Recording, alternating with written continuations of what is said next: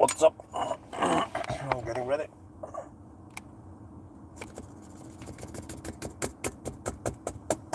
It's gonna be game over again, huh? It's the year of the game over.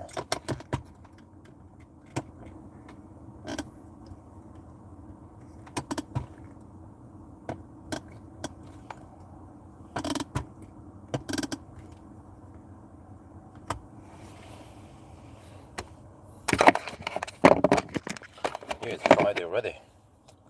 Okay, let me see. Can I make it to Valberg? Ajoniti Valberg. It's supposed to ride with 6% according to the route planner. What does the car say?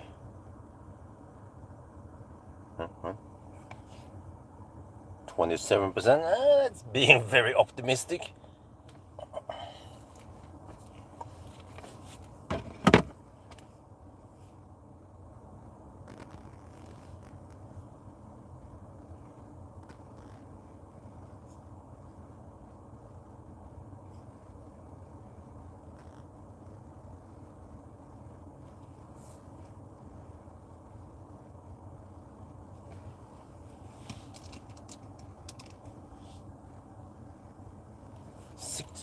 Okay.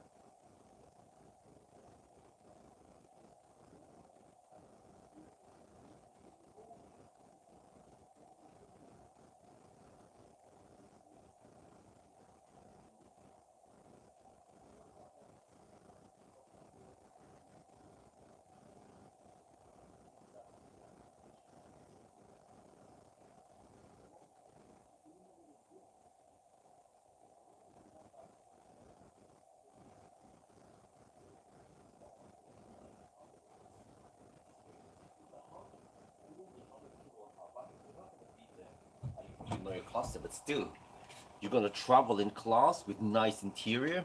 This is way better than the BMW. Yes. And then the back. Okay, I can do this.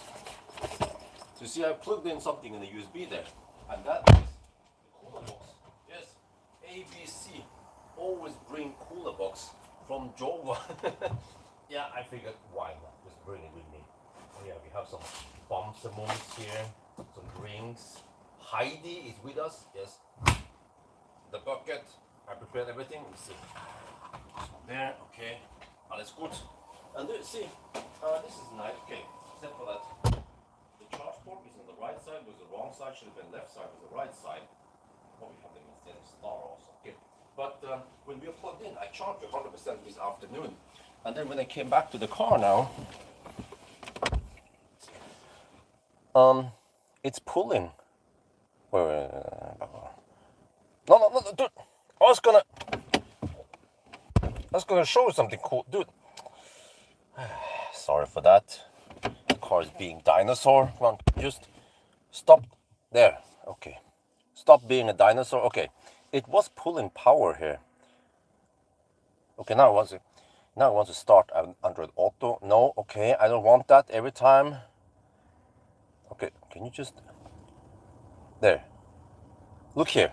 This is wonderful because now that we are stationary, it keeps the 100%, or this keeps the state of charge we set to, and then it pulls power from the plug. Wonderful, like a Tesla from 2013. Yes, okay. So the plan now is to drive all the way to Varberg, and then the car is probably being a bit optimistic. It claims 27% at arrival. That is 394 kilometers. If you look here, a route planner, which should be more accurate, claims that we will arrive with 6%. Yeah, I also believe so, around there. So, okay, anyway, you're gonna prepare now. It's a little bit past 10. Let's reset some stuff, and then off we go. 2220 I want to leave at. Can we do that? Let's disconnect.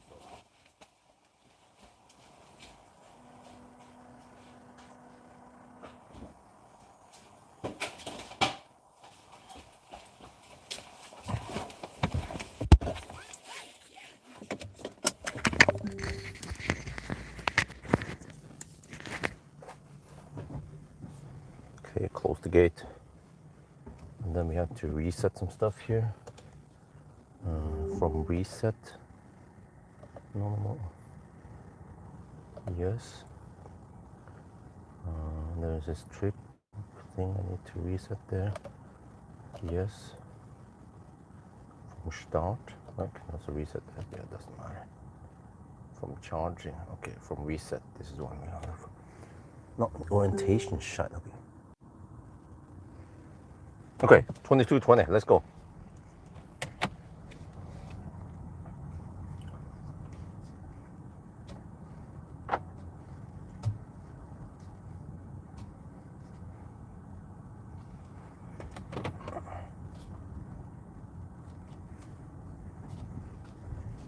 I have a cold? Absolutely not. But yeah. No, it keeps starting but the route planner, which is kind of annoying.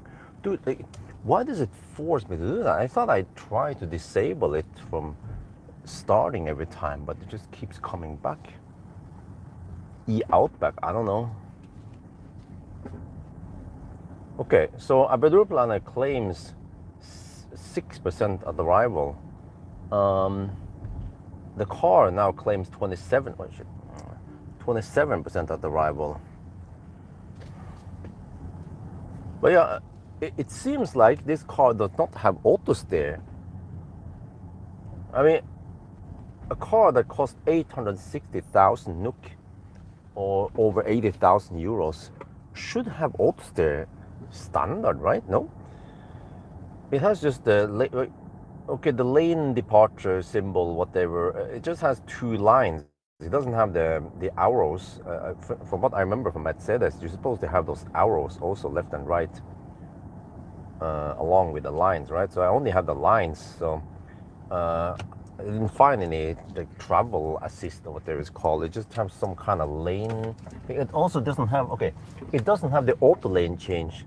When I asked Mercedes about this, the importer in Norway, she said that, oh yeah, you don't have the auto lane change. You need to, yeah.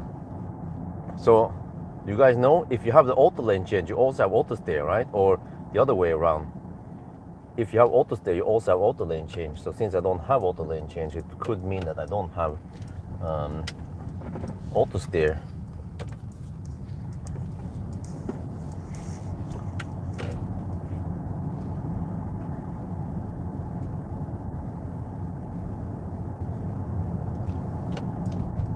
So I don't know how fast this is gonna be. Will it be a 9-hour run?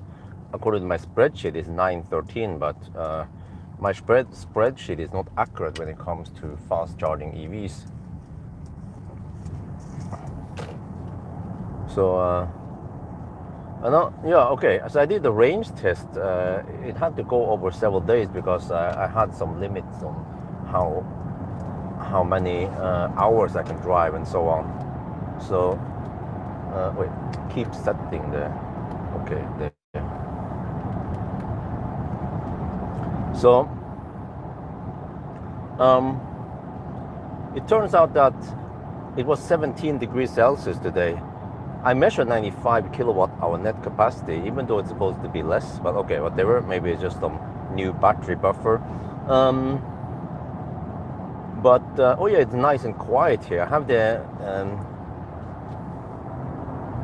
there's call again. Wait, let me see. I need to adjust the camera slightly.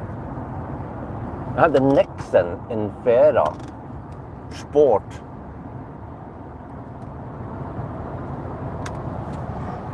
Well, it's getting darker nowadays. Yeah, winter is coming. Brace yourself. But in the 90 test, I got only 146 watt-hour per kilometer. So it's actually more efficient than the iX3 Neue Klasse. And even in the 120 test, it was only around 210 watt hour per kilometer. I think it was even less, 206 or 8. And you know what's funny? Let me check here, get the exact numbers. Okay, 146. Oh, it was 200 watt hour per kilometer. It's crazy. It's way less than the Seeker 7 GT Privilege all-wheel drive. Is amphenol playing a role today? Nope. We wanna always avoid amphenol.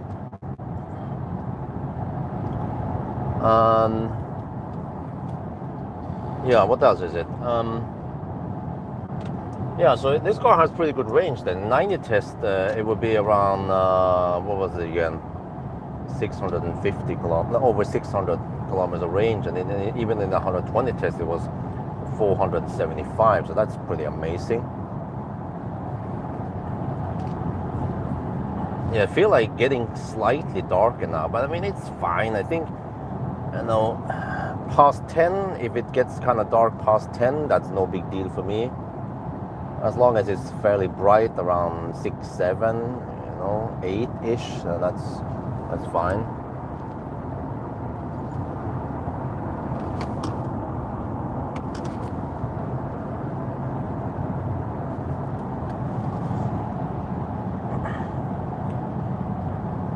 But yeah, to my big surprise, they use Korean tires, huh? Nexen, Nevera, what? Since when did the German cars start using Korean tires? But when I Google about this, these tires, they're supposed to be very comfy and quiet, but not so efficient. That's not the best braking performance, so maybe I should do a braking test along with the acceleration noise test.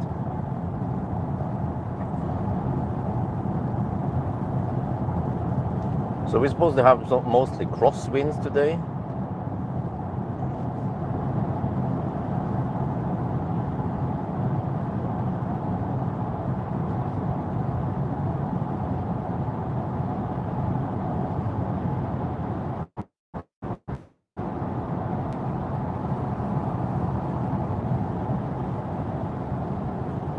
But yeah, it's nice and quiet in here. Almost as quiet as the Chinese cars. Lol. I kind of believe that even the Xpeng G9 was quieter. Man, those Xpengs are really good. i3 launch, I don't know, I haven't heard about any of that stuff. I was invited to go to Göteborg for some EX40 and what the heck was it again? XC60? But I think that's plug-in hybrid shite. Fossil, not pure electric. Was that EX60? But some kind of new EX40? But it's static view. So I'm like, I'm not sure how many views I would get on it. The EX60, I got some views, decent views, like 50, 60K. So I was like, then I have to drive over to Göteborg, and then they have the thing ends. Okay, and then they have from 2 in the afternoon. Like, what the heck, man? From 2 to 8. I'm like, okay. I mean, if I try to fit that in the kindergarten schedule, that's not gonna work, buddy. So I then kind of need to bring Isabel with me and take a sleepover or some shit. And then, as always, I ask them, and they said, unfortunately, kinder are not allowed in that event. If it was just an event in Norway, then that would be fine. But so I was like, okay, sorry, then I can't attend.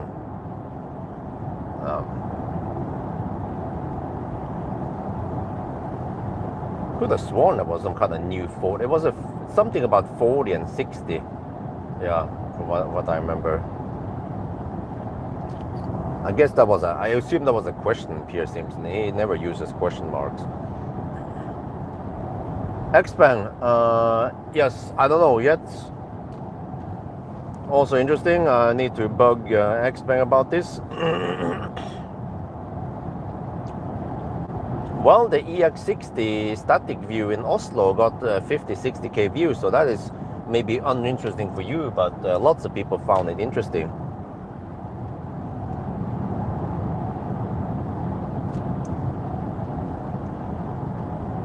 So, well, the car still claims 27%. Huh? Really?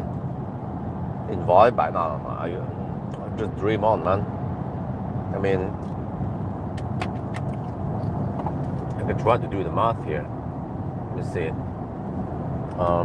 Yeah, for once, this car actually has a linear state of charge scale. But let me see. 27%. Oh shit, man. Lack of auto stay. That means spending only 73% out of 95 kilowatt-stunden. Okay, and then divided by 394 kilometers. The car expects me to use 176 watt-hour per kilometer. Okay. German software at its best, right? And this car is just really aggressive on turning off the car as soon as I lift off my butt from the seat. No, like I'm still buckled up, but as soon as I just press the park button, it's like dung dung dung bloop. Like what the heck, man? The wife is sitting here, you know, buckle up and pressing on the butt sensor, you know. What's up with the German cars and trying to conserve a humongous 120 kilowatt hour battery, you know?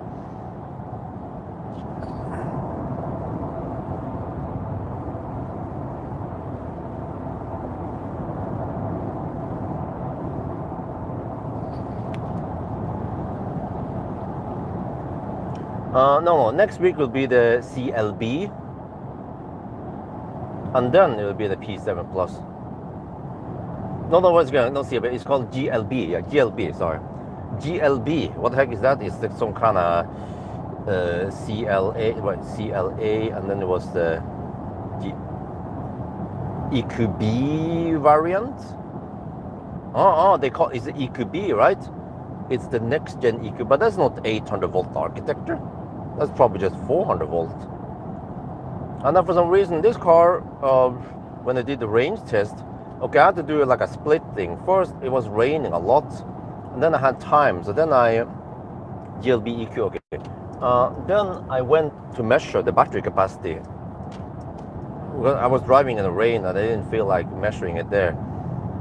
And then I measure also, I check the weight and stuff. Well, this car with me weighs 2,640 kilograms, the same as the EQC. I'm like, holy macaroni, what the heck did they put in here, man? Why are the German cars so heavy? Because this is the same size as a Model Y or an ID4-ish. Now, I came in an ID, maybe like, Q6 e-tron but it could easily be 200 kilograms lighter at least. A Tesla is even just 2.2 tons, not 2.6 tons. What the heck is that 400 kilogram extra? It's the 800 volt architecture hardware, right? But also wonder, we need to test after the challenge how fast this car charges on supercharger or 400 volt. But yeah, what else is it? Yeah, so the car shows, just like the CLA, it shows how many kilowatt you can charge at, but then it claims 350. But when I plug it in, I got only 310 kilowatt. So that was strange.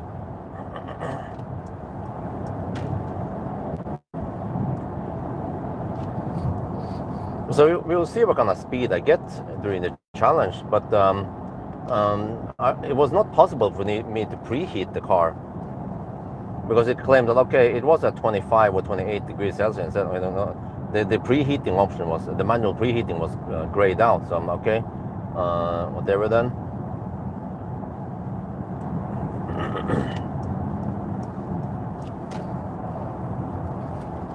We have to see during the challenge and how the car performs. So I already, again, did my urban route planning beforehand. and I found out that either we can make it to Varberg, but it's not super critical. So one plan is to charge at Varberg and then charge to only 65%, because optimal is actually to charge between 45 and 65, which means that the peak should be right around 55 only for this car. It doesn't have that flat curve. So I mean, after testing those Seekers and X-Bank, man, there's like insane charging speed. I come to this and like getting kind of spoiled, you know, like, okay, at 80% we're taking only 100 kilowatt, you know, like yeah, with the Seeker, even the golden battery, like at 80% I was taking only 180 kilowatt, or what was it again, or was it 215 kilowatt? Yeah, I think it was 215 kilowatt at 80%. That's too slow, you know. But okay, so anyway, the possible plan is to then, okay, stop at Varberg, charge there to around 65%. I think that should be more than enough. And then hammer it to the turnaround point and then go back to Varberg. That's 207 kilometer loop. And then charge there. And then I think just go to Strömstad. And then charge to around 60-65% again, and then go to Strömstad. But then at Strömstad I will have to charge to only 50%, and then I can make it to the finish line.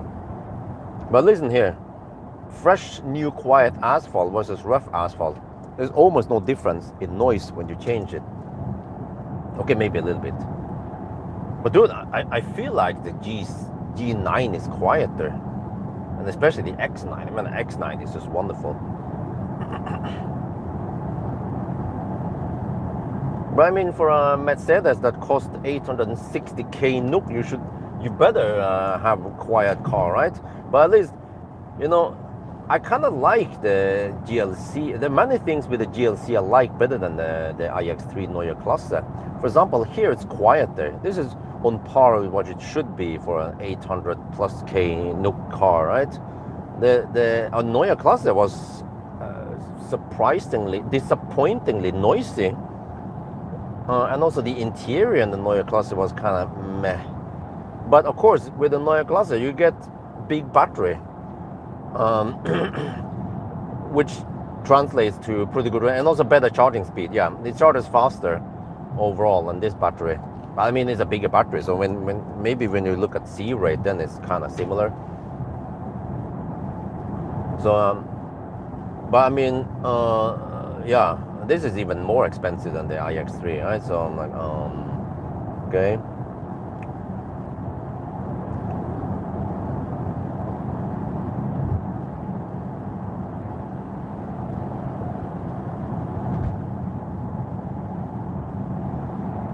But I was quite surprised how efficient it was. I was expecting some shit efficiency, just like the EQC. But no, I mean, when I did the battery measurement test in the rain, it was wet, you know. I was hammering it a little bit over 120 kilometers per hour even, and then I had only 215. No, it's actually less than that. Corrected, it's like a little bit over 210 watt hour per kilometer. I was like, what? So somehow they made, I know why. This car is so efficient because it has 800 volt architecture. Yeah, of course, that's why. That makes perfect sense. It's the 800 volt architecture efficiency. Because with higher voltage you can lower the current and reduce the losses.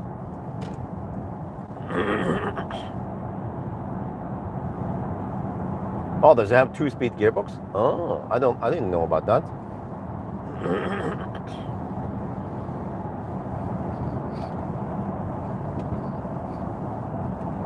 It does. Oh, so maybe that's why it's so efficient and high speed.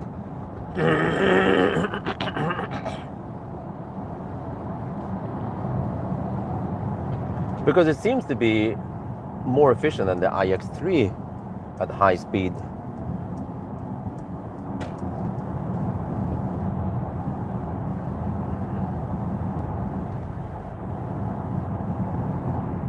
Oh, that's why it's so heavy. It's the 2-speed gearbox that weighs 400 kilograms.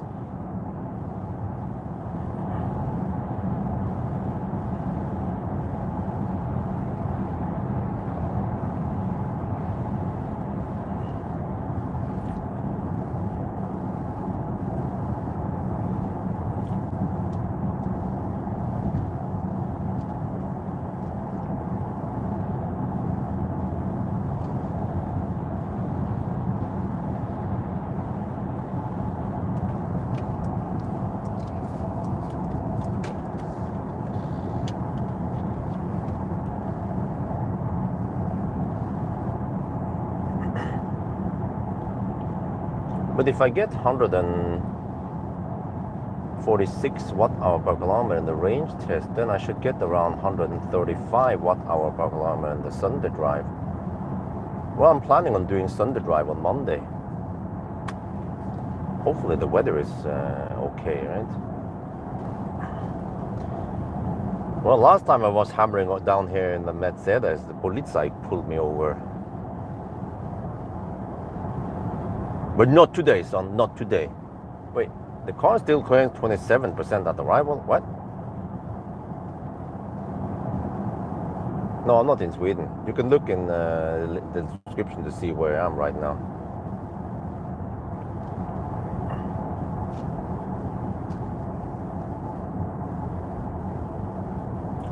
So I only got around 1 hour of afternoon nap today because I was busy shooting some Jova videos this morning, and then I had to do the last test 2 days ago. So I had to first measure the battery capacity and then the charging test, and then today I measured the consumption to calculate the rest.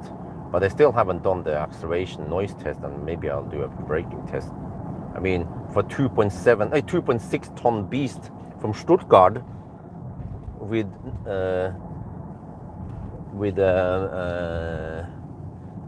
what's going again? The Ninfera tires. Nexen, was it Nexen Ninfera Sport? How well do they brake then?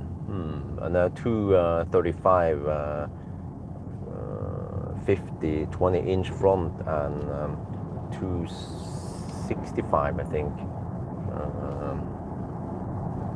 265 45 20 rear.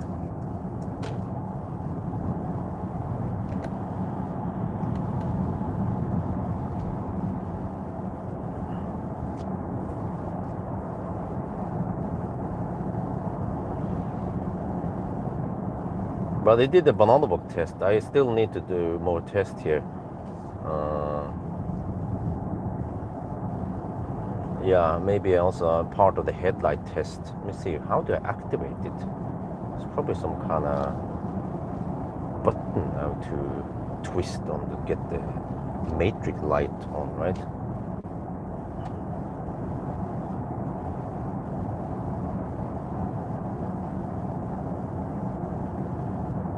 Yeah, it's nice and smooth. It's kind of bold, but I mean, Model Y from what the heck is that in uppercase and stuff? It's just a Model Y, isn't it?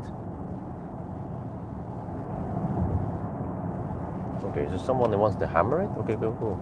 You have the window now to overtake me.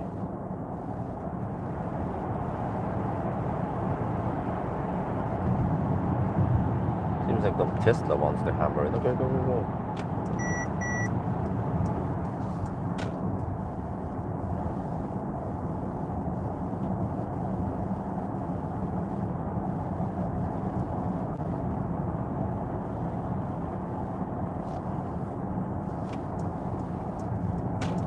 Typical Tesla driver to cam the left lane.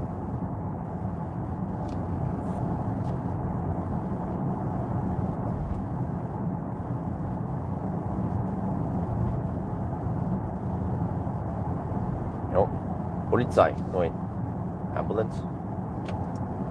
What is that?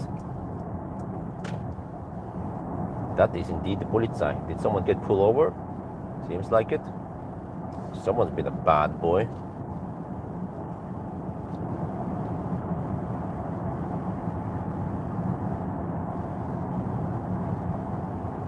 Nope, no FSD in Norway yet.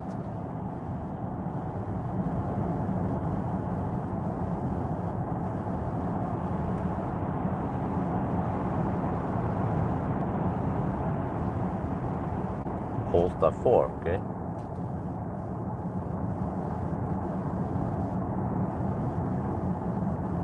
This is why we need to deduct for traffic. I don't know, man. I feel like in the later years there's been more traffic and more left lane huggers. What did they do? How did they do it in the old days? I don't remember. Millen Falcon? Well, I don't know. Whenever Nasi is ready, and I guess he'll message me. I already bugged him several times and he didn't reply, so yeah.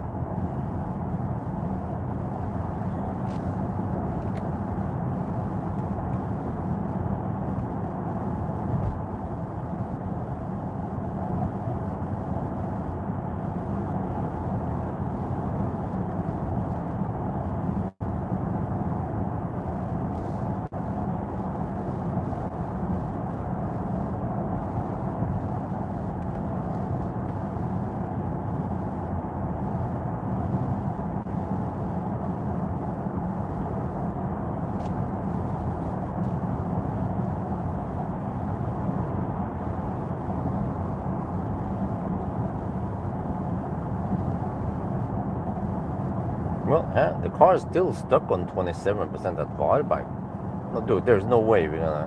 What is the battery status now? We are down to 91%, and consumption is 187 watt-hour per kilometer. So, as expected, the car is efficient. You know, I suspect that even at the border, we'll be hovering at only 200 watt-hour per kilometer, and then it's gonna climb up. And then once we reach Göteborg, then it drops again. So I don't know. I mean, okay, so one charging plan is to stop at Varberg and then go to a turnaround point and then stop at Varberg again. That will be 207 kilometer stretch. And then it's like, okay, almost hip some hop. I can go to Torp Uddevalla and charge there, or I could even charge enough, like 65, maybe even at 65%, I could make it to Strömstad, and that would be the last stop.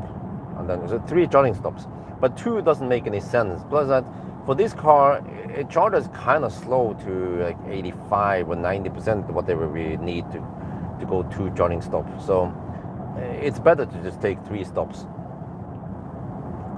And then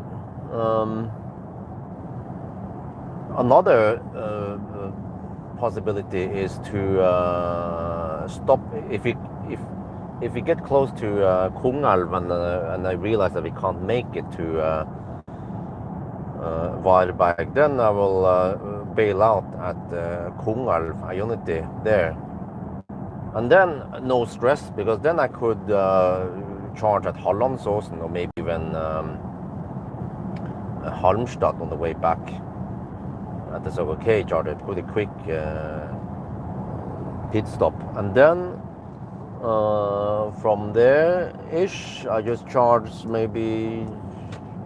Well, I kind of need to stop around Uddevalla. Yeah, Uddevalla again. That I mean, Hallandsåsen, Uddevalla, home. That should work.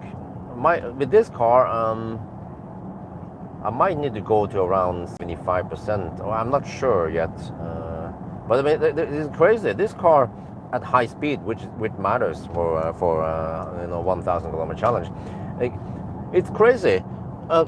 This GLC consumes roughly the same as the rear-wheel drive 7 GT Core. You know, the Seeker 7 GT. It's like, almost doesn't make any sense, right? It's unreal. But I guess it's the magic of the 2-speed gearbox and the 800-volt architecture. Because the drag coefficient there is not that great. It's 0.26 only. Tesla is like, well, 0.23, right, for Model Y. So the 7 GT should have should be close to a Model S or like a Model 3 in efficiency, but it's not. You stayed in Gerbach or Göteborg during, huh? Oh, you live there. Okay, cool. Much iX3. Yeah, kind of. Yeah, it did. So, and also like that's why I realized that the all-wheel drive privilege is kind of thirsty, but I mean not as thirsty as the IM5 though. But I mean like a sedan slash station wagon, sportback, whatever they call it, should be significantly more efficient than the SUVs, right? Like an ID7 is efficient. Yeah, sportback or the fastback. Consumption, yes. So I don't know. What's up with that? It just seems like many Chinese brands, they don't focus too much on efficiency, except for lately Xpeng. So I mean the G6 is not like wow great. It's just okay. At least it's not as thirsty as the IM6, but the G9 is kind of thirsty. They didn't optimize it for aerodynamics or anything like that. But the P7 Plus should be very efficient. And also, the X9 was surprisingly efficient for freaking minivan. ID7, man, the chat is so heavy now. I can't catch all of that. Plus might okay. So yeah, the P7 Plus might have a slightly smaller battery than the 7 GT Core, but I think it should be significantly more efficient. Yeah, from my gut feeling after testing it, just a test drive one day, I get the feeling that the P7 Plus has close to Model 3 consumption and way faster charging than Model 3. So yeah, the P7 Plus might be a winner. But I'm not sure because the P7 Plus still needs 3 charging stops. So with 3 charging stops, you get a little bit, like several minutes of overhead. This car, well, my spreadsheet claims 913, and I guess because fast charging cars, they're not accurate in my spreadsheet. You know, it's based on 120 kilometers per hour test, right? And we all know that I don't cruise at 120 kilometers per hour in the 120 zone between Varberg and Halmstad and so on.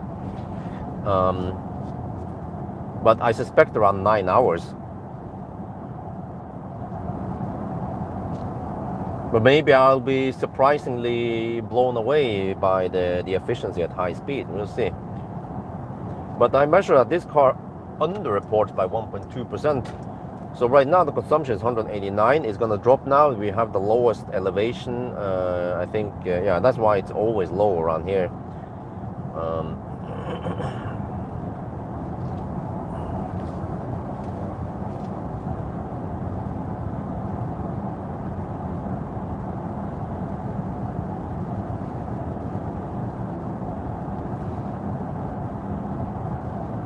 So if anyone knows how I'm supposed to enable the auto lane, I mean the lane assist, that'd be great. But I think I already tried everything. Everything has been switched on, but there's still no auto steer.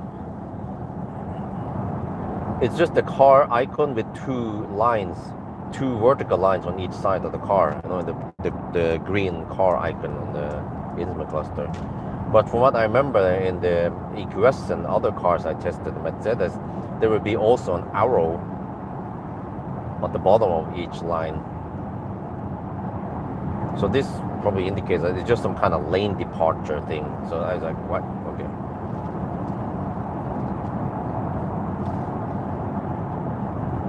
So in case you see me go like this,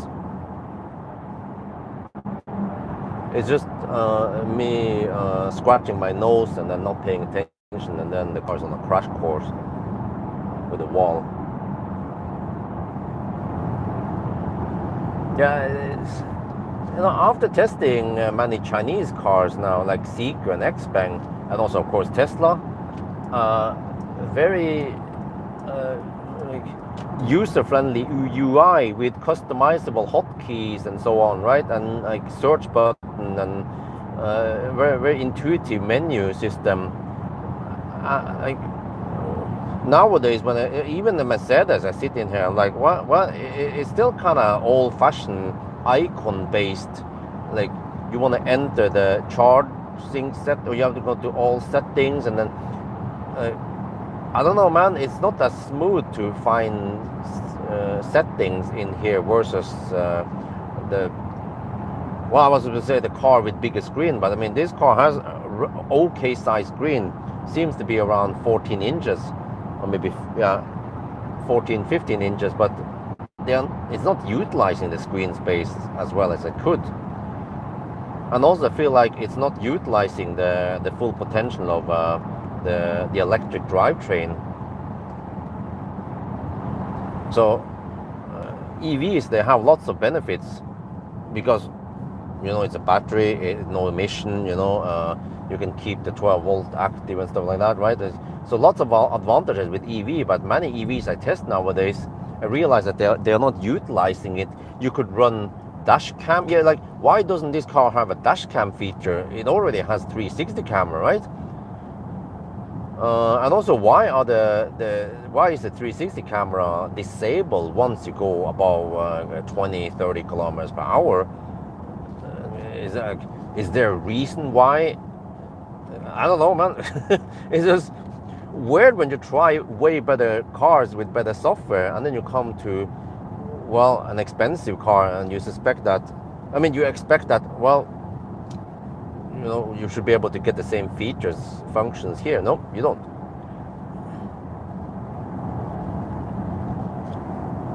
I have some instructions on how to turn on. Okay, how do you turn it on?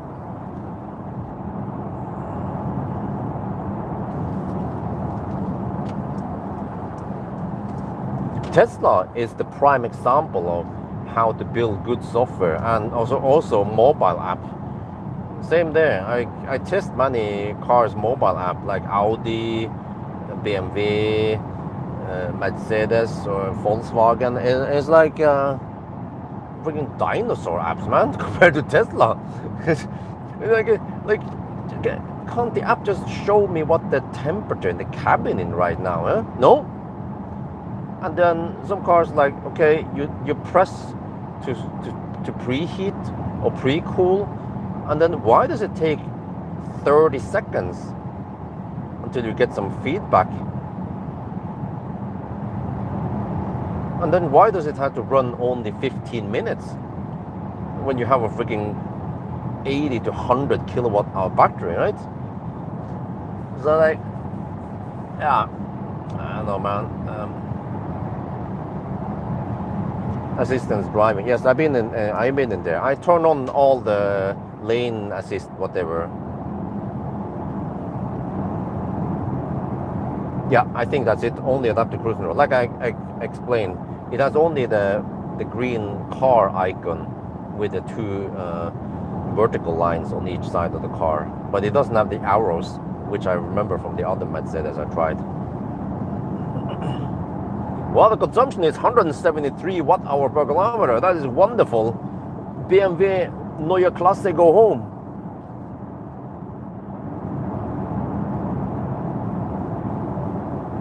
Yeah, exactly. Classic Ioniq, man, it was awesome. You get so much goodies.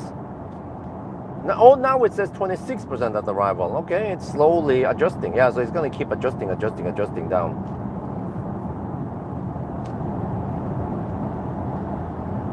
But yeah, we'll see. I suspect that once we reach the Swedish border, we will be right around 200 watt-hour per kilometer, which is amazing for an SUV this size.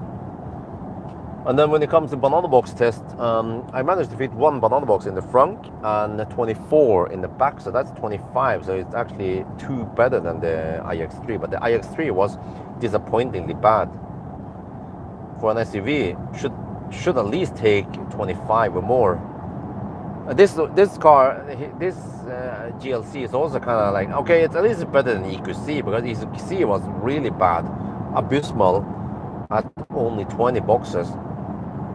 But nowadays SUVs I test, like I don't know, like Seeker 7X and what's it again, the G6 and so on. They can take 26, 27 boxes. There are even some of those, like the MGS6. It's not that big, and it could take, well, I think it was 30 boxes. Like what the heck, man? And also the Kia EV5 was remarkably spacious, and that was only 4.6 meters long. So I mean, there are ways to design a car to have good space without being humongous, like 5 meter long. Wow, this car is quiet, man. It has acoustic glass in the front, but not in the back. But it could be because the Next and Inferior Sport tires are quiet and has good comfort. We'll see eventually at Varberg, or I mean Falkenberg, on the concrete surface.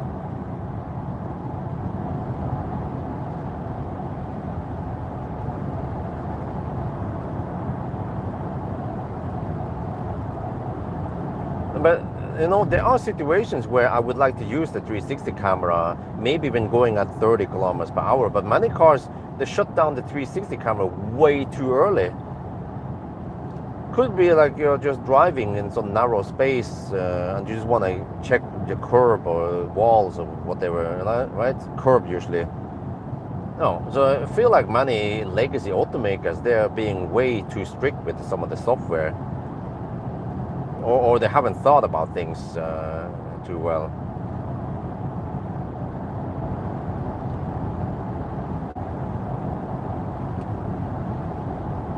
But also,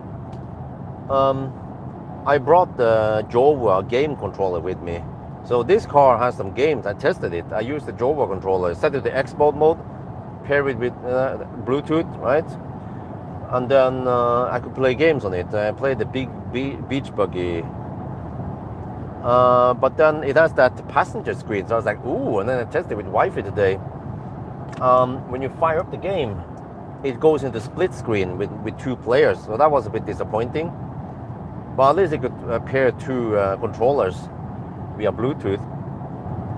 But I was hoping that it will use the passenger screen for gaming. But it seems like with the 286 CPU they have here and 640 kilobyte of RAM, then it's simply not enough to run it on two separate screens. So yeah, that was a bummer.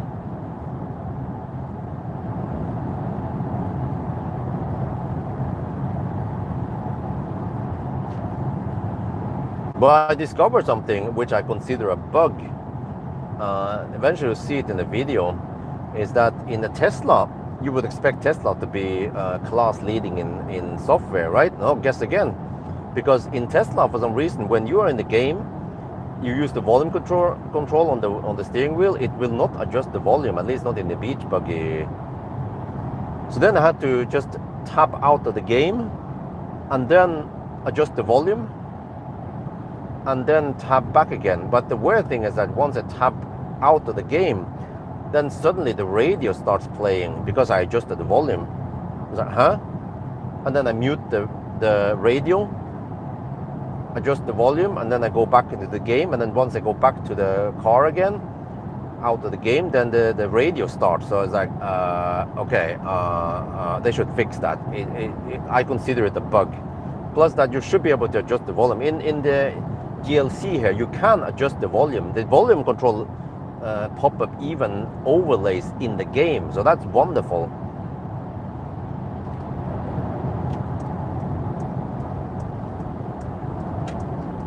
But then when I tried playing with one alone yesterday, after around 15 minutes, and suddenly the controller just stopped working, and I had to exit and delete the controller and add it again, and it was still kind of weird.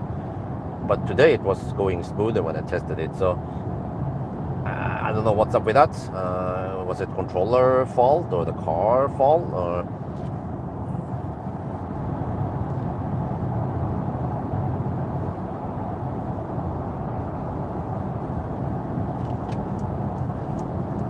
Okay, what? Well, this car slows, huh? This car slows down really early. Okay, and the Zoe was driving so slow. Okay, the car detected the Zoe early. Okay, and then slowed down accordingly. Okay. Yeah, okay. Yeah, this car is being kind of, even with the following distance to 1, it's being very careful compared to the Audi. The Audi Q6, if I use the adaptive cruise control, it will just approach the car in front. I'm like, are you not gonna slow down soon, bro? And then it starts slowing down, you know? Yeah. That's the Audi style, yeah. But it seems like Mercedes has been tuned more like an old man. Yeah, it's just comfort, soft boat. Yeah. So early. Yeah. Okay. Yeah. Same. I also experienced at the X-Banks. They brake kind of early, way too early. So like I need to lane change. Like you see, like there's a car ahead of us, right? Oh, okay. With an X-Bank, you need to change lane now. Otherwise, it's gonna start slowing down. With GLC and the Q6, well, I feel like the GLC is more modern. The Q6, they did some updates and whatever, right? But it's like I don't know, minor changes, minor upgrades in the software, but it's still kind of, I don't know. Well, both of these are kind of dinosaur compared to Tesla and many Chinese cars. But I feel like, okay, here you have similar charging speeds. Audi being slightly slower, but yeah. But also Audi is thirstier. So if I would choose, I think I'll go for, but Audi has more space, yeah. 27 boxes here, only 25. So, yeah, hard choice, man. Because of 2 kids, then I usually prioritize more space. Also because in general, I don't know, man, like when we go on trips, then wifey tends to bring, in my opinion, way too much shit. It's like that trip to Goul, it's just two nights sleepover, 3 days, and I don't know why we ended up with so much luggage. What happened to trying to pack light, you know?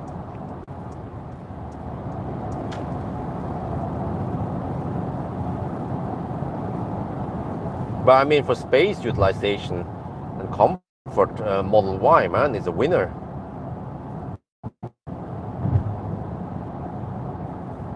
And in general, just test software.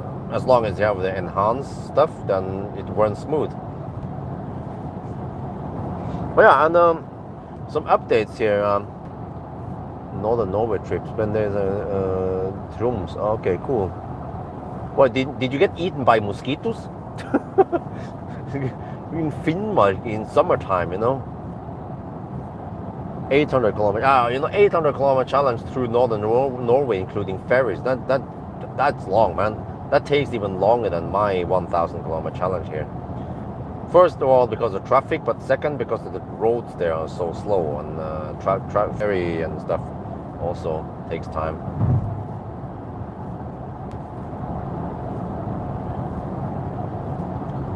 So 188 watt-hour per kilometer. Wow, not too bad. And then I have to shave off around 1.2%. So that's at least 2 watt-hour per kilometer lower. Yeah. And North Cape is kind of wasted. I mean, well, I just want to see some different landscape. Yeah. Able to test VAG cars, huh?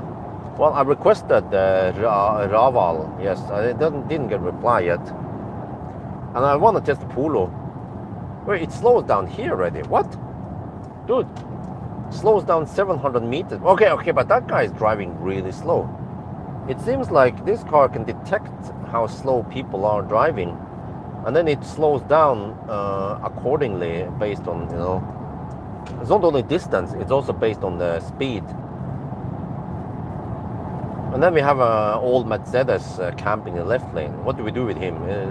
His tail lights are also shut.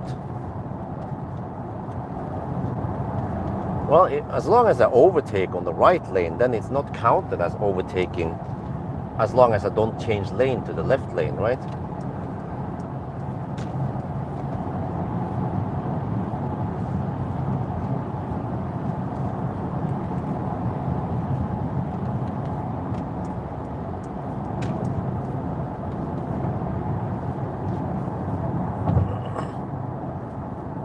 Seems to be a young driver, younger than 25 years old.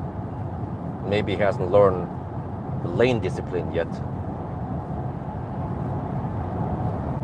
Oh, now the car says 25% at arrival, Varberg.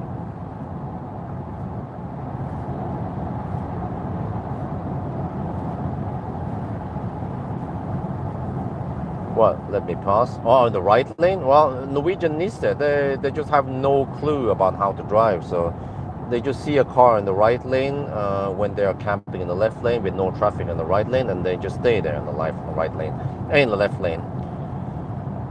Yeah. But Danes are super annoying. And not only me, other people also notice that Danes are annoying. Danes and Swiss people and Austrians, they're quite bad, along with Norwegians, of course. Swedes, they actually have pretty good lane discipline, along with the rest of the Europeans. But yeah, Danes, they stand out.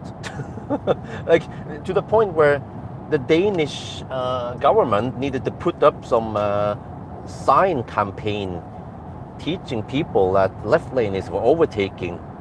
Yeah. And lanes also quite bad at what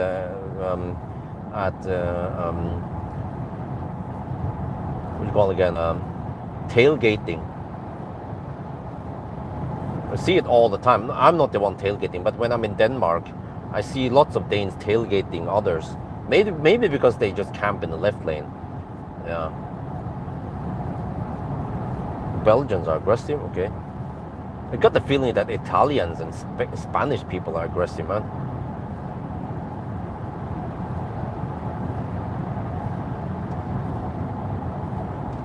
Well, hopefully summer is over now. We won't see too much traffic now, right?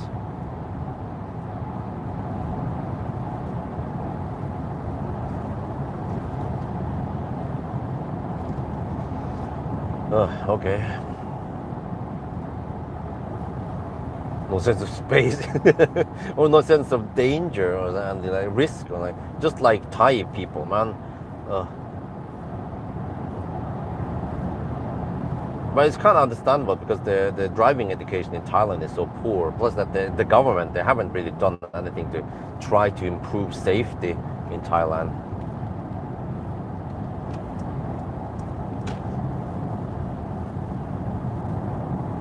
Okay, now we are entering danger zone. Oh, yeah. In Finland, okay. But yeah, some stuff update now. I email Xpeng and ask them if they're interested to having me as an ambassador. Yeah, so I mean, okay, there are a couple of things I'm not 100% sure about Xpeng, but overall they seem to be a good brand to try to promote. And I feel like many people are missing out on Xpeng. I mean, it's going to be Schaubjörn, yeah, if they accept me. But yeah, what else is going on? Yeah, I'm working on the whole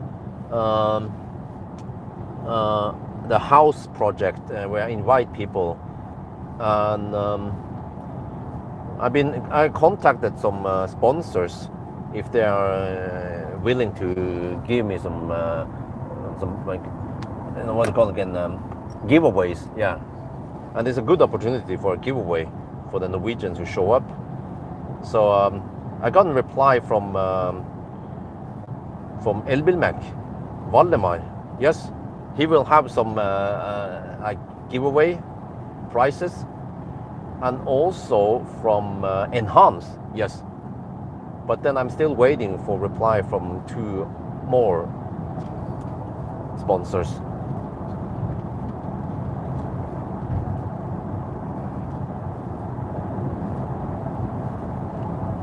And yeah, and also Valdemar said that he will come and help me paint the garage. And okay, nice. I mean, that's a very nice and social thing to do. So yeah, that's great. But I think I need to do some pre-work because I mean, stuff doesn't just take one day. You need to prepare and stuff and wash and whatever. So I have to do that beforehand. And I'll probably just try to paint the garage. But I mean, some people like, dude, like when you purchase a big house, build a big house, you should be a man and do some DIY and stuff. I'm like, well, if you have any idea of the workload I have, I haven't measured it, but I could have guessed that I probably work at least 60 hours per week. Maybe I should try to measure one day how many hours, but it's not a 40-hour week. But I don't think it's like 60. I don't think it's like 80 to 90 hour. No, that's most likely not. It's probably around 60 hours.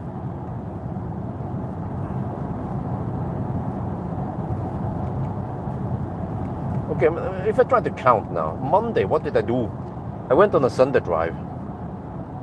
But then, yeah. But usually by the time I get ready, it's like 10 in the morning by the time I get out. And then I come back around 4. I know that day I came around 5, yeah, a little bit. So that was already 7 hours on the road. Then I had to finish the remaining in the evening. And then I didn't just finish it. I went back and forth and then tried to figure out about the charging. It was inconsistent charging on the Seeker. So then I was out for I think around 4 hours a night. So then, okay, Monday I worked 11 hours. Okay, Tuesday I went downtown to swap cars, and that's also work, you know. I had to take public transportation, so that was at least 3 hours of work. No, more like at least 2 hours of work. Plus that, what the heck did I do after? I did some other stuff. I don't remember. Tuesday, Wednesday, I went on the range test that took all day, and then did the charging test before kids. So then we are already at 15 hours on Tuesday. Wednesday, that was a full day.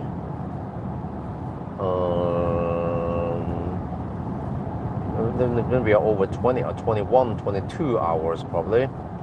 Also, I do a little bit of work in the morning and evening and stuff, you know.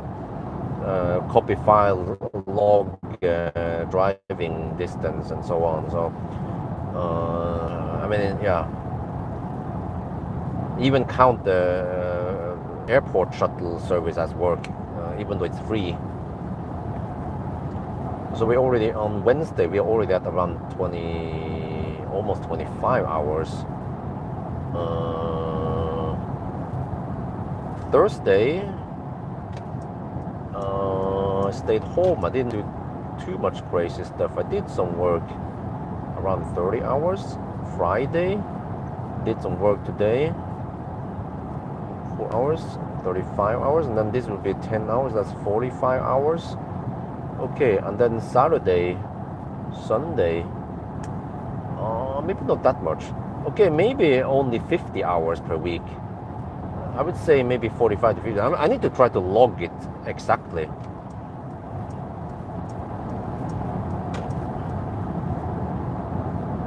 But when I did the nimbering, man, that was heavy work. Then I was probably way over 60 hours per week, maybe more. I was barely just home, you know, back then. But the other problem is, well, when I'm not working, what the heck do I do? Well, when the kids are home, I cannot get much work done. Tried to get a little work done this evening, I started preparing some videos for editing, and then okay, Isabel wanted how many kilometers? Well, it's quick math. I drive around 100k per year, so you can just divide it there. Nimbering was fun in the beginning, but eventually it became kind of harsh, and then during winter also it was tiring, and then I didn't get enough sleep because I was always trying to make as much money as possible, and also the payment was quite shitty compared to all the depreciation, and people were expecting uber low payment for big furniture or shit like that. And then the frustration when I came to a place where they didn't, like, they were not home, or like a wrong address, or like sending some fragile, like a mirror without any wrapping, you know, like stuff like that. I was like, I got fed up eventually. So it's like, I don't know, people are just spoiled, or they of course they don't think about this, like, oh, you want to ship a mirror, yeah, just send the mirror unwrapped, yeah, why not, you know.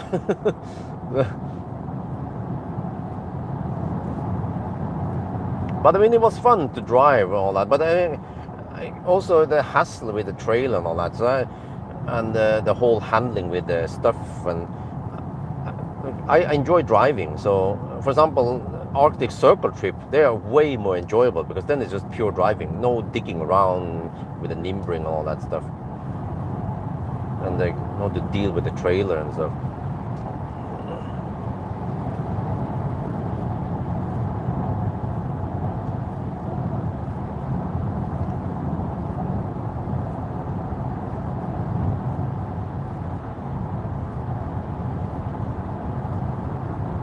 But you know, if I start counting how much time I spend on taking care of the kids per week, and that's freaking a lot, man. Like, just every morning, spend at least an hour getting them ready, you know, with food and change diaper and change clothes and stuff, and just assist Isabel when she's taking a poop and shit, wash her butt. We don't wipe, we wash her butt. But I use a glove, that's me. Wifey doesn't use glove, but I use glove and soap, and I wash her butt with a butt sprayer, and then we wipe it with yeah.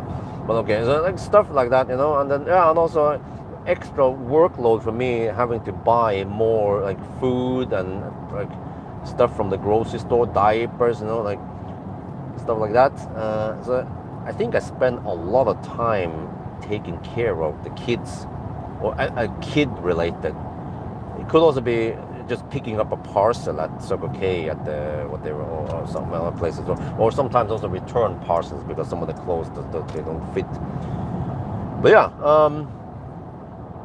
anyways, next case, the news. An old friend contacted me, Stoltenberg. Yes, I don't remember when I ended the whole deal with Stoltenberg, but they contacted me and they wanted to, I don't know, give me a gavekort, a gift, you know, like a, yeah, gift code, whatever, for purchasing to get some free clothes. I'm like, yeah, hell yeah. I mean, I've been buying some Stoltenberg afterwards, and I was like, ooh, yeah. Remember the old days I could just get lots of clothes. I had so many of those gift cards. I didn't know what the heck to buy, you know. So I just hoarded some stuff. Like, okay, this is good. I just buy lots of them, which was a good idea because they tend to take out stuff, the good stuff, out of production. Like, yeah, the shorts that I love, it's now gone. Cannot buy it anymore. And also the blue fleece jacket I'm wearing now, you cannot buy it anymore. The one you can buy is black only, and I don't always want the black one for I don't know, to get some kind of colors in my videos. So everything, the car's interior is black, my clothes are black, you know. Okay, whatever. Yeah, but this time I told them that okay, I don't need a discount code. If they can just give me some yeah, gift card, I can purchase some clothes and I can make maybe an episode. But okay, and also I can't have the logo there, but that's fine. So okay, so I'll be like a little not sure what you call it. It's not a comeback. It's just like a little revisit. Yeah. Then I look at some clothes, and I think we'll just buy some clothes for the children instead. Isabella and Axel, they always need clothes. For me, I was like, I'm fine. As long as the stuff don't wear out too much, then I'm fine. So.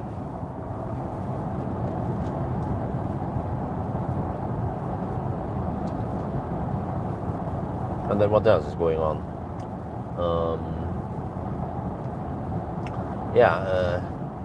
Kirsi from Tesla Club Finland invited me over to Finland in November. Some event at the university outside Espoo. Yeah.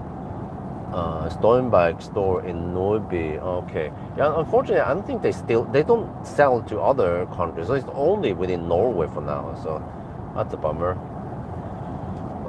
Yeah, but Finland trips, I was like, okay, but if it's Finland, then I could maybe hammer it in one day if I leave early in the morning and so on. But then I thought, once I'm gonna go to Finland, I should go visit Pawel, my good sponsor. Like they are just growing so fast, you know. It's crazy how fast they grow. Yeah. And then you remember, I watched some of the shareholder videos, and they are just so humble. They're like, well, and for the past 6 months we improved the production by 200%. We hired 58 more people. We have increased the gigawatt hour by 500, and you know, like I'm like, dude, you're freaking doubling or tripling the turnover within just 6 months. It's madness, man. So they have a factory in US now, and I don't know what else they're planning on doing. So I need to revisit the Kempower. I bet several years ago when I went there, they've been that factory is too small already. And I see Kempower everywhere, man. And I need to make the video about the true power of Kempower when they can unleash the 600 kilowatt, or at least, I don't know, at least 420 to maybe 500 kilowatt, depending on the voltage on the cars. Yeah, I mean, actually, if they can go 700 amp, then that would be some serious business. Because it seems like many cars, they even need more than 600 amp. They're like Chinese cars, man, they're capping at 600 amp over here. And then from what I heard, yes, Kempower, well, it's just utilizing the Phoenix contact. They unlock 700 amp. Yes, MAGA, make ampères great again. But yeah, so at least that, okay, status 75%, 197 watt hour per kilometer, and 122 kilometers done. So I'm planning now with Kirsi a trip there with the whole family, so it doesn't cost too long.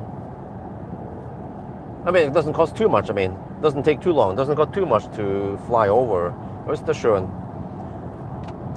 And then maybe if they can just pay for the flight ticket, then I can take care of the accommodation and probably be some Airbnb. But they said, oh, they can find some sponsor and they can cover the expenses. I'm like, okay, great, Dankeschön. And then Kitty said I can borrow her Model 3. I'm like, oh yeah, great.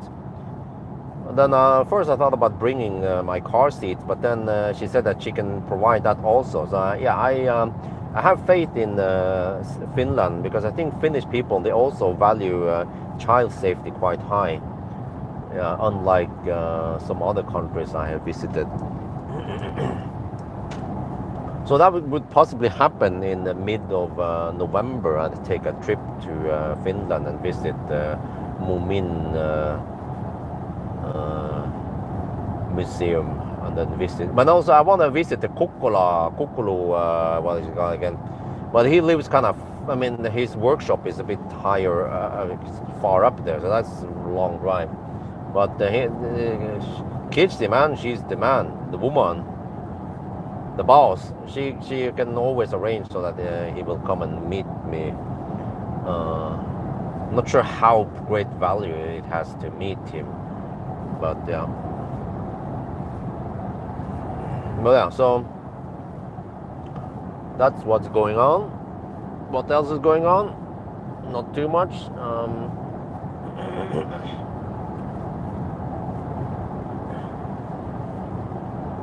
We just have the cars booked up. I need to maybe book more cars, but at least for now I want to have some space in my calendar so that yeah, I mean it's end of September where it's available space in case something interesting like the Xpeng L03, right? Well, if I can get it in September, end of September, that would be great. But I don't want to suddenly rearrange a bunch of cars. I kind of, whatever cars I booked, I just want to keep it like that. Kia EV5, huh? Well, the software was kind of disappointing. The software was dinosaur, but the space was actually very good for the car. I don't remember how the efficiency part was. But it's kind of boxy, yeah. But also only 150 kilowatt. Well, seems like they are not too keen on making fast car charging 400 volt cars. But I mean, there are 400 volt cars that can charge at least 170 kilowatt. You know, many Chinese cars can do that. I mean, you can easily push a 75 kilowatt hour battery at the 200 kilowatt, no problem nowadays. Seems like battery tech has evolved, and I don't, huh? Millennium Falcon is still at the workshop. Like, I don't know, man. The last thing I heard from Nasir was, yeah, he's available next week. That was sometime in June. I think it was in late June. And then I was trying to push him, like, okay, maybe we should get him done before July vacation. He was like, yeah, of course. And then even in July, I was like, okay, do you have time this week? And then no reply. And then that was before I went on vacation. So I suppose that he has read my message, and then one day he should follow up. But I mean, should I keep bugging him about this? Eventually I will, but for now I'm like, okay, whatever.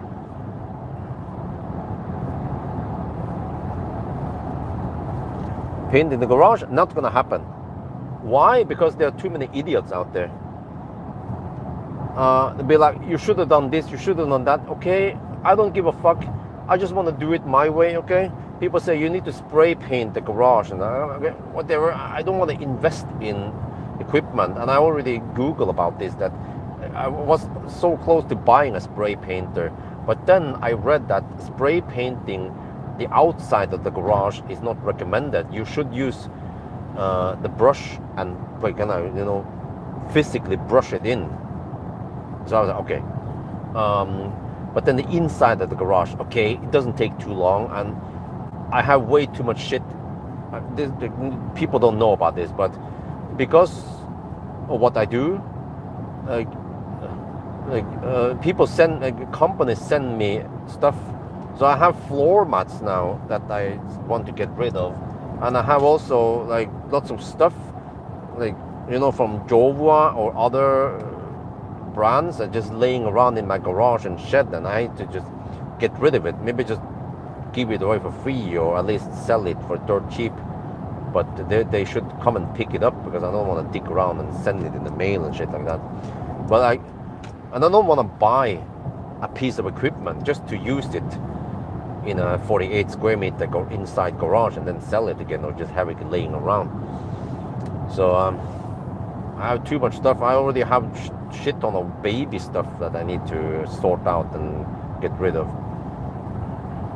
And there's still a breast pump I haven't had time to, or haven't felt like advertising. Every time I advertise something on Finn, it's always, okay, I have to, wife took the pictures, I have to write some text, post it, and then people start contacting me, and then they start haggling, and they ask me if I can send it, and then they start asking me questions. I'm like, oh man, I have to deal with all that stuff also.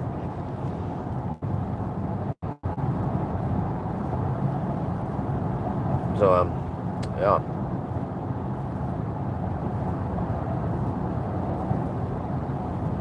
But I mean, whatever, from what I heard from a Polish guy named Pawel, what takes time to paint the inside of the garage is to clear the stuff, clear one wall, and then paint it. It doesn't take too long, and then clear it and move it back, and then clear another wall, and then paint it, and then move it back. But there's a third wall that cannot be painted yet because I still have the dry walls there that I eventually wanted to put on. We wanted to make this wall under the stairs in the entrance. That was the original plan, to make like a room there, but then I think we have a better idea. We just buy this finished solution from some company. They have this like a closet you build under the stairs. It has to be custom made, but then you actually get way better access. You have lots of doors, and you can access the rooms under the stairs for stowing away maybe some suitcases and whatever, winter clothes, whatever, right, goes in there. So then I don't really need the dry walls that we have stored for several years now in the garage. So maybe I can just get rid of it, huh? We don't manage finishing garage. Yeah, and also people just don't know how it is for me to run the YouTube channel and deal with small children, 2 small children. Once they grow bigger, it will be better. I already noticed now it's getting better and better with Isabel. She's getting more independent now. She can start doing some stuff by herself. But it's still like many things she can do it, but she doesn't want to do it. So we kind of need to force her to do it, or at least try, unless she's grumpy. Okay, I'll carry you then. Yeah, I can stop buying diapers and stuff like that. Yeah, so I mean, anyone who has kids, they know the hassle of dealing with small children, the time they got to spend. Eventually, they will just, I don't know, play games or do sports or whatever, and then they don't need to babysit them too much, right? But like nowadays, like in the evening we would shower, but then one parent always needs to be downstairs with with the kids, and then the other parent is upstairs showering. But once the kids are bigger, then whatever, wife and I, we can shower at the same time, and then the kids, they will just be playing games or doing some shit. Well, my wife, it takes actually a lot of care of them, and she does lots of housework. Like she would clean the house, run the 2 robots, but just starting the robot is not enough. You need to clear the kitchen and the living room, all the toys. So she puts the toy on the sofa or other places so that the robot can get a clear path and clear that stuff. And then she does the laundry, and she does whatever she can, right? And then eventually, and now she's also now reading for the whole driver's license. But it's just that, I mean, okay, I guess you don't have small children. Like anyone who has small children, they will know, especially mothers, but there are no mothers in here, right? Something about the child psychology is that I'm right here, the daddy's right here, but no, the 2 kids, Isabel and Oxford, they're just like, we want mommy to do this. I'm like, okay, I don't know what's up with that. It's just how it is. They will always be bugging mommy for different things. So and then I don't know, at least when the kids are with me, they are usually not that grumpy. But then when wife with mommy, then I don't know, they tend to be grumpy or and fight or stuff like that. Maybe I'm just more strict. I'm like, no, don't do that. No. But I don't yell at them. I'm just more like, serious tone, like, okay, that's enough. Don't do that. No. There's gonna be consequences.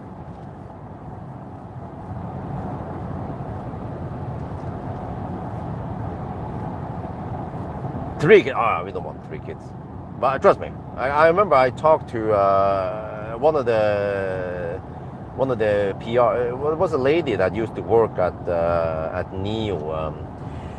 don't remember her name, but she had 2 kids, you know, and we talk about babies and kids, and I was like, wow, the exact same shit, you know, like her kids would be like, mommy, mommy, we want this, and then she would be like, no, no, no, you can't have that, no, and they would be like so damn stubborn.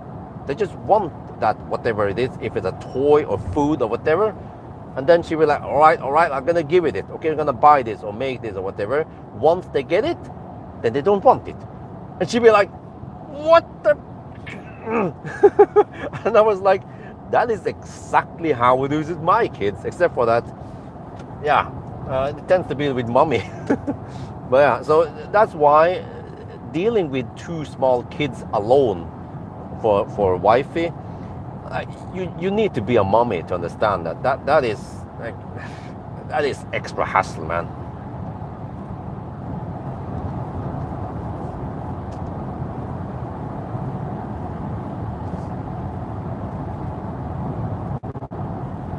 Yeah, yeah. Actually, I mean, Isabel can already. She wants to help. She wants to carry. So that's good because now, like, during the Europe trip, man, dude, I felt like I was like a freaking butler, or I don't know. Maybe it's too harsh to say that I was a slave, but that's how I felt like it, because I had to carry everything in and out. I had to do the trip planning. I had to plan the Airbnb. The kids didn't do anything, you know, extra labor for us. It was like. And then also in the evening, I went out to charge the car because then there was no Laderstau at Ionity. You know? Okay, anyway, I have to check here. 121, okay. It's going to be 122 possibly.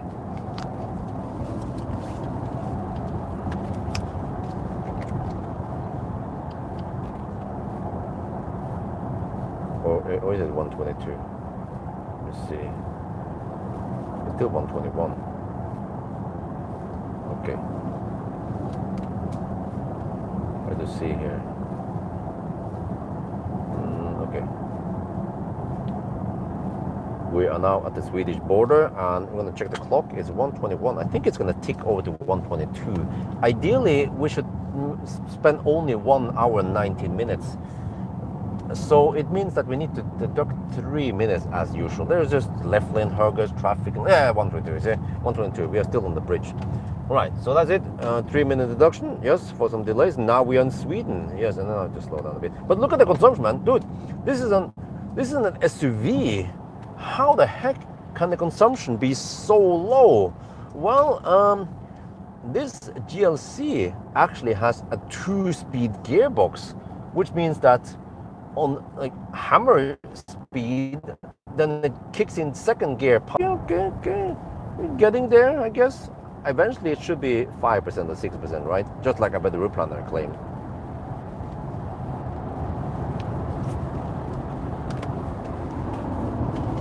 Okay, how the heck do I turn on the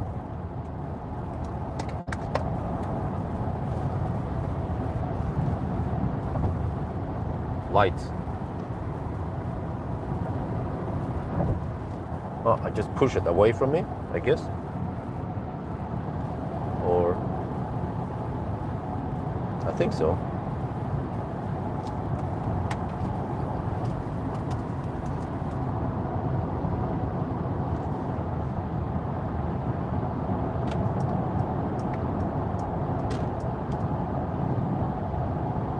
Okay, let me wait. First stop, we don't know yet.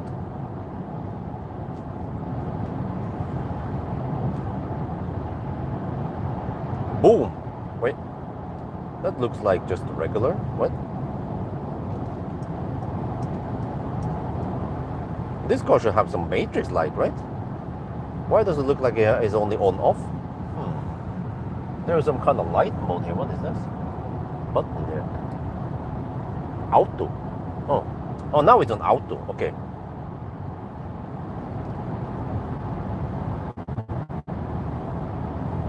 Wait.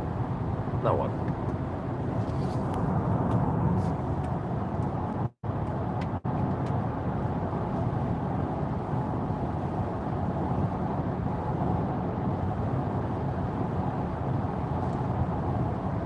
me. Okay, there's some kind of, okay, it's not digital light. It's just some kind of matrix lights or adaptive lights. But it looks a bit dim. For a German electro auto, this is not as good as Audi and even Volkswagen. It doesn't have any auxiliary beam either. Okay, I guess I'll shoot a little headlight test video then.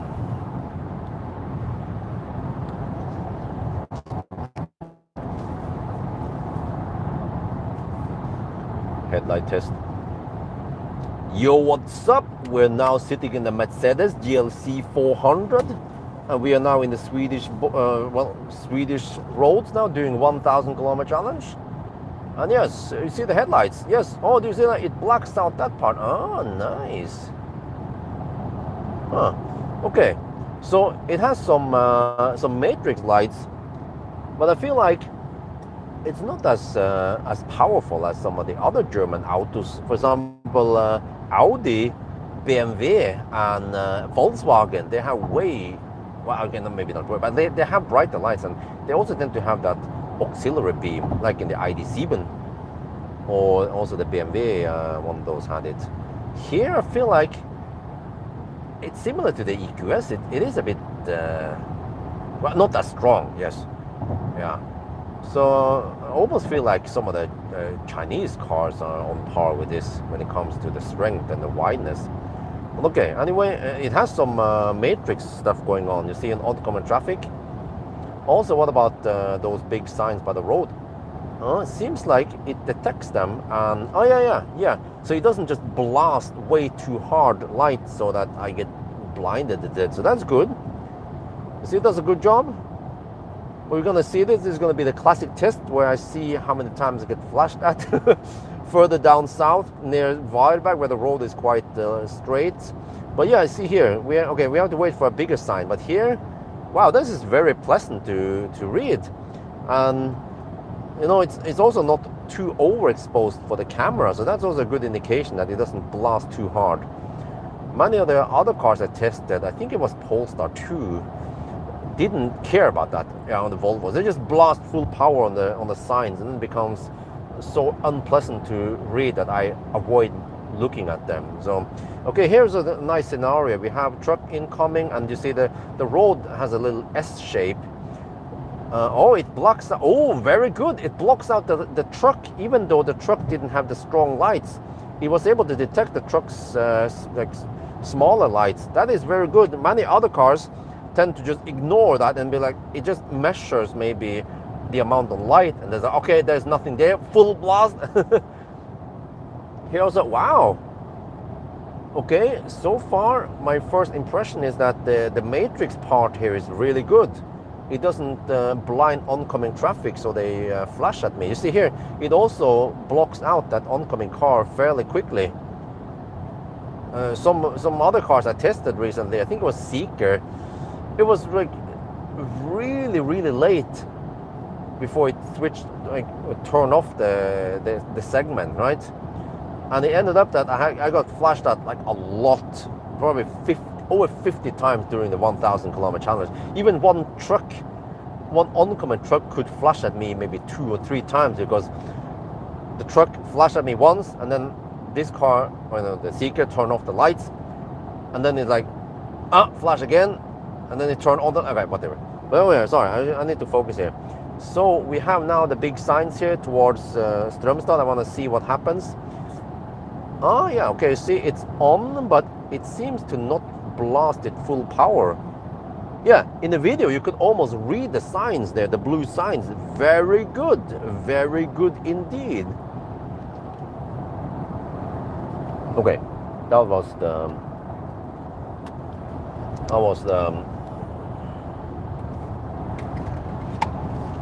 the first part of the headlight test.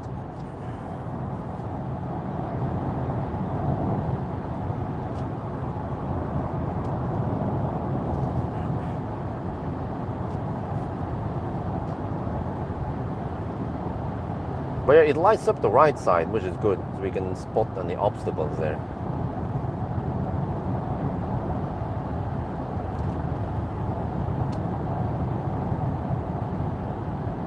Wow, but consumption is only 205 or 202 corrected. That's not too bad, in it. And the car claims 21% at arrival now.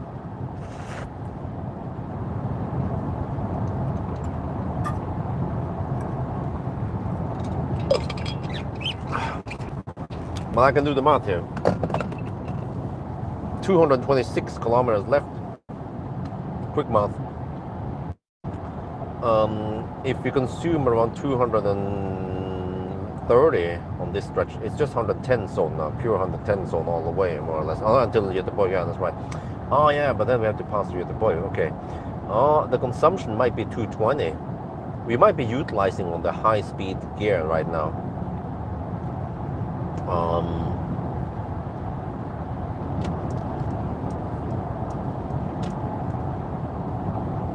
220, 225 kilometers left.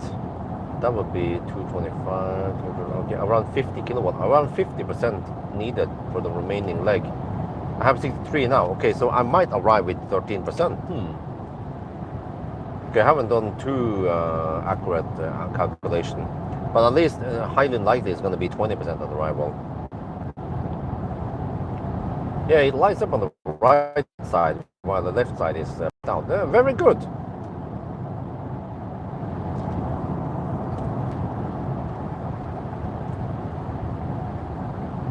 Okay, consumption goes up now, 206. Now that we can hammer in the Swedish Autobahn.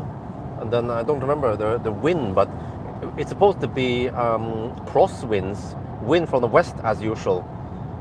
But then past Varberg, we tend to get slight tailwind for a bit, and then it turns into headwind on the way back.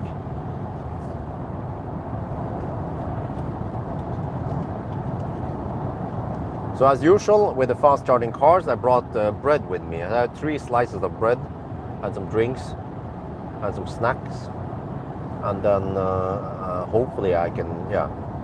So I have the opportunity to stop on places without anything, but if we end up at Varberg twice and then Strömstad, then we are fully covered. They are open 24/7.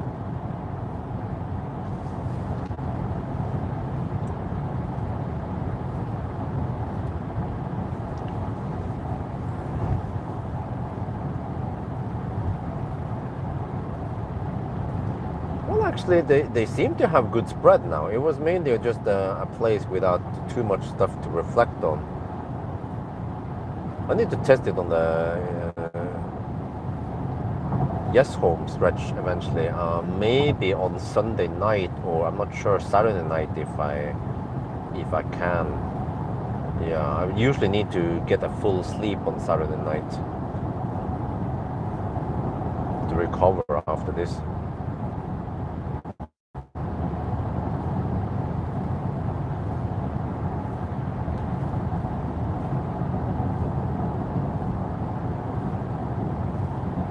Well, what is the battery status? Let me see here. Battery status, I can take 135 kilowatt, but we can't trust that thing 100%. Battery information, 25 degrees Celsius, okay. You cannot preheat now because the battery is already in optimal temp.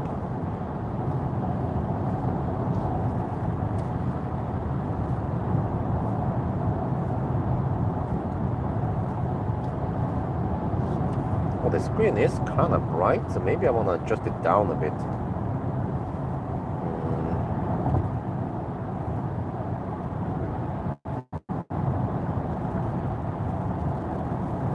Is it the system? Man, this is always clumsy, man. I tried to go in the menu, but then I don't find anything for display. No, display brightness, there it is. It's on the system, of course.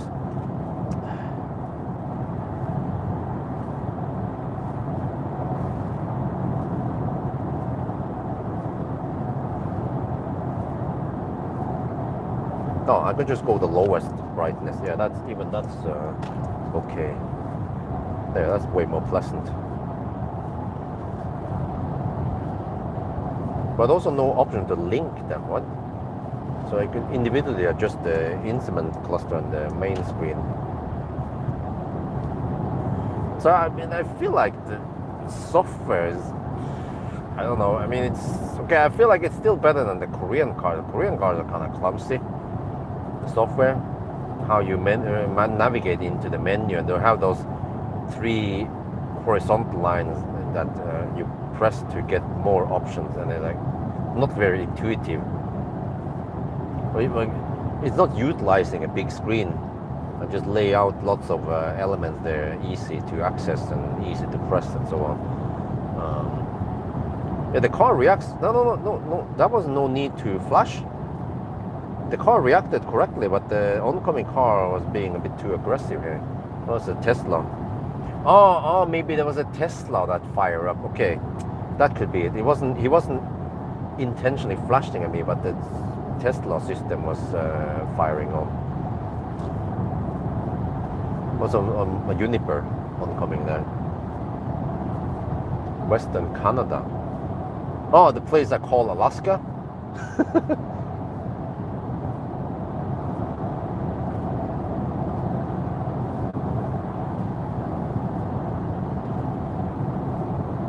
The main screen without turning off.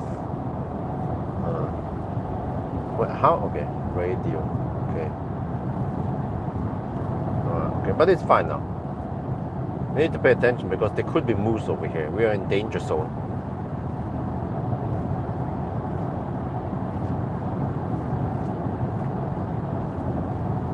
Wait, I might want to move some stuff around. Let's see, this one, take it out. This one, I put it here. Yeah, I like that the USB ports are illuminated. Easier to spot them at night. And there, and in case I want to play some music with the Burmester. Oh, well, you know, I like the sound in the Burmester better than the Audi, the Bang Olufsen, because the Bang Olufsen has pretty nice deep bass, but it tends to lack some mid bass. I'm a sucker for mid bass.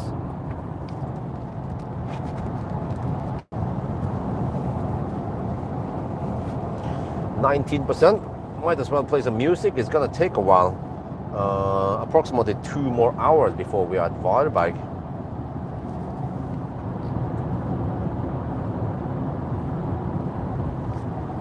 Oh, I need to eat my first slice of bread before we arrive there, because I don't know how much time we have at the charging stop. I expect only around 12-minute charging stops to 65% or so.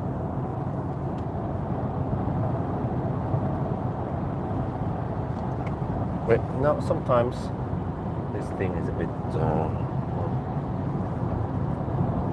unstable, the USB stick. With the adapter. Maybe I should get a dedicated USB-C USB-C drive. There, maybe. We go here, we go to USB player.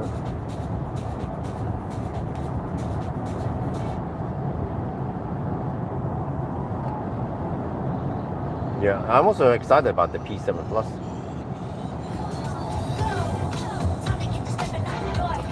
The only thing is that how do you skip songs in this dinosaur user interface, man? FLAC files, huh? No, I just use WAV files.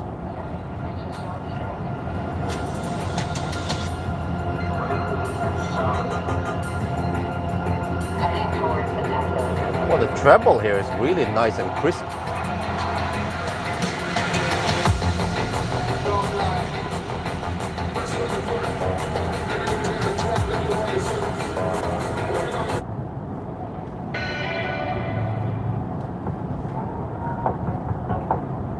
Let me try this.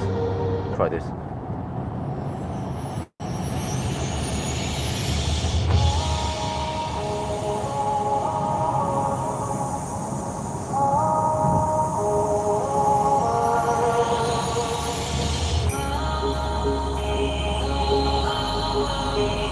Holy macaroni, nice.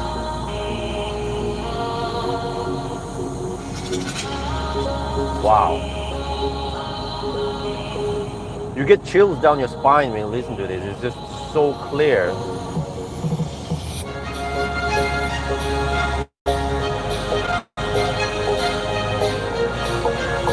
Yeah, this song has quite high sound quality.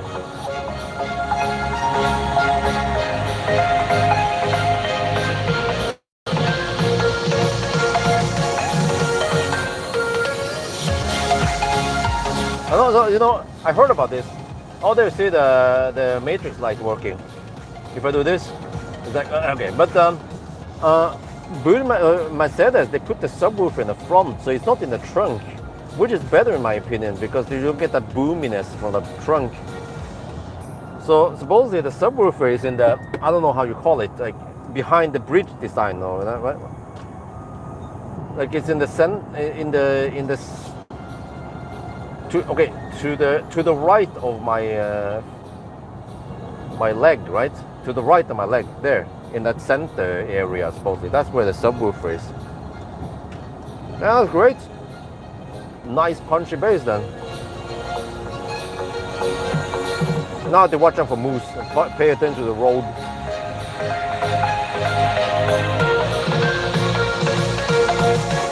Behind the accelerator pedal. Oh, okay, really? I thought it was to the right of the brake pedal. Oh no, okay. Or behind, okay, around there. No, the brake pedal. I thought it was to the right of the brake pedal.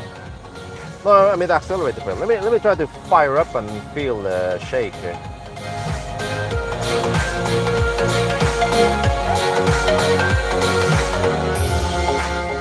Yeah, I can feel some vibration from there in the pedal area. 57%, and it's linear. We have 95 kilowatt hour net capacity.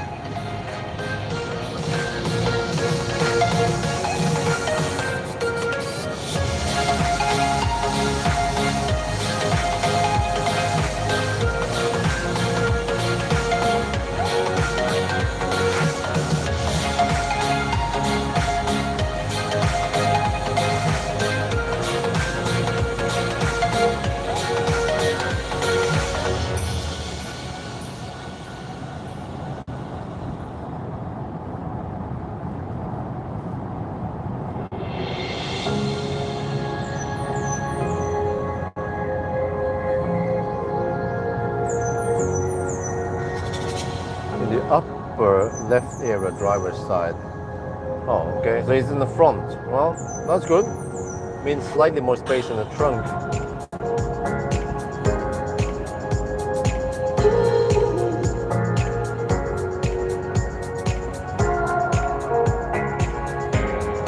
You see how the major side is firing up on the sign and then it detects the sign.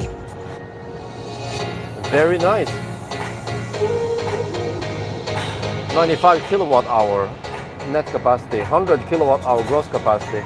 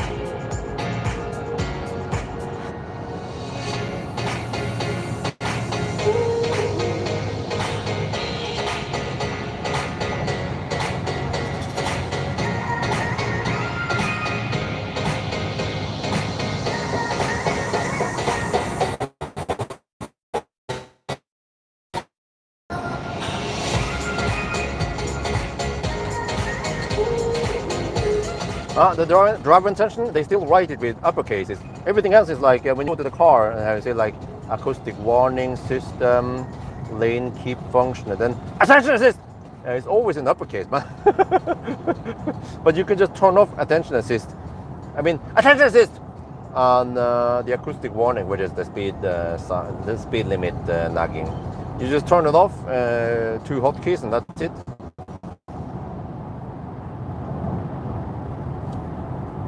And I have the stars. Yeah. What can you see? What is it? Wait, can you see anything there? No. You can't see the stars, right? See if I do this. Not that it's different. Now you can't see the stars here. I think it's out of the viewing angle. But one, can you just turn back there?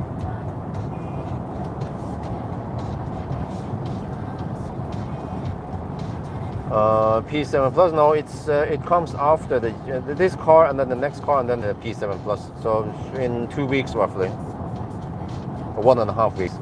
But then it might take almost 2 weeks before the videos start coming out.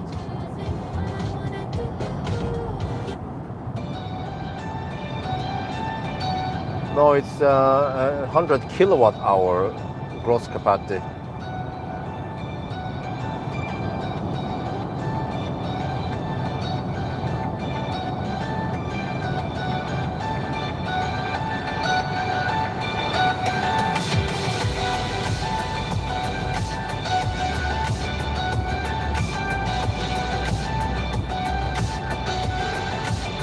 Okay, guys, next year, can we just go to the Arctic Circle?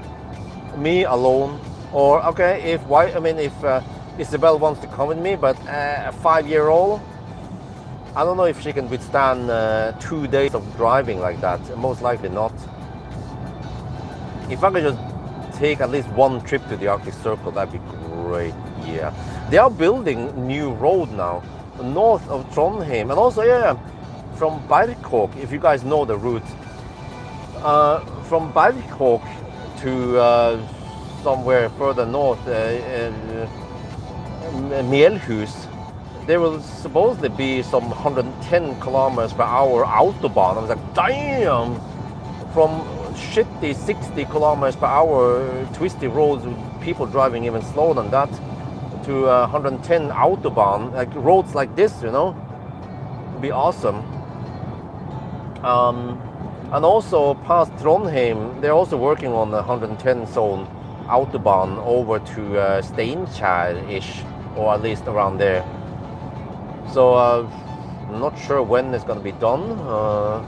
The road has been slowly improving, plus that of course the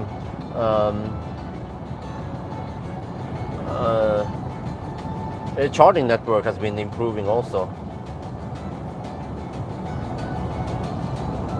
So yeah, actually, you know what? There's one way we can do this. Is this year is kind of busy for okay, let me pause this a bit. This year has been kind of busy for Amory's big sister, Lynn. But she was hinting that she wanted to come to Norway. I was like, okay. I mean, I didn't want to. You know, I feel like from time to time, like I've been dragging them over here, or I don't know, like, yeah. But if she wants to come, okay, I can pay the ticket. It's gonna cost maybe around 1,000 euros.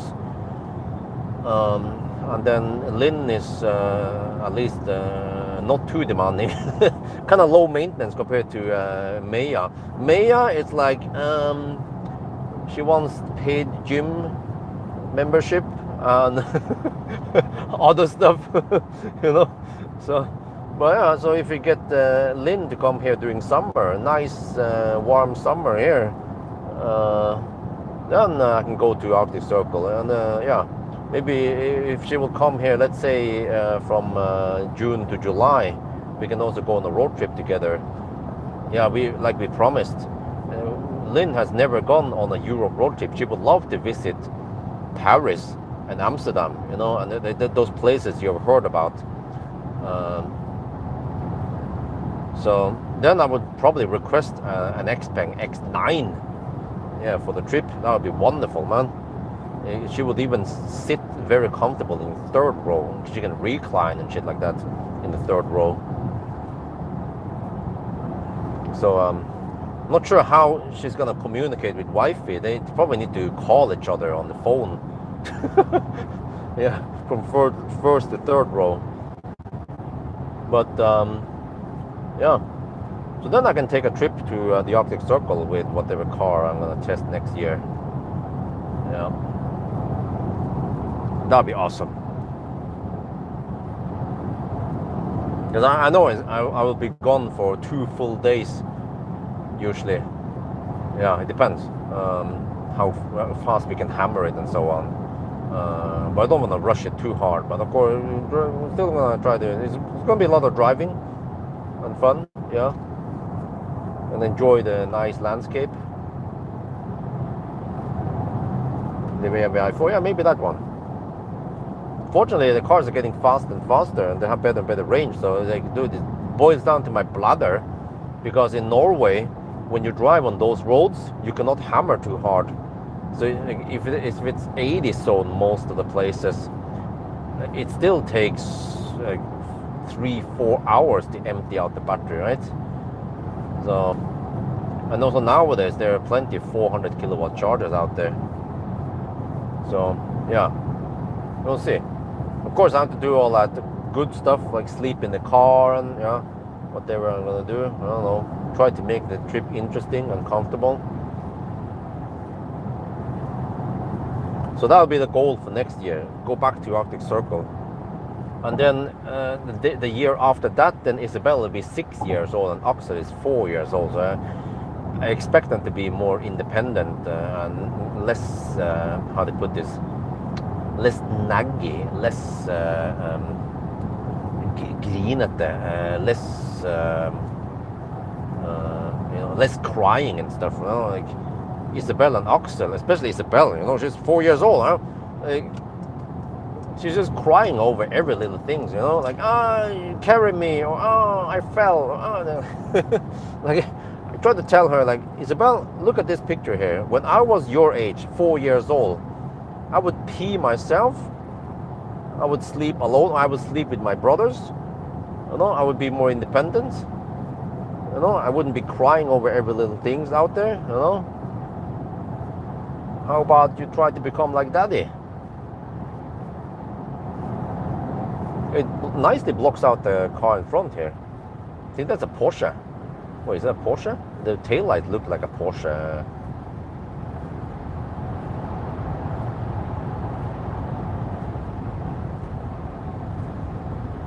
Let me see what it is. Swedish registered SUV. And then there's a Volvo ahead there. Wait, this could be Audi?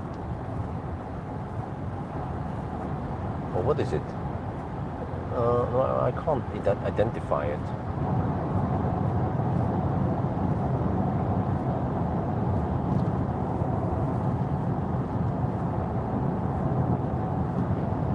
Okay, anyway, we'll play some more music.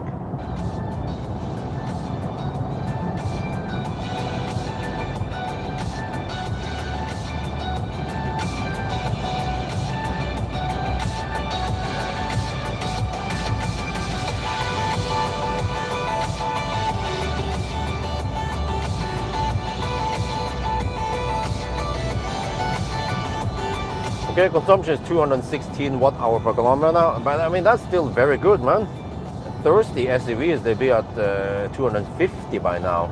You know, maybe I should test the IM6, but they are not very popular in Norway. I barely see them. But actually, the other day here, I saw in Norway an Xlantics ES. You know, the sedan version of the Xlantics was driving around Home actually. So like, whoa. Well, let's hope they fix the software. It's a beautiful car, but annoying software.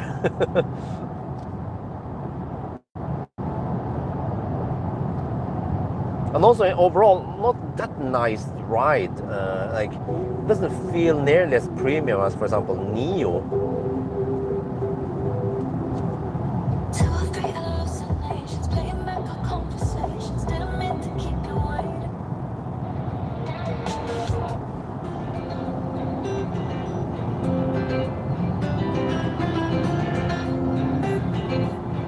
Wow, things are just so crisp here.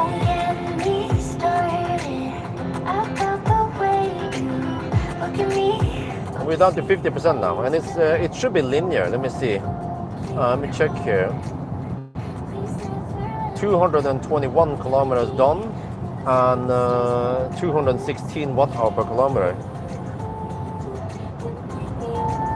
Times 2. Yeah, that is spot on 95 kilowatt-hour. So yeah, man, great to have a car with linear state of charge scale for once. That should actually be mandatory by law to make it linear. Right? Non-linear scale should be illegal in EU. If I was the EU president, I would demand that to be fixed. Yeah, maybe that was a Porsche Cayenne. I kind of recognize the taillights.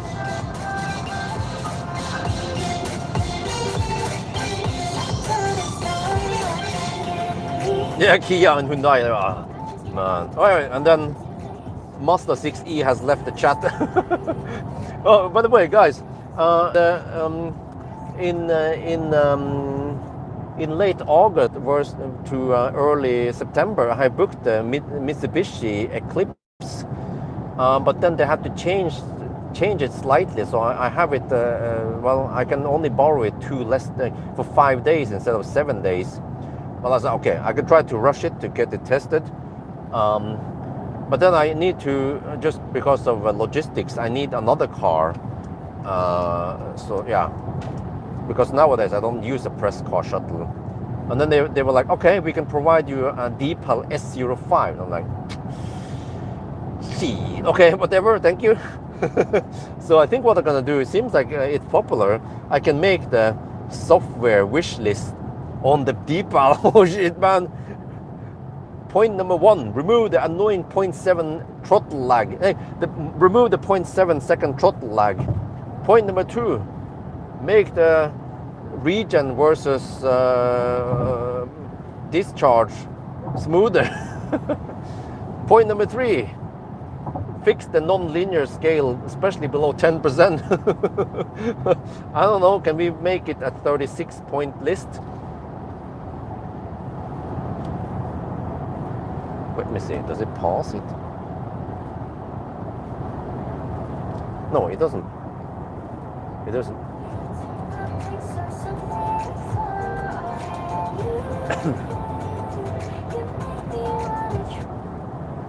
Oh, it pauses and mutes. Okay, great. That is very good.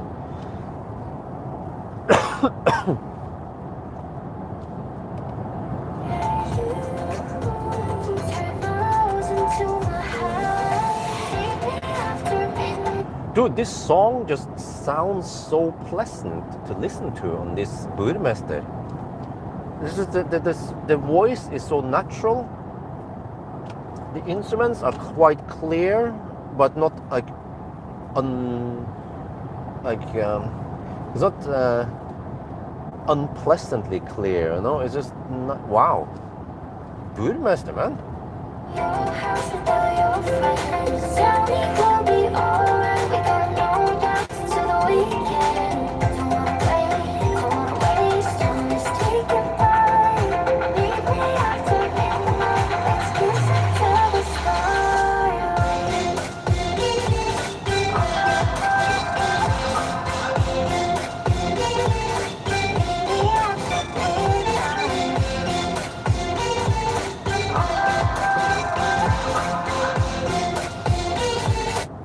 What range that thing?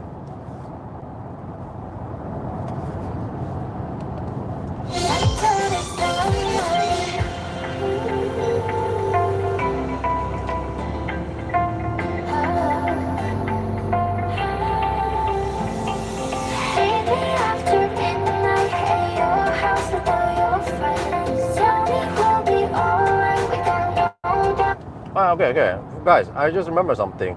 When it comes to that Volvo event in Göteborg, you know, it's at the design studio, right? Okay, I know roughly where it is. Hisingen or somewhere there.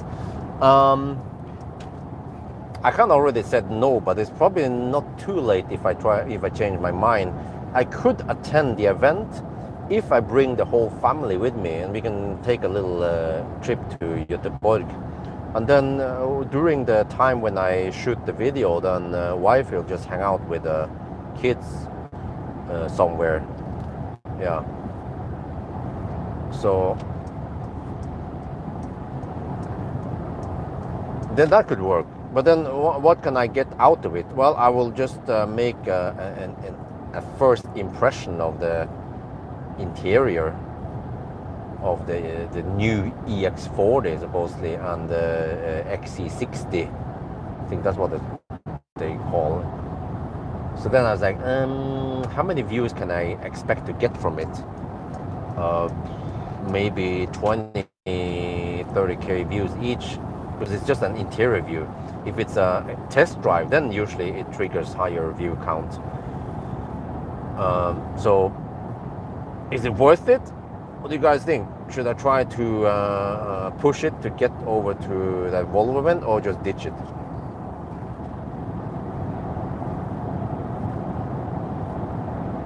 No, it's not EX60. It's it's XC60 supposedly, and an EX40. What I remember, I read on the email. So I was like, huh? Some kind of hybrid, and some new XC40. Okay, if I should go, then at least two nights there, right? Something. Maybe 3 nights if I can book that cheap apartment, like last couple of times.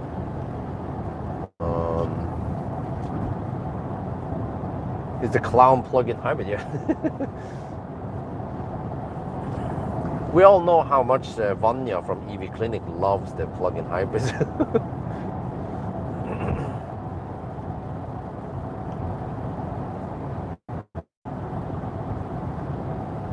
Yeah, this wonderful plug-in hybrid with a, I don't know, 30 kilowatt hour battery and 200 kilometers of 250 kilometers of VLTP range.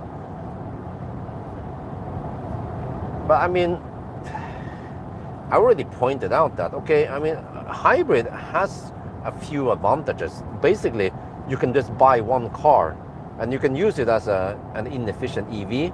But people claim that the modern hybrids are more efficient, and the Toyota hybrids. I was like, okay, I haven't tested it firsthand, but I kind of need to take people's claims with a pinch of salt, because even on Facebook there was a discussion about the Lexus UX300E.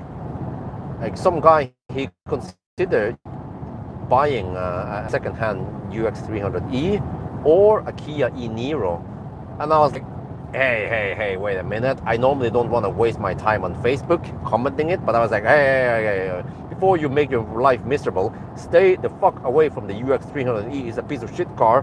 It has bad soundproofing, shitty infotainment, poor space, poor efficiency, CHAdeMO charging, you know. Do I need to say more? And then there was a guy who I think owned he was stupid enough to buy a UX300E back in the days, and it was also expensive back then. Like for 54 kilowatt hour, it was 400k NOK. I was like, what the heck, man? If it was 300k NOK, okay, then fine. 400 is way too expensive, and it was shit. And I just hammered all my measurements, my tests, and he was like, hey, did you actually test the car? You know, and it was like trying to sugarcoat the UX300E, and I was like, no, he's biased because he used to own the car. It is shite, man. That car was so bad. Yeah. It's not like I hate on Lexus. It's just, I mean, the RZ, those are way better. Nice sound system, good soundproofing, good space, okay power, you know. Yeah. So that's why when like freaking Toyota owners in the hybrid comment section, it was like, oh, the Toyota hybrids are awesome, the CVT and all that, you know, they're highly reliable and stuff like that. Well, Vanya, he repairs lots of hybrids, and he's like, shite. And also, Valdemar has also repaired lots of hybrids, and it's just a very expensive repair. Like, you have two drivetrain that can go kaput, not only one. You know, it's like you have not only one wife that has a period, you have two wives that has periods, and if they have the period at the same time, well, it doesn't matter. Two wives means two double trouble. And you need to feed both of them, of course.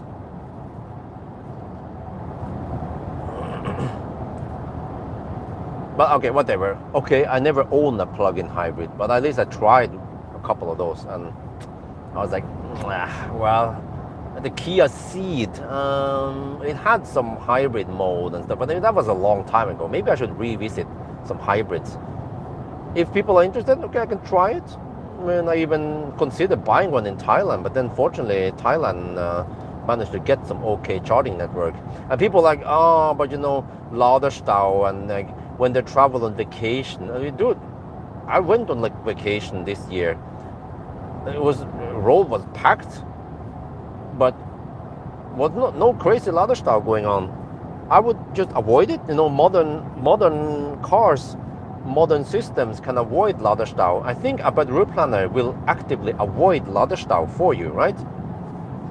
So, okay, don't be stupid and just use the stupid car navigation. For most times it will work, but during vacation you want to use something sophisticated like a Tesla or a battery planner, and then you avoid Laderstau. Actually, I ran into some Laderstau, like the one at near Helsingborg. Of course, I should have used my sponsor, a battery planner, and I could have avoided that one.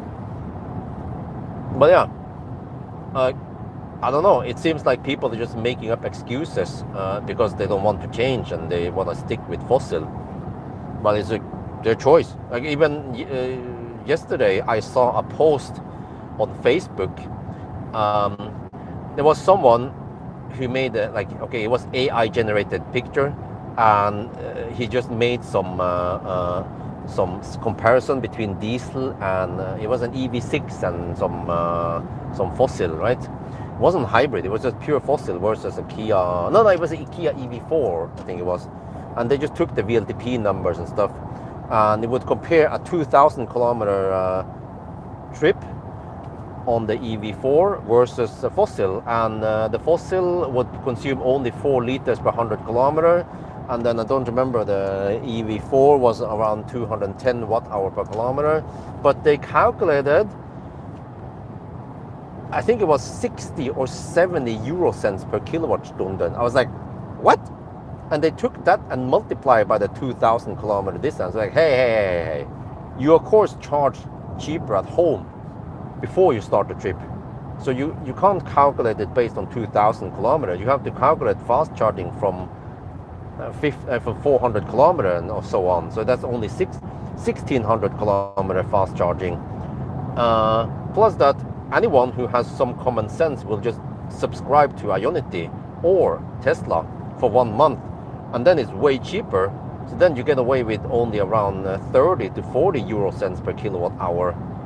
So, but you can twist the truth by calculating stuff and make it so that the whole post there shows that for long trips, diesel was better. You didn't need to wait for charging, and it was cheaper, diesel. I was like, no. Trust me, I've done this 1,000 kilometer challenge a lot. What they didn't calculate is that, okay, the fossil might just need a quick fill up, given that you have to pray that there will be no benzinstau. But after you refuel, you're on a fucking vacation, not on a 1,000 kilometer hammer trip like I'm doing now. You will let the car stay parked somewhere where it could have charged. So they twisted the whole truth to make fossil look better. It's not like that. That is so bullshit. That is 100% bullshit.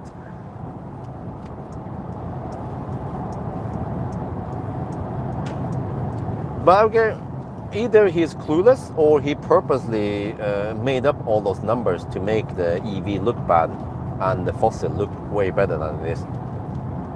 But the reality is that across Europe now, you can travel, I would say, really smooth. I think I can go all the way from Norway to Spain without any problems, or Norway to south of Italy, or at least from Norway to, let's say, Croatia or Bulgaria, right? You guys probably know this better than me, but just with the supercharger and Ionity coverage, you can already go quite far. I think I used only supercharger and Ionity, and if it wasn't for the free Ionity charging I was getting, I would probably suck more supercharger juice.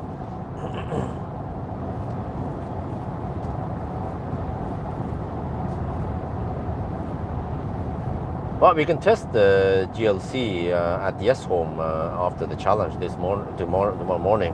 But I need to shuttle one guy to the airport. He's coming with a Leaf tomorrow morning around 7-ish, I think, and I should finish around 7. Yeah. So yeah, we'll see. Yeah, supercharger, you know, and even 800 volt cars. You think, yeah, but you know, we're not utilizing the 800 volt advantage here on supercharger. Well, soon enough, Tesla will upgrade to 800 volt anyway, 1000 volt. But even what I experienced was that even once I was charging only on 400 volt with the Q6 e-tron, it was still plenty enough speed. I had to move the car when we had a lunch break. So of course, if I want to charge fast, then I go to 800 volt chargers, and then it goes schnell. But you can plan it, and if you know you're gonna have a 45-minute food break, then anything above 100 kilowatt works, or even I think even anything above 75 kilowatt would work.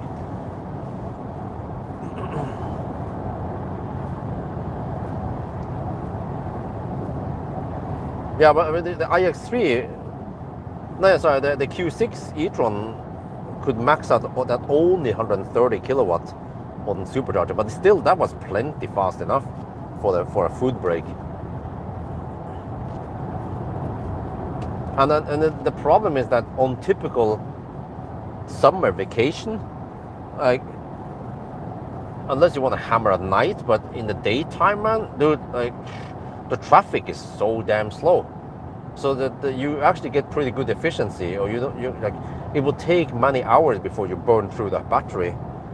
And at least if hammering fast is important for you, then you want to book somewhere where you have some kind of AC charging, some destination charge or something, you know. Like, I didn't care about this because I had free Ionity charging. But for example, Pawel, when he was on vacation recently with his Model Y, he booked some hotel down in Europe with the destination charger. He showed me some video and picture.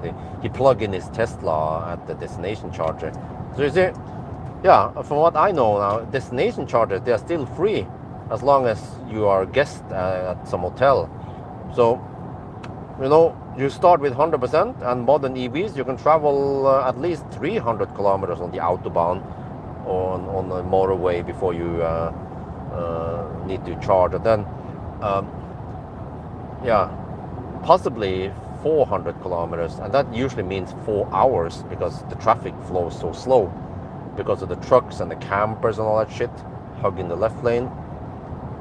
So of course, some kind of winter vacation, that's different, but at least in summer, where most people travel long distance and far and so on, and long and many weeks, then it's just a different scenario.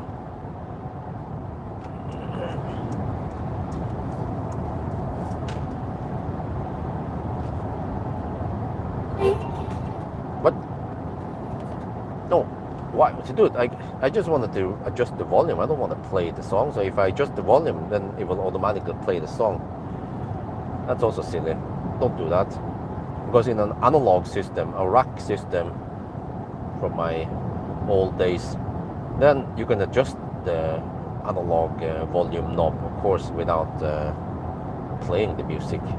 It wouldn't automatically play the CD player. GLC solar. Okay, Spain. Okay.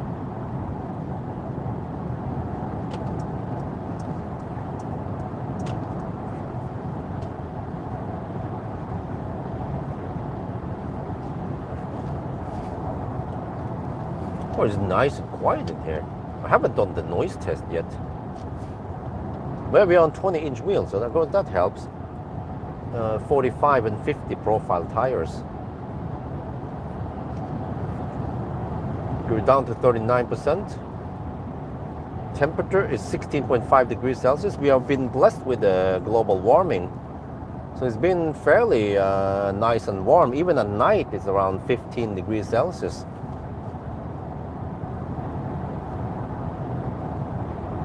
Corsica, 800 volt. Oh.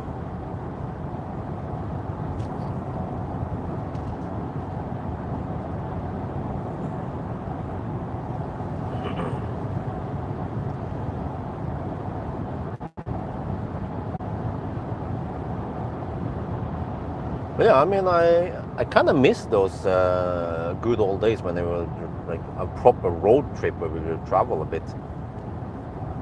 Because now the 2-week trip we had was only 3,200 kilometers, and actually some of that was also just like, you know, daily driving to and from different attractions and whatever, right? Well, I ended up having to camp a bit outside of Lübeck or Legoland because of the crazy high prices. So basically, it was just a 1,500 kilometer trip somewhere, and then 1,500 kilometer back again. Yeah, and in the old days, I would hammer 1,000 kilometers in one day, and then hammer some more. But okay, maybe next year, if Lynn comes to Norway, we can take her to visit Paris, Amsterdam, maybe Bruges would be beautiful. The kids, they won't understand too much of that, but I mean, what they will remember is the delicious Belgian waffle. Maybe not stroopwafel, because that's too sweet for them.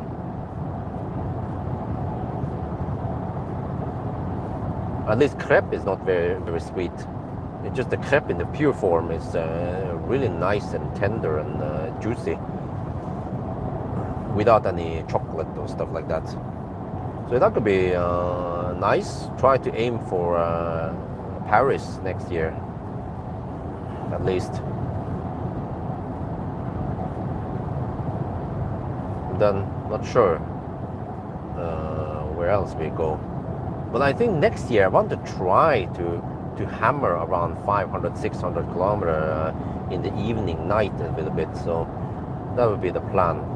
Avoid some traffic, Laderstau, and then try to travel between 8 and midnight-ish. A couple of nights, not every night, of course. And that would be very efficient in order to cover some distance.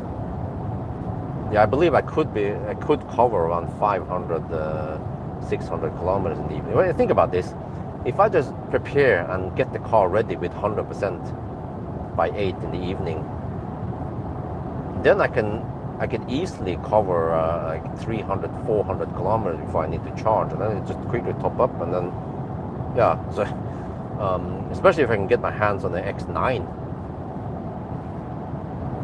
Only concern is frigging tight park house, or Stammhaus. Okay, but yeah.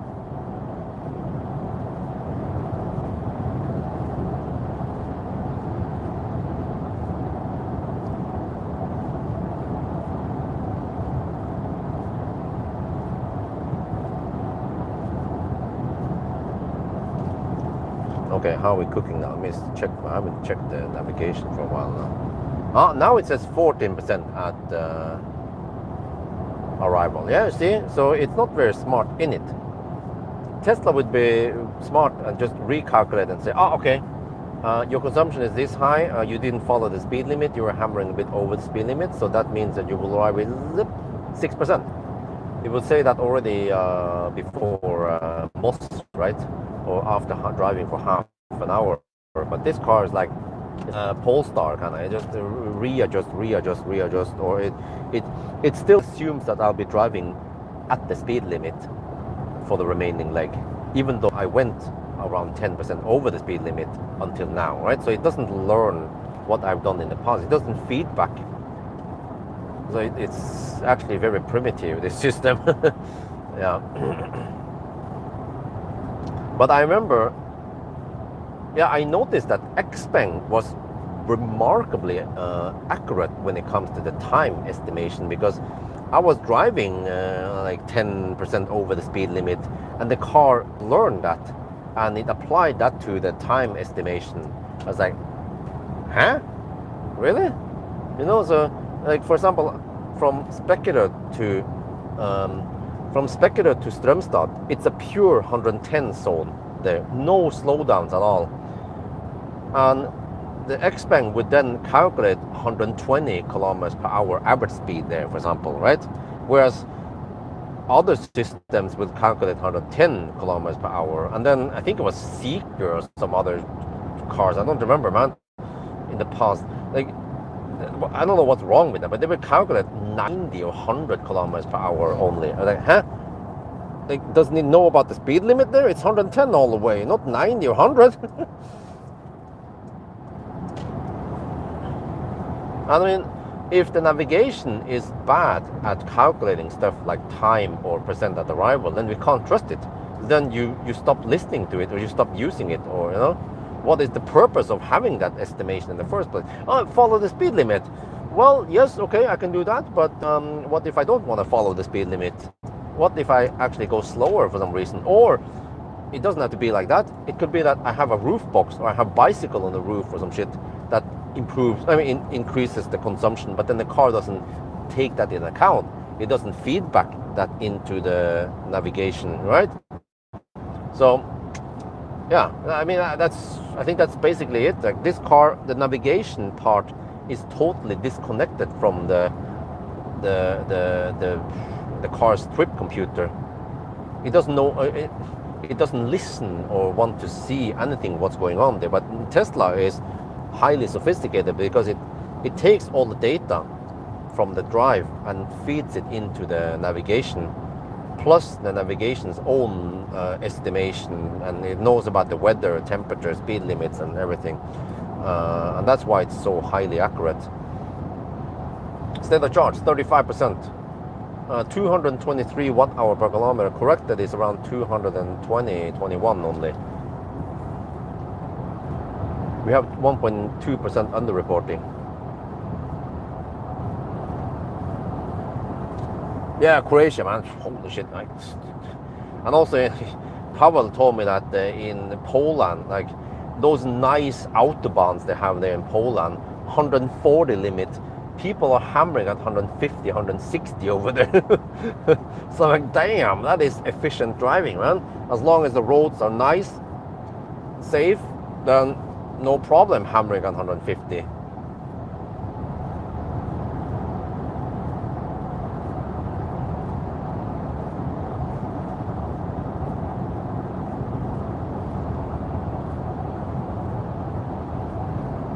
Yeah, I mean, to save money, you can go for one of them. Actually, if you want to avoid Laderstau, you want to go for both of them, because sometimes there is an Ionity site that not many people go to, or they have lots of stalls, like Kosher. I don't know how to pronounce it. And then sometimes there's a big supercharger site with plenty of stalls. So it's a small price, you know. I remember there was a discussion on Facebook about the cheapest CPOs, and they mentioned Ionity and Tesla, and then some guy was like, yeah, but you have to subscribe and you have to pay a monthly cost, so then it doesn't become that cheap after all, right?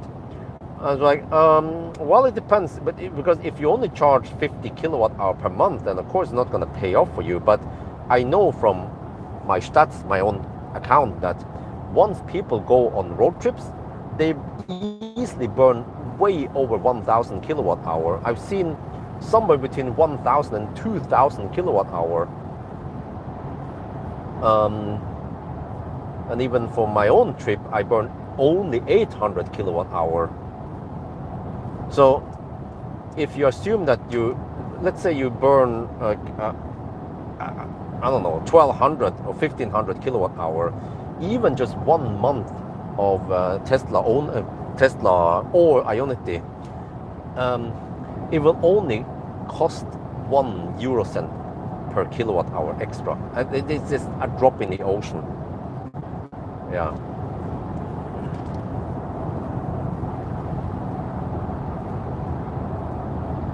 But of course, subscription is not paying off if you charge less than 50 kilowatt hour per month. But that is so low that, okay, it depends what you do, right?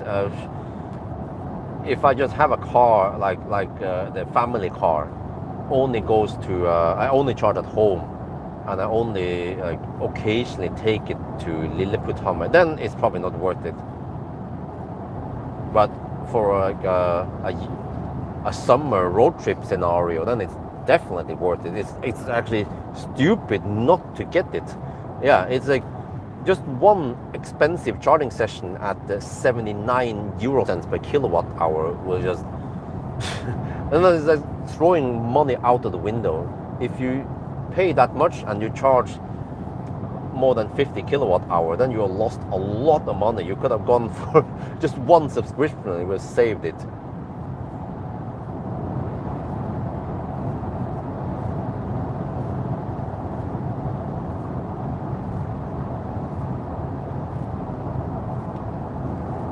Okay, anyway, 33%, we just passed speculator, so speculator would be way too early.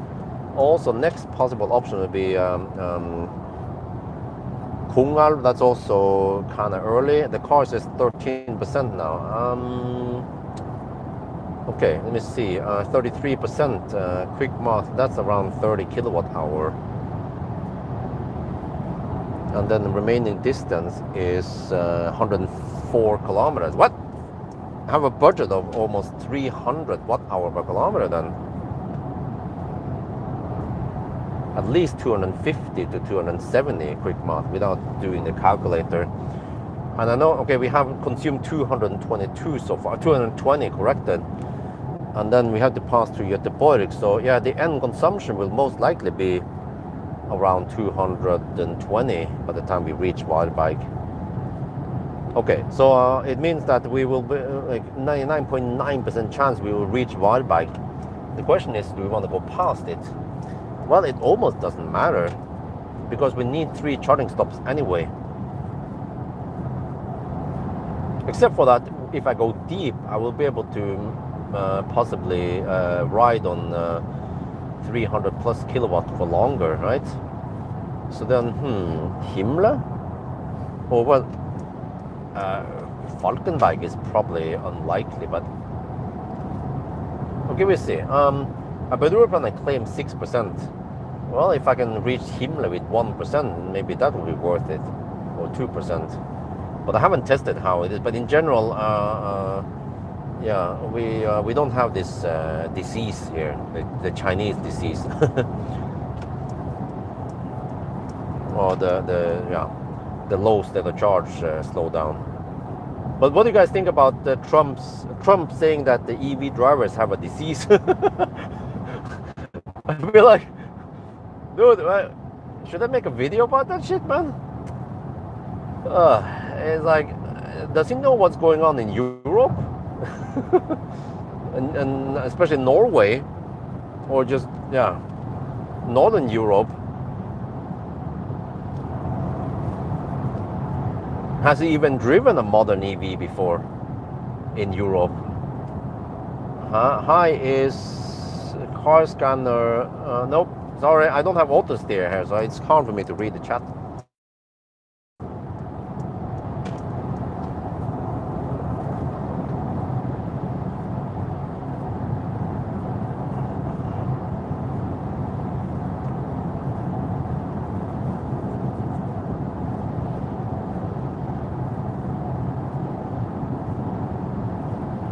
Okay, I can feel the wind, but it's mostly crosswinds.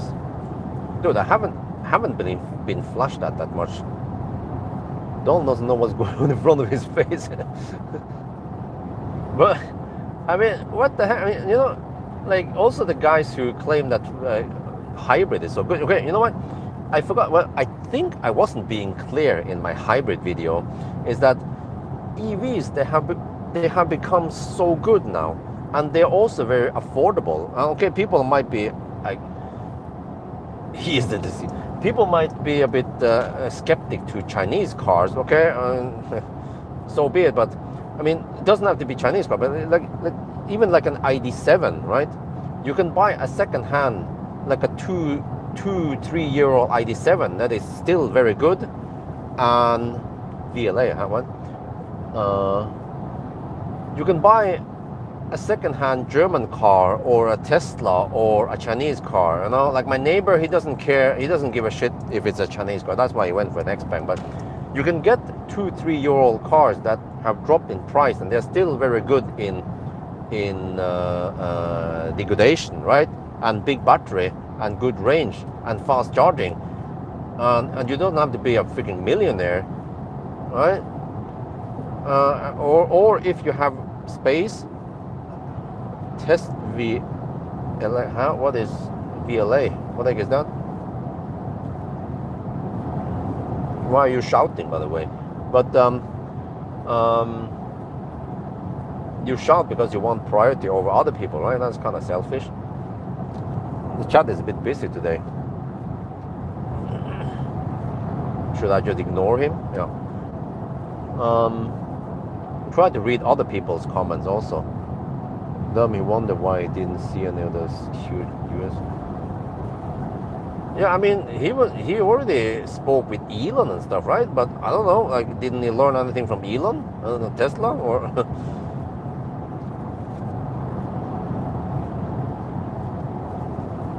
But the point is that, you know, like, I could have made a rant about plug-in hybrids 2 to 5 years ago, but as of today, like, EVs, they've gotten so good, you know.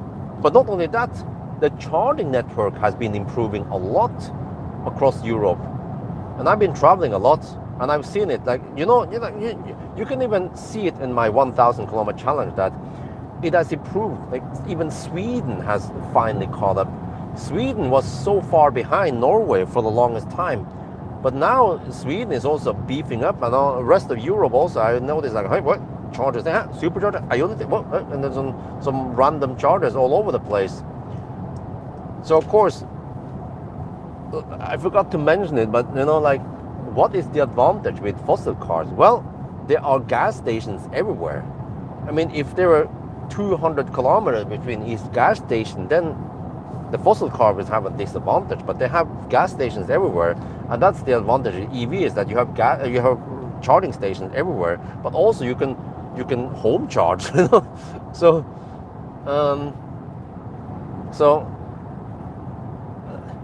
you know, that in a way, you know, that's why I feel like swap station is not, like, the advantage with swap station is less now, less and less for every year, when there's faster and faster charging coming out, and they are more affordable, and they have bigger batteries, or, you know, and more fast chargers all over the place. So that, you know, in most cases you can either get, well, who the heck is that guy shouting all the time, man? But should we time him out a bit?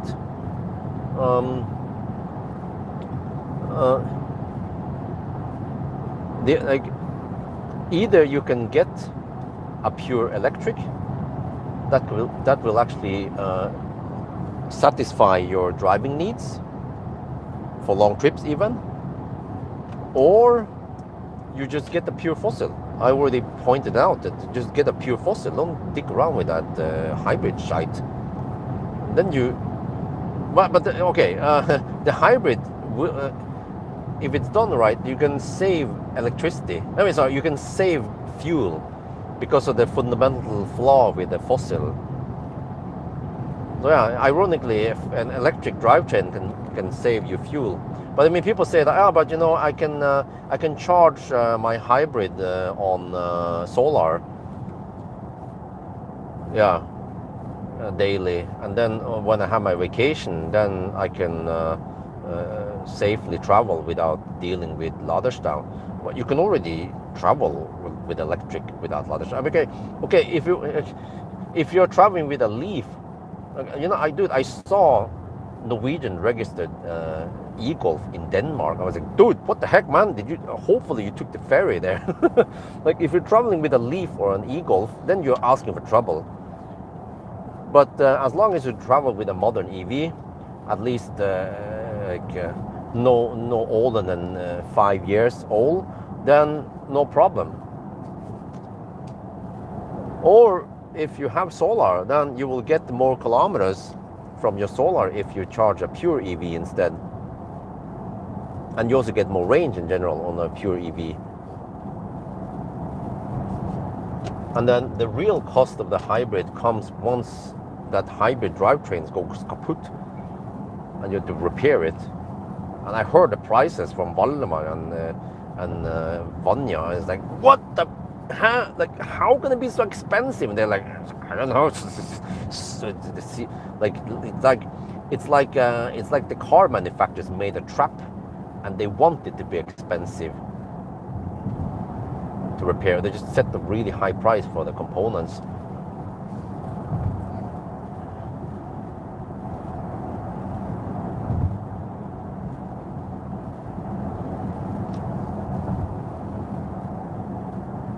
Oh, are you talking about that Mercedes van that is so heavy that you need C1 driver's license to drive it, right? Well, okay, and it's probably going to cost twice as much as the 2 to 3 times more than the X9. I can already tell you that is DOA, dead on arrival.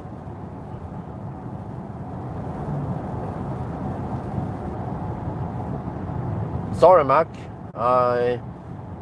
I've tested German cars and Chinese cars for a while, and I know that Germans, they are in trouble now.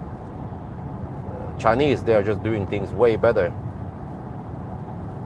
It's just a matter of time. The Chinese cars, they're just getting better and better in comfort. Like, they were lacking behind in the past.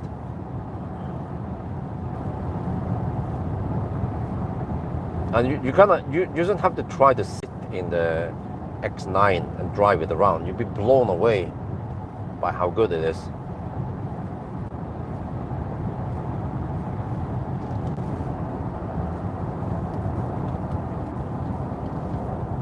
Prius Prime, the range.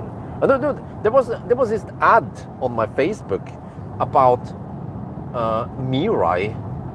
They were trying to sell Mirai to you, and they're talking about you can take the Mirai on vacation. Ferietur, you know, vacation trip. I'm like, excuse me? We're gonna refuel that shit, man. Okay, just serious question. How the heck do you refuel that Mirai from Oslo to Lübeck? Okay, if you fill it up full tank, but first, if I live in Yesholm, I have to drive. Okay, I can. Wham is closed. I have to drive. I have to take a detour to go to that. What, is it still open? At Høvik. Already have to take a detour over there to fill it up. Or I have to take a detour to fill it up on the way there. And then where? Håby has a filling station. Okay, wait, Håby. Where's Håby? Oh, they have hydrogen over there. Okay. Well, yeah, vacation can go kaboom. Shit is gone.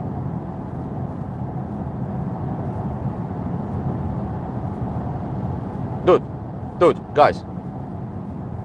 Maybe I should make a new.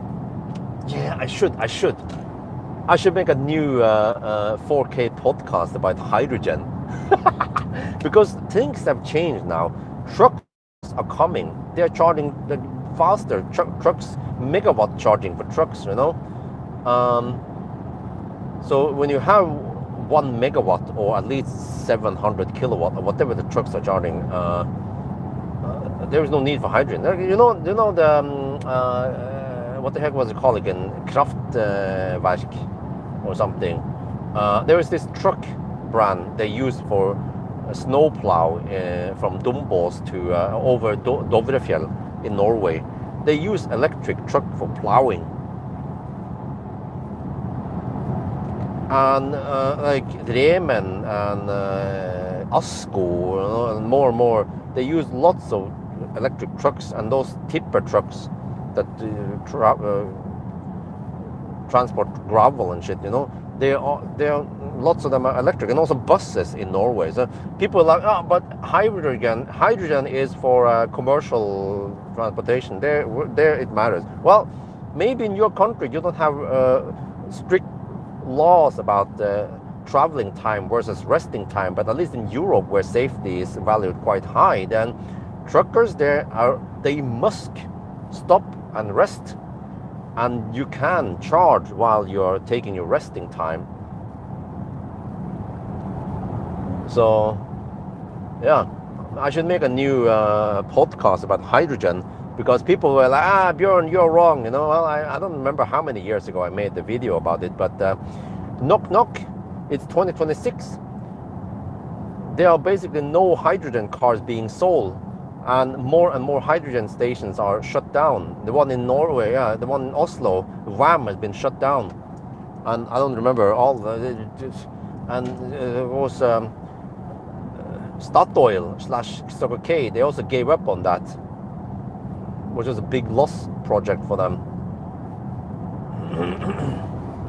So yeah, hydrogen is just dead. And also, I even experienced it, that the hydrogen wasn't just a quick fill-up. It was still, I think, a 3-4 minute fill-up time. I don't remember exactly. That is polisen. Svenska polisen. But yeah, I need to check my own video. I think it wasn't just was probably something like 4 minute fill-up time on the hydrogen. And then nowadays, when you have freaking Xpeng and whatever, right? The Chinese, they can usually go to 80% in around 10-11 minutes, 10 to 12 minutes. Then already that is good enough for most people. And then still, for most people, human is the limit anyway. Your blood is the limit, or your family, or your dog, or your wife is the limit. So hydrogen really has no advantage. It might have had an advantage maybe 5 to 10 years ago, but even when I was ranting against hydrogen back then, already back then, Tesla was dominating the long trips. Like 5-10 years ago, people would travel to Spain, from Oslo, from Norway to Spain on a Tesla, no problemo.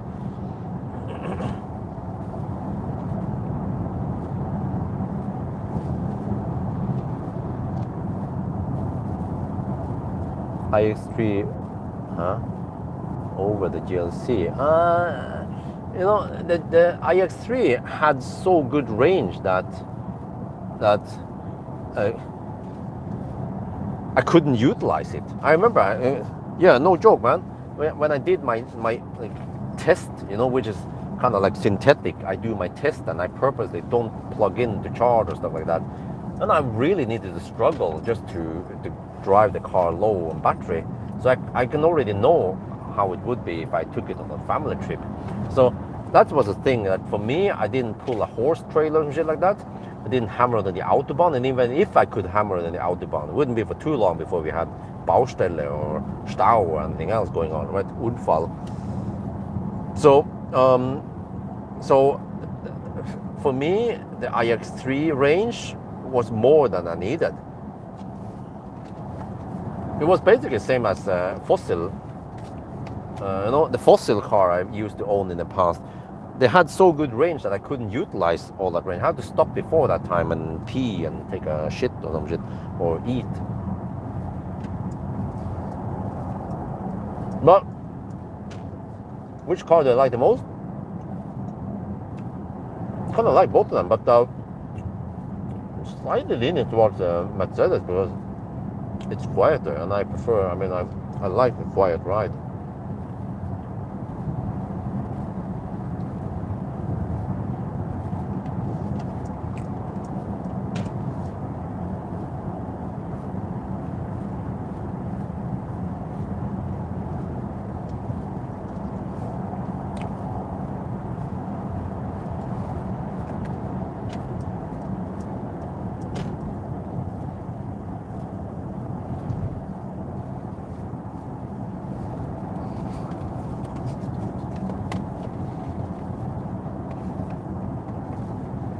I'm not sure about the G9. I feel like the G9 is quieter.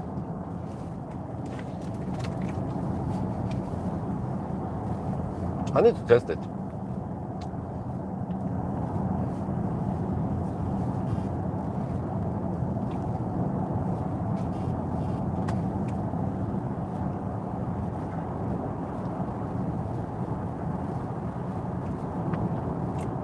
Well, okay. Okay, are you guys fed up with the VLE stuff now, or?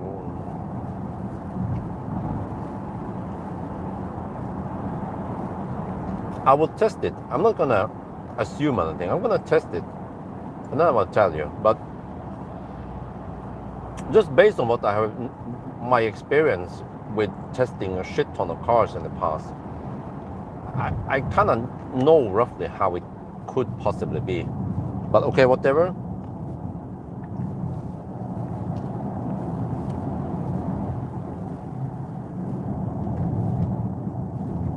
Because for some reason,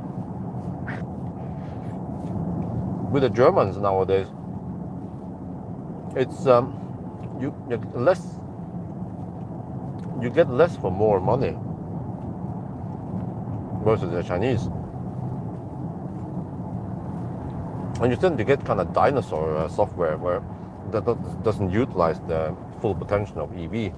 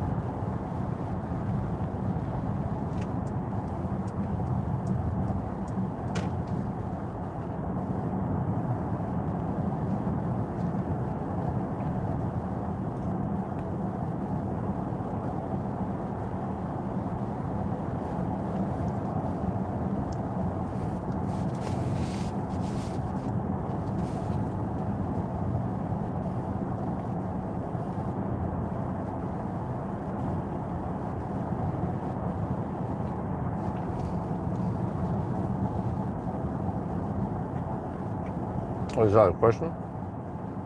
It's 24.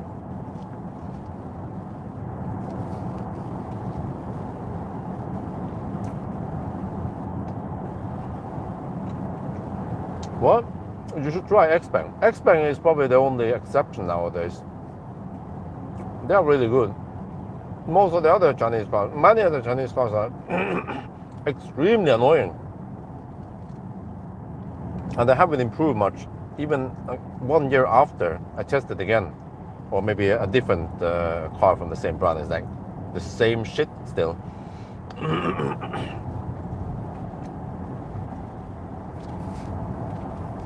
Okay, status update. 24%, 220 watt-hour per kilometer, and 330 kilometers done. And the car is just 12% at arrival now. Very impressive consumption numbers, man, for an SUV.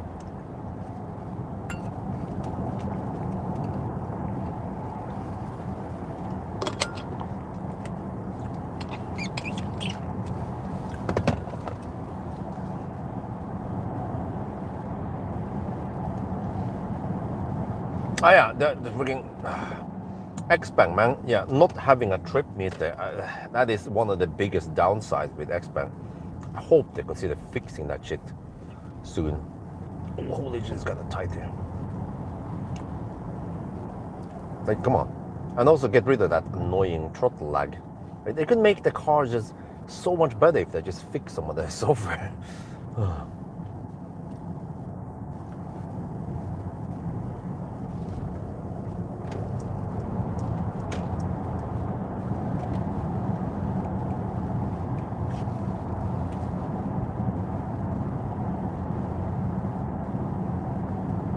Also, yeah, you have to get out of the car to reset it. I was like, but I mean, okay, so that's just a handful of things. But overall, though, the less nagging and the like, no slowdown in the curve, and overall, like you can customize the user interface with all the hotkeys are very nice. But I'm still missing the swipe down menu. It's not customizable. Why not? And also, it's not utilizing the whole screen there. It's only utilizing around 50-60% of the swipe down screen. Why not?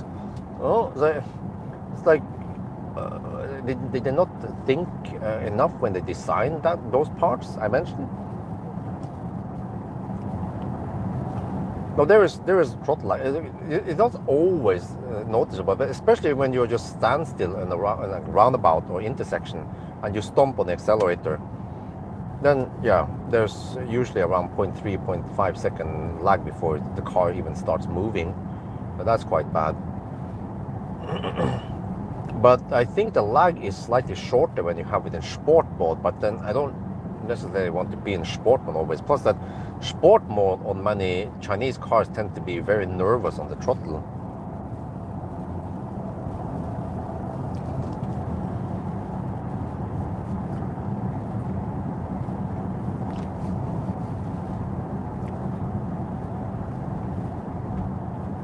Okay, 219 watt-hour per kilometer, so it drops now during the, okay.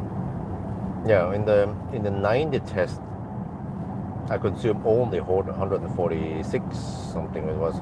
But dude, the strange thing is that, wow, it's 16.5 degrees now. Earlier today, well, technically yesterday, Friday afternoon when I was out around noon, it was only 17 degrees outside. So now at night we have more or less the same temperature as I did the range test. So,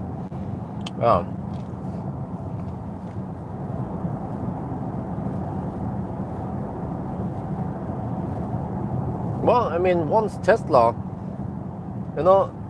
in the past, okay, soundproofing in Tesla was not great, so they improved that.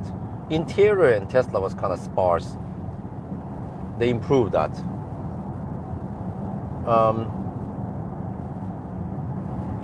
But I feel like, okay, you have some of the stripped down, like lack of stocks and shit like that, but like the biggest downside with Tesla nowadays is the charging speed. But they because of the great efficiency, it kind of, okay,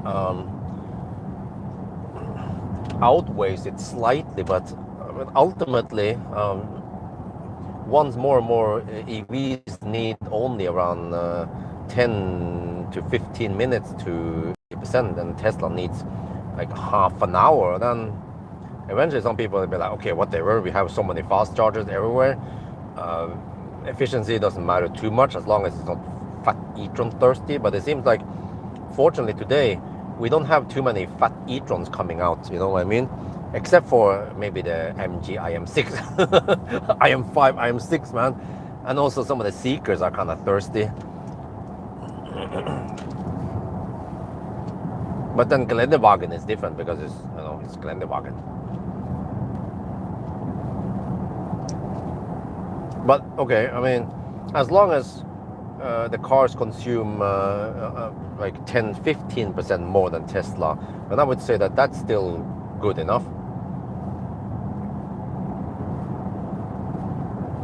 But I think I wouldn't be keen on driving around with a fat e-tron if I just charge at home, and like in winter I would see like 250 to 300 kilometers just on local driving. Oh, there's a fox by the road. There was a fox by the road. Did you guys see that? What the fox say? test Skoda. I asked about the Skoda Peak. I haven't gotten a reply yet.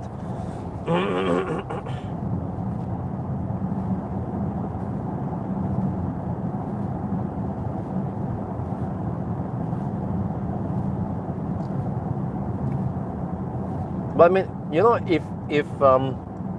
if modern plug-in hybrids can also consume like, I don't know, 20-30% more than a Tesla, maybe that would be good enough for plug-in hybrids to drive locally on electricity.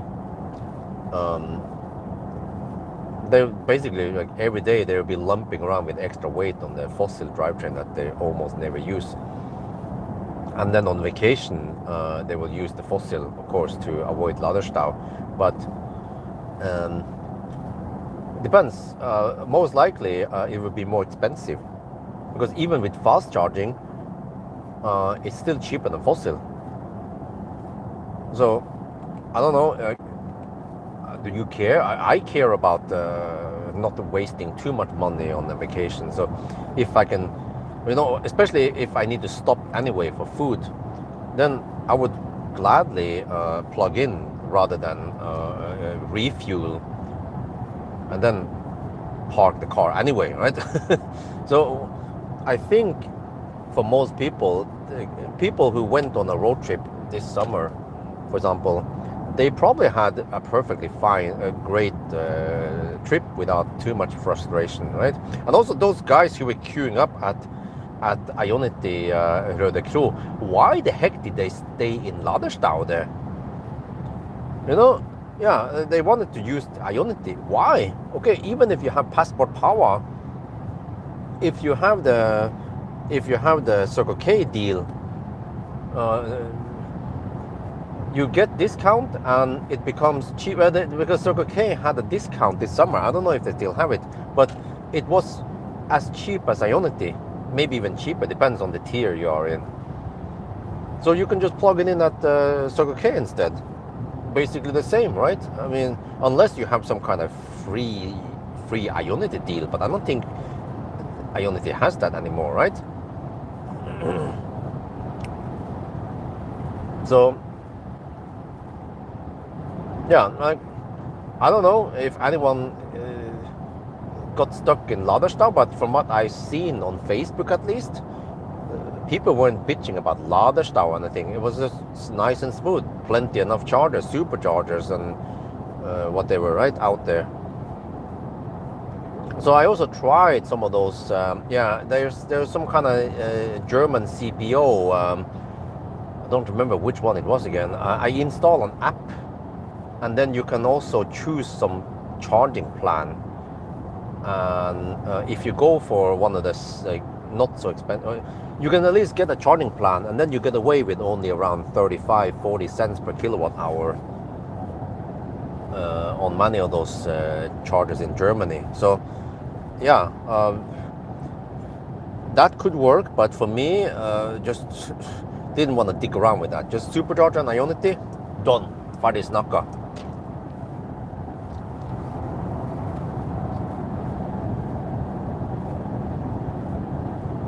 You know what? I think some of the most, like, what the heck was it called again?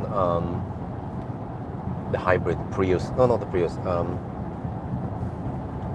Mirai. Mirai was actually kind of expensive. It was 600k NOK, right? And also that Hyundai had that one. I never tried it before. Maybe it's better. There was a Hyundai hybrid. The Hyundai hydrogen. Don't remember what the heck it was called again. Some SUV. But they are not cheap. They are still 500-600k NOK in Norway. And for 600k, 650k, you can get a nice EV today, brand spanking new. Or even you go for a second hand, like 1-2 year old. They have dropped 30-40% in price. And you can get possibly longer range than than hydrogen. Yeah, I think I should make a rant about hydrogen on this trip. Try to pick a stretch that is not too boring, right? I could pick the Norway stretch. Yeah, once I'm in Norway, so it doesn't become too repetitive. Because the hydrogen prices are still high.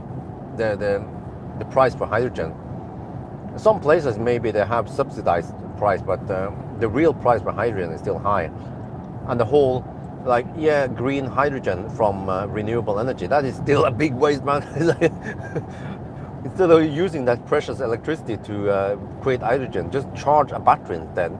You can get sodium battery or LFP, like the 48 volt LFP batteries are getting cheaper and cheaper. Solar are getting cheaper. You can just charge a car instead. You can even just buy, if you have space, you can just buy, yeah, 6 times, yeah, it's something like that. You can just buy another shitty car that can just suck away some, like, if for me who had space, or for people who have space, you can buy a second car. It's actually very nice to have a second car if you have space for it, because then you have more flexibility.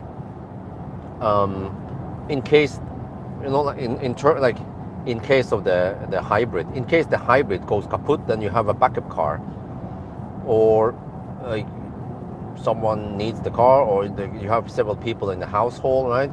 Or you can, and also even if you are alone, you can drive one car while the other car is home charging on cheap solar, for example, or whatever, right? Or cheap spot price. So this is, actually having 2 cars is always an advantage over 1 car. Okay, you have to pay extra for insurance and all that, but you're basically spreading the distance between 2 cars anyway, right? So,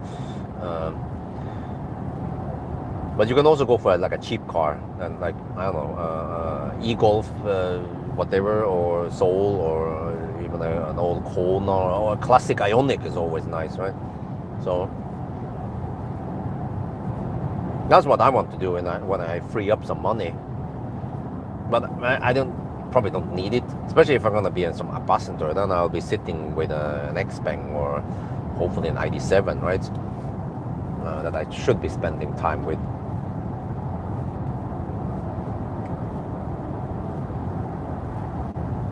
Well, yeah, but you know, either you go for like a pure system with only one drivetrain, or at least something robust that doesn't go kaput.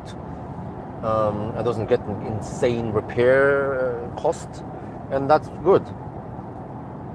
And then stick with it. Or you just go electric.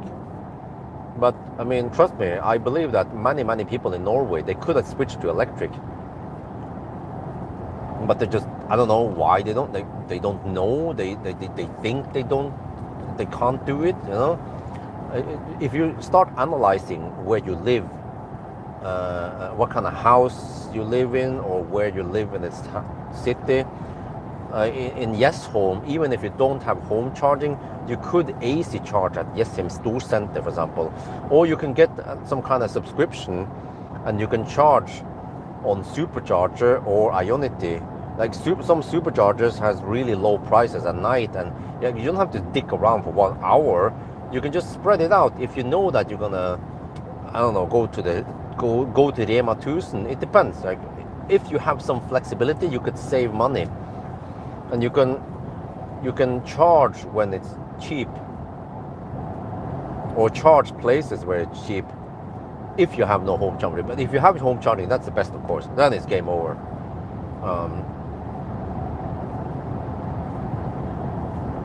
But yeah, I should make a 4K podcast about hydrogen, why hydrogen is useless, even for trucks or commercial. Like, oh shit, I get smacked in my face. But like, even Oslo gave up hydrogen. They tried hydrogen trucks, hydrogen buses, but they gave up on it. It was just too expensive, too unreliable, and the battery buses works way better. And the kind of scandal they had a few years ago, it was just due to some incompetence and poor decisions Not in the. It was not because of the the buses themselves. Actually, it was partly because of some of the charging hardware and the bus kind of software. But the buses themselves, as long as they were designed properly, they wouldn't have any problems. So what I heard was that some of the buses, they some of the Chinese buses, not surprisingly for me, they're kind of poorly programmed. Once they finish charging, they kind of unlock the charge port, and then when they try to preheat in the morning, they cannot pull from the plug again. So they would preheat from the battery and be like, big face palm. How the heck is it possible to even just design a truck, a bus to be like that? But it doesn't surprise me. I've seen it all with Chinese cars, how poorly designed they are compared to a Tesla. But even this Mercedes will pull from the plug while it was fully charged. I saw it. It pulled initially 3 kilowatt and then dial down to 1 kilowatt. This is how it should be. This is how Tesla designed the car's software already in 2014 to pull from the plug. But okay, whatever. Yeah, I would say that in most developed countries there is no need to use hydrogen trucks or hydrogen buses. The BEV heavy duty is already good enough, and the charging standard is already there, and it doesn't even have to be MCS. They could even charge on 400 kilowatt. Okay, stay away from Amphenol. But as long as it's some kind of liquid cool or Phoenix contact, then you can pump 400 kilowatt for a long time, and you'll be restricted by the resting time on your trucker business anyway.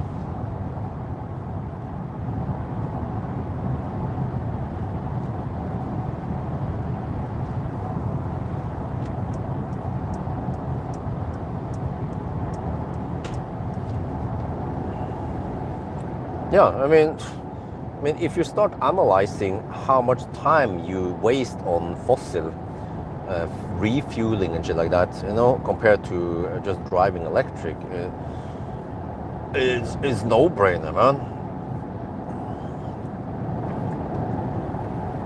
And I mean, I've been there since the start. Well, trust me, I've been. I started the electric journey already from 2013, and back then fast chargers were 50 kilowatt or less, and they were quite scarce. And well, we had some AC charging, but that was way too slow. Even 22 kilowatt was too slow. But just fast forward, when 2013. Wait, that was only 2013, and that's only 13 years. But only in 13 years, things have developed so fast. There's just 10 times, 100 times more fast chargers on the same stretch, and way faster charging, way better range, way better design of the cars, and way better winter performance, for example, with the heat scavenging and the heat pump,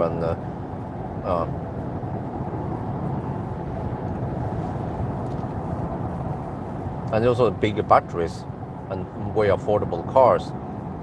So I mean, back then Tesla were kind of expensive.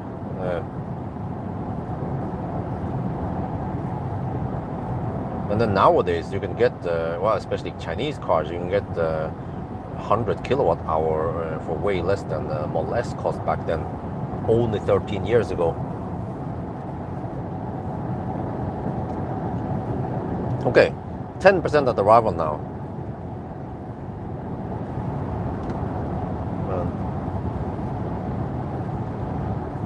Was that a damn Volvo again? Yeah, flashing the lights in my face. Damn Volvos.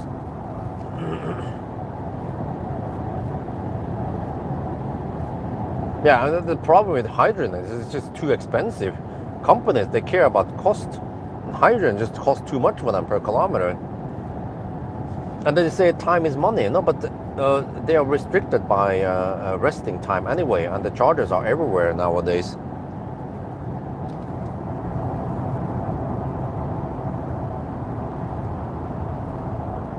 Yeah, well, even nowadays, I still see some videos and stuff in my feed about people that say that they drive fossil because it feels alive. Well, you're burning dinosaur juice. No, but I think they're starting to run out of arguments because 10 years ago or 5 years ago, they'd be like, yeah, but it has more range. The refueling time is short. But nowadays, it's like, okay, 10 to 80% in 10 minutes.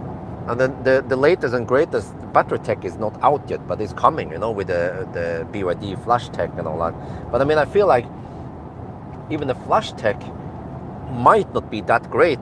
I mean, don't want to svartmal BYD or anything, but I've seen it that BYD might not have the greatest engineering behind everything. So, but I think once Geely comes out with their shit, and also maybe Tesla, and also the Germans are coming, yeah, and Xpeng and all those other brands, then, you know, there will be good stuff. Okay, now I start getting flashed at for some reason over hilltops.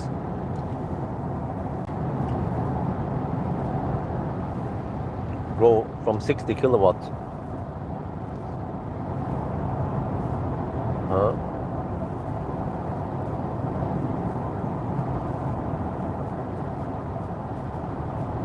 Okay. No, 300 kilo. Okay, 160. Okay, yeah, nice. Okay, let me see. I need to pay attention now. Do we stop at the Varberg or do we go to Himle?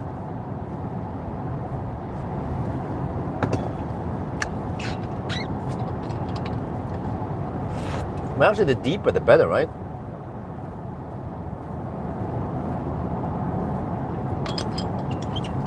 We should at least go to Himle. But can we make it to Falkenberg? I haven't tested if the car will punish me or not, but I think it shouldn't because it's a German car. Always go deep. Okay.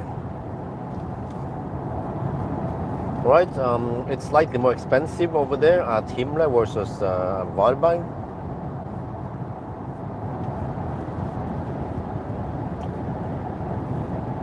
But the iX3 had tailwind and they made it all the way to Falkenberg. But I don't think this car can make it there because I have 14% now. Yeah, okay, there's no way I'm gonna go to Falkenberg.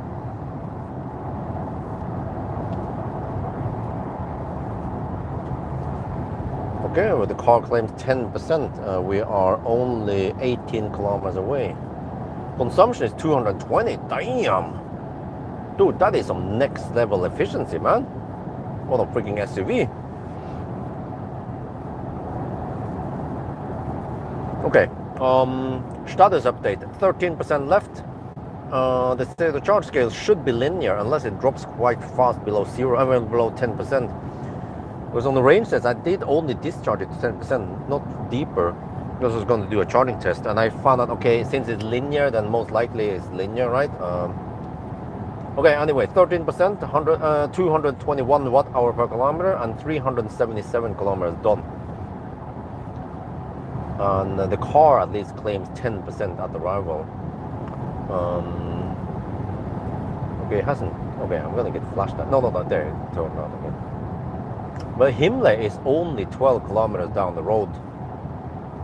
So if I assume 250 consumption, the high-speed stretch, then 3 kilowatt hour extra. But dude, that annoying car must be a Volvo. Yeah. I didn't turn on the lights yet. Let me see. Nope, it was a Tesla Model 3. Shit.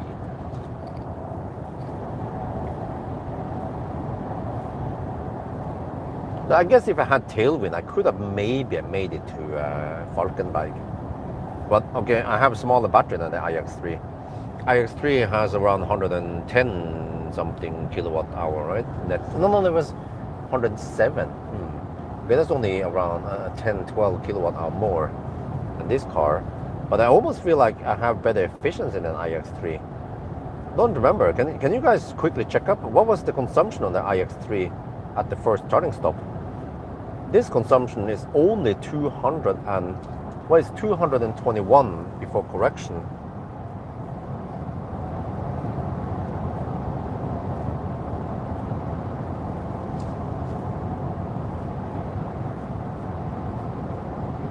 (1.2% error).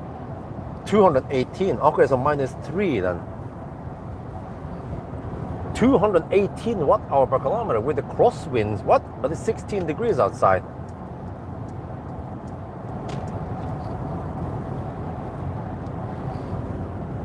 It's the second gear.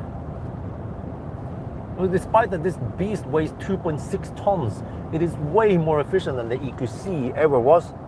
EQC was quite thirsty. And this is way better than the EQC.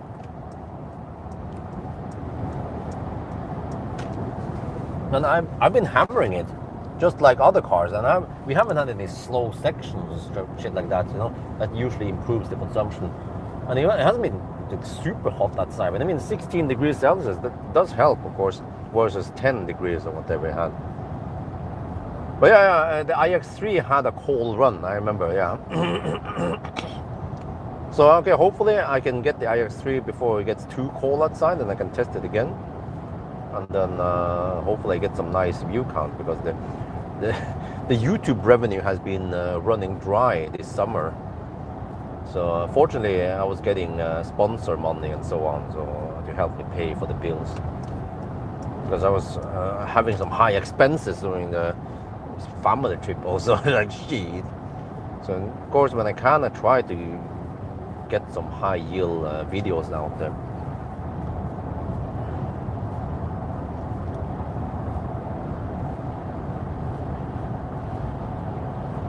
Okay, we're down to 11%. Wait, car is not very accurate, right? We're down to 11% and I'm still 9.6 kilometers away. Okay, we're not gonna ride with 10% then.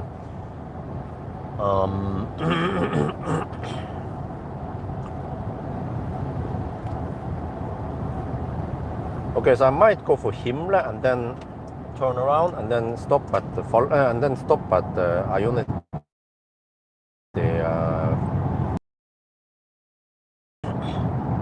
At Pawel.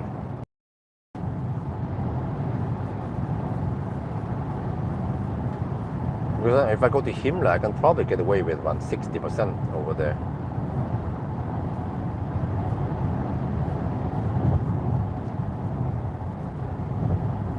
The worst case, I could bail out at Himmler also, if I suddenly realize that I miscalculated. But yeah, 60-65%, that's plenty. I will only have around 12 minutes stop.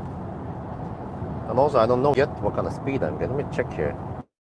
I have to go to the charger stats now, charger screen. It claims 351 kilowatts. Battery information, 28 degrees Celsius, all right. And we are 6.7 kilometers away. But we're okay, we're at 11% now. Not sure if I see the power limit yet. I think we still have 100% power.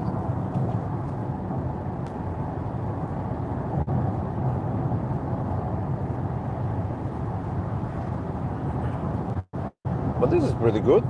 On full charge, you can go 400 kilometers. Damn. So it means that on 50%, you can roundabout go 200 kilometers. Yeah. So I can usually get away by charging to around 60%. And it's linear, so that's good. And I can probably also go deep without any penalties. So yeah, many Chinese cars, I kind of need to have around 10% margin. But here, we could, like, doesn't matter. I can go down to 2% possibly and then get full speed. We're already at 10%. Now the car says 9% at arrival. Okay. Well, I should recalculate and go for, let me see, UK Q8 instead. We do this. Tap here to... No. Can you just stop that? No. No, the thing is blocking my search. There, where to? UK Q8.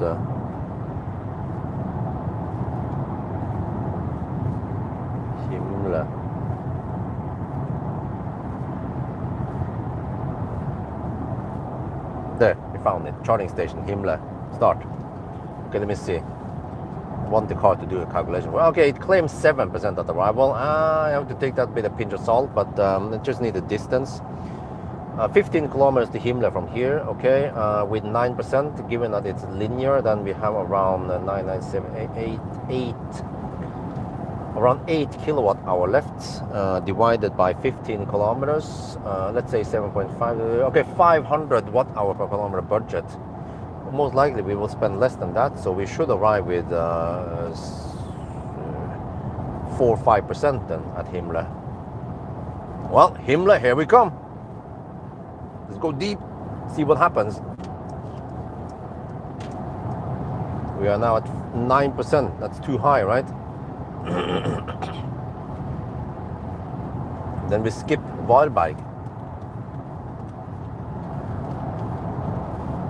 Here comes the high-speed stretch. Let's go schnell.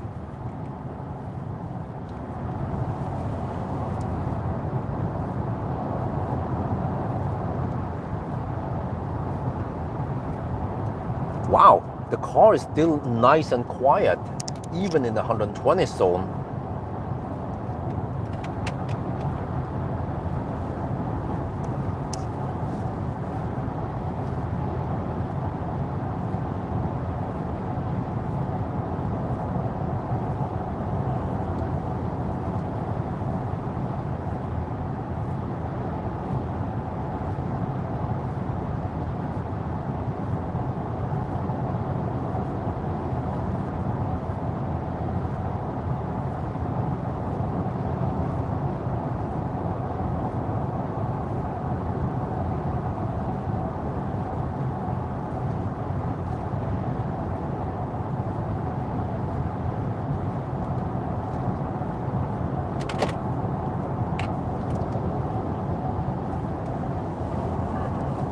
Okay, let me see. Need to get ready now to prepare.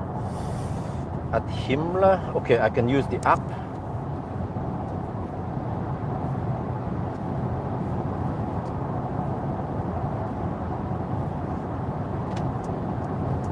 Need to change lane in time because I'm approaching the truck's schnell now.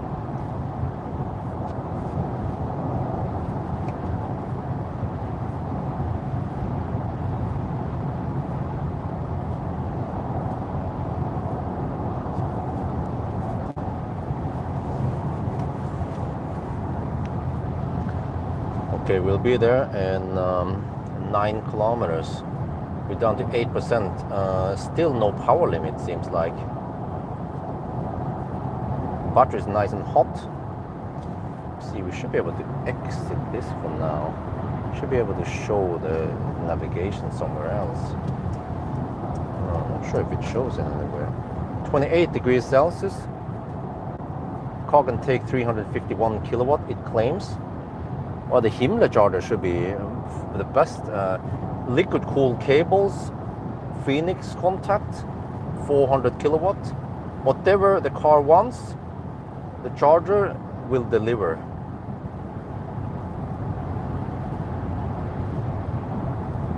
Oh, Falkenberg. Okay, let me check here.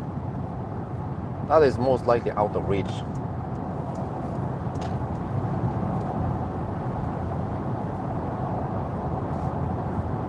There's still some distance to go to Falkenberg from here.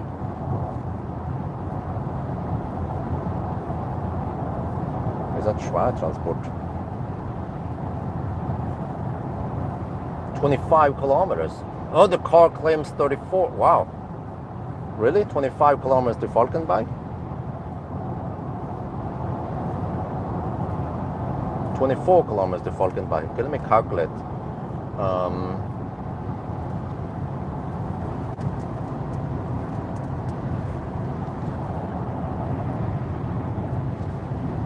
Okay, let me just input. No, see, I have to hurry. No, can you just... Car is being annoying now. 7%.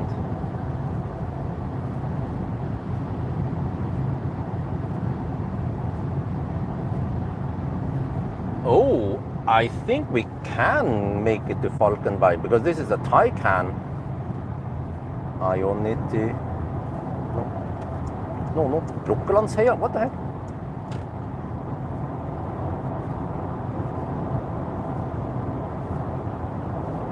Ionity Falkenberg. What does the car say? No, and then it wants to add some charging stops and shit because, yeah, because okay.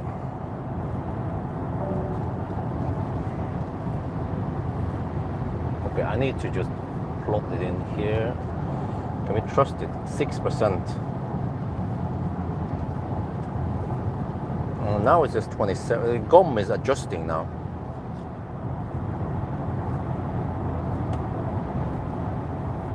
But the consumption is suddenly going higher. I need to, 21 kilometers left. I'm not sure if I can trust this. 21 kilometers, 6% left. Say 5% then. 4.7 kilowatt hour. Oh, it might be kind of tight.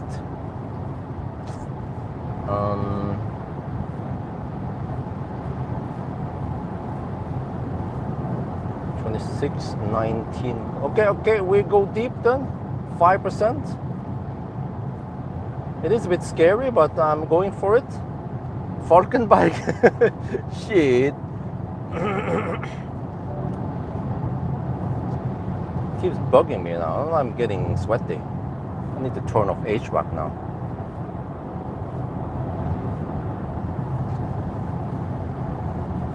$18 kilometers, 24 in GOM, but GOM keeps dropping now, 5%. Don't have any power limit yet.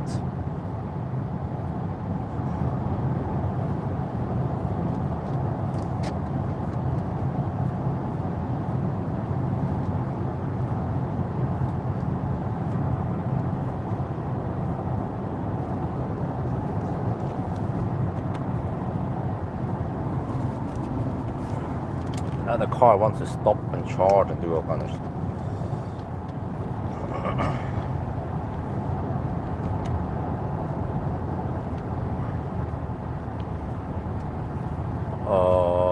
We just passed Varberg and then we also passed Himle and I'm down to 5%. Oh shit! I have 24 kilometers on GOM, but we are now going for Falkenberg. We are 16 kilometers away from Falkenberg. Dude, it seems like this car is really efficient at high speed. It's unbelievable.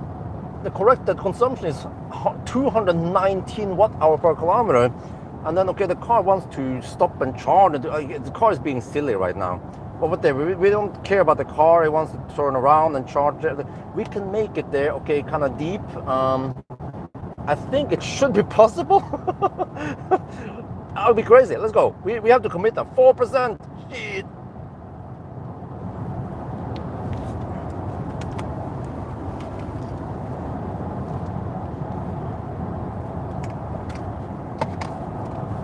Okay, I have to get the Nano ready here.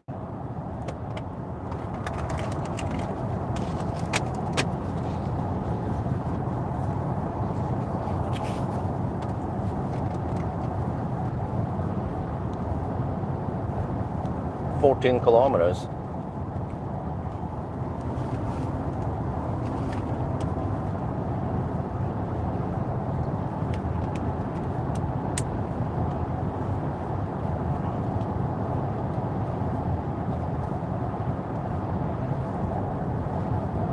Okay, 21 kilometers on GOM, 13 kilometers to go, 4% left. We are hammering in the high-speed stretch. Keeps bugging me about the low battery, but okay, man, what am I supposed to do, right?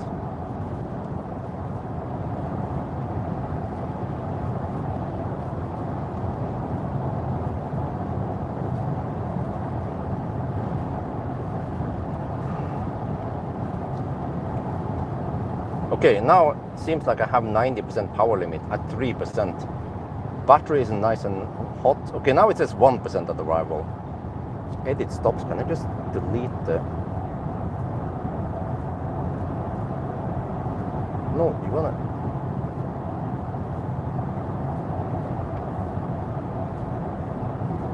Man, the car is stupid, man. Can you just. Okay, whatever. We can make it, I think, 3% now. We are 11 kilometers away. That was another annoying Volvo. 3%, 80% power limit. We are 10 kilometers away. We're actually gonna reach the noisy part before we reach. Okay. Oh, I almost forgot. I need to record this part then.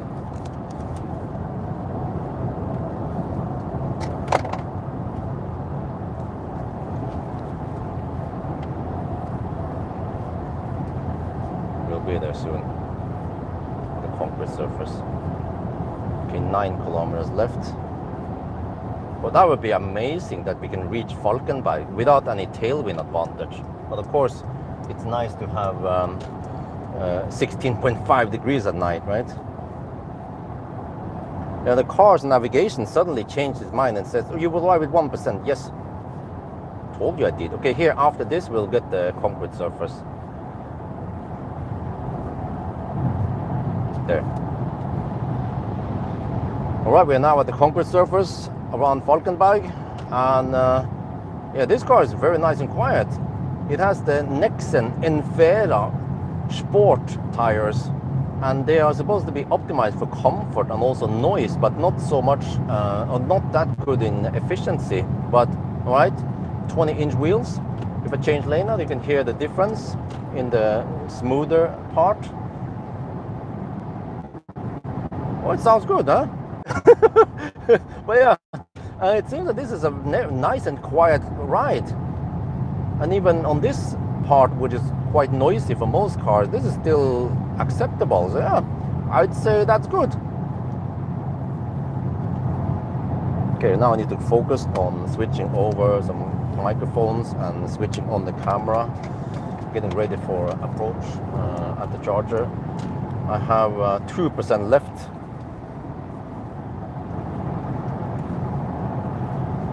And we are 5 kilometers away.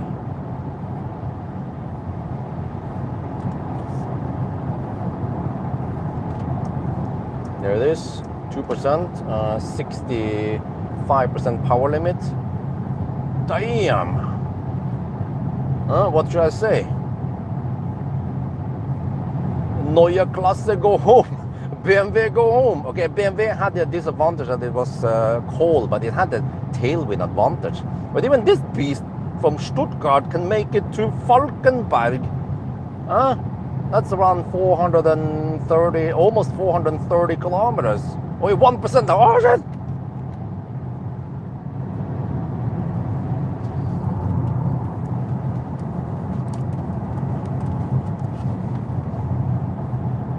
We should be saved by the well soon.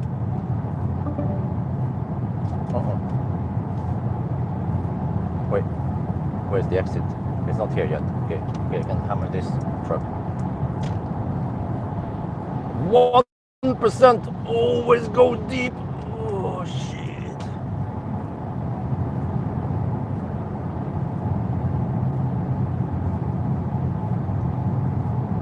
Uh-oh. Okay. Just record it now. Just gonna keep the camera rolling just in case something happens. Okay, ก็ตัดที่มันไม่ค่อยตื่นเต้นนะ We have 1%. There's the exit. 1%. I have 50% power limit. I'm not sure if you can see it here in the camera. We're gonna exit now. 1%. Oh shit, dude. We went almost 430 kilometers in one go on the autobahn. Holy macaroni. Wait, okay, now we're stuck behind this dude. Okay. I think I should be able to make it, right? It's not going to stop with 1% or right at 0%. There should be a little buffer here, just with other Mercedes also. So yeah, let me check something here. Okay, since we are kind of slow anyway. Wait, no, wrong way. Here. It's kind of not logic placed here. the car claims 351 kilowatt, and then battery status is 31 degrees Celsius. Oh, let's hope we don't get any rapid gate. Okay, alles gut. If you go back here again, we still have power, 1%, 50% power, 5 kilometers on GOM. Look at this. Not many cars can make it all the way here. Most cars, they have to stop at Spekkerud after around 300 kilometers. Some cars can make it to Varberg, almost 400 kilometers. And then the top 1% can make it all the way here, like the BMW iX3 Neue Klasse. But this beast from Stuttgart could also make it here. It's game over now. It is game over now. Yeah, look at this. Looks like a spaceship. Yeah, sorry, there's some bottles rolling around in the back there. Okay. Yeah, let's pull in somewhere. Charge port is on the right side. Where's the wrong side? Okay, okay.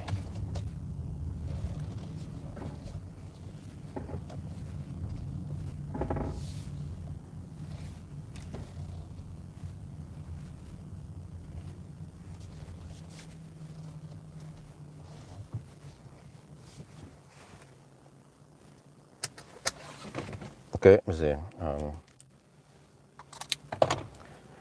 That's it. 222 watt-hour per kilometer, 425 kilometers, and 1% left. Falkenberg. See, I need to quickly check here. I need to write down some numbers here. I can just take a screenshot here. Oh shit. But then I need the exact distance. 425.3, okay.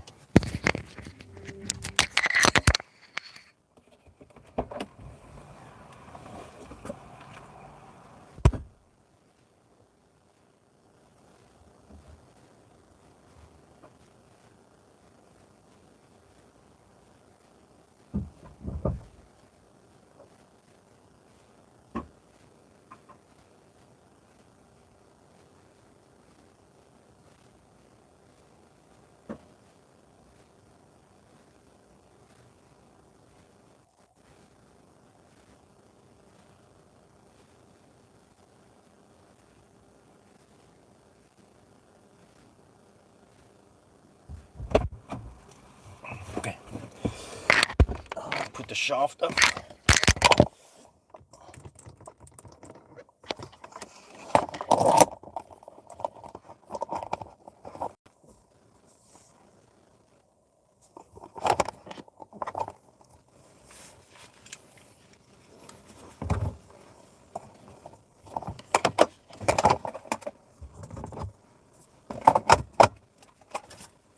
Oh!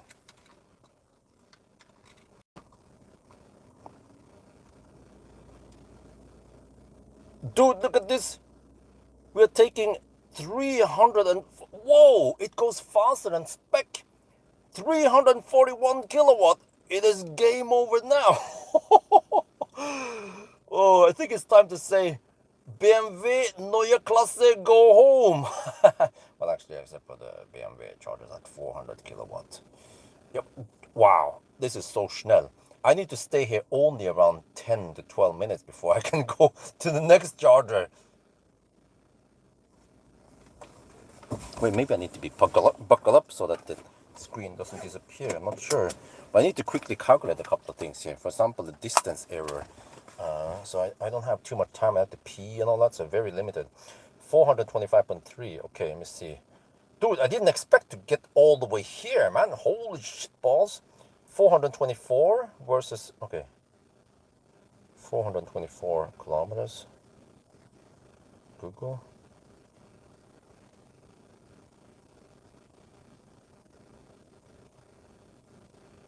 Wait, oh, it's over. Wait, huh? Yeah, 424. This, hey, it's over reporting. Oh, I see. Well, I was wrong then. Double check here. Yeah. It looks correct. What about this part here, very end? Yep. Wait.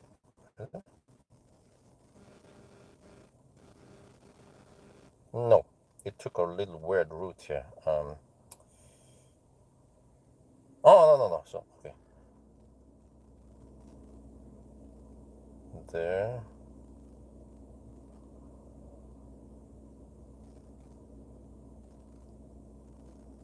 $425 kilometers. Oh, it's spot on then. Okay. I think it was a measurement error before, but I now measured it to be spot on. 425.3 reported and 425 according to Google Maps. Okay, so I've done that part. Let me double check the route that it hasn't done any weird stuff. Okay, alright. Yeah, it looks correct. Okay, and now I need to pee and then quickly, yeah, to check something. Yeah.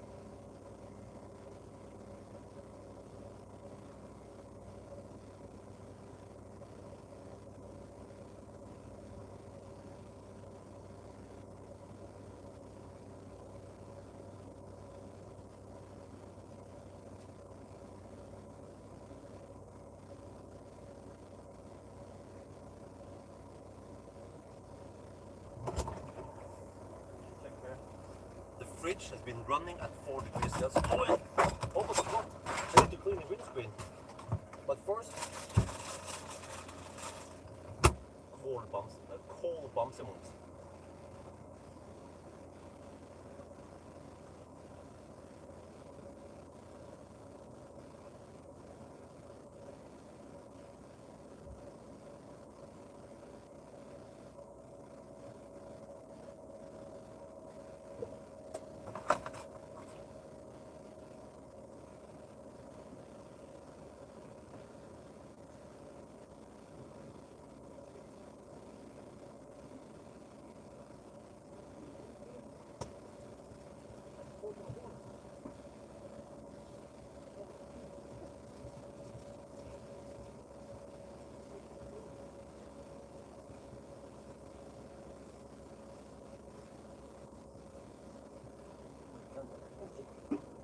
Green and black. Oh, okay.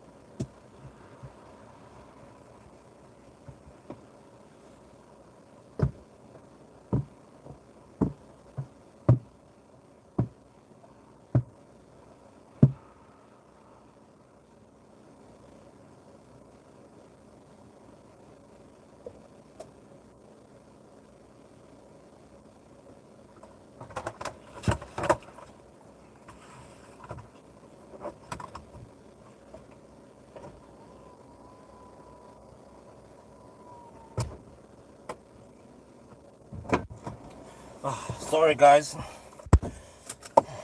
Freaking dinosaur software, man. Sorry, I had to pee and then okay, this is just like stop it after 1 minute. I just have to go out and film this stuff here.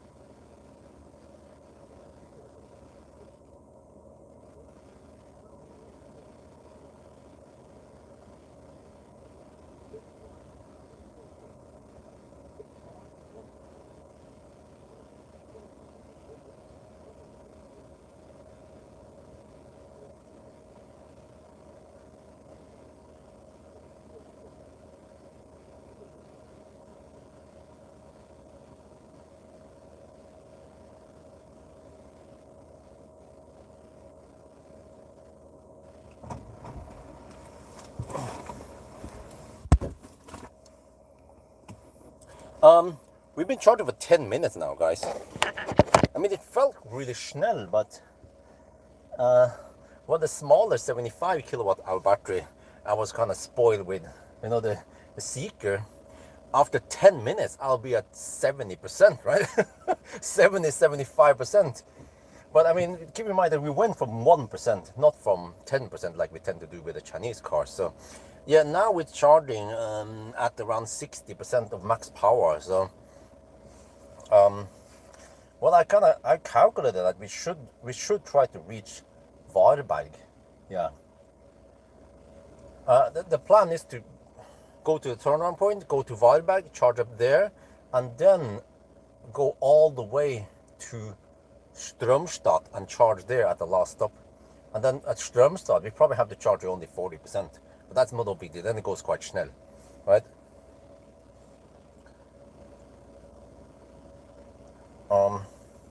So I estimated that we need only 46.5%. So in case, okay, so I'm aiming for Varberg. So if in case I miscalculate, no big deal. We can bail out at Falkenberg even, or Himmler. Yeah. But I think we need to charge to around 50% only, and then we go. Yeah. So my target reach, did I navigate somewhere? What? Okay. How hot is the battery now? Let's see, if I go here, if I go, I have to go here and then here. Battery info. 52 degrees? Okay. That's kind of hot, isn't it? But okay, not that hot.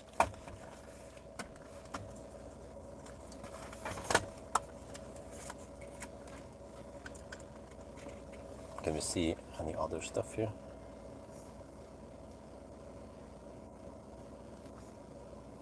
Okay, if I go, where's the other charging screen? Okay.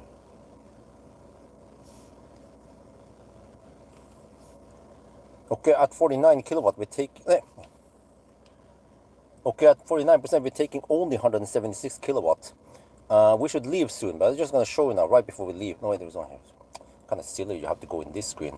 But here, when you go to the battery information, the battery is at 52 degrees Celsius. It's not that hot. I think once it hits 60 degrees, or at least 55, it should rapid gate. So it means that there's probably no rapid gate going on now. Okay, guys, I need to get ready to leave. gonna have the since last charge up now from reset from charging. Okay. It's crazy, but we need to go to only 50-ish%. And that should be enough for wild bike. Because, yeah, okay, we don't need to go to, yeah. We're taking only half the max speed now, which indicates that we should leave.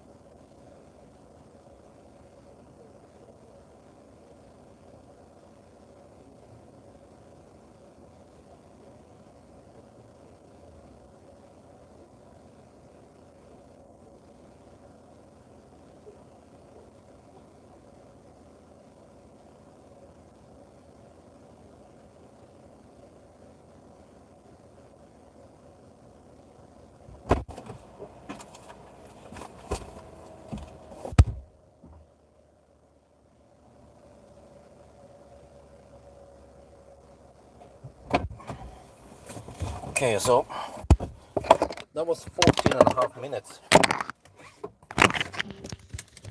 Oh, can you just go? Okay, now it's like ding ding ding ding. Okay, have to disable this and this. Okay, and then we get on the road. And then, yeah, maybe I should bring out the.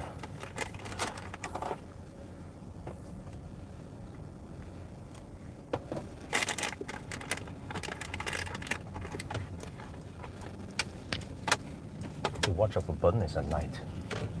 The bunny. That was 14.5 hour charging stop. You see, we already know that we cannot beat Seeker because, okay, still consumes slightly more than the Seeker, but it doesn't charge as fast as Seeker. So, Seeker 7X, I mean, even the golden battery. So it was kind of like, I was used to Seeker, right? And I saw that, oh, after 9 minutes, we are at 38% only. You know, like Seeker after 9 minutes would be at 70% by now. That is the difference between Deutsche Autos and Chinese Autos.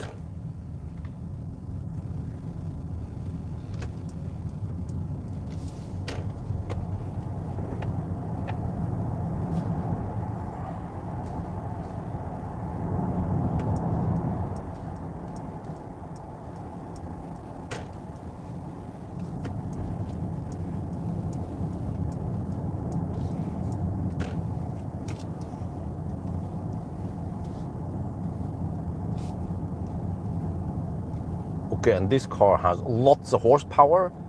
How much was it again? Almost 500 and 800 Newton meter torque. We need to test that. Oh, but it's 2.6 ton beast. Oh, there, it changed gear. I can feel it. Freaking beast from Stuttgart, man. Shit. But it's comfy. Yeah, okay. Yeah, it's nice and comfy, huh? Put the car in cruise control. I don't have auto steer, because that's extra you have to pay for 860k Nook car. So I only have the emergency lane thingy and then adaptive cruise control. But then, wow, the car looks like a spaceship, huh? Nice, nice indeed.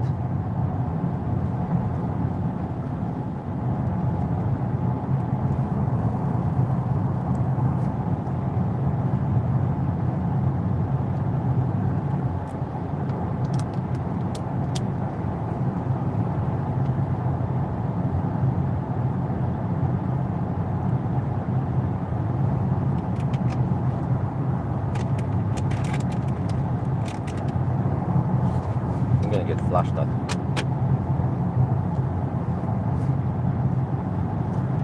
Okay, anyway, guys, yeah, So if the Seeker, this car has the advantage that it could go quite far, yeah. Unlike the Seeker, Seeker had to stop at Kongalv already, so it has shorter range. Yeah, so that's the crazy part with this car. I remember I checked according to the range test, it matches. We have versus the 7 GT core, we have very similar consumption, slightly higher consumption, but then a lot bigger battery. So that's why we have I don't remember now, maybe 20% more range, right? so we can actually go quite far, which is an advantage. We get like the first leg advantage before we need to charge. But then on each charge, we still need to spend some time. The Seeker got away with only 35 minutes or so charging time. Well, only on our first session here, we spend almost 15 minutes. And the second session will also be around 15 minutes. And then it's only on the third session that we might get away with around, 10 minutes. So it might be around 40 minutes. So, yeah. So that should point towards that it will be a 9-hour run, and then the Seeker was a 8:55.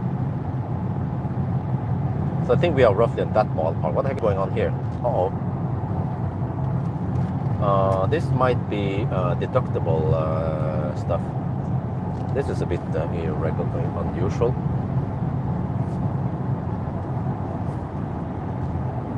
Wait, what the heck is this? E6 avstang. Oh shit! Did they close E6 or is it? No. It's later. Yeah. Okay, it's a slowdown. Fortunately, okay. Just have to count the distance and time and so on, and calculate the delay. Oh shit! We're stuck behind a Norwegian Leaf. Holy macaroni! It's going slow. Okay, let me see. Okay, guys, please help me. 9 kilometers, and time is 18. Yeah, 2:18. I can get more accurate in. Yeah. Okay. Yeah. Oh, okay. This is a short one. All right, good. No, I can feel it when it changes gear. Okay, there is some delay, and then. Okay, I just overcompensate by going a little bit faster, 1 kilometers per hour faster.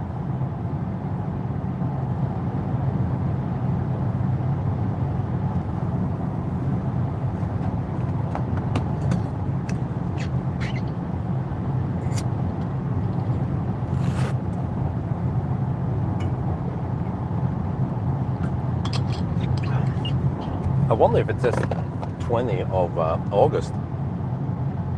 But that would not be on a Friday night. It'd be a weekday. It'd be 12 days from now. I saw 20 something.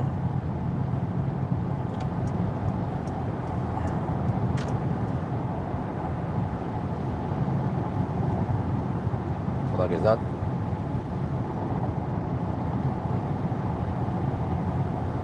Some van, some fossil van. It's kaputt.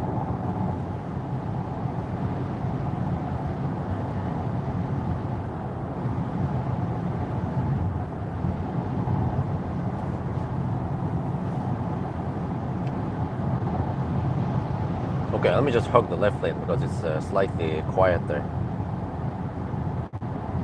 But it's nice and quiet here, even on the noisy surface.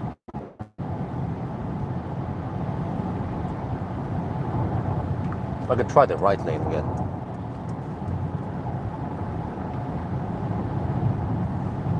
Yeah, even the right lane is not that noisy. Wow, very impressive, huh? Very impressive indeed. So that's good because in general, many of the more expensive Mercedes, they are very quiet. I remember when I measured EQS and EQE, they were really quiet. Also EQC, of course.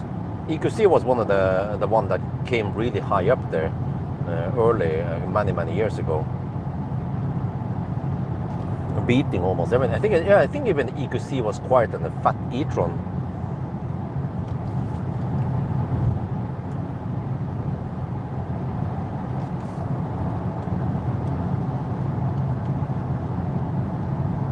Well, slightly more traffic than normal. Normally, 2 at night, it should be very empty here. So I guess there's still some leftover traffic from vacation. Could be people, the leftover people traveling home, right?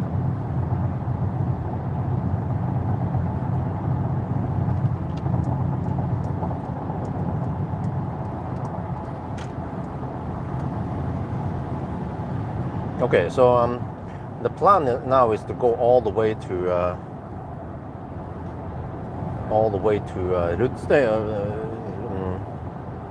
Hollandsåsen, and then turn around and then go to Varberg.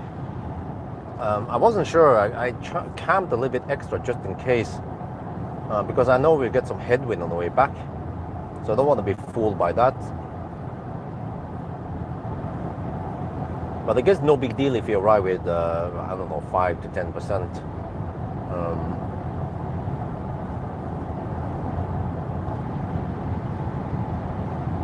But we kind of need to stop at Varberg, because next stop would be Circle K, Kungsbacka. No, you don't want to go there. Trust me. It is shite. Yeah, 11! Yeah.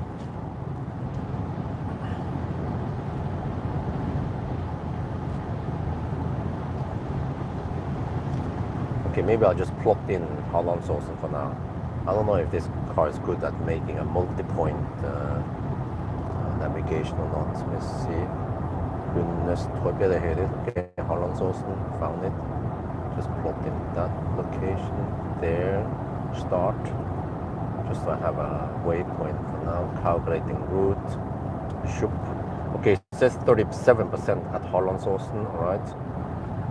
Then I have plenty of options to stop at, okay. I think I just want to try to go for, yeah, this car should be capable of going to, going around 200 kilometers.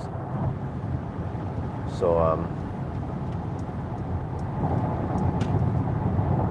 but I mean, it felt kind of slow, 50 minutes. So in general, once the charging speed drops to half of the max speed, then it's time to leave.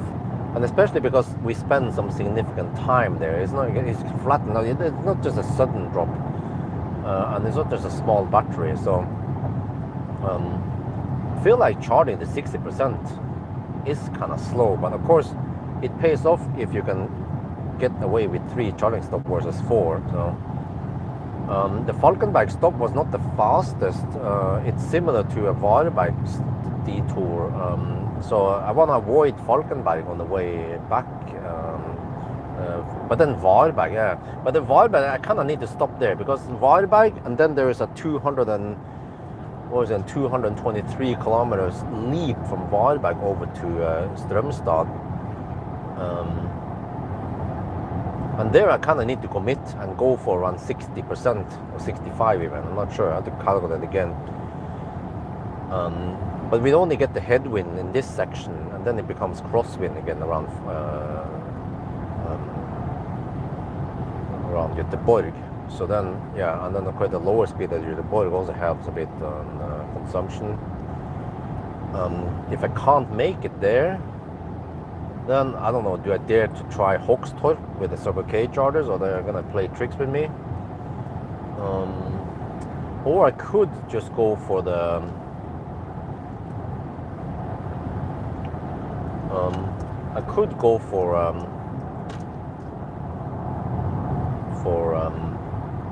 Uddevalla. But then this car doesn't charge to 80% that fast. So then I feel like I need to charge to no more than 65% only. That would take around 20 something minutes, at least from 0% or 1% like I had.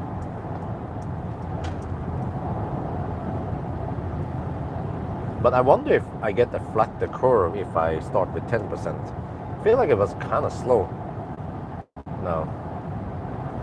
So it might not have been okay, you don't get punished by going 1%, but it's more like the average speed is still the same if you go 1% or if you go 10%, right? I need to check the charging curve when I recorded. No, that must be a Volvo or a Tesla. It was annoying how slow it turned down the lights. That was a BMW. Okay. Oh, okay. The noisy concrete is gone. Okay, so we are hopefully still looking for a 9-hour run. So the advantage with this car is that it has good range and it can go far. The first leg.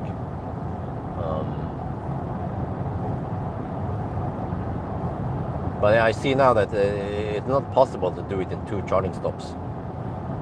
Well, I mean, it is possible, but it's going to be a disadvantage. Well, there was another sign there, outstand something. I did pay attention to those signs. They're going to close the road to do some stuff, but hopefully in the weekdays, not weekends. And I want to avoid doing the challenge on weekdays. I think I should even endure some rain. If it's not like pouring rain throughout the whole challenge, then it'll still be okay. Like 40% rain, I think that's still acceptable. Because these weekend runs are so nice, but I have the flexibility to either go Friday night or Saturday night.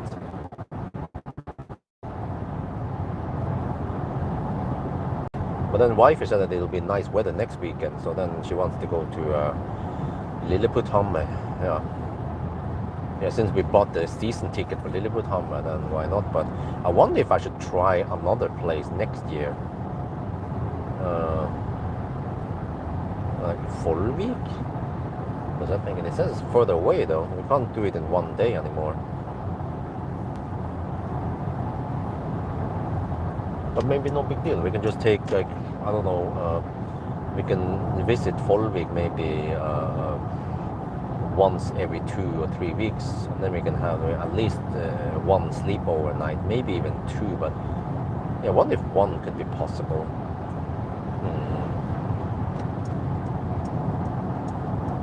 Just to save some money. I don't want to burn too much money. Maybe we should do the whole, like, full experience with Folvik, with the playing in this water plus the picnic experience with barbecuing. I feel like the high beams are on. No, they're not on. Otherwise, you would have flashed at me by now. Okay, they're not on. But yeah, I've been flashed at, but not that many times.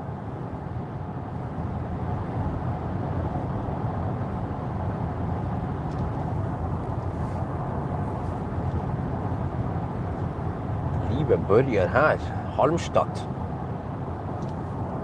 Okay, wait, did the chat get bugged? I think it got bugged. Let me restart.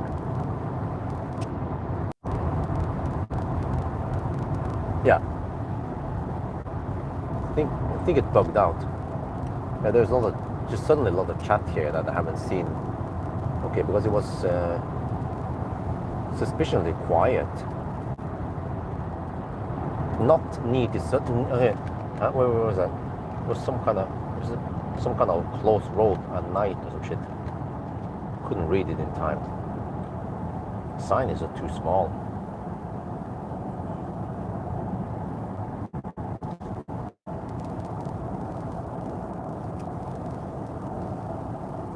Okay, let me see.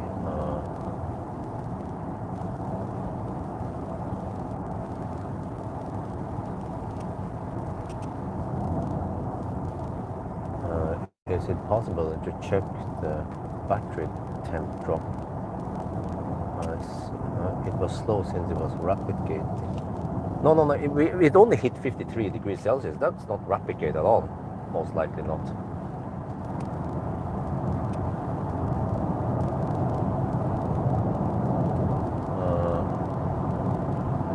Reaches high speed. Okay, but whatever. I mean, it's likely that you might arrive at the Varberg with 10%. So then we can see then what happens if I charge with 10%. Because okay, guys, if you guys have the possibility, because you're not driving a car at night, unlike me. Rapid gate point at 50. Okay, please go to my charging curve. I have put the curve there. Wait, I think I did right, didn't I? Wait, did it? Now I don't remember if I put the curve there or not.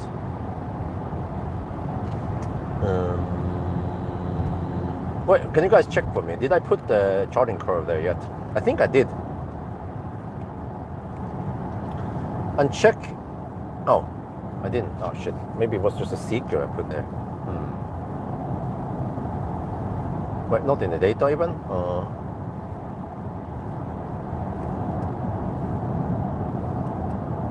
Oh, I think I didn't have time to punch it in yet. It's there. Oh, okay. Oh, okay. So you compare my 10% charging session, right, versus this. Okay. So, so was it charging? Huh?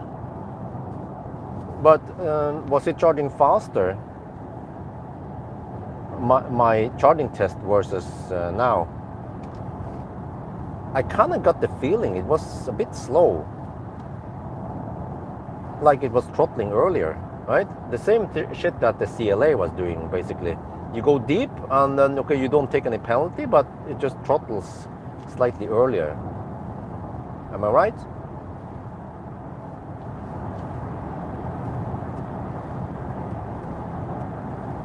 In that case, it should mean that we can just arrive with 10%, no big deal. And this, I mean, okay, first run is more like, okay, you just want to show what the car is capable of doing, and it could drive quite far. But at least I measured 0% error, or it was like 425.3 kilometers versus 425 on Google. So that's pretty much German precision, yeah.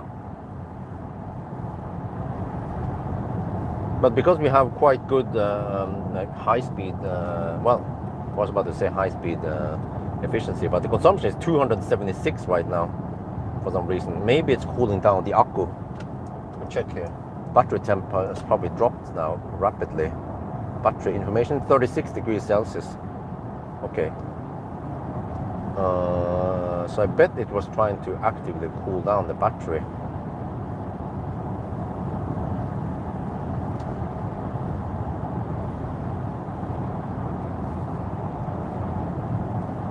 That might be why the consumption is slightly higher now. Okay. I think it wants to cool it down to around 25, 28 degrees.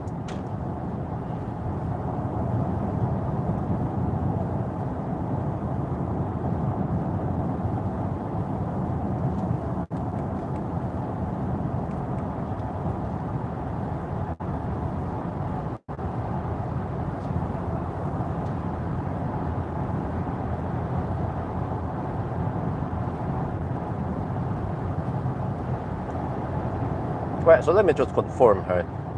Did I already input this charging session of the GLC in the spreadsheet or not?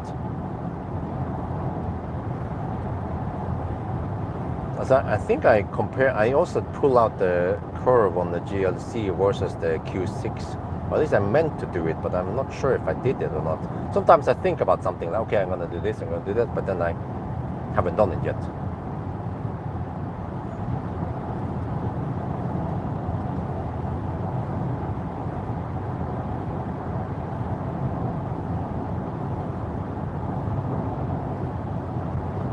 Okay, I don't know what you guys are talking about, but I'm talking about the charging curve spreadsheet where I have all the charging data there. I did a charging session from 10 to 100% there. So then that is from 10%.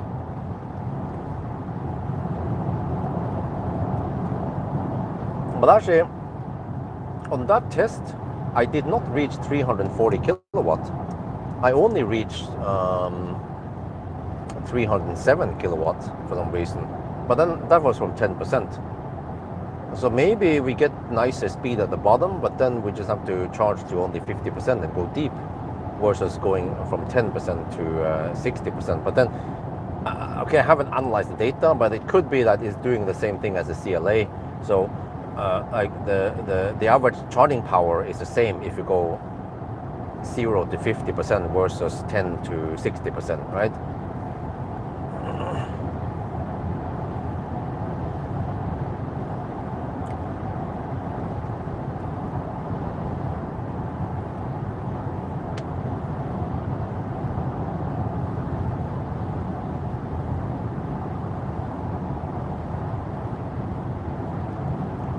Not 35% at the ramp down, but okay. Well, I was counting on kind of high consumption, and it seems like the consumption is higher than I expected. I was counting around 250, but we are hovering at 278 right now. And earlier I claimed 1.2% underreporting, but it seems like it's 0%. Gemini, connect to your spreadsheet, huh? Okay. And then we're supposed to have some tailwind, which means that we'll get the headwind soon. Well, I can always bail out at Falkenberg, right? Or Himmler. Yeah. Okay, but if I need to bail out at Falkenberg, then what?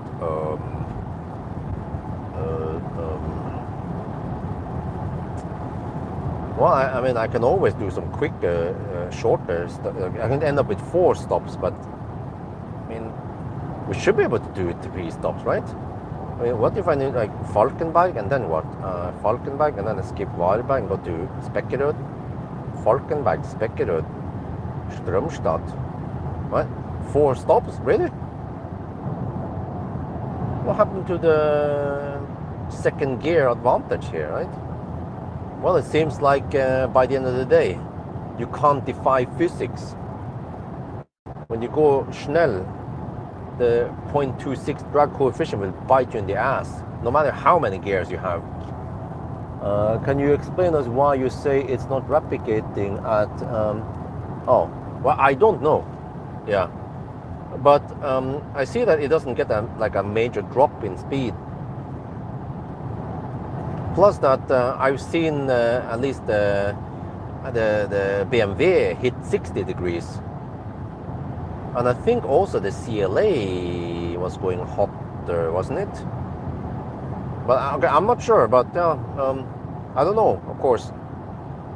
But I mean, okay, does it rapid gate, really? A modern 800 volt car, 800 volt hyped up car. Rapid gates? Really? I had HVAC off. It was 16 degrees outside. It's 17 degrees now.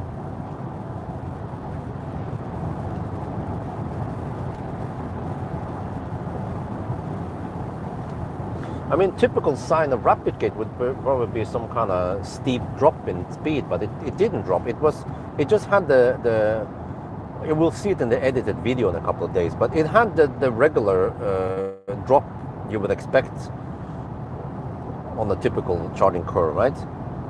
It doesn't have the flat e-tron curve, a flat e-tron. It has more like the Tesla curve, you know, kind of. But it's just that it's higher kilowatt or higher C rate than the Tesla.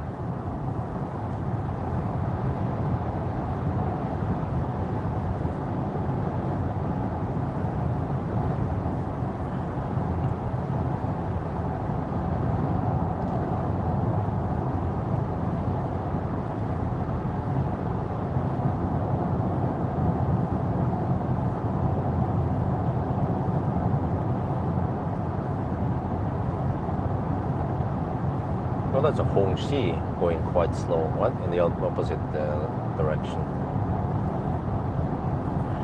Wow, consumption is 277 watt-hour per kilometer now. Uh-oh. Really? Well, this is where drag coefficient matters, right?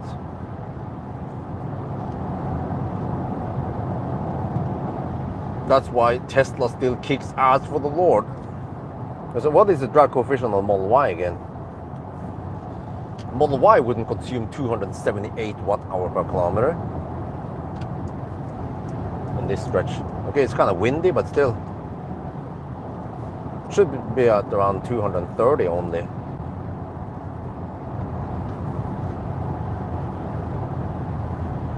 but we actually have a rare case of elephant rennen at night.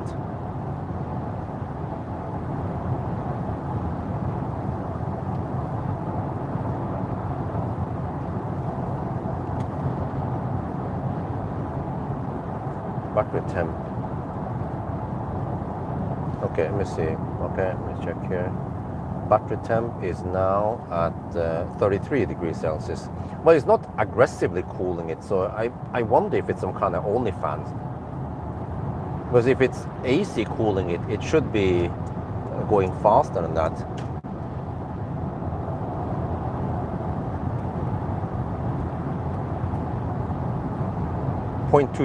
Damn! 0.22 on the Uniper. Holy shit, man. You see, Tesla, they know this shit. This is the problem still with many EVs, is that, okay, I mean, for you can hammer a Volvo XC90, whatever it's fossil or hybrid, but because you have gas stations everywhere and you just refuel, and people are saying that they get, like, they slurps in more than 10 liters per 100 kilometers. I mean, holy shit balls, that's a lot, man. Like, many modern diesels, they will consume only around 4 liters per 100 kilometers. So the freaking XC90 is just a thirsty beast, but who cares, because it just refuels in 3 minutes. But it matters for an EV. So, yeah, I don't know, man. It's 277 right now. It is a bit windy outside. That also affects it, but yeah, I mean, even today, even with fast charging cars and, you know, 800 volt architecture, you should not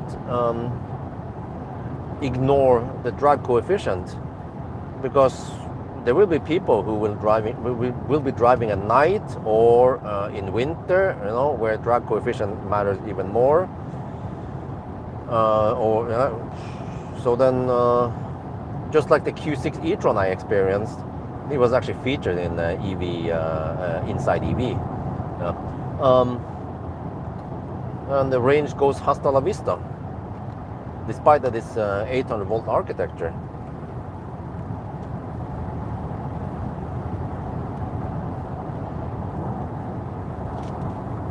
Okay, now I'm gonna end the thing here, and then I want to reserve state of... Huh? What the heck, man? What are you babbling about? Can you stop that shit? It's blocking the search bar. Okay, search for Ionity.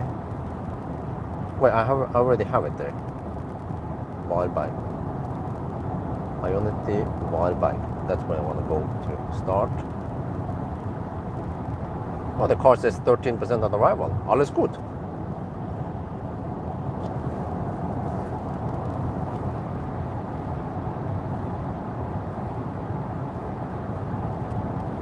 Yeah, but the iX3 charges faster. It hits 400 kilowatt, and it can still maintain 350 plus for a while. But it has a bigger battery. But it is actually cheaper than this car. So yeah, if you prioritize speed and range, then the iX3 is better. But it's just, I don't know, not so nice interior, and it's not that quiet in there. So, but I mean, supposedly iX3 is quite popular, from what I heard in the news. So okay. Ironically, people, they would sacrifice comfort and soundproofing to get better range. Lol. Why did people buy Tesla in the first place back in the days? Well, they went for them because of the good charging network and the range and the efficiency. And back then, like, what did you have? Fat e-tron and I-Pace, they were thirsty, and also EQC. Yeah, those were the early cars out there, and none of them were efficient at all. And even I-Pace was not charging very fast. Same with EQC, it was quite slow compared to Tesla. But EQC had a flat curve, but almost didn't matter because it was so thirsty. So that's why Tesla dominated for such a long time. And they also, since they made quite spacious cars, like even the Model S was remarkably spacious, people could get away with a sedan rather than an SUV until things gotten better, like with Model Y and so on.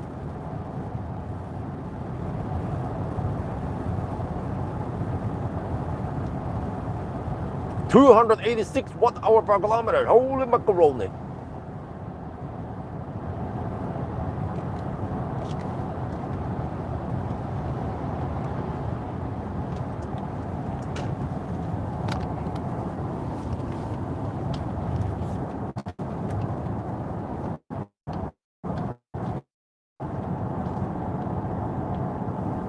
We are now at Hollandsåsen and Valkenberg. We have averaged 287 watt-hour per kilometer. Holy macaroni.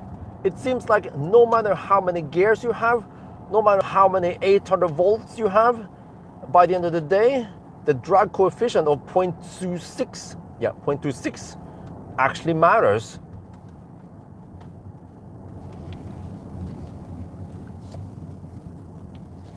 Okay, let me see. I'm going to turn on here. And then, as a comparison, Tesla, which is leading when it comes to efficiency, is 0.22 in the Model Y Uniper.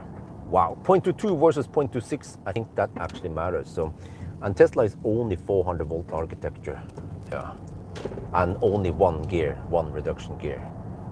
But I think out here at night it's 13 here, but it's actually 17 to 18 outside. It's crazy.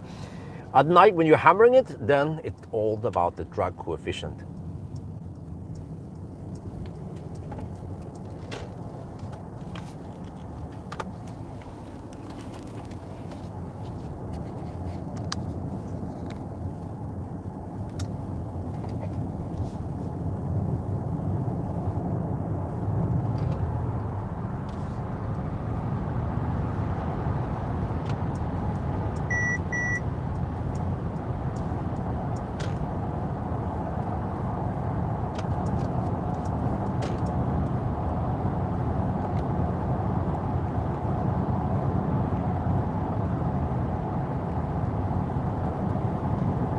Yeah, I can feel that they'll delay at around 110, 120 kilometers per hour where it changes gears. And then it becomes a little bit slow because it needs to clutch and do that shit. And then it gets a little extra jolt. Which means that the high speed acceleration to 200 kilometers per hour should be better, right, with the second gear. But it's like, well, not the first time I've seen a German auto have two gears. Taycan had it. I don't know, it seems like German engineering, they just want to try something different. 2 gears. Plaid is doing something different because it has 2 motors in the rear axle. And then supposedly they can go with a lower gear ratio, lower reduction gear, because they have plenty of torque already in the rear. So then the rear axle should be optimized for high speed. I wonder how it is with Plaid. I think maybe Plaid goes in the rear wheel drive at high speed to save energy.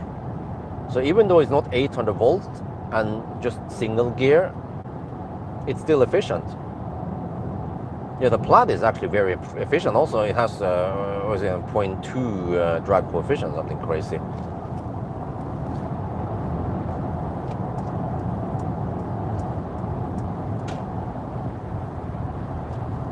How does consumption change after gear change? Well, I don't know. I don't know how to tell if we are in first or second gear anyway, because I don't have any RPM numbers here. Well, let me see. Do I have it in the info screen though? There is some kind of info screen somewhere here, right? Let me get it again.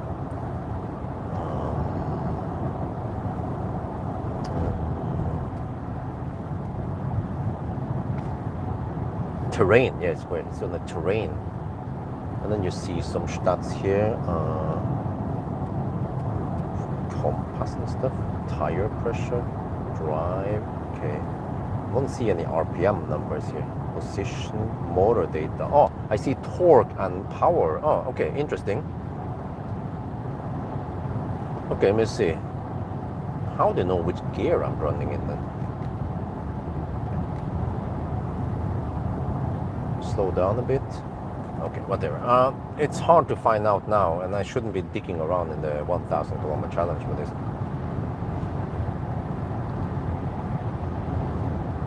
Let me see here. I'll just test the power. I can regen 200 kilowatt. Nice. Then when I floor it, I get 360 kilowatt power output. And then when I'm just cruising now, I'm pulling 50, no, it goes a bit up and down, 38 kilowatt, 41 kilowatt, 36, 40, 30, okay, now it's slowed down.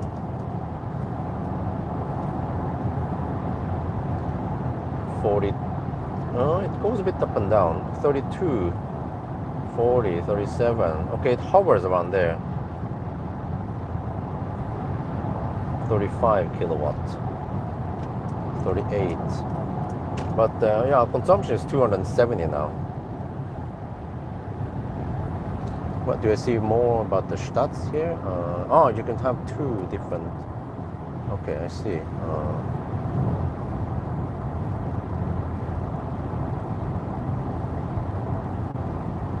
So it's running on the rear motor now only. Okay.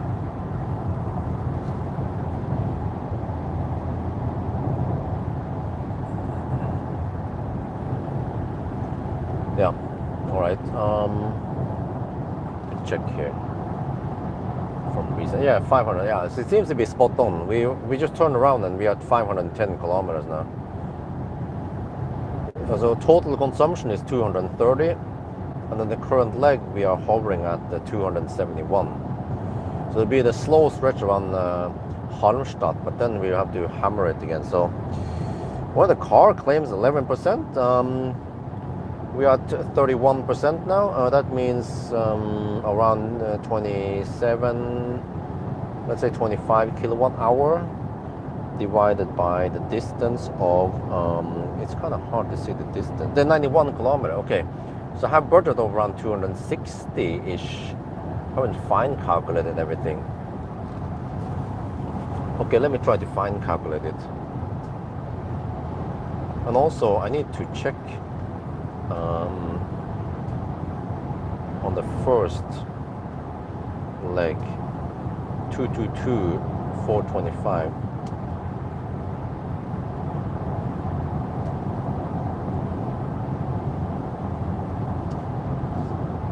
Oh, okay, yes. 95.4 kilowatt hour, at least 95 kilowatt hour net capacity has been confirmed again. All right, 30% now. Good thing is linear. Okay, so I have 28.5 kilowatt hour, and then we have to drive another 89 kilometers. I have budget of 320 watt hour per kilometer. All right, I'm quite confident we can make it to Varberg. It might be 5%, but at least it shouldn't be 1%. And then we can see if we get a slightly flatter curve this time. So I remember around 170 kilowatt, 160, 170 kilowatt at 50-ish percent.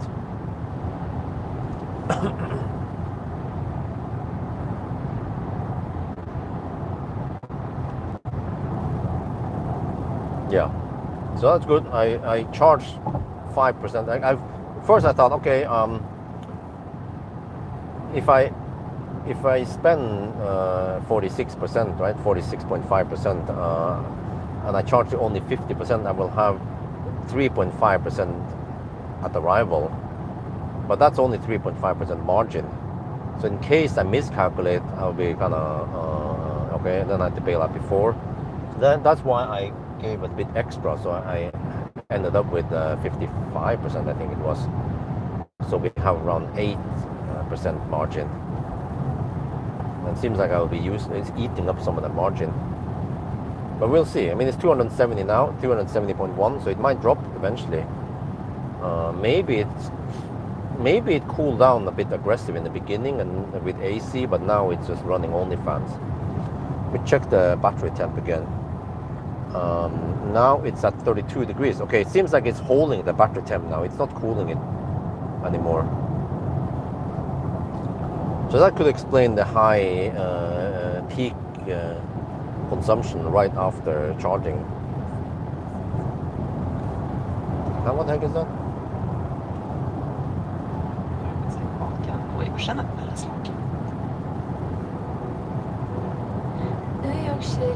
No, what the heck was that? It was some kind of traffic announcement, and was just for 10 seconds. I didn't have time to listen to it before it was gone. Okay.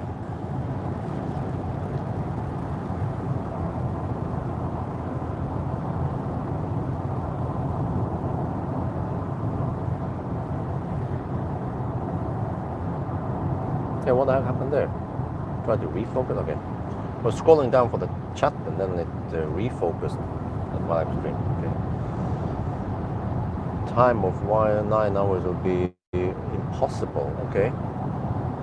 Well, but keep in mind that only the 2 first charging stops will be like 15 minutes ish, and the last one might only be, I don't know, 10 minutes or less than that.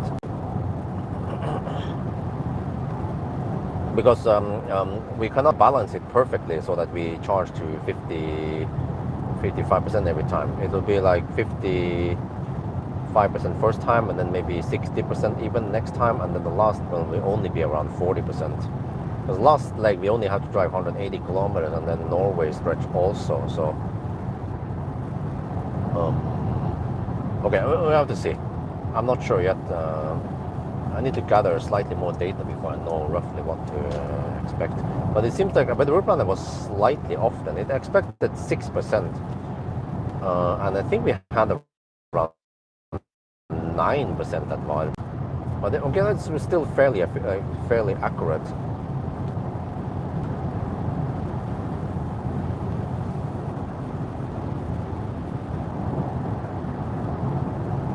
Or maybe, I forgot something. I was stuck behind some slow pokes in Norway, so that could have caused a slight difference.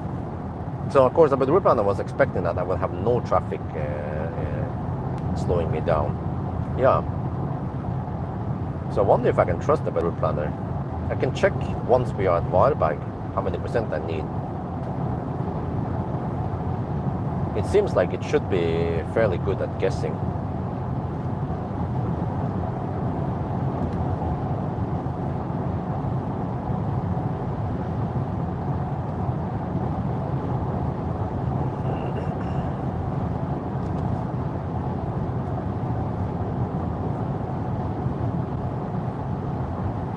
Okay, now I can kind of feel the headwind.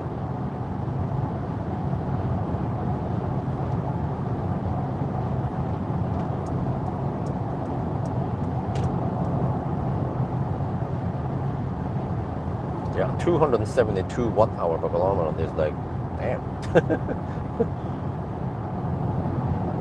We have driven 100 kilometers and we have spent 28% of the battery. Okay, that's quite intense, but now we have the less intense Halmstad stretch. Let's see how long it is. Never measured how long it is.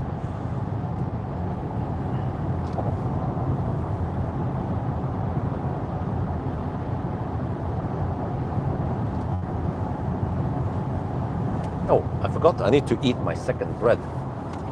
I have 3 slices of bread, and I need to eat them once. Whoa, what the heck is going on? It's phantom braking. What the heck, man? Dude, it's phantom braking. What? What the heck was that? No, it slowed down to a different speed by itself. What the heck was that all about?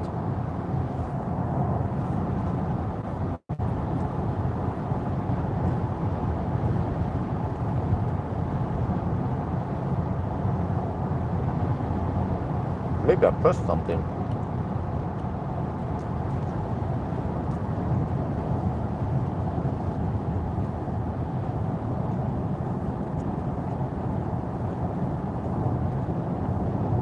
Okay, that was 103. Let's see how long it is.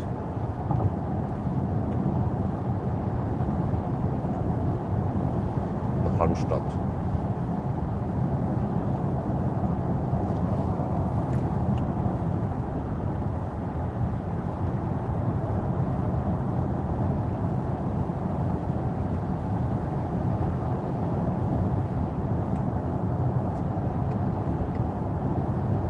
Wow, 16 degrees, 17 degrees Celsius now in Halmstad at night.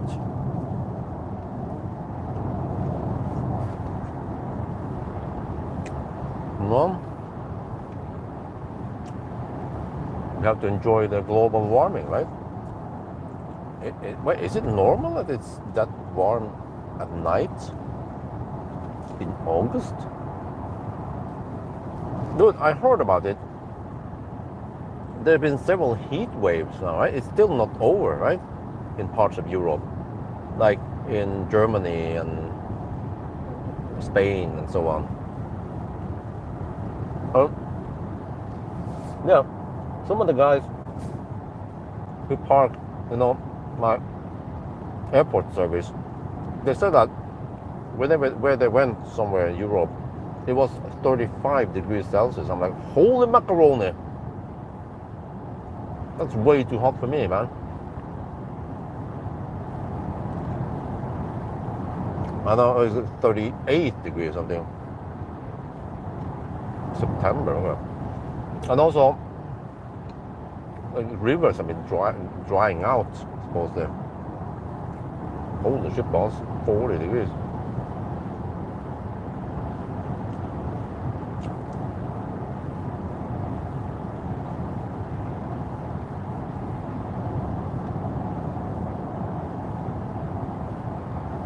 Hey, which countries are the Balkan again?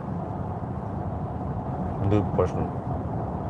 107? Okay, it's only 5 kilometers long, roughly.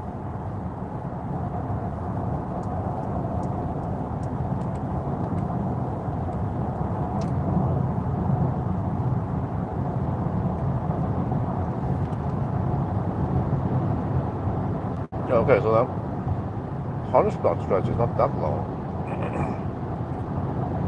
Around about 5 kilometers.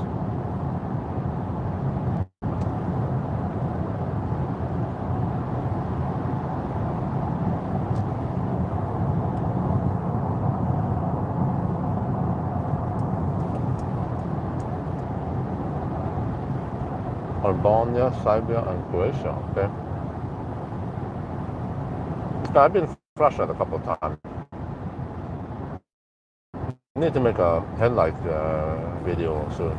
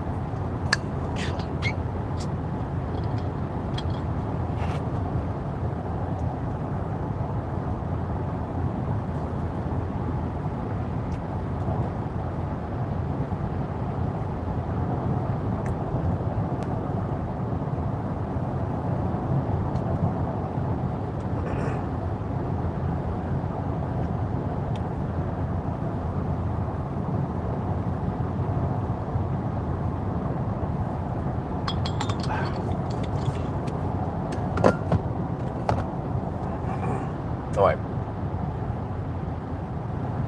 The last hammering before bike. I haven't been in the bike for a while now. Because the fast charging cars like the Seeker, there's nothing like the bike I want there. Too slow.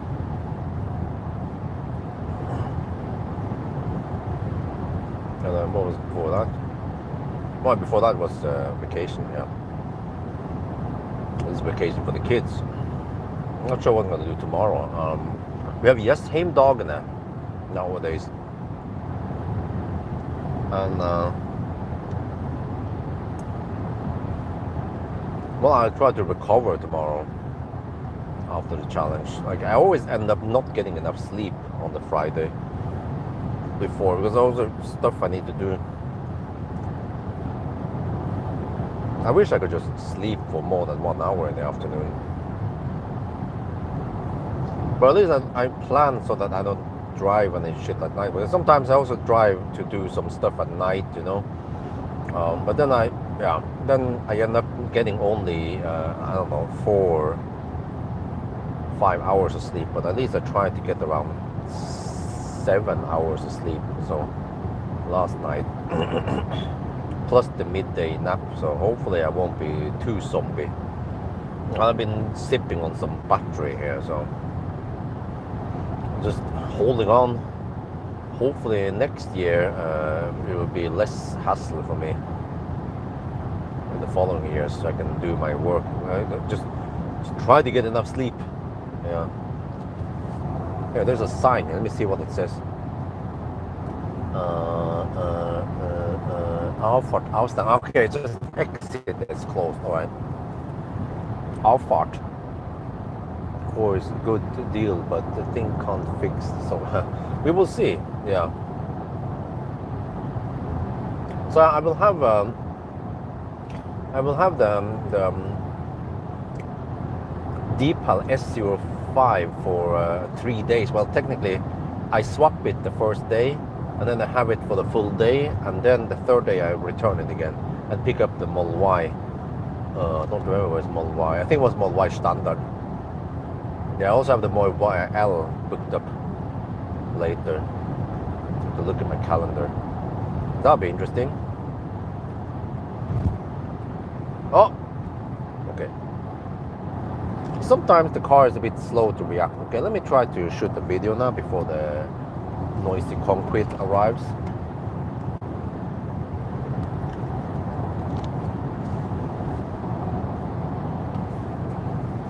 Headlight test.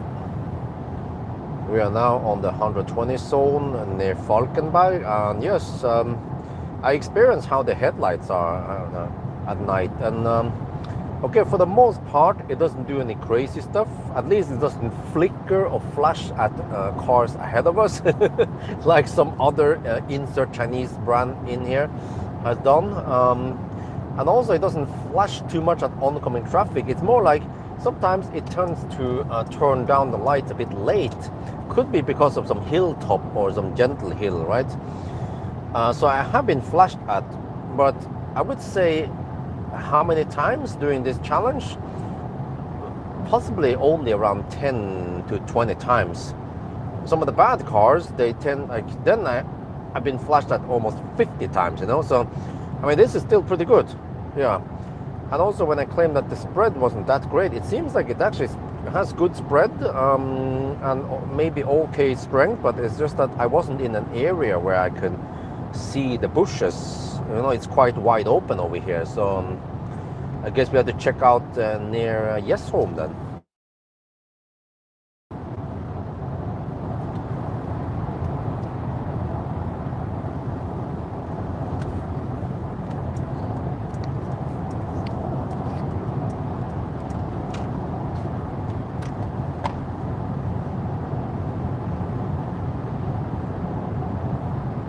But dude, like,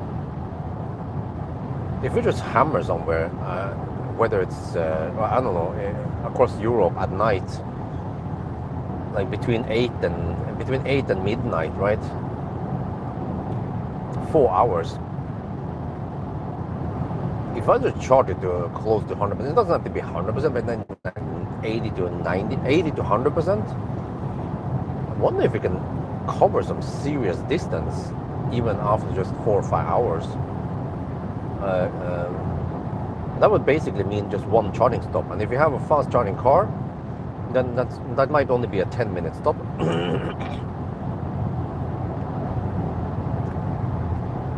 To 80% ish, right? And then hammer it again, and then we call it night. I would like to. I actually enjoy the Europe trips as long as I don't have to do everything.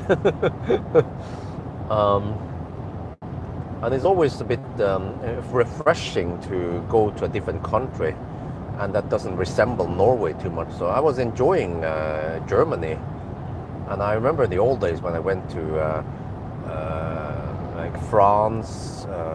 Oh, why is it slowing down here? Wait, huh? Since when did this thing just start slowing down automatically? Adapting to speed limits and shit like that. Wait, huh? Oh, now it says 8% on arrival. But I'll probably not want to annoy myself and go to Bled next year, because then it might be really expensive and overcrowded over there. So just like Metron Andre told me, he knows his shit around there, his neighborhood. But maybe eventually we can go to Bled in höstferien. Or, you know what? I heard that. Yeah, I checked it.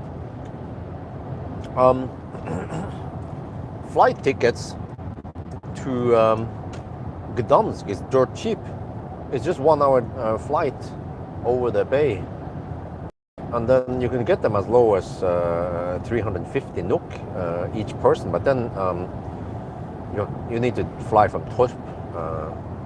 But okay, if you don't want to fly from Torp to Gardermoen, it's still around like 450, 500 NOK each person, which is way cheaper than going to Bodø even. Okay. So I don't know if there's I could rent a car over there. We kind of need a car. Or we could get away with a fossil car even, or we could even use public transportation if you just stick to the city area. Or if there would be some kind of, I don't know, like a car rental company that would lend me a car for free and I can promote them. That would be great. Or you can get a discount on renting a car there. EV preferably, of course.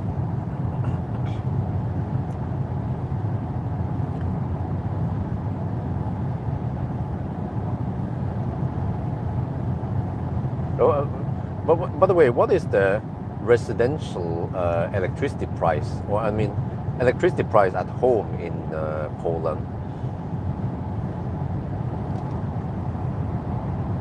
But I see that there's a supercharger near Gdansk, so I can always just suck on some supercharger at night when the kids are asleep.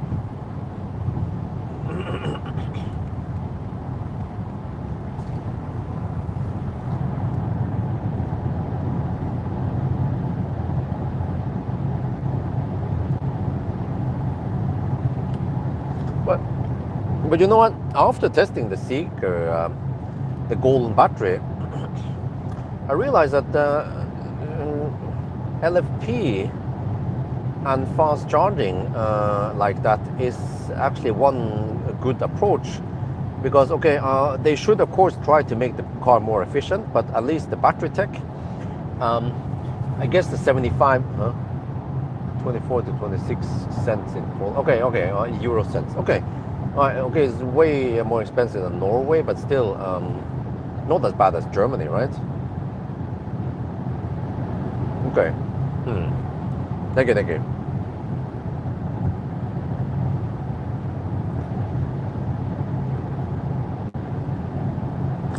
Wait, what the heck was I talking about again? I sold out now.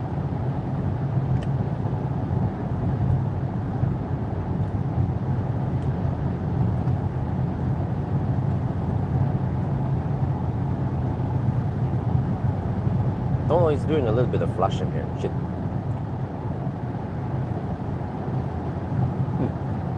Oh, that's the same car. Seeker. Oh, yeah. Okay, thank you. Okay, so you see, because this is like, practical. This car has a big battery. Yes, great. But the bigger battery, and also because it's not LFP, it must cost more than the golden 75 kilowatt hour battery, right? So what if you put the 75 kilowatt hour battery here? You will have less energy available, but it will charge faster. And you see that we charge for 14 minutes. I mean, dude, even if we went deep, okay, if we offset for that, if we go from 10% to 65%, right? That was almost 15 minutes. And in 15 minutes on the Seeker battery, the golden battery, I don't remember, but I think you can hit 85%. or maybe 90%. It's crazy. Which means that you can almost achieve similar energy into the battery. If you start looking at the, if I calculate the energy, let me see, 15 minutes adding half the battery. So in 15 minutes I add around 90 divided by 4, 45, 22 kilowatt. Wait. No, in 15 minutes I add 50. Okay, so you multiply with 100. Wait. 95.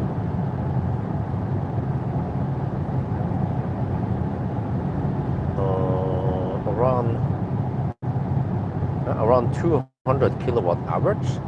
That sounds a bit low, but I guess that's right. That's correct. Wait, only 200 kilowatt average speed on that session.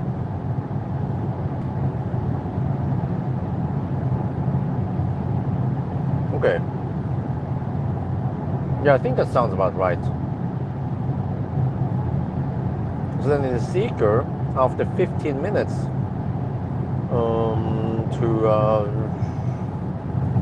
I don't know, 85%, right? You'll be pumping in 75% of the battery, 75% out of 72. That's 50 kilowatt hour. That's also 200 kilowatt average. Dude, it means that the Seeker basically get the same energy into the battery. It's a smaller battery, but it charges in, it charges faster. Or actually, it has a flatter curve. Yeah, I remember now. It charged at only 307 something, but it could keep it for a long time. And even when it started dropping, it didn't drop that much, nearly as fast as this car. This car has a steeper drop. So I mean, basically means that you could have put the Seeker golden battery in this car, and the car would be cheaper. And summa summarum, you still do the 1,000 kilometer challenge on the same time, right?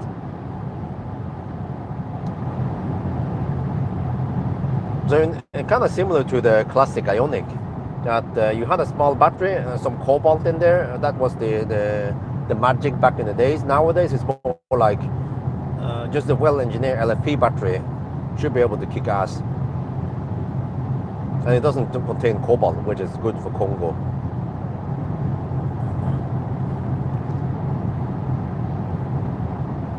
So I wonder if Xpeng made the right choice when I think about this,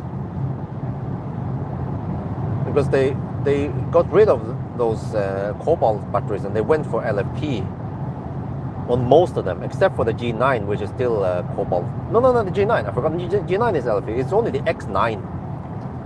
But even the X9 could have gotten away with a G9 battery LFP. Maybe they can make it slightly bigger if you have enough space. Yeah, so dude, I wonder how expensive the X9 battery is, because it's whooping 110 kilowatt hour. What if they got away with around 100 kilowatt hour LFP instead? Should have been cheaper. Maybe weight is roughly the same. As long as they keep the weight the same and just have awesome charging speed, flat 400 kilowatt or whatever, and that should be game over, right?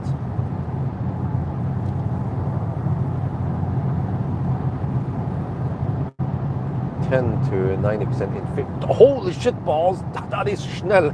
Oh dude, huh? So you add 80% in 15 minutes. Damn, wait. That means 3.2 times 75-ish. That's 240 kilowatt hour. It's even faster than this car after 15 minutes. Yeah, that sounds about right. Wow. It means that if you put the golden battery in this car, it will be faster in 1,000 kilometer challenge.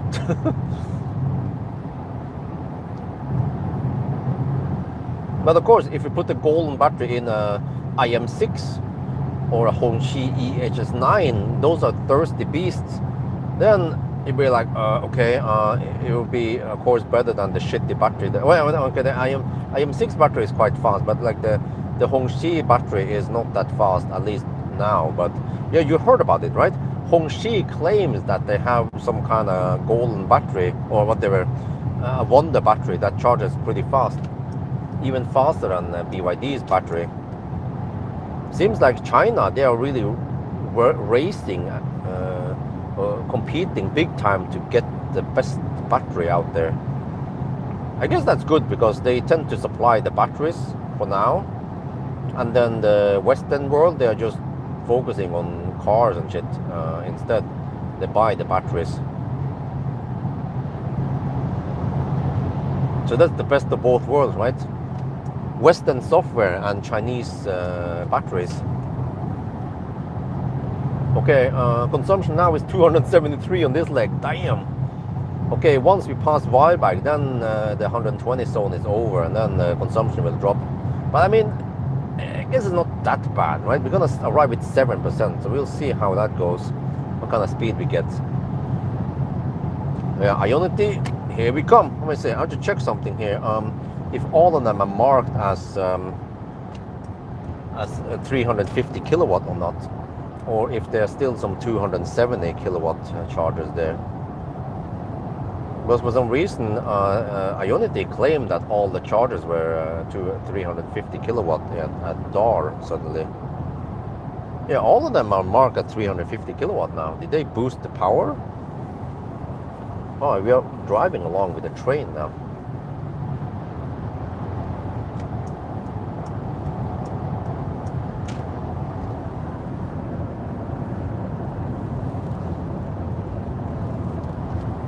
What? Is the train hammering it? Damn, it's hammering it. It's a cargo train. It goes so schnell.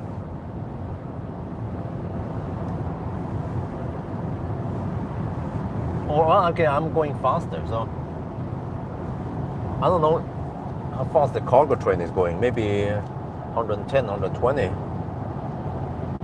I'm slowly overtaking the train.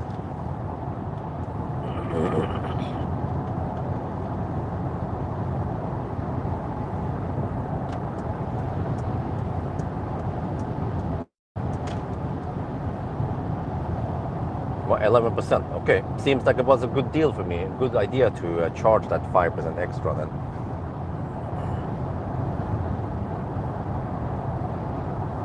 Well, this is a bit unusual. Wait, it's 3 at night, 3:30 at night. Dude, normally it would start getting bright.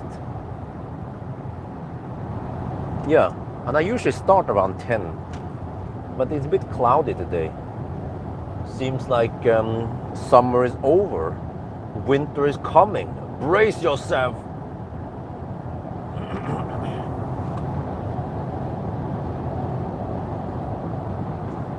Okay, so yeah, the golden battery was wonderful, man.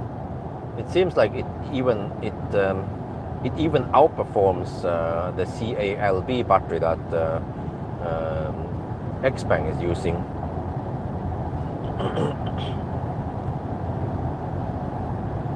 But I kind of like it because the golden battery, okay, it peaked at only 310 kilowatts, or was it 330? But okay, that means that you don't always have to try to struggle to get 400 kilowatt. Even 350 kilowatt would be okay, and 500 amp, right? Yeah, it means that even on chem power for now until they upgrade, it should be fast enough, and it has a flatter curves. I like that. Yeah, that.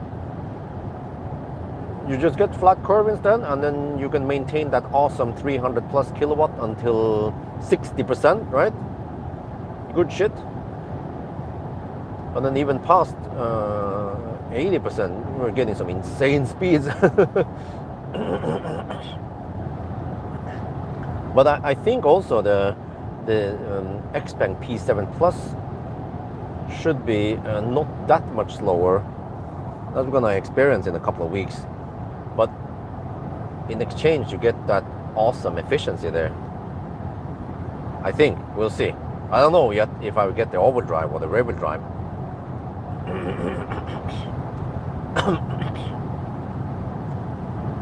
I wonder if I can choose. I can email and ask. I think I want the rear wheel drive, right? The rear wheel drive should be more efficient. But maybe most Norwegian importers want to lend me the all-wheel drive because that's what Norwegians want. So that's relevant for them. But then, well, okay, they still account for 10 to 15% of my viewers. But the remaining 85%, they might be interested in the rear-wheel drive. So maybe I have to email and ask Xpeng about this. But whatever. Okay, even if I get the all-wheel drive, I mean, even Tesla's all-wheel drive Model 3 is very efficient. So we'll see.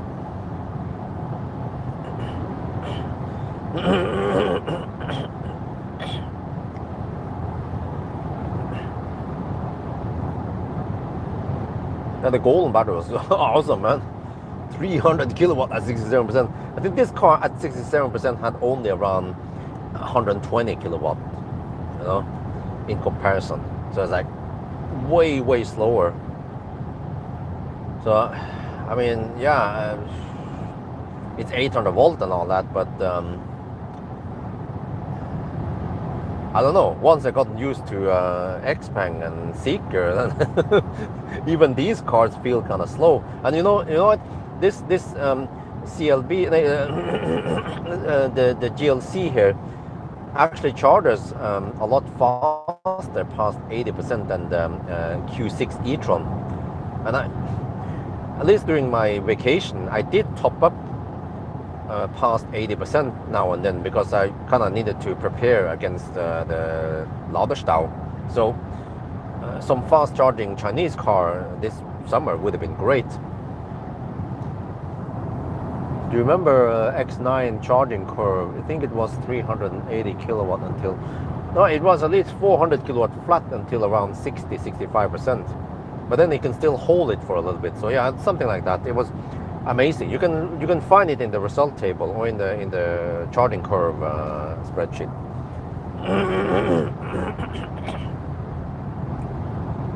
Yeah, China is 900 volts now. That's right. Actually, Lucid had 920 volts for the longest time. But I mean, Lucid is just high end, or you know, they haven't focused on making some affordable EV. They would have, I think they would have sold a lot if they made some kind of just a single motor rear wheel drive smaller car with the tech they have.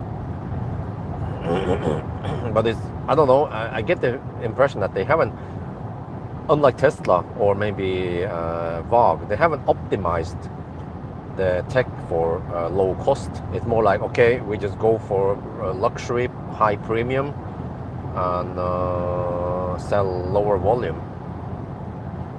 Which is a shame because it seems like the Lucid tech is quite good. The Wunderbox and the cylindrical cells with the cooling they have, and also the very compact motor they engineered. I mean, and also, you know, Peter Robinson is from Tesla, ex-Tesla engineer.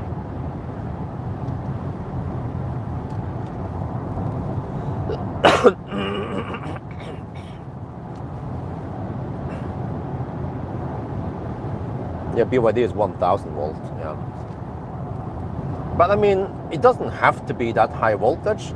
As long as it's around 700 volt and let's say 700 amps, then you can already get around 500 kilowatt, and already that is quite awesome. So I feel like the BYD, okay, it has flash charging, yes, 1.5 megawatt and all that, but you know, you can do the math. It cannot sustain 1.5 megawatt for too long. And I guess it can't even sustain 1 megawatt for too long before it needs a throttle. So the average power, okay, is still very high and efficient. I mean, impressive. probably something like I don't know, 350 kilowatts, but it would have been better if the BYD flash charging, whatever, just went flat 500 kilowatt instead, because then it wouldn't demand some crazy high power, peak power. But I think it's more like a megapixel race, you know, just a, yeah, not paying attention there.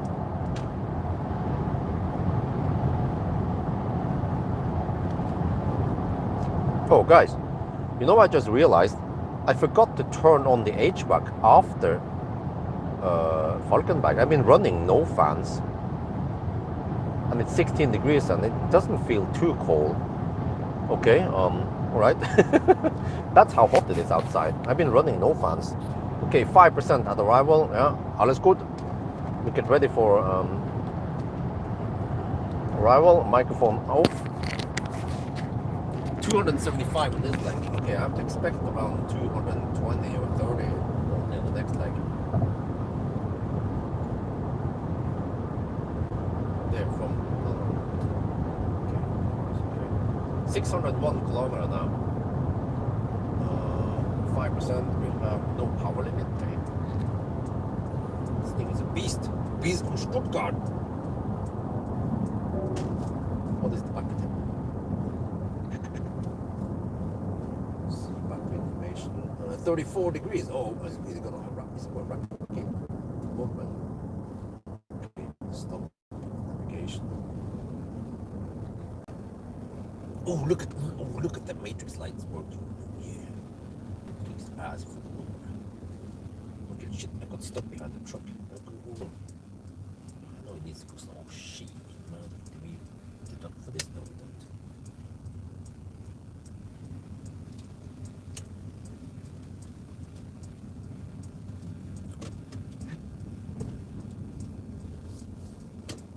'Yeah, so the Varberg exit and so on, at least in this direction, is kind of slow-ish. Especially when we get stuck behind this dude, man. Oh, shit. But I kind of need to stop here. Otherwise, yeah, what could I've done? Wouldn't make sense to stop. Well, or I could have stopped at Himmel. Yeah, true. And then it was slightly harder to get over to Strömstad, but then okay, if I didn't go for Strömstad, I could have gone for Uddevalla. Yeah, Hågstorp is a bit risky in case Circle K plays tricks with me. So okay.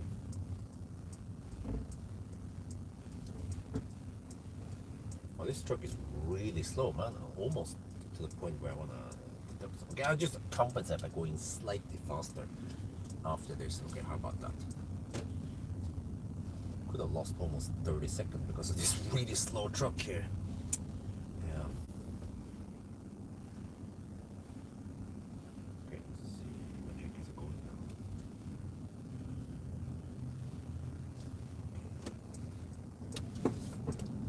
It is so slow. Chartport in the right side, with the wrong side, left side, right side. Okay. I guess I'll do this. Get that on that side. Oh, okay, that one is always blocking. Right? Take this. The golden charger, we stay away from that shit. Circle K Street. Over here. Okay, use this. Hopefully this is good, right? It gives me 350 kilowatt hour. I'm down to 5%. Okay. You see, as soon as I press park, then it's like doom. Okay, 602 kilometers, 237 watt hour per kilometer. Divided by.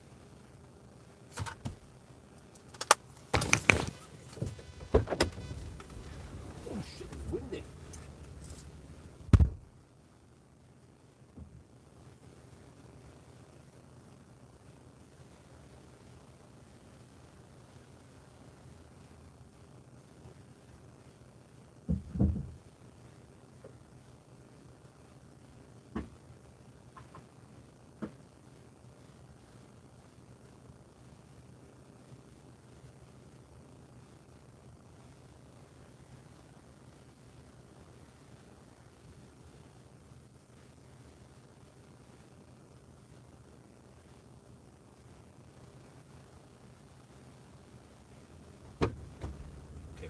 there won't be any. I forgot over here. I can show you guys the charging screen instead. Yes, that's more stable, because then I can leave the car and shit like that. Good old tripping charger. Oh yeah.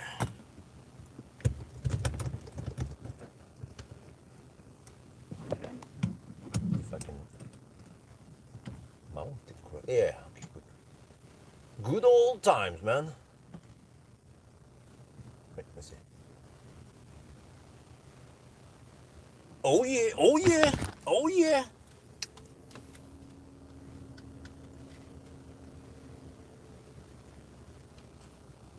We are now at Varberg. Wait, we didn't hit 340 kilowatt. Ah, it seems like in order to get max speed, you need to go deep. But okay, whatever, this is good enough.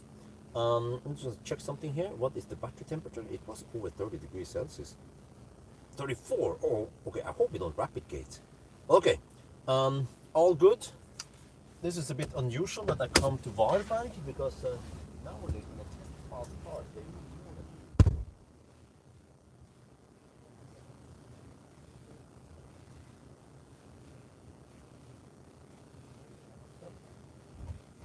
unit. Anyway.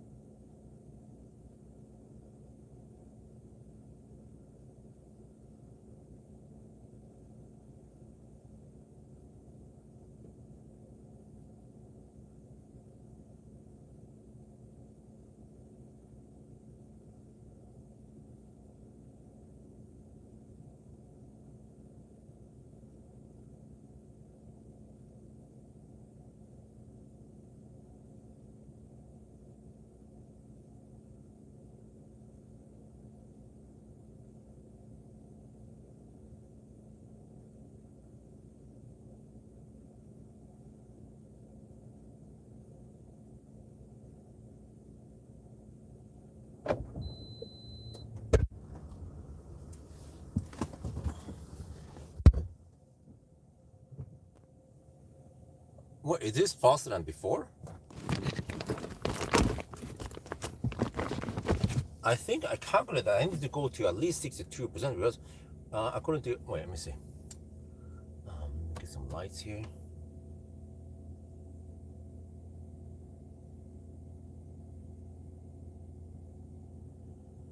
I own this Strömstad, seems to be the best deal. But then I need to spend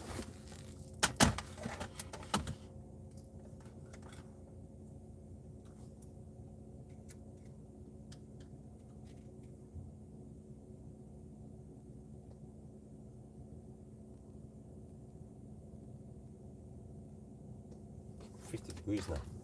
Oh.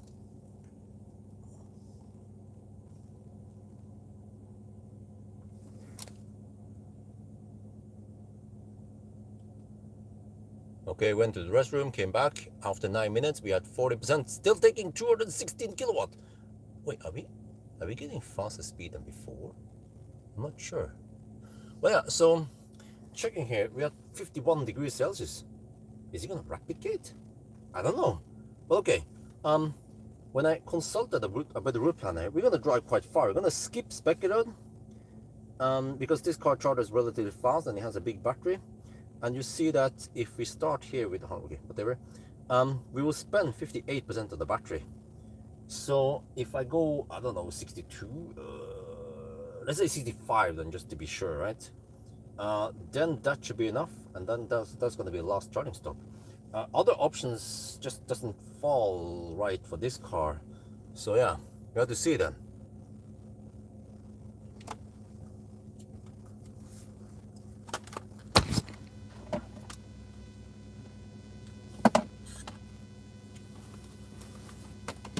Okay, let me see. Do I have time? Maybe I can use the white controller now.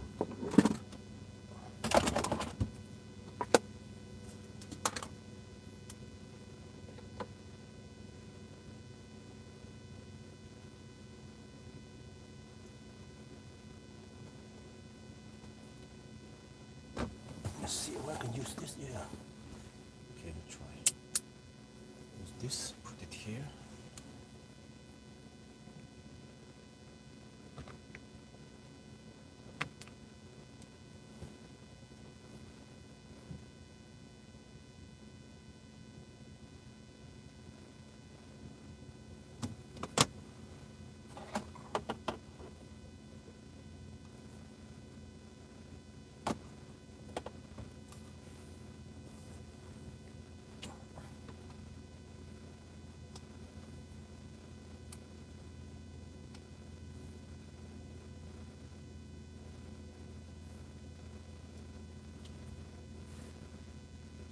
Well, since I have some time left, I'm gonna do this.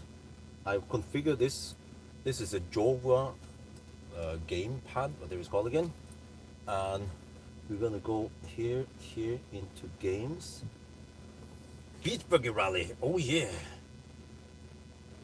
Not sure how much time I have. I have a little bit of time. Okay, can we play one?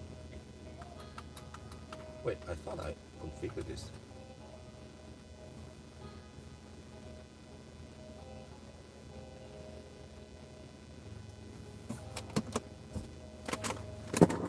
Let's try the black instead.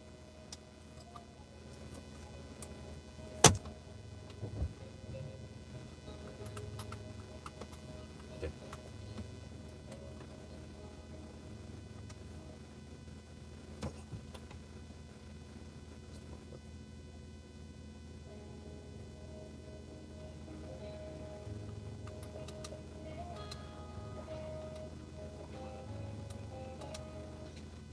So yeah, I set it in the Xbox mode, and now we can play games by charging, huh?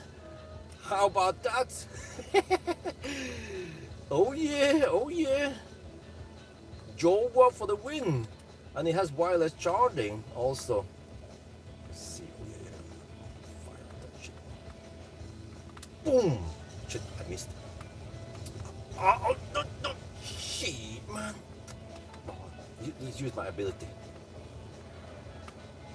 Oh, it can just, oh, okay, it can smash that. Oh no!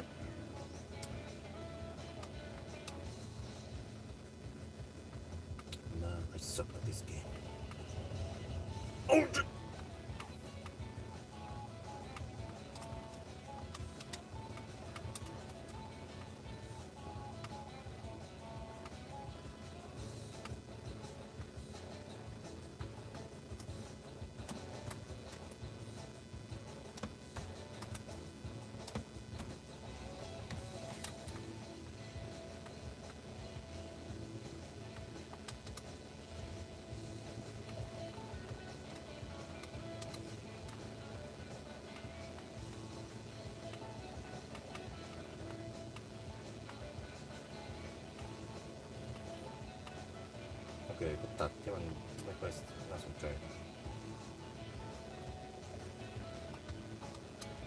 And also, it seems like the latency here is quite good, even though it's over Bluetooth. So I don't know what the regular Bluetooth latency is, but this is good. I don't feel like there's any significant lag here versus a cable controller.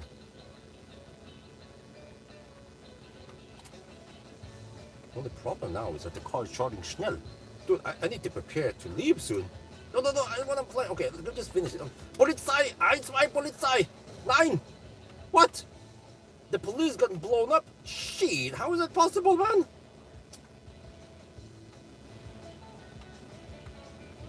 There you are, you little mother trucker. Oh, shit.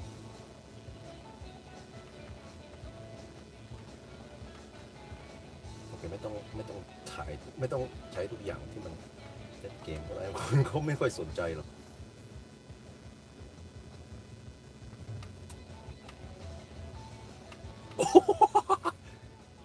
Win! Yes! Oh yeah! Okay, so this is what you can do. While you're charging, you can play game. Okay, but I think I'm done. Yeah, but remember to ABC. Always bring controller. Okay, buck. Now it should be great. It would be great if I can see the charging progress somehow, but we can see it here now.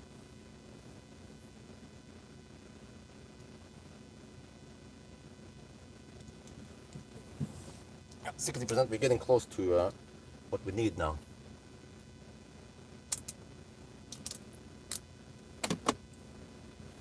Or maybe I should eat my second banana. Chicken banana. Well, is this faster than before? Or the other session? I should leave at around 65%. Okay, so it has flattened. Interesting. Thank you.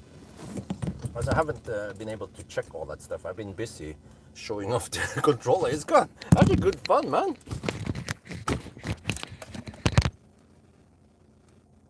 Okay, we focus on this. I think I can eat the banana while we're driving. Not fast enough. Okay. 16 minutes now. Okay. This will be one of the longest stops, but I need to get ready to leave very, very soon now. Okay, here we go.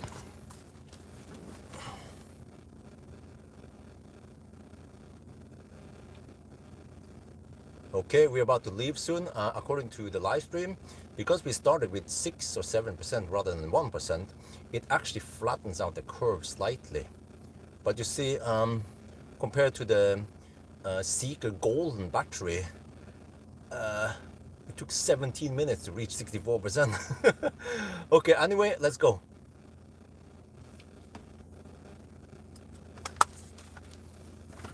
Let me see, I need to quickly pop in where to Ionity Strømstad.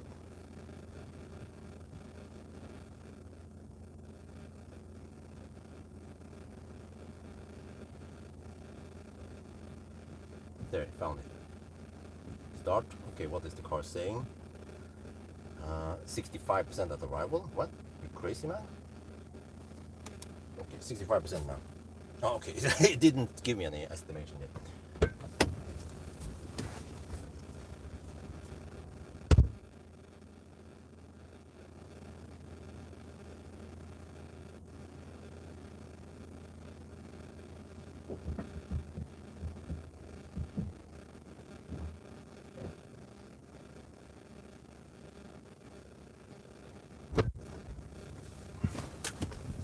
So that was 17 minutes stop.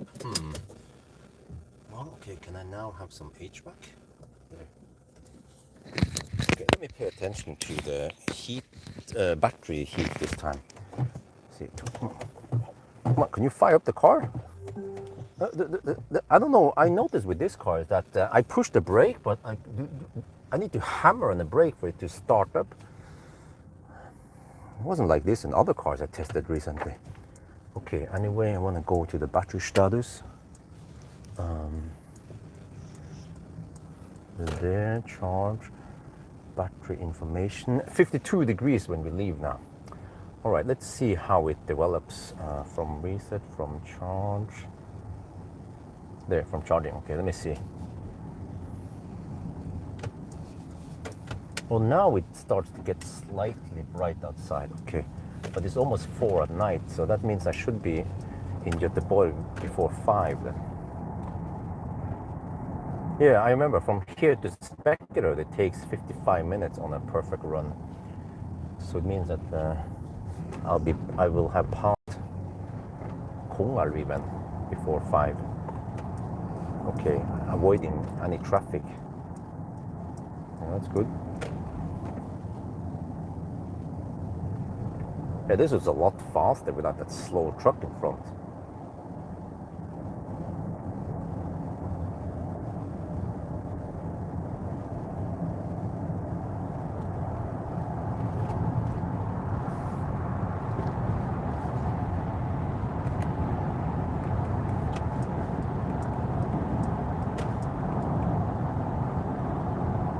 Okay, 50 degrees already. What?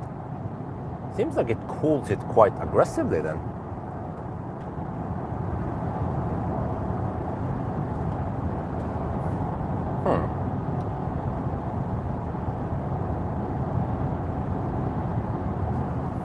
Okay, let me try to eat the banana.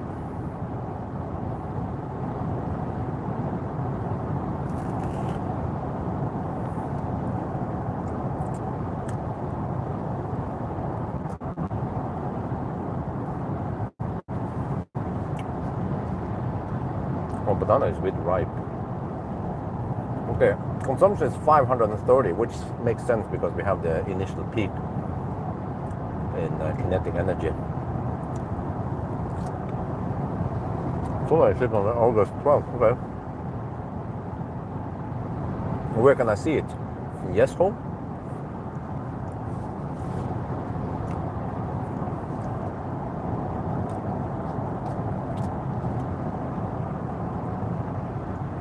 Preconditioning to...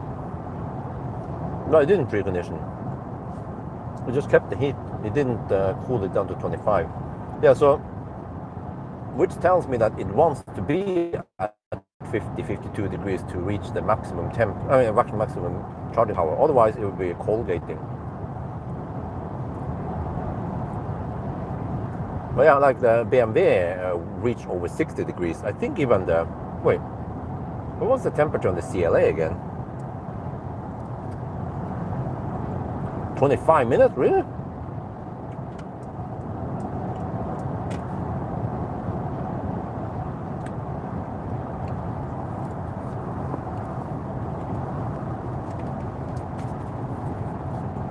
(49 degrees).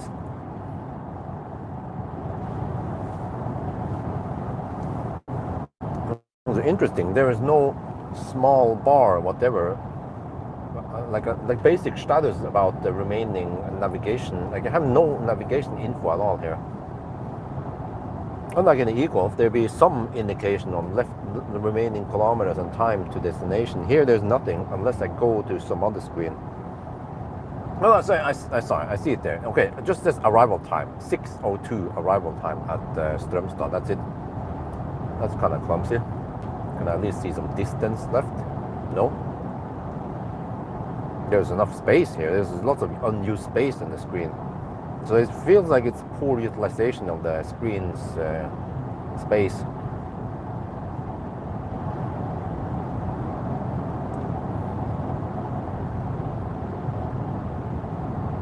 (48 degrees).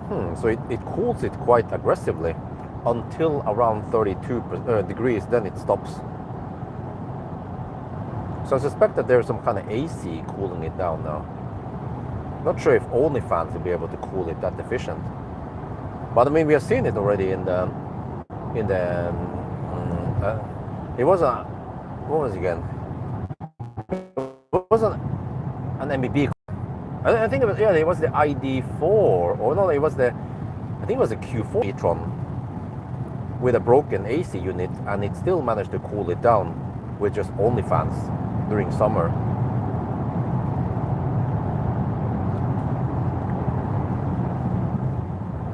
So as long as the cooling loops and design is efficient, then only fans will even work pretty good versus blade battery. I mean, I have nothing against BYD. It's just that every time I test those cars with a blade battery, it's shite, man. Big delta between min and max, and you get Colgate and Rapicate on the same session, and it stops the AC compressor when I just open the door. I don't remember what the heck I did. Yeah, it was like the software and the hardware was not good at all, and especially with this. Well, I mean, the software could have mitigated some of the disadvantages in the hardware, but then the software was also acting bad, so it's like, oh, big face palm. Was the Atto 3, for example.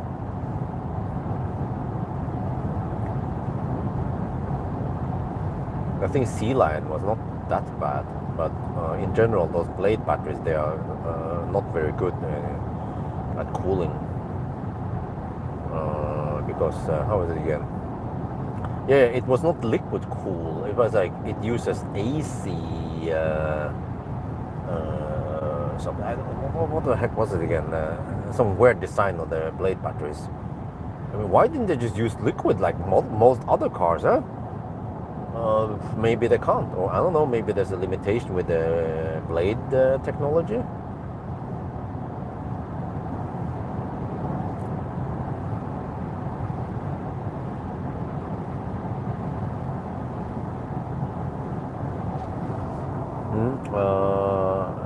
I mean, 5 minutes slower run makes it's crossover. Well, what was the CLA time? Was it 8:55?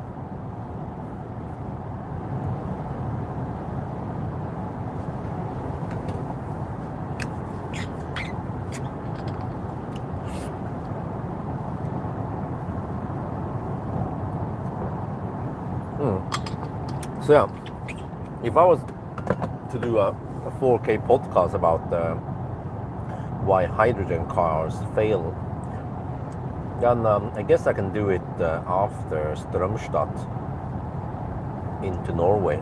Yeah. So at least there'll be some interesting stuff to look at. Oh, 9 hours for CLA, okay. But it was it kind of cold-ish? It was a bit windy, I remember.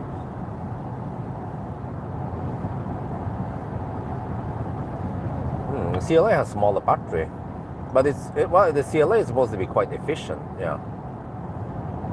So it has that one,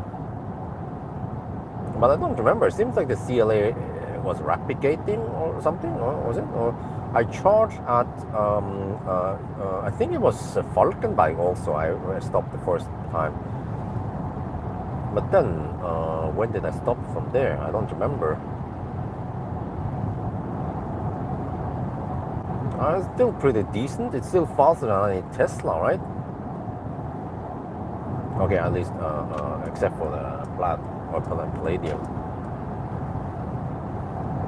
Okay, 15 degrees. That's nice weather at night.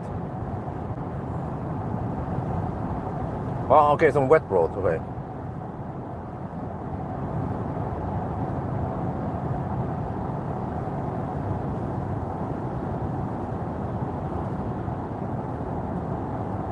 Why is the car in front braking from time to time like that?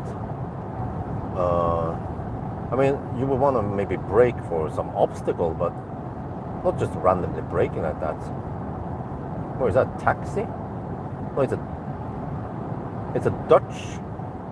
Yeah, it's a Dutch registered car. Okay, tourist then.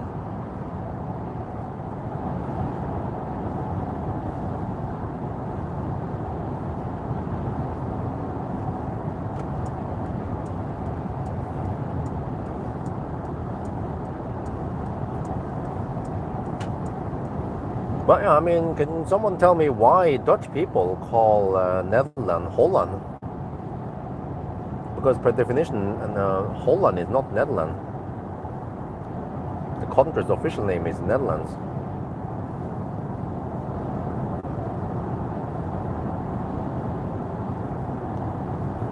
I think Holland is part of Netherlands.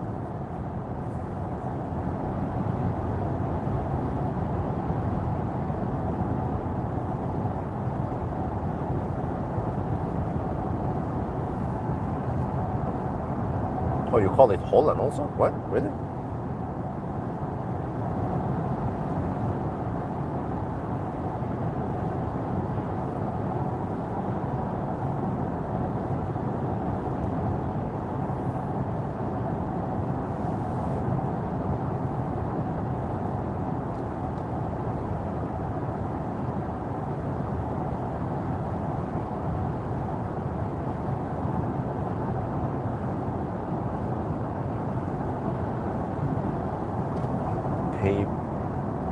Pawel.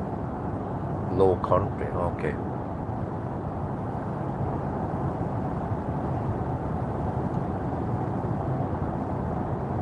I kind of remember some French. I don't know why I chose French.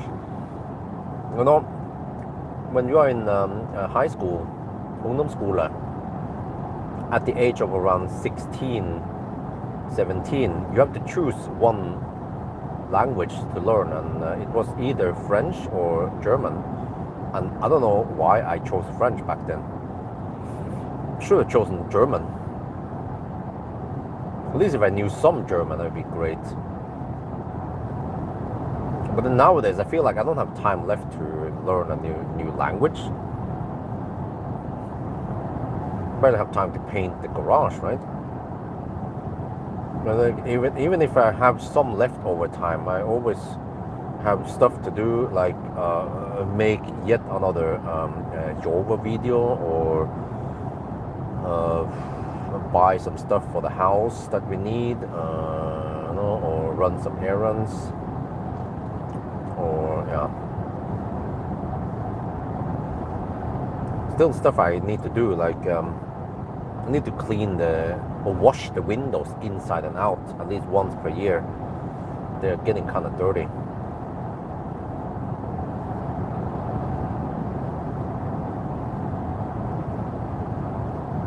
Oh yeah, the French countdown. Nuff, nuff, nuff, nuff. It's like Peppa Pig.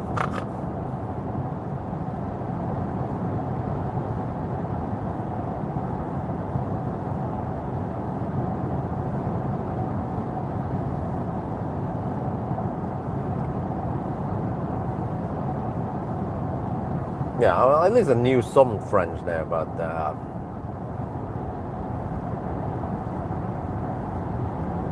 maybe I should just download an app how to learn Deutsch, and then I can use the app while I'm taking a shit, because I tend to do that every day anyway, and it tends to be half an hour of quality time in the toilet, and I can get a lot of stuff done in half an hour by taking a shit.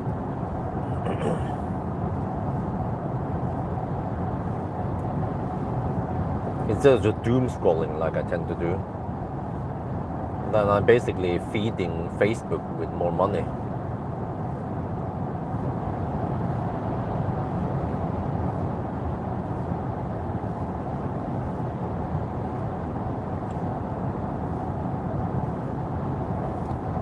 Oh, 40 degrees Celsius, what?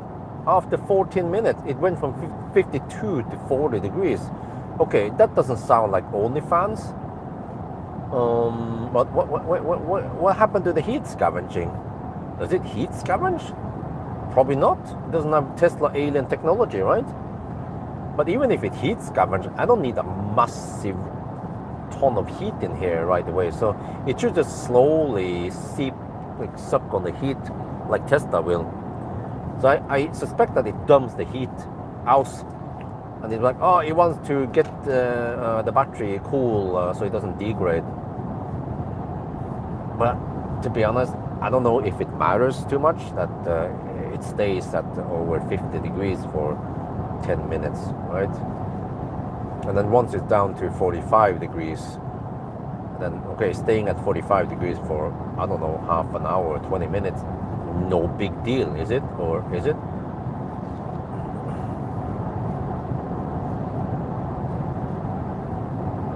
So maybe it is. Maybe they want to keep the degradation low.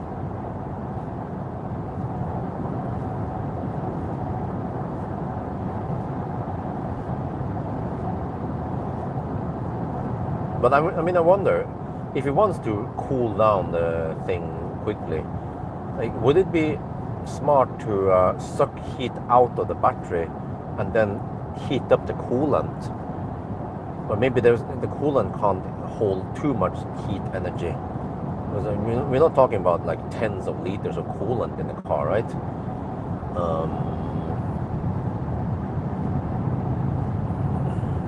Because if you could, let's say if you're gonna allow the coolant to reach, I don't know what's the possible,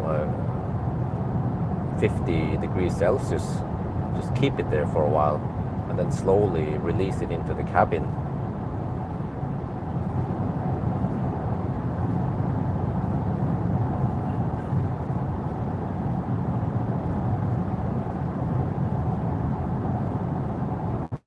But I mean, that's not going to work physically because the coolant always needs to be colder. At least if it's only one loop, right? Or the loop, the battery loop, the inlet must always be lower than the outlet anyway, if you want to cool it with only fans. So the coolant must be cooler, yeah. So if it's 50 degrees, and then the coolant might be at 40, 45 degrees then.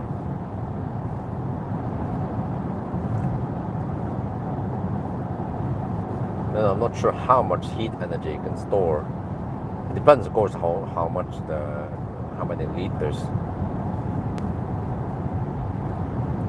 Well, I mean, for fun, when I was on vacation for 14 days, I set the pool temp to be 15 degrees or some shit like that.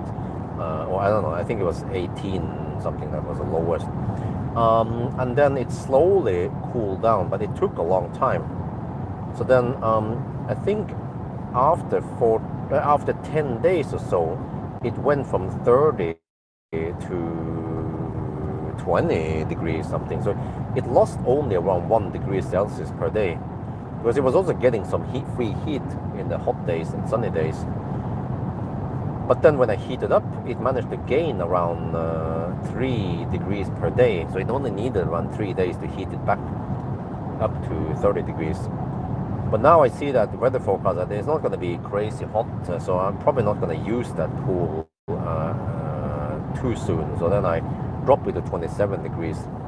Then I might heat it up to 30 when I know I want to use it. But I mean, do we need 30 degrees? Nah. But is it nice to have 30? Yes, it is. And because we are Nordic degrees, then no problem. And then hopefully next year I will have some solar. I'm going to be sucking on solar. Somehow I have to try to program it, or with the help of Morgan maybe, program a system where it will dump some leftover. I think we can use Homey for that, yeah. Homey is probably quite sophisticated and has the flexibility to incorporate some solar. Oh, that's a Hongxi, isn't it? I can smell it on the tail lights. But that's the Fu Manchu. Hongxi EHS9. Yeah, Norwegian register. That was the slow Hongxi I saw earlier. Damn, he's driving slow. He's going around 100 kilometers per hour only.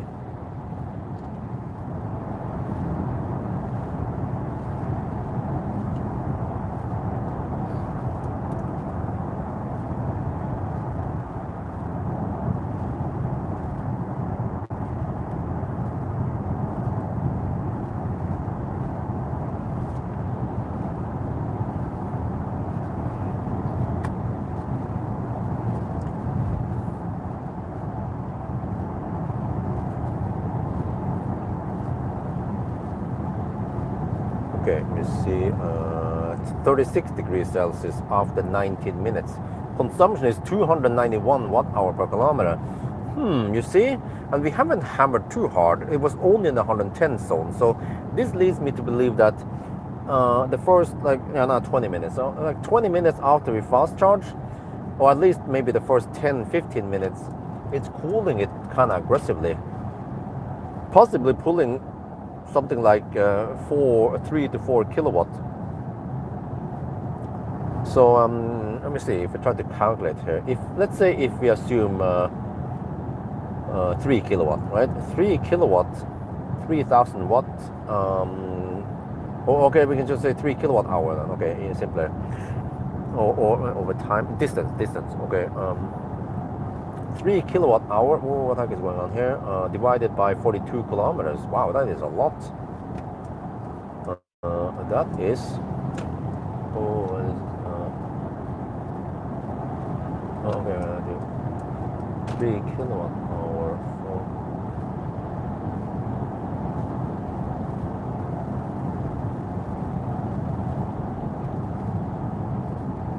That is almost 60, 70 watt hour per kilometer.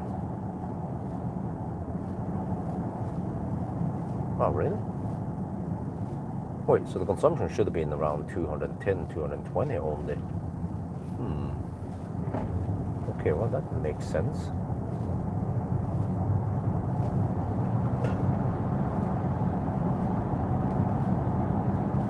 To freaking Norwegian Nisse.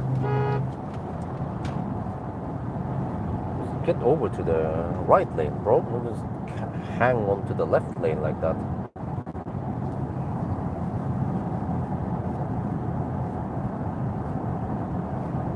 CLA, yeah, CLA shooting break has been booked by the end of September. Finally, I had to bug them and nag them again. So that, yeah, I guess I need to nag them. I have booked the Ioniq 5N line, but then maybe it's the Ioniq 6N line, but maybe I should book the Ioniq 6N instead. I don't know, I saw a Leaf today, and I believe that was a customer Leaf. So I'm like, oh, dude, like I need to pick up the tread, and yeah, I guess Leaf would be interesting. I mean, it has a history, you know, so okay, maybe I can test it. I'm also interested to see how it is, but it's just based on some Aria tech, right? But okay, whatever. You can try Leaf. We can maybe book. What else is it? I wanna try to get the Mona or the the Xpeng L03 as soon as possible. So I might need to do a little check now. What is available? I mean, what is interesting, and then nag a bunch of people and see if I can get some cars booked for September, which will come in almost 2 months now.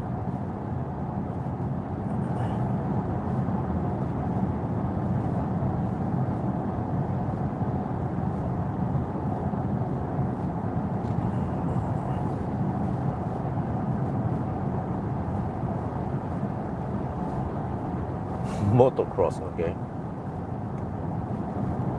Oh man, bullseye! I'm freaking insect right in my face. Okay, let me try to clean it. Oh, and then suddenly it rained. Okay, as ordered. And get some free cleaning. The self-cleaning window.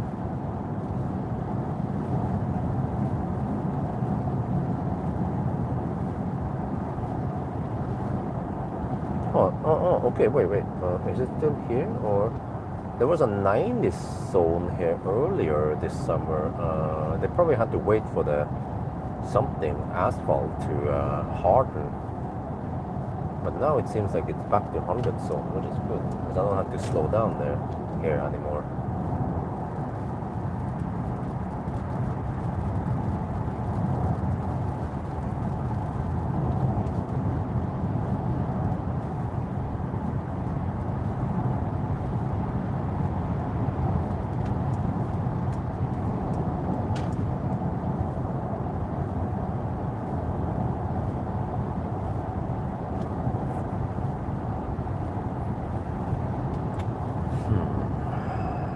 If I would attend that event in Göteborg, trying to figure out how we would go then. We would travel there, alright, maybe the day before, and then the day of the event. It's like any time between 2 and 8 in the evening, like 2, wow.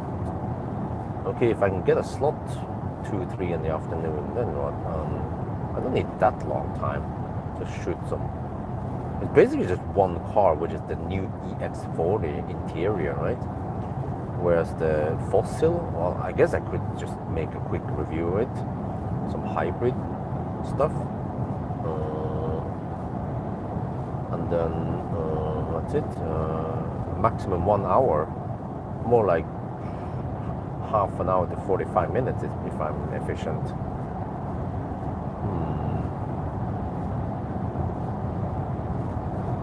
But then we can just chill for the rest of the day and the next day, and then we go home.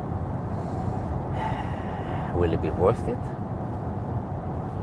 Okay, I guess if I count it as a family trip with a bit of work involving, that would be worth it, right?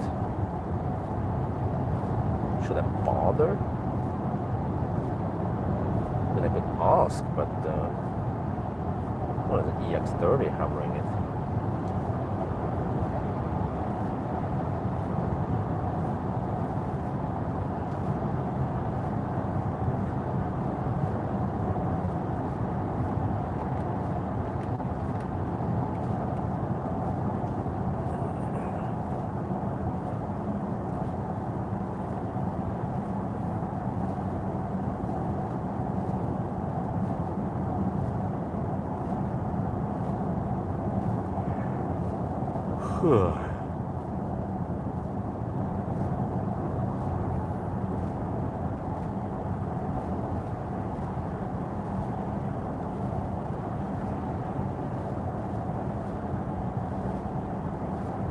Okay, if you just feed the kid some snack while I'm doing that stuff,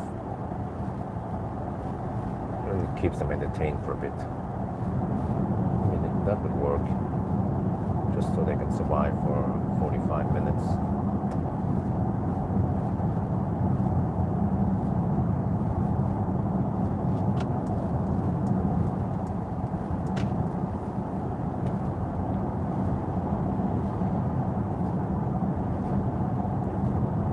I guess I can ask them again.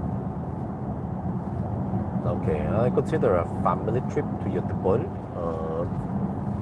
and then I'll come alone, or I'll figure out something. Well, it's probably practical that I drive whatever car I have over there. And I think it was actually, yeah, on the event.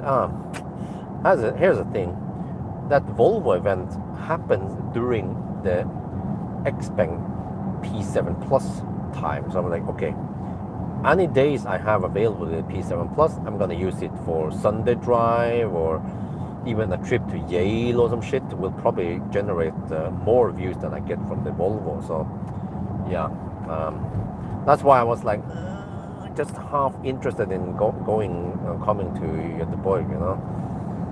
If it was some not that interesting car, then I'll be like, okay, and then I can sacrifice parts of that week. But yeah, P7 Plus, I consider it very important to do as many tests as possible with it, or trips or whatever I have time for.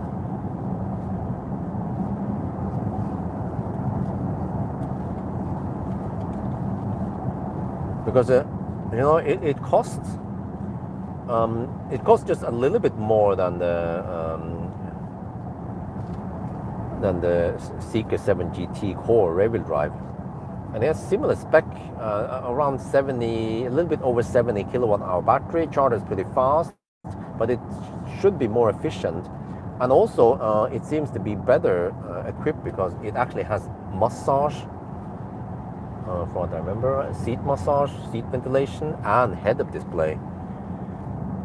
So it costs slightly more than the Core, but I feel like you get a better equipped car. Plus the interior in the P7 Plus is freaking nice, man. And I feel like it has the more modern interior and equipment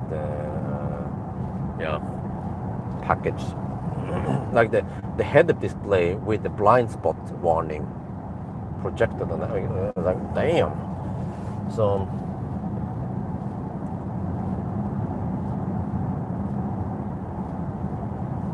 but I need to test it first to see if it's good. I mean, how good it is, and the efficiency needs to be tested thoroughly. Underline that it comes with only one turning, Touring chip. What is the Touring chip with 3? Okay, but I mean the Mona is newer, right? Newer tech. It's just like there was someone bitching in the Facebook group about that. Oh, Xpeng, they get the updates, but my old P7 doesn't get any updates. And I was like, oh, okay, processor, okay. So, yeah, but I mean, it's like someone with Millennium Falcon would bitch that, oh, we don't get the games and stuff. Well, I mean, at least if you upgrade it to the MCU2, then you can still play some games there. No, I mean, I should test it if I can play Beach Buggy on in Millennium Falcon or not, and if it supports the Bluetooth Xbox controller and stuff like that. But at least Tesla offer that, and they still give some updates, software updates, even on all cars. Even Millennium Falcon got some preheating stuff, and the UI has been updated over the years. So. And even the app and so on. So I think, yeah, like an old Model S I have parked in the house now, in front of the house. He wasn't sure, but he could give me driver's access, and I can, yeah, access the car and start driving it and stuff. So that's Tesla, right?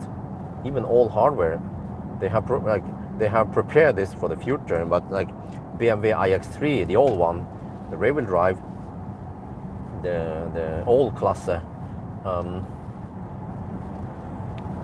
you can't get preheating on it. You have to get the LCI, whatever it's called, to get the preheating. So the old one supposedly doesn't support preheating. I was like, what? Tesla supports preheating on the old cars.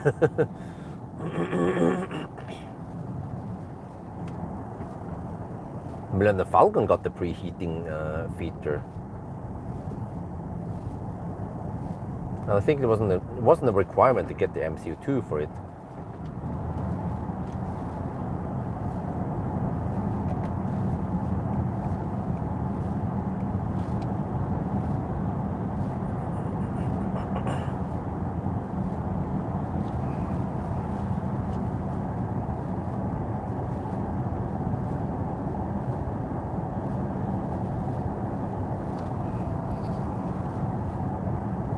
Huh?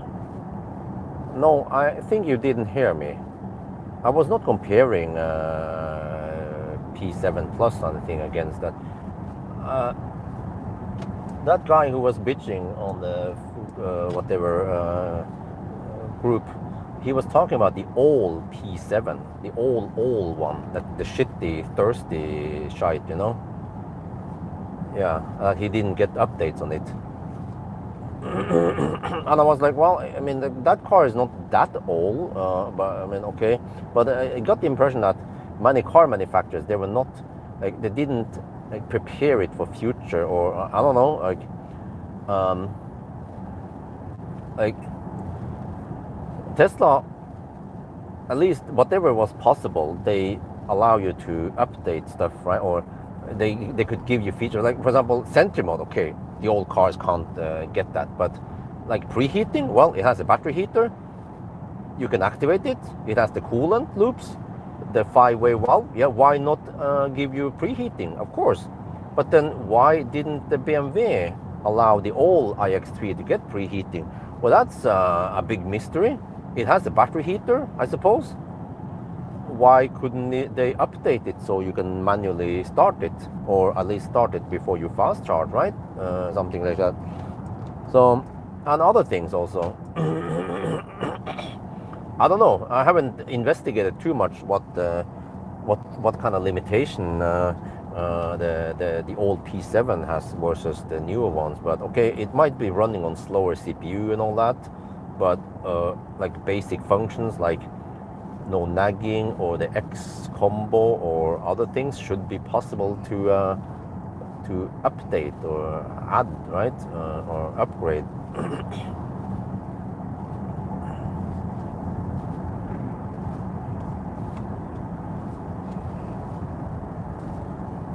But also I remember that the old MCU1 was quite slow, and maybe when Tesla added nicer, fancier graphics, then the MCU was getting kind of sluggish. And also, of course, with the closure of what was it again?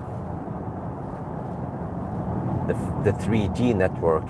then we were stuck with the 2G network only, unless you upgraded it to the 4G LTE. But at least they offer that upgrade.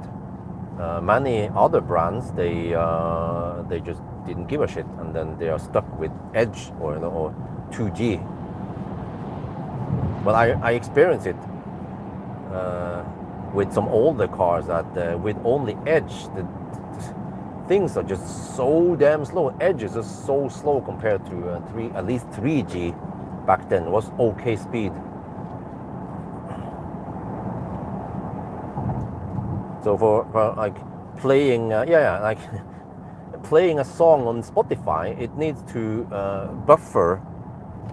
I don't know, need to at least buffer 10 to 30 seconds, and with 2G speed, it would take I don't know, 30 seconds maybe. It's really sluggish.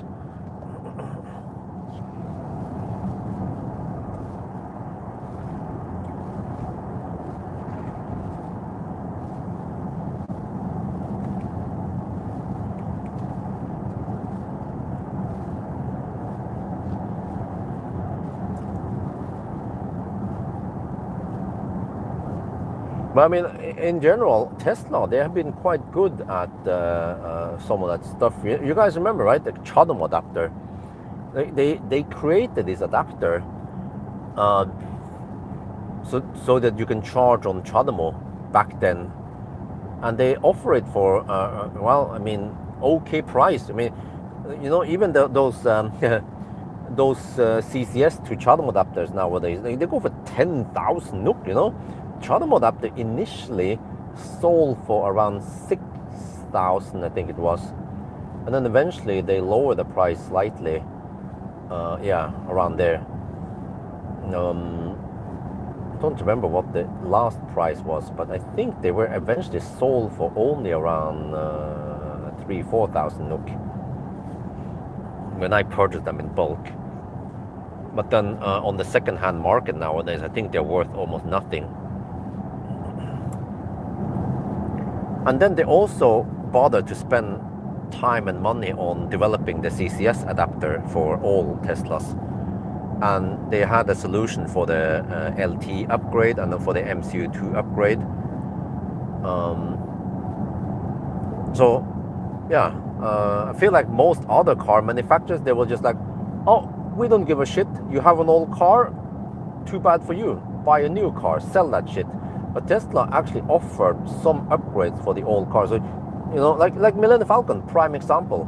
He has a CCS adapter. He's future-proof. He can charge on CCS places. CHAdeMO, we don't care. And he has the MCU2 upgrade, so he has some games, and it's fairly quick. And he has the LTE upgrade, so even a 13-year-old Tesla will still work okay today. And he also got the upgrade so that when you navigate somewhere, it will give you quite accurate percent estimations. So I think I should highlight that the Tesla ecosystem, they actually did lots of good things to make the old cars still good.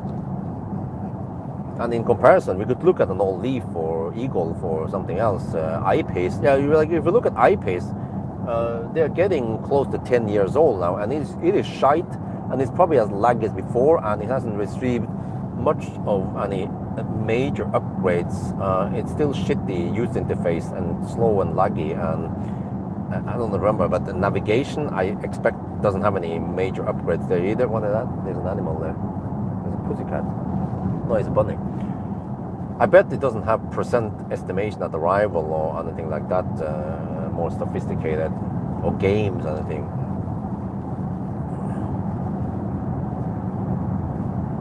All model S2 MCU3. Huh? There's MCU3 even? Wow. Okay, I'm probably not going to bother with that one. Probably too expensive for me to care about it. Well, how are we cooking now? Current leg 241. Okay, it's kind of 31 degrees Celsius, right? Let me go back to navigation to see. Oh, okay, the car claims 16% at arrival. Let me calculate now what kind of budget we have. If we are at 47%, we have 44.6 kilowatt hour divided by remaining distance, 147 kilometer. I have budget of 304 watt hour per kilometer. Okay, we're not going to spend that much. That means we'll be there just fine. Wait, really? Okay, I might arrive with almost 10%, or at least more than 5%. Well, that's perfect, isn't it? We can get a nice charge. Oh, you know what? For the last charging stop, then it's no big deal if I go deep. Yeah, but it was a long distance. I wasn't sure how much I would spend, so we didn't spend too much extra time to charge it to 65%. 2022 gotten matrix light. Wow. Where's my problem? A better navigation. Right? Yeah, that's nice. That is very nice indeed. Yeah, so it means that I can even buy an old second-hand Tesla Model 3. Yeah, 2022, 23. The one with the newer chip, the Ryzen chip. Is that 2023? I can buy like old-ish Tesla and it will still have nice upgrades, and I can also enhance the rest with the enhanced products. Get some LED strips and stuff and whatever, right? That I feel like getting. Maybe even the dash would be very cool to have. And we can play games on it. You have the dog mode, whatever, dash cam and live dash view and all that shit. Watch YouTube and yeah. So it's almost as modern as the modern cars. Okay, when it comes to the self-driving hardware, it might not be as good as the newest, but at least for me, I don't consider the self-driving that crucial. I would just be driving short distance, and even for long trips, if I just have autopilot, then that's good enough for me. Like the regular autopilot, you know. For me, just some kind of auto steer is already good. This car doesn't even have auto steer, so it's like slightly more hassle.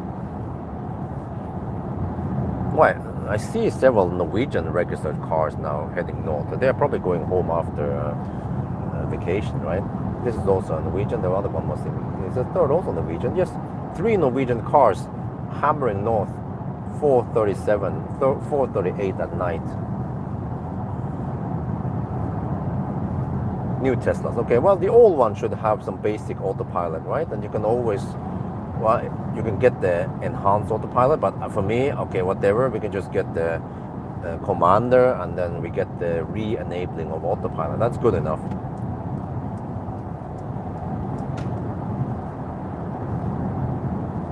So that was my original plan, to get a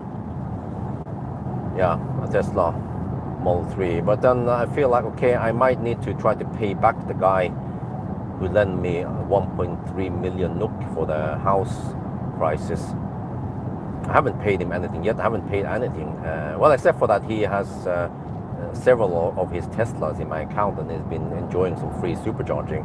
He's VIP, so of course I will never charge him money for that. But yeah, eventually we need to get the stuff started. I feel like he's kind of slacking. I also need to kind of whip him a little bit so we can get stuff started.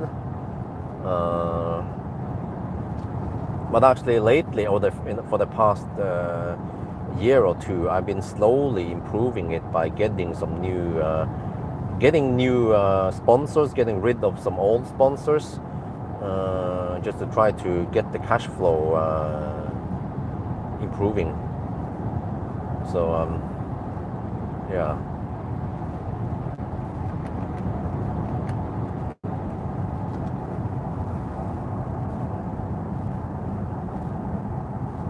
Ryzen chip earlier than Atom.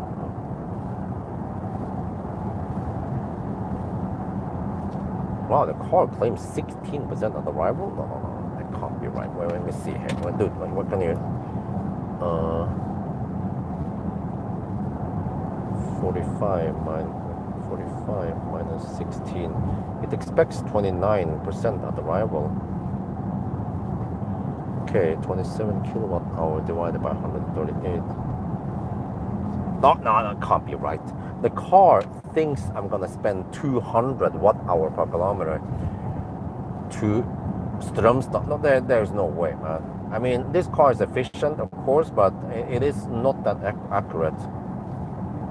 Most likely we'll spend at least 220 watt hour per kilometer. Okay, the battery has cooled down, so there's not crazy cooling going on, but it seems like, well, now it says 15%. Yeah, it seems like, like I mentioned before, it doesn't feedback the actual consumption or whatever is going on here to the navigation. Navigation is probably just basing it on some standard values only, which doesn't make it very good in it.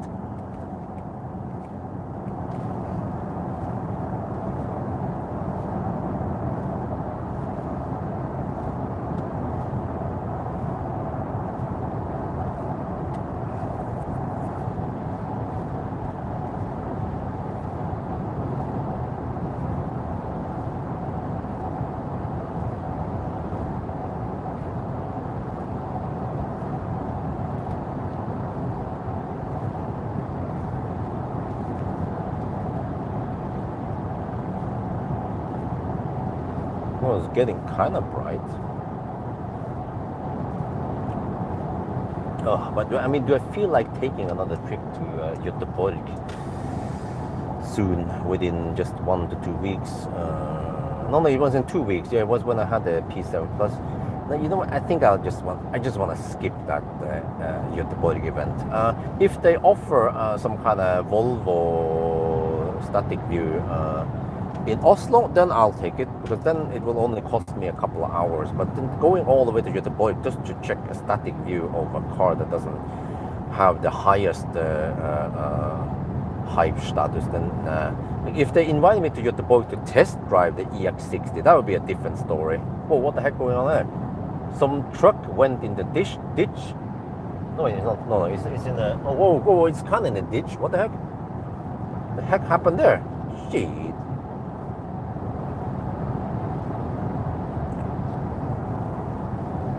Unfall, LKW, down.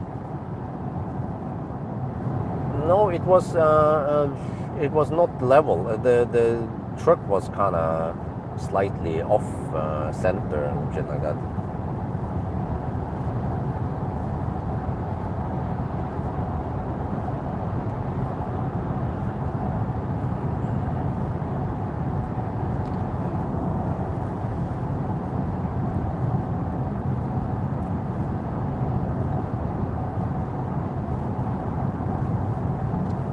FSD, blah blah.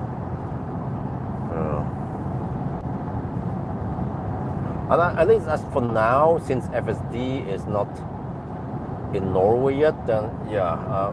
But I mean, even if I had the newest, greatest Tesla and FSD was available in Norway, I mean, there's not that much videos I can make. I mean, I can make a couple of FSD video, and then yeah, because there's so many people making FSD videos now, so. It's not like, oh, the one and only FSD video creator is Björn Nyland, right? So I'll probably just do whatever I've done in the past. Just, okay, sometimes I get low view counts, like I'm during vacation, but then I feel like at least the view count on this GLC should be fairly high.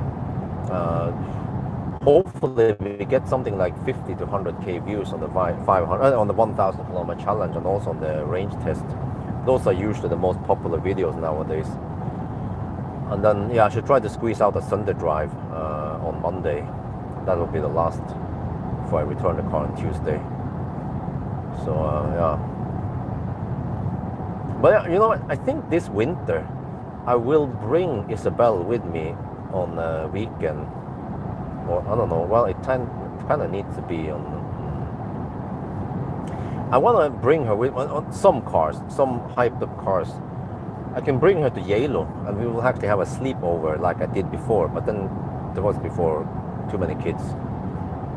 So yeah, she will come with me. It's just a 3-hour drive. I'm going to drive in the evening, so she will sleep in the car, and then yeah, even if she wakes up, we will try to put her back to sleep again somehow, similar to when I went to Alvdal. But Alvdal trip with the Firefly wasn't that profitable, but some hyped up car to Yalo, sleepover and Colgate and whatever should generate some okay views. At least we can try a couple of those, and if it doesn't pay off, then I can stop doing it.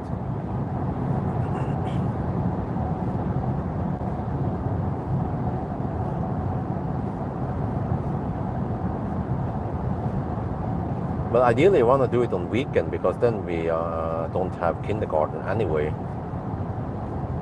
But then weekend tend to be kind of expensive, and also I tend to do the Friday night 1,000 kilometer, which means that kind of need to drive on Sunday night over to Monday. So then she will have to skip Monday.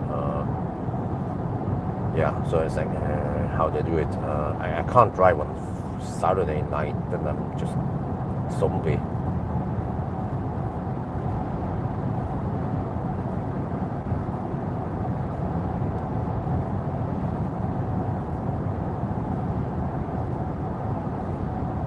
Well, I could just drive there at night and then, I don't know, maybe camp in the car for 1 hour, take a nap, and then drive back.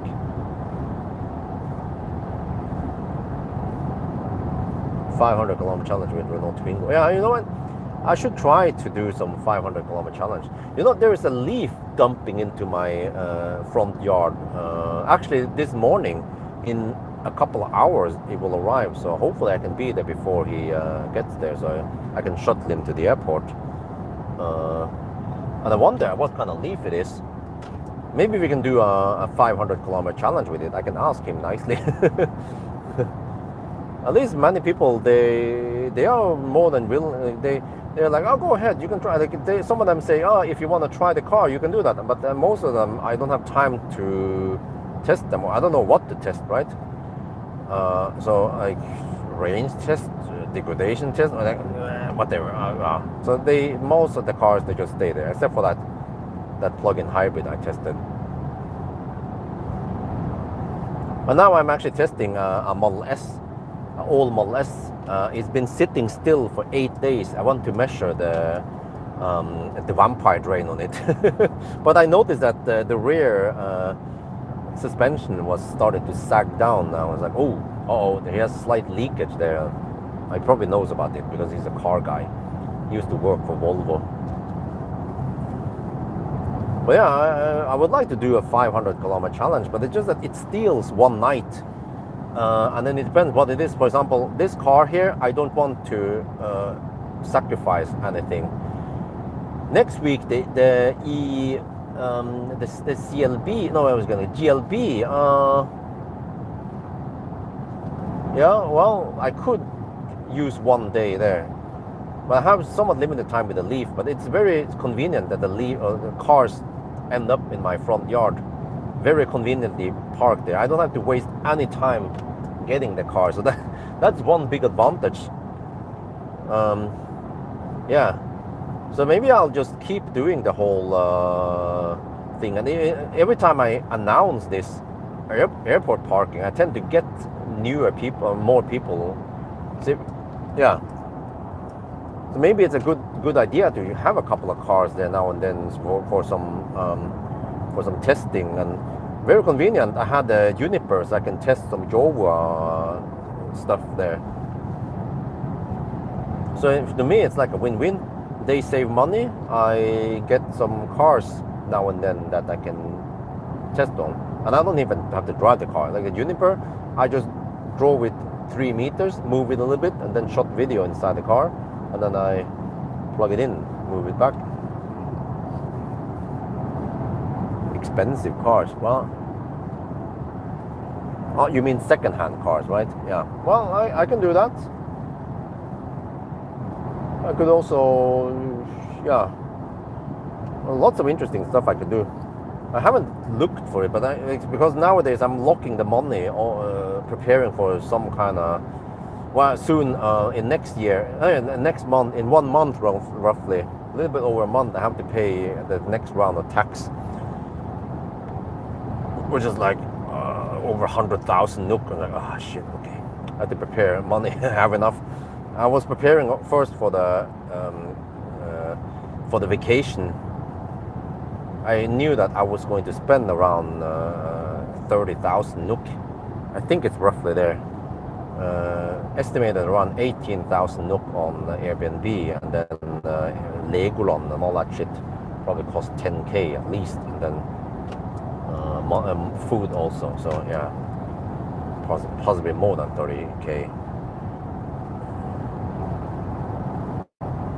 Worth more than cars actually. This press car costs more than the iX3, and it doesn't even have the auto steer. Gee, but comfort is nice at least. Soundproofing is nice. I don't know. I feel like they have pros and cons, but this car doesn't have head-up display. What's up with that? You know, like a car that costs 860k NOK and it doesn't have head-up display. Yeah, I mean, that to cut costs somewhere, right? So I don't feel like this is the best value for money. Material, okay, when it comes to interior quality, I feel like it's better than the iX3. iX3 was kind of disappointing, but I mean, I see that this is not like EQS level. Like even the EQE SUV has nicer interior and so on.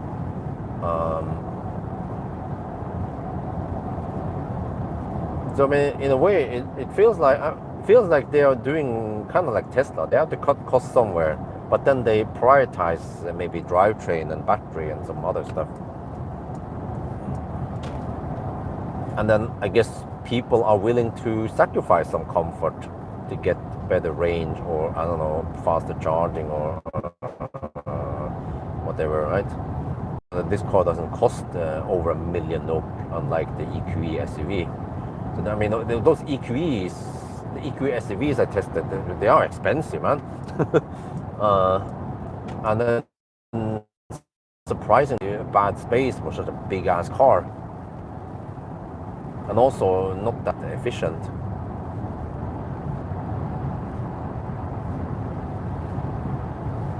So nowadays I feel like it's Tesla and the Chinese brands that offers good value for money, but also VAG.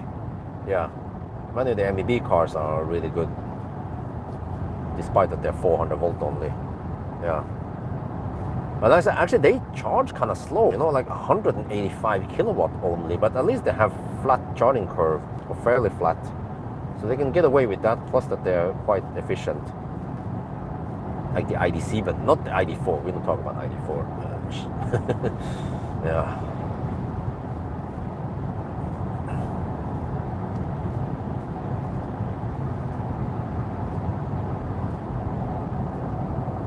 Yeah, I mean, this is way better than the EQC back then.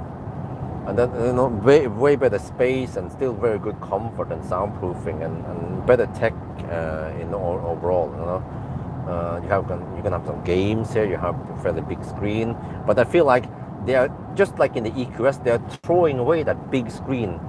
Poor utilization of the screen space. Not possible to customize hotkeys on the edge of the screen, and the swipe down doesn't have a hotkey or customizable swipe down like the Chinese cars. So like they're almost doing everything wrong with the hardware they have. You know. It's like a big waste of 800 plus K NOK car, right? So it becomes clumsy when you just want to do something basic like check some battery status or whatever. It's very limited. And like I mentioned, like when I'm just sitting in some other screen looking at some stuff, then I can't see the basic navigation stats even. So yeah, it seems like I have a slight tailwind now. Crosswind's tailwind, or okay, no, it looks like crosswind. Okay, at least not headwind. Right, consumption on this leg 245 watt-hour per kilometer. we are down to 36% and 14% at strømstart.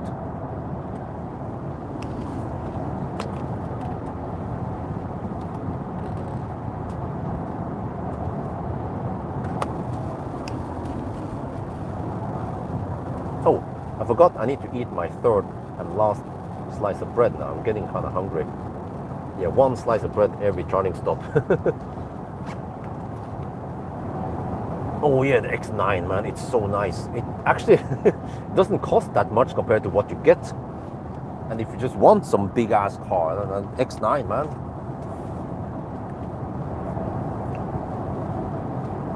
Okay, let me see.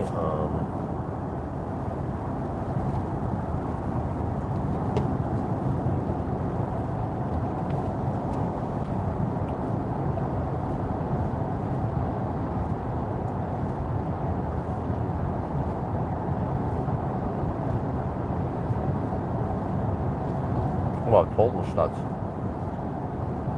721 kilometers done. 238 watt-hour per kilometer. I think that's worse than the iX3 Neue Klasse, right? What was the iX3's total consumption? Because I feel like the second gear maybe didn't help that much. It was more like I had some tailwind.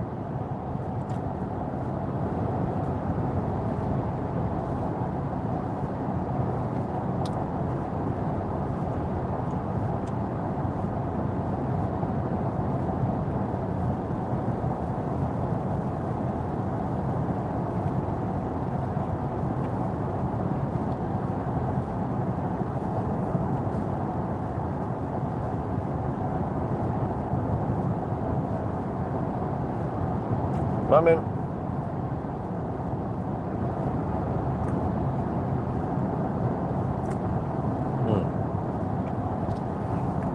but the iX3 had disappointingly bad space for SUV. 254. Oh, okay, but it was cold. Okay.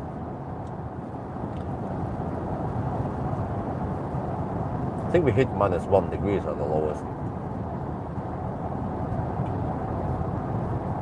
But I think even like some of the spacious sedans or like ID7 or the ID7 Sportback or Fastback or the CK7 GT offers the same space as the iX3, right? And they should be more efficient on the paper. ID7 should be, from what I remember. So I mean, what is the purpose of driving around with an SUV then? Except for that, you might have some more ground clearance. But if you just want overdrive, then an ID7 GTX would be good enough, right? A fastback, which is more efficient than the station wagon.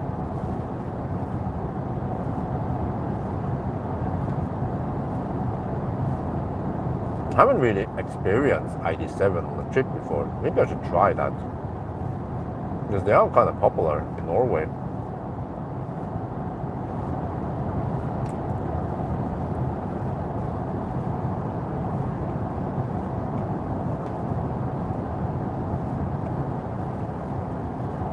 Well, I brought the fridge with me, but I haven't really utilized it.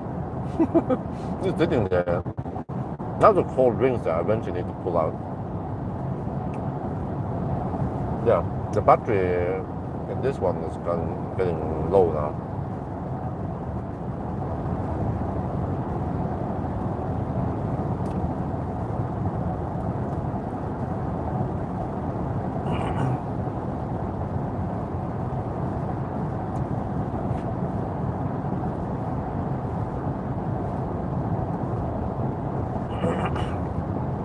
Because after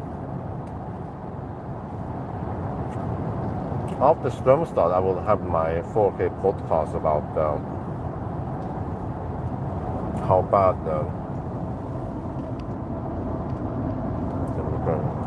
how bad the hydrogen are. Why hydrogen cars are pointless. Well, if it sparks lots of a healthy discussion, that's good. And if it triggers some people, that's good. And you get a high level of engagement, that's always good for YouTube algorithm.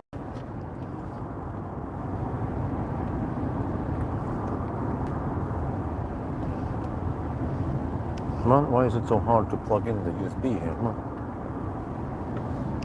There.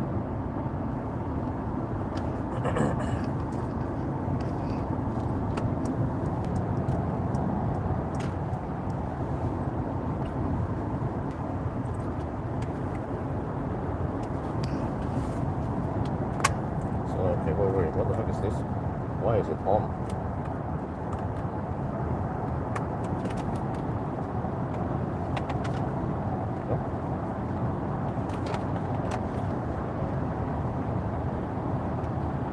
Go there. Need to repair. How much battery do I have here? I think I charged this one. Okay, yeah, it's good.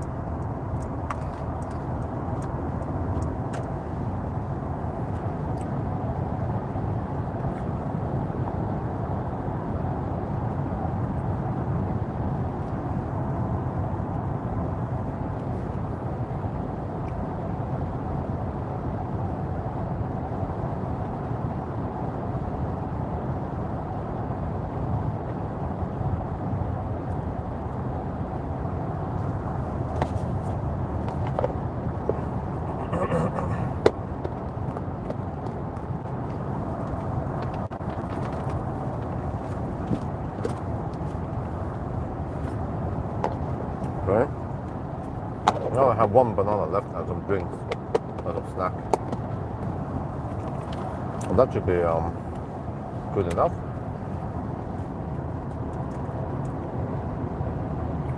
Check here.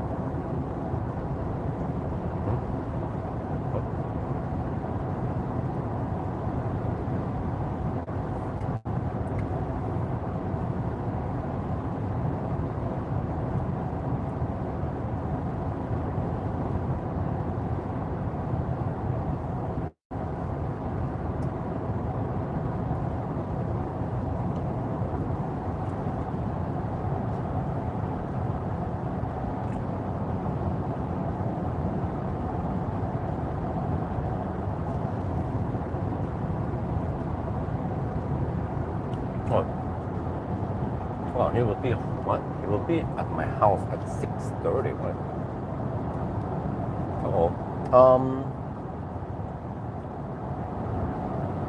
Not sure if I can be there by 6:30.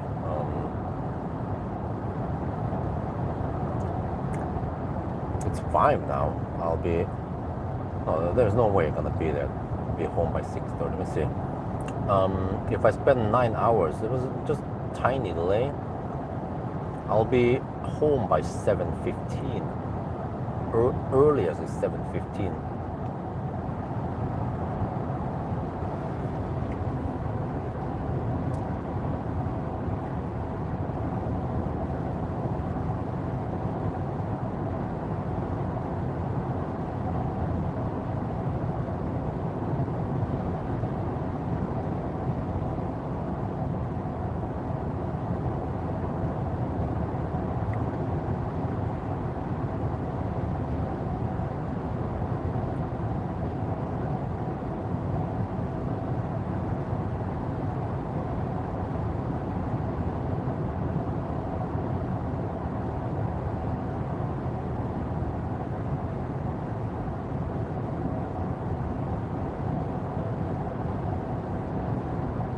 Okay.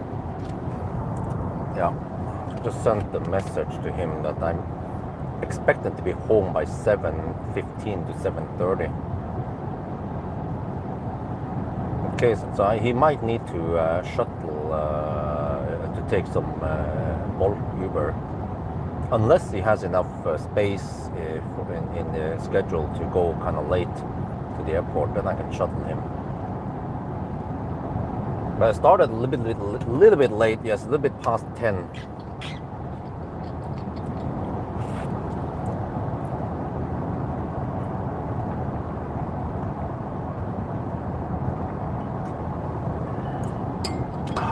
Okay, that bottle is empty.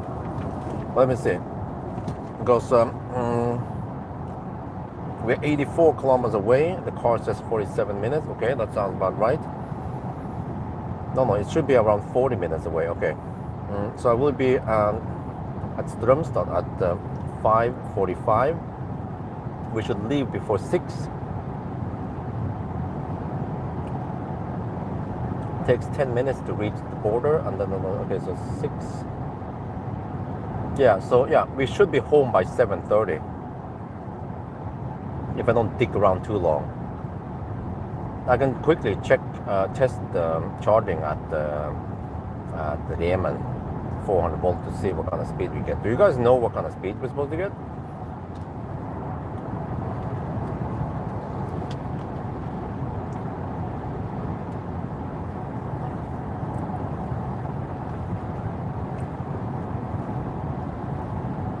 Alright, status update, 31%.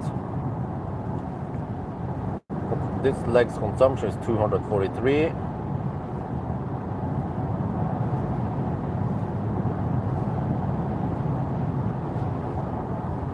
Total stats, 743 kilometers done and 238 consumption. Yeah, it should be lower than the iX3, but okay, iX3 was on a lot colder run. But I mean, I asked them already in June or something, or no, I think it was late May when I returned the car, and asked them, hey, can I borrow it again soon? And they said, yeah, we'll check it. And then freaking 2 months after some shit, I think it was in July, they said, oh, yeah, about the car you requested, we have it available. And I was like, I'm fully booked until some time in September. So they were like, okay, we're gonna book it in September then.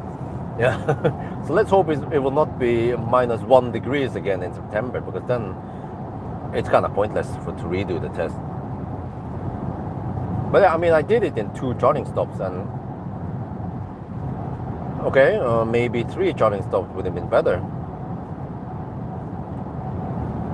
We'll see if we can improve it by 5 minutes, right? That's what matters for the BMW fanboys.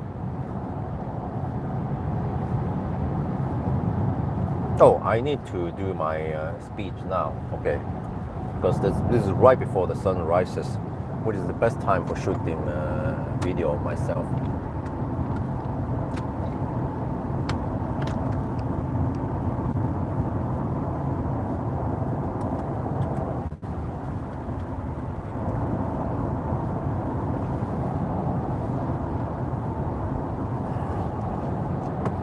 Yeah, okay, I need to adjust the light a little bit with the sunshade, so I don't get too much there. Okay, that's better for contrast ratio, right? Sun is coming up soon.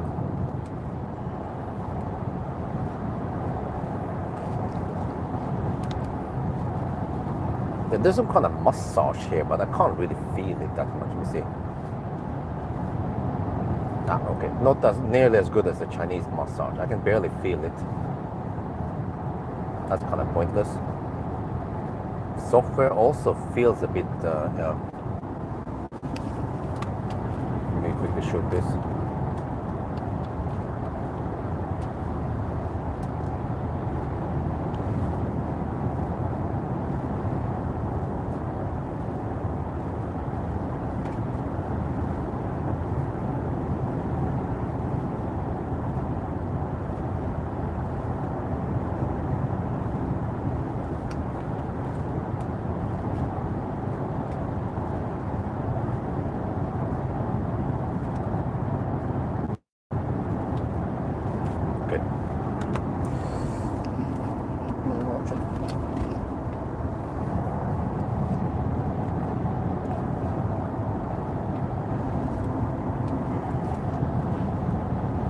Yeah, I've been spending around 7 hours in this car so far. Right?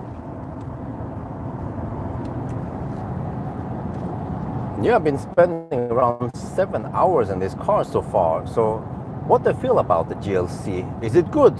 What the comfort here is nice. You know, it feels kind of both. It's not a sports car. It's more tuned for comfort, just like other Mercedes. And it's actually nice and quiet in here. maybe not top notch, but still very good. So I think that matters for the typical Mercedes drivers. And then, okay, when it comes to range versus charging speed and so on, okay, maybe not top notch, not as good as the Chinese. But when it comes to the massage, though, like I can barely feel it. It's like cat massage. Is it on? Yes, it's on. But probably I'm just spoiled by the Chinese brands. They have nicer, harder massage. Here is okay, whatever. It's just nice for some pressure release, whatever. But then also software seems to be a bit dinosaur. After getting used to some Tesla or many Chinese cars like the Seeker and Xpeng, here, like you have a fairly big screen, but it's not utilizing the whole screen, for example. And like the swipe down menu doesn't give you anything optimized. Like, you can't make new hotkeys or customize much. Unlike, again, Xpeng, Seeker, Tesla, right? Okay, Tesla doesn't have it, but they have a very nice organized menu. Here is like, I feel like it's just a bit outdated, even though the tech behind it might be good, but they just haven't optimized it for best user experience. So, but overall, I mean, the car doesn't annoy me, unlike some of the other Chinese cars. It has nice throttle feel. You can drive smooth. There's no bing bong nagging, all that. So that's what matters. That's what you're paying for, right? But then I feel like it might not be the best value for money, because it's kind of expensive versus what you're getting versus, again, Chinese cars, yeah, or even Tesla nowadays. So, well, but not everyone wants a Chinese car. Not everyone wants a Tesla. So that's why the German brands still make sense.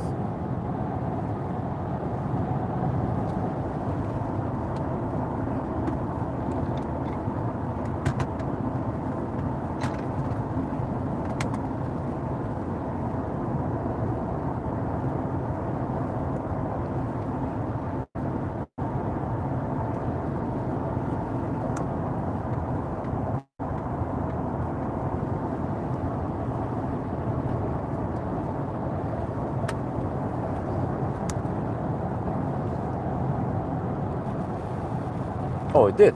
Okay. But I mean, still, like when you swipe down, there's just some notification things, like most German brands.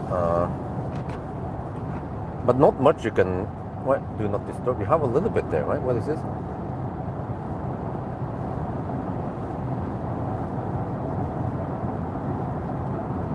Wait, what was that? Swipe down. You have do not disturb and some other stuff. Oh, you have my routine. Okay. I don't know. Can I press and hold here to customize something? Nope, it's not that intuitive. Oh, content available at current speed. What? Maybe you can customize some stuff, but it's still. Wait, what? Xpeng allows you to customize, to change some hotkeys while you're driving. Okay, whatever. Maybe I should test that while I'm parked then. But it's still kind of weird. Like, there is like a on the very left side of the screen, there is like a part of the map, right? There takes up almost 10% of the screen, left side of the screen. That it's not in use at all. It just empty space in the screen taking up by nothing. So they could have put some hotkeys there like Seeker did. So yeah, like I don't know, maybe Mercedes think that no, people don't want that, they don't need that. No, there will be people who wants to have some kind of hotkey, just a hotkey for turning on and off massage or seat heater or whatever. Police.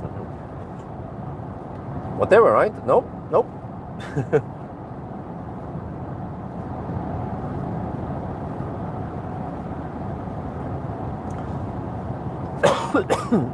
Now the car is 12% at arrival.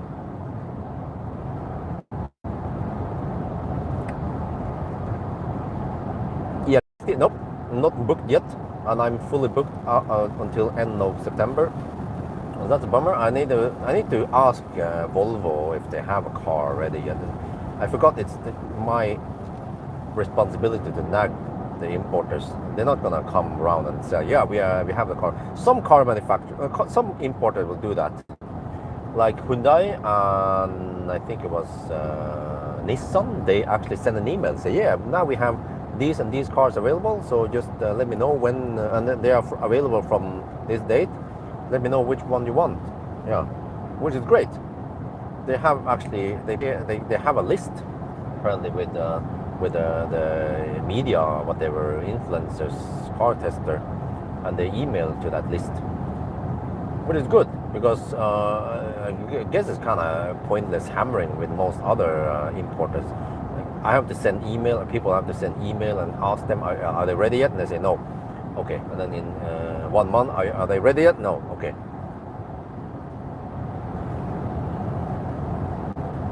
Yeah. No, they are extremely slow. If I could get one from Sweden, that would be great because, well, supposedly cars in Sweden were already available from April. If I somehow could have gotten a car from Sweden already from April, May, tested way before all the Norwegian media could test them, that would be great. But it's kind of late now. What have you done? Some roadkill. Okay.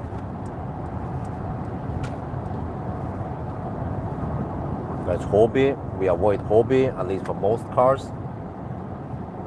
Well, cars that can charge at maximum 150, I would say around 200 kilowatt won't trigger any problem, a limitation on the Amphenol. Yeah. Or you can even use the 150 kilowatt chargers right outside the OK Even that could work okay.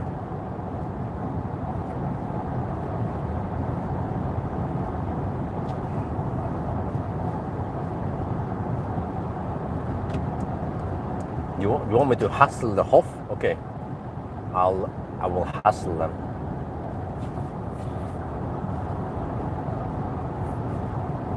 Five, okay.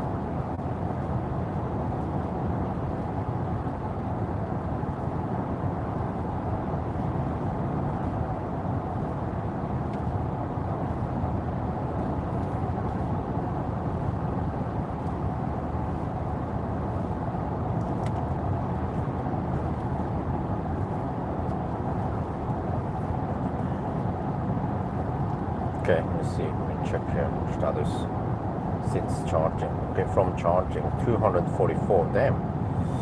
Okay, that is via Göteborg. Okay, so the last leg I have to expect less than 240. Yeah, last leg might be around 220 to 230 only. Yeah.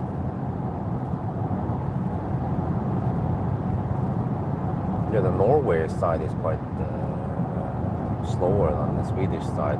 Also, the Oslo pass is kind of long, yeah, with some 90, 80, 70 zones. Yeah, okay, I will guess around 220 and then let's see what the Bedruplan says.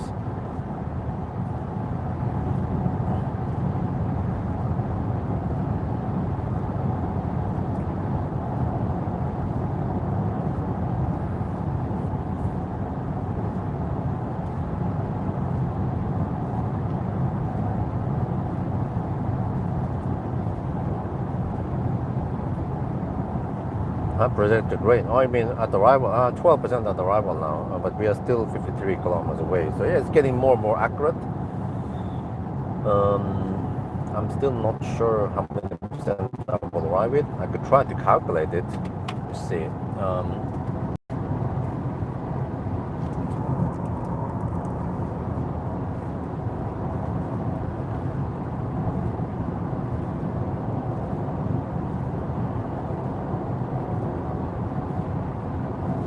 Okay,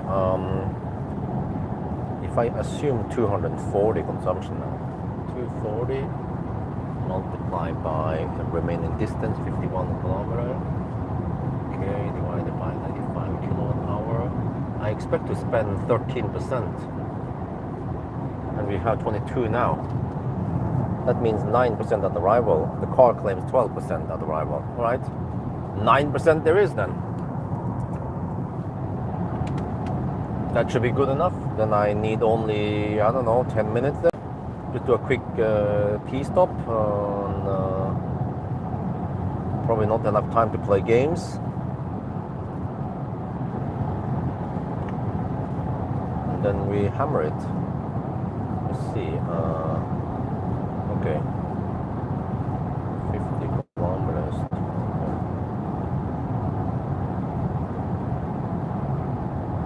Yeah, I should be there at...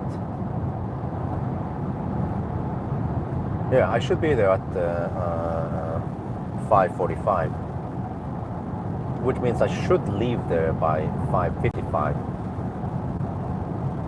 I think around 10 minutes charging is enough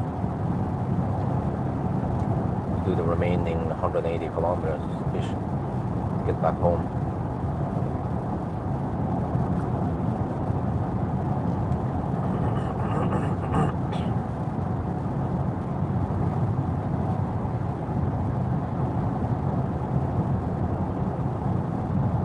So if it turns out that the Leaf is kind of all-ish Leaf, then I could try to do a 500 kilometer challenge. That's my payment for the free parking and shuttling, or I don't know if I can shuttle, at least try to shuttle if I can at home.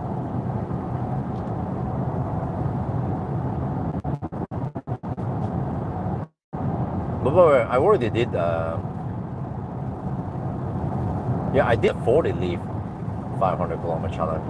Even that was rapid gating, wasn't it? Wait, was it a 40 Leaf? Or was it a 30 Leaf? No, I think it was a 40 Leaf. Yeah. Wait, was it? But 62 Leaf doesn't qualify for it because it's too big battery. It's more than 50 kilowatt hour. And I've already done it with a 22 Leaf. So it's kind of, okay, 30 Leaf. Yeah. I'm pretty sure it was the 40 Leaf I did one of the last challenges with. So then means that this is maybe not too interesting, unless it's a 30 Leaf, which could try that for fun. Sport mode, I haven't tried it.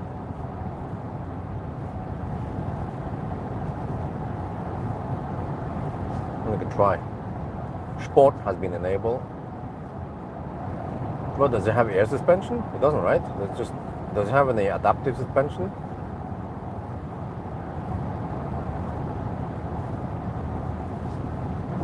Feels more or less the same as before. Let's go back to comfort.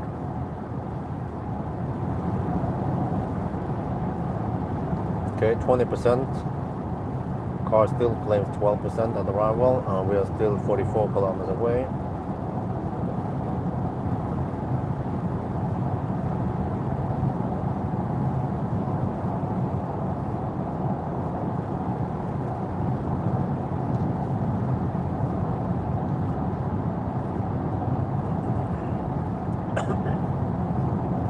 But 7:30. Okay. That will be right around the time when the kids are gonna wake up. 500 kilometers, 22 and 40. Okay, thank you. Kilowatt hour Leaf, yes. 22 kilowatt would be dog slow, super weak sauce. Actually, it's what, 24 and 40, not 22.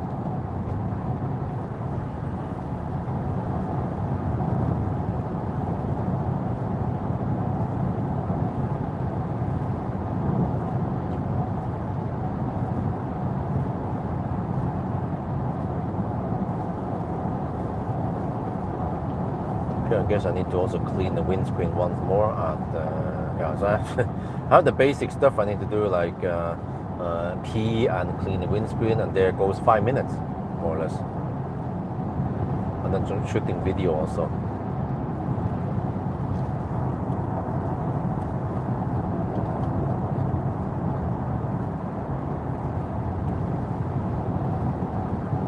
Seems like it's gonna be a nice day in the Yes home today.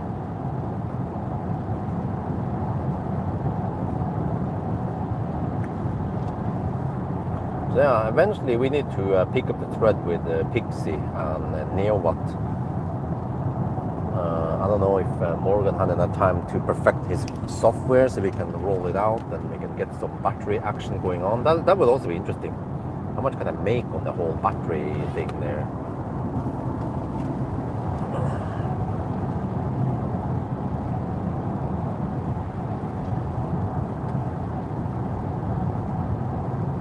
Simply amazing. Yeah. Okay, we can try the 30 leaf if he allows me to drive it 500 kilometers. I don't know if it is a 30 leaf or not yet.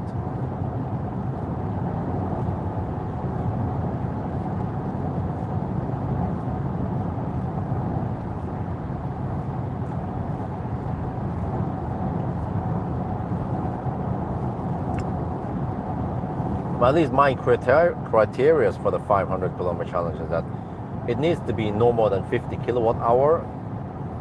It needs to be older than 5 years and cost less than 500k. Yeah, those are the 555 on the 500 kilometer. So Leaf falls under that. I think even okay, let's call again the Skoda Citigo E or the latest and greatest E-Up goes under that. It's only 36 kilowatt student and charge is kind of dog slow, like 35 kilowatt charging or some shit. And even I think even the Honda E is getting old now, and also the Mazda MX-30. Yeah. Well, maybe they are.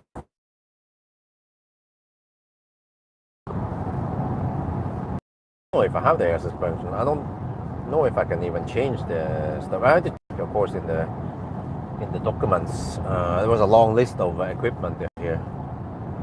Vehicle to home. Nope, because I don't have vehicle to home hardware at home.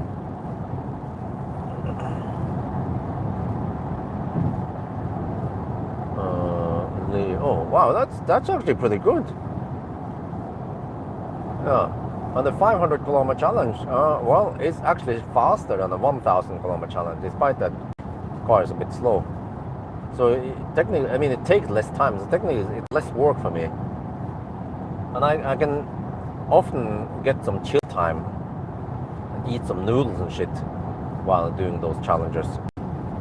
So yeah, I mean, I know that it usually takes I don't know 7-8 hours, right, to finish them.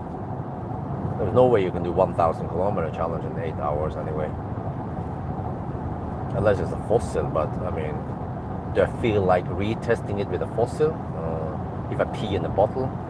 Or if I can get my hands on a pure fossil that actually has 1000 kilometers of range, and I only stop for pee once and then I hammer it, and I don't know, can it actually go 1000 kilometers without refueling? Well, that would be interesting to test.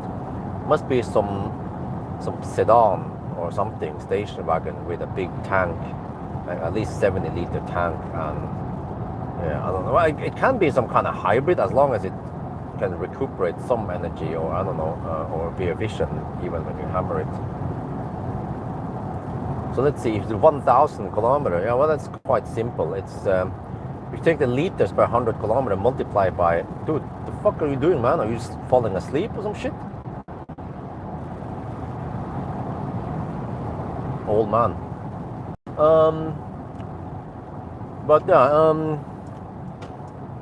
that means you take the liters per 100 kilometers, multiply by 10, yeah, then you get 1000 kilometers. So well, except for that, no, wait, how is this? Okay, no refueling.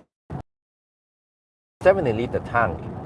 If I spend 6 liters per 100 kilometers, that would be okay. I can arrive with 10 liters left, right? That's right before the fuel tank starts lighting up.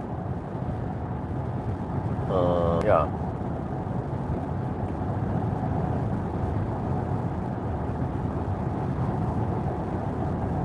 Maybe I can just bring a jerry can, and in case I run out of juice, just quickly go out and then refill, and then back on the road. 5 minute recovery time, maybe even less. But okay, that's not gonna happen. We can already see, if I fill it up, and yeah, like the Renault Laguna had a 70-liter tank, but maybe it wasn't the most efficient car out there. Okay, I just need something that can. You can't just look at the like a 50 or 100 kilometer cycle. You have to look at the whatever cycle where the battery has been depleted before the trip, and as long as you can average around 5 to 6 liters per 100 kilometers, then that's good enough in one tank. Freaking ugly, man. Prius Prime, holy shit balls.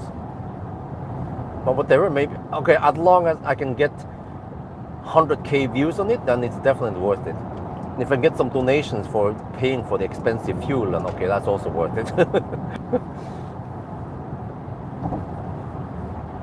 Yeah, maybe from time to time I should redo it, because the last time I did the test with it was a serial hybrid, X-Power. It was kind of thirsty. So okay, we can try again then with another fossil. Maybe okay, how about I borrow Nassi's Mercedes S-Class. He said that it was when they built the cars like a tank. It probably, it has something like almost 1 inch thick glass. The side mirrors, side window, side glass is freaking thick. The doors are freaking thick. Everything is thick. And they say that it is super comfy, and when you travel with it, you will arrive more energized than when you enter the car. The trip itself energizes you. That's the whole philosophy behind S-Class back then, when Stuttgart was great.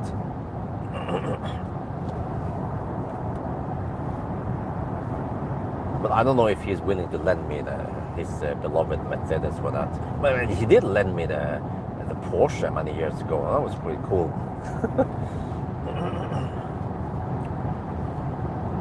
But of course, I should try some modern, very modern, top modern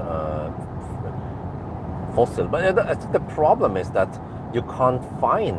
Yeah, I remember I asked BMW many years ago, and also Mercedes. Do you have some kind of pure fossil, not that hybrid shit? And they said, no, we either have electric or hybrid. We don't sell pure fossil in Norway, no. So I'm like, okay.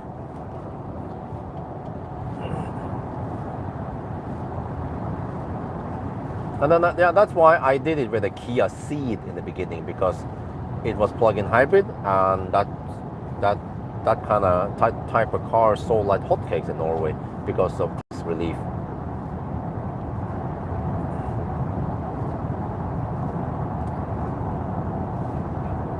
Yeah, so well, I don't know. Needless to say, in Norway, plug-in fossil cars, the tax is calculated based on CO2 emission, and the CO2 emission is based on the NEDC or the VLTP cycle, and then plug-in hybrids, they start with full battery, and then they do the cycle and they deplete the battery, and that's how they end up with 2-3 liters per 100 kilometers, and then the CO2 emission is calculated based on that, and then they get lower tax, and then that's why the Norwegians, they buy plug-in hybrids, and many of those west side people, they never plug it in. They're just lumping around with that electric drivetrain, helping with the regen, but that's pretty much it.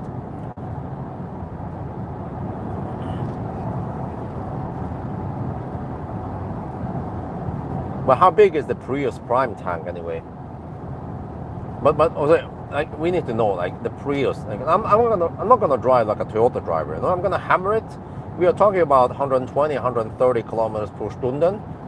Will the Prius still be efficient in those speeds? Did the previous owner even hit those crazy high speeds?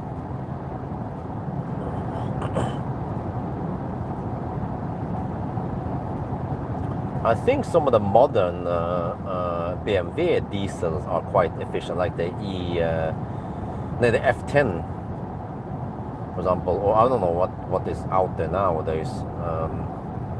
Yeah, no, what? Oh, Mercedes. The Mercedes C-Class should be very efficient. It has the teardrop design.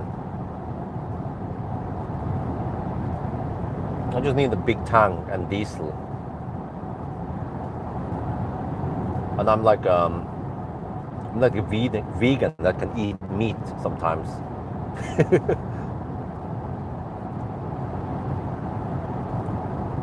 Yeah, yeah, exactly. Freaking annoying Priuses, man. Camping, like overtaking a truck. Yeah, like the truck is doing 85 kilometers per hour. The Prius is doing 90 kilometers per hour. It takes 5 minutes to overtake that truck, you know. But then no, there is another truck 1 kilometer ahead. Prius decides to camp on the left lane way.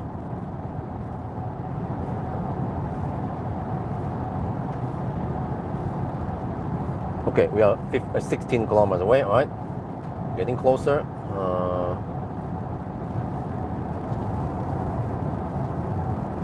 500 kilometer autobahn. Yeah, that would be pretty fun. 85 miles per hour average for how much is that? 5 liters. Okay, Prius Prime. Okay, all right. So the Toyota seems to make efficient cars. All right, that's good. I mean, just the fact that it's Toyota, many people might want to watch that. What the heck is this shit in Tesla Bjorn's channel? You know? And they just have to pick one of the ugliest cars ever to do the challenge with. The only good thing about this is that I don't have to see the car too much. We will just be watching it in the driver's seat most of the time, since we don't have to charge it or refuel it or do any of that shit.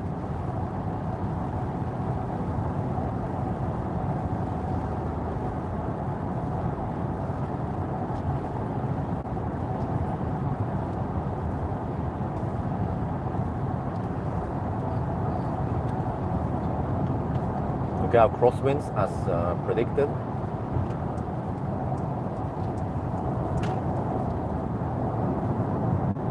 Oh, that's pretty good drag coefficient for a fossil car. And it has it's a light hybrid, right? Probably like a 1 to 2 kilowatt hour battery and a tiny electric motor. So it's doing some of that regen and stuff.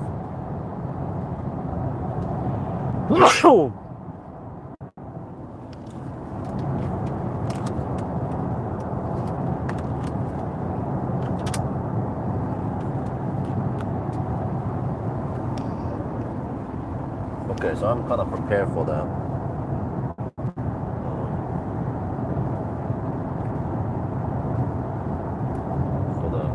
podcast now. I'll be doing it not long after the start. Let's see if we compare this.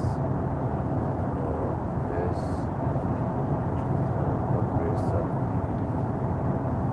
Alright. Have enough battery.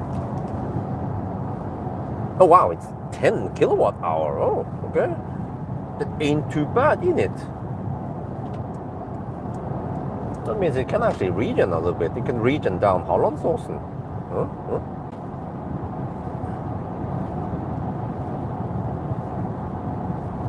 You know, maybe I should try to test some modern plug-in hybrids, because people, some people in my channel are interested and they claim that they are so damn good. Okay, I can test it. How about that? Do some kind of range test and various other tests with it, acceleration, noise test, and banana box test. Just generally interested, because okay, many parts of the world BEV works great, at least you know the more developed places in Europe. But okay, there will be places where people still want to hold on to that cigarette or whatever. They still want to hold on to that fossil. They want to pump it with the right hand, and they believe that hydrogen is the way. That plug-in hybrid is the way to go. So okay, we can try it. I'll try it, of course. I'm going to give it a chance.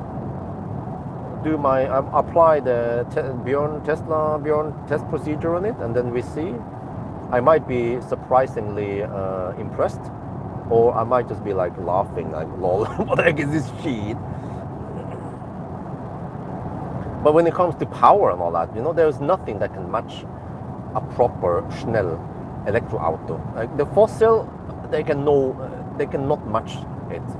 I have experienced the Plaid, but not even the Plaid, like the IM5, IM6, and some of the money like Neo power, you know, is very impressive how fast they are, how powerful they are.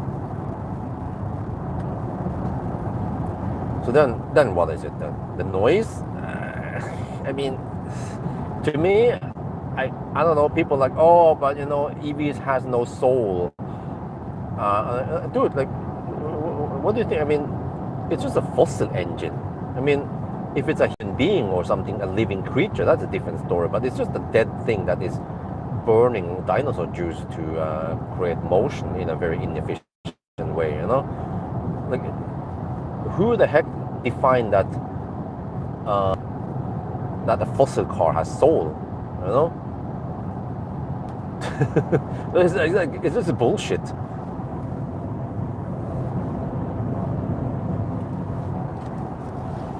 Millennium Falcon, man, he has soul.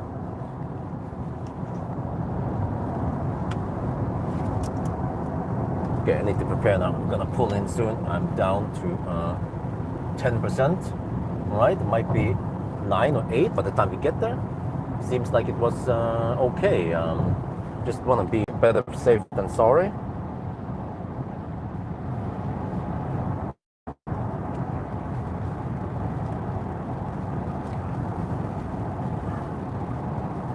...2020 Prius Prime. Wow, you must be a Toyota fanboy. Wow. You know, for the longest time, I wanted a Toyota 2.2 liter diesel from 2003 or whatever. I remember they had like 400 newton meter torque and I think it was 177 horsepower. It was a Toyota Avensis station wagon or some shit like that. But then somehow I bought the BMW instead, which was a very nice car to drive. Prime from Montreal, okay. I have to get ready now. Stop digging around. Okay. Status update: 823 kilometers, 239 watt-hour per kilometer, 9%. And then time, we started at 10 or something, a little bit past 10, 10, yeah, whatever.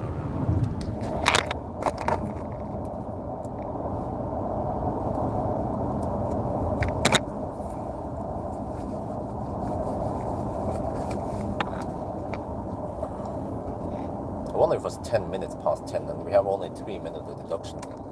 So it'd be like 10:13, so that means 1 hour and 47 minutes plus current time. 5, 6, 7.5 hours. Okay, that's pretty good. Yeah, we should be able to make it back home within 1.5 hours, and so it's right around 9 hours.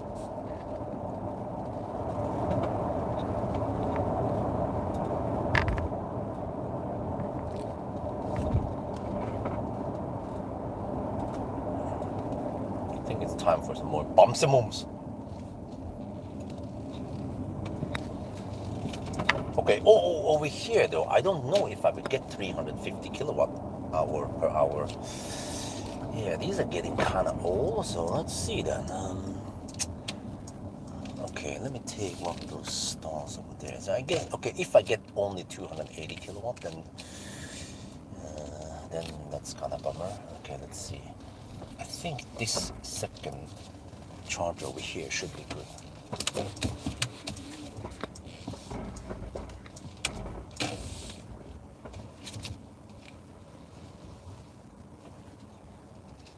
You see, as soon as you put the car in park, it was a boom. Is it? Boom.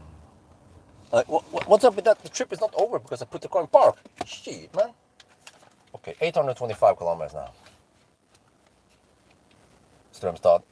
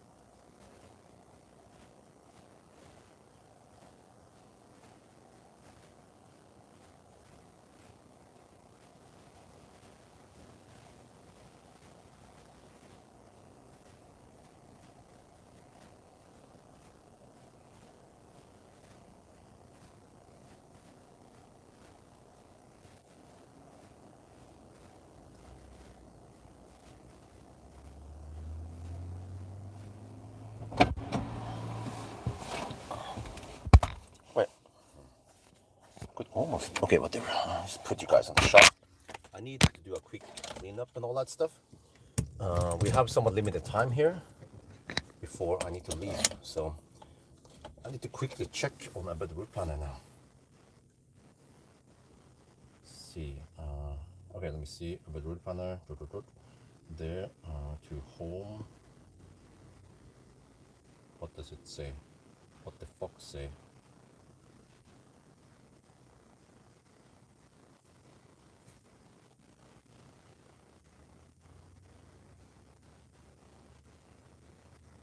Huh? What?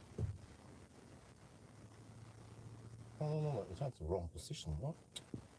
No, you need to update the position, man. I want the Strömstad to home. There. 100% to. Okay, 42 is the answer. It needs to spend 40. Okay, I should be able to charge you around 50%.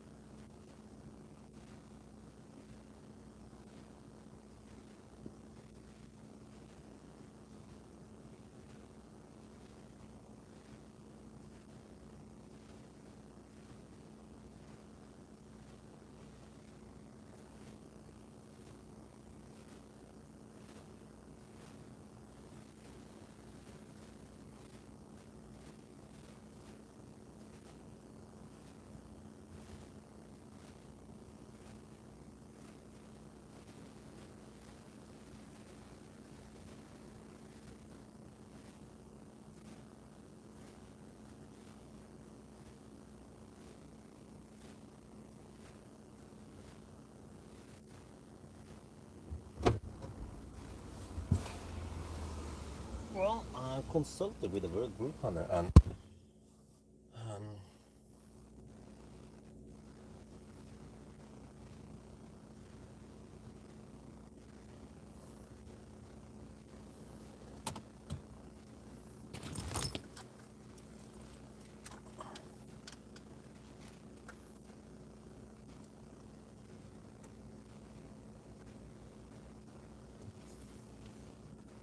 okay, according to the route planner, we can go from. Okay, the route planner seems to be accurate. So if I go from here to home-ish plus a little bit extra because I'm not gonna go straight home, I need to spend 42%. So let's say no more than 45%. I have 45% now. So I think I have like 260 watt-hour per kilometer budget now. So I think we can just unplug anytime soon now.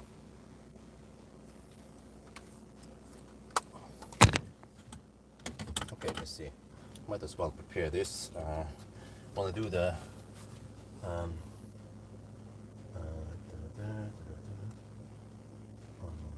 switch to 4K. I'm gonna do the 4K podcast thingy.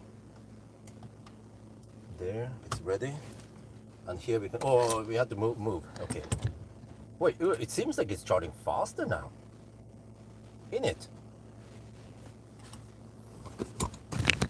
48%. We should have enough now.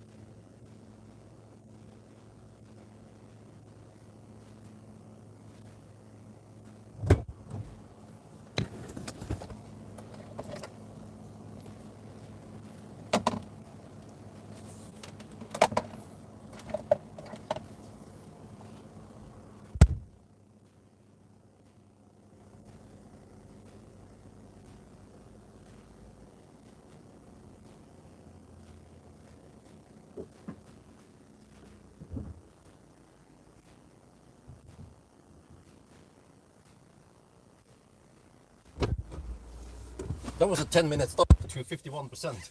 9 to 51%. And we're good to go. Oh yeah. Let's see. I had to disable some annoying lamps there and there. Good. Okay. All is good. Then navigation. Where to? Let's find Yemen. I think I have it in the history here. Yemen 1000 Byporten. There we go. Start. Car should give me estimation, but I already calculated everything, and it says 16% now. Okay, whatever. It's going to be 5% possibly, and that'll be good enough. 5% actually at home. So, yeah, the charge scale is linear, so it's easy to calculate in this car. Battery temp. Okay, let me check. 50 degrees. It seems like it just ends up being around 50 degrees every time. Oh, I forgot. No, I did clean screen. Okay. Yeah, so there you go. We start a little bit before 6 now. We leave.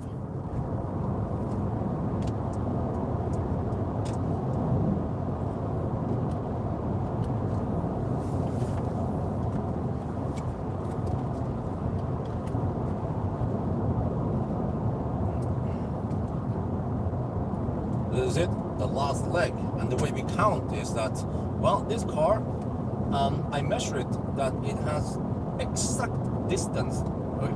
At 425.3 kilometer in the display, it was supposed to be 425 kilometer on Google. So this is German precision, yeah. It means that we will go to 1,000 kilometers, except for that it doesn't have the decimal there. What the heck, man? What happened to the German precision? Well, fortunately, I save. Where is it again? Here. So we can count down on this. Oh yeah. Oh shit, I forgot to check the time. Then we count time. So we take, to simplify it, we take 1 hour. We see. Oh, yeah, it's 22:20. Oh, okay. 3-minute delay. That means 1 hour and 27 minutes. Yeah. Okay. Oh wait. No, not 1 hour and 37 minutes. Yeah. Because it's 20 plus 3, 23. Yeah, 23, 37. Okay. 1 hour and 37 minutes.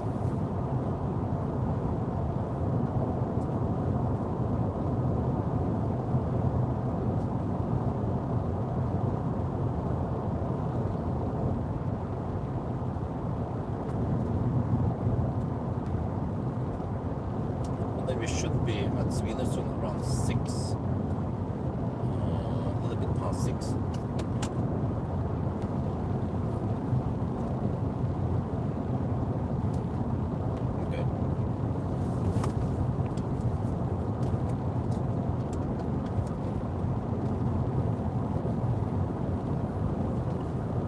And the way we count time is that we take current time, which is 6 in the morning, plus 1 hour and 37 minutes. That is the 1,000 kilometer time.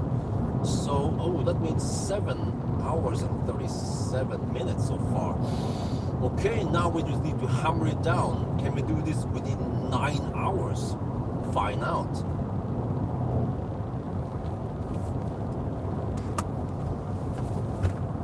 Oh, bird.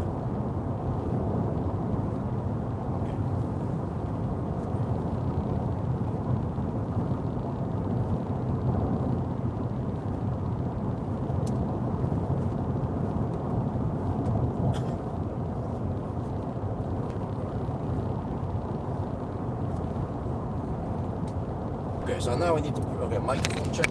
Now I need to prepare for my 4K podcast, right? About hydrogen. Wait, it has been a while now since I did the whole hydrogen thing.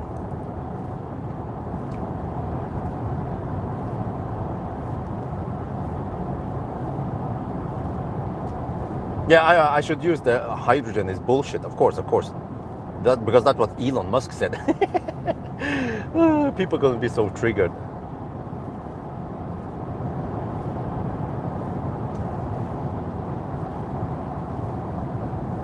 But hydrogen is still 2 years ago. Well, really? I have to get the exact date here, because YouTube might count it weird.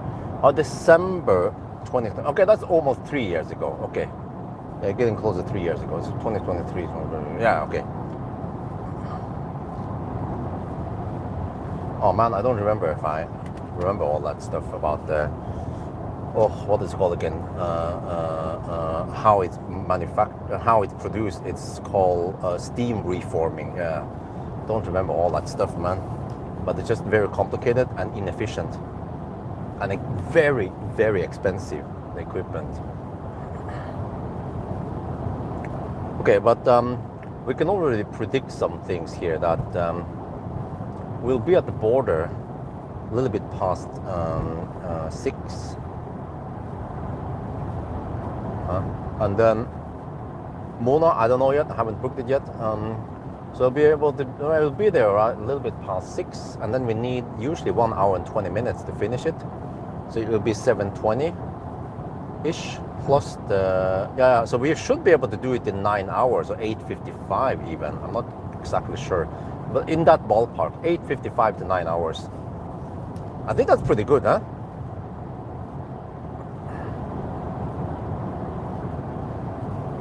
Yeah, the whole Nikola thing was a scam, yes. I don't know why did they scam it? Just to get investor money? Okay, 9 hours, all right, we'll see. I need to focus slightly because I need to count. Maybe I'll start the podcast once we are in Norway, because I need to focus a little bit at the border here. Just want to write down in case there are some delays in Norway side. I will have the time of entry in the country, and we should be there in 5 minutes anyway.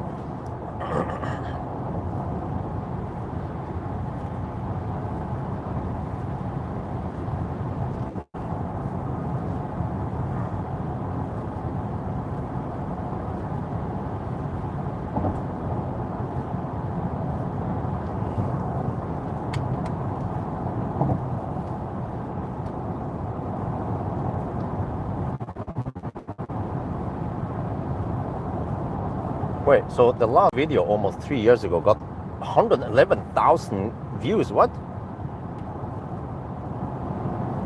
And then I have the Toyota hydrogen stuff. Well, hydrogen is bull. Okay. Oh, it seems like I used the bullshit, which YouTube didn't like in the title. Yeah. So I need to avoid the bullshit thing.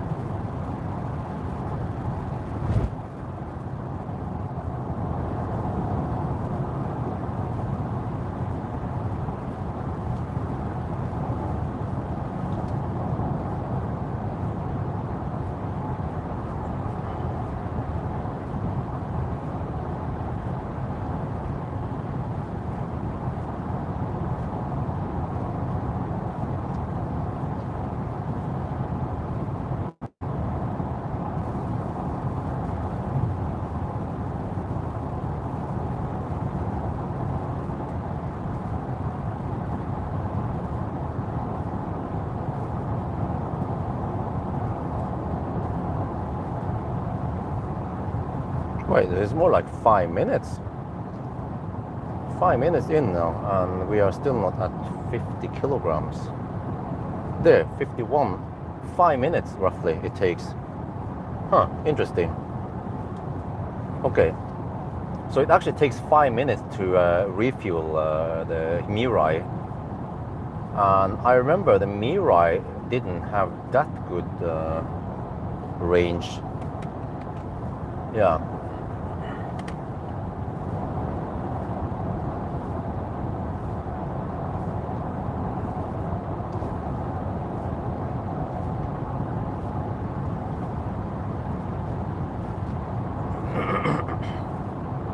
I think I've refueled 3 times, from what I remember.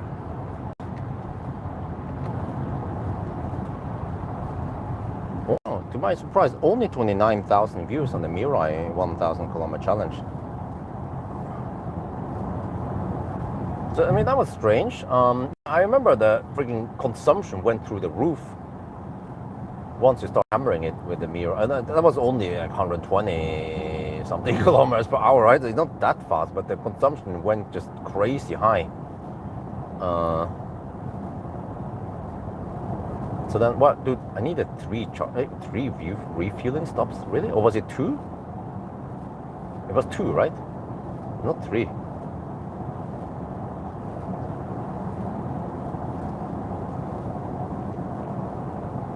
Okay, can someone please help me?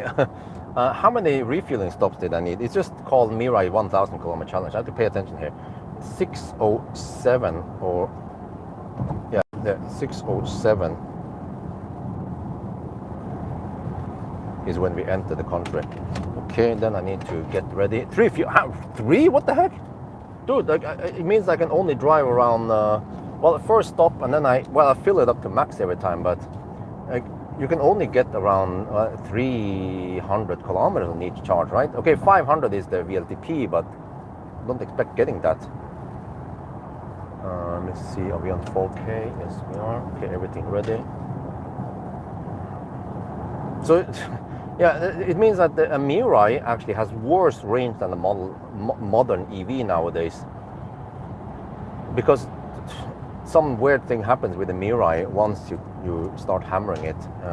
It seems like it was optimized for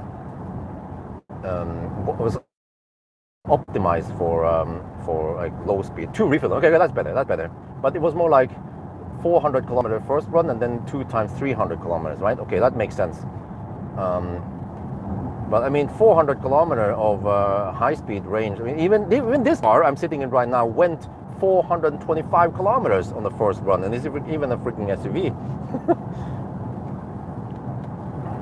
And it's not unique with this car. Many cars nowadays, many EVs nowadays can go 400 kilometers.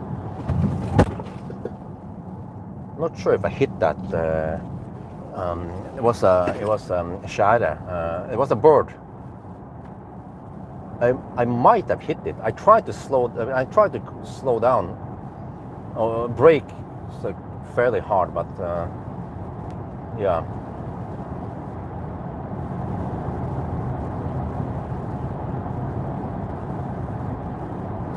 Wait, didn't I do a Sunday drive also?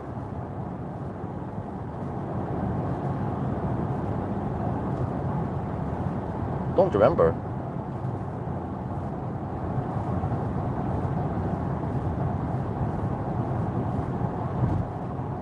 Okay, anyway. Let me start.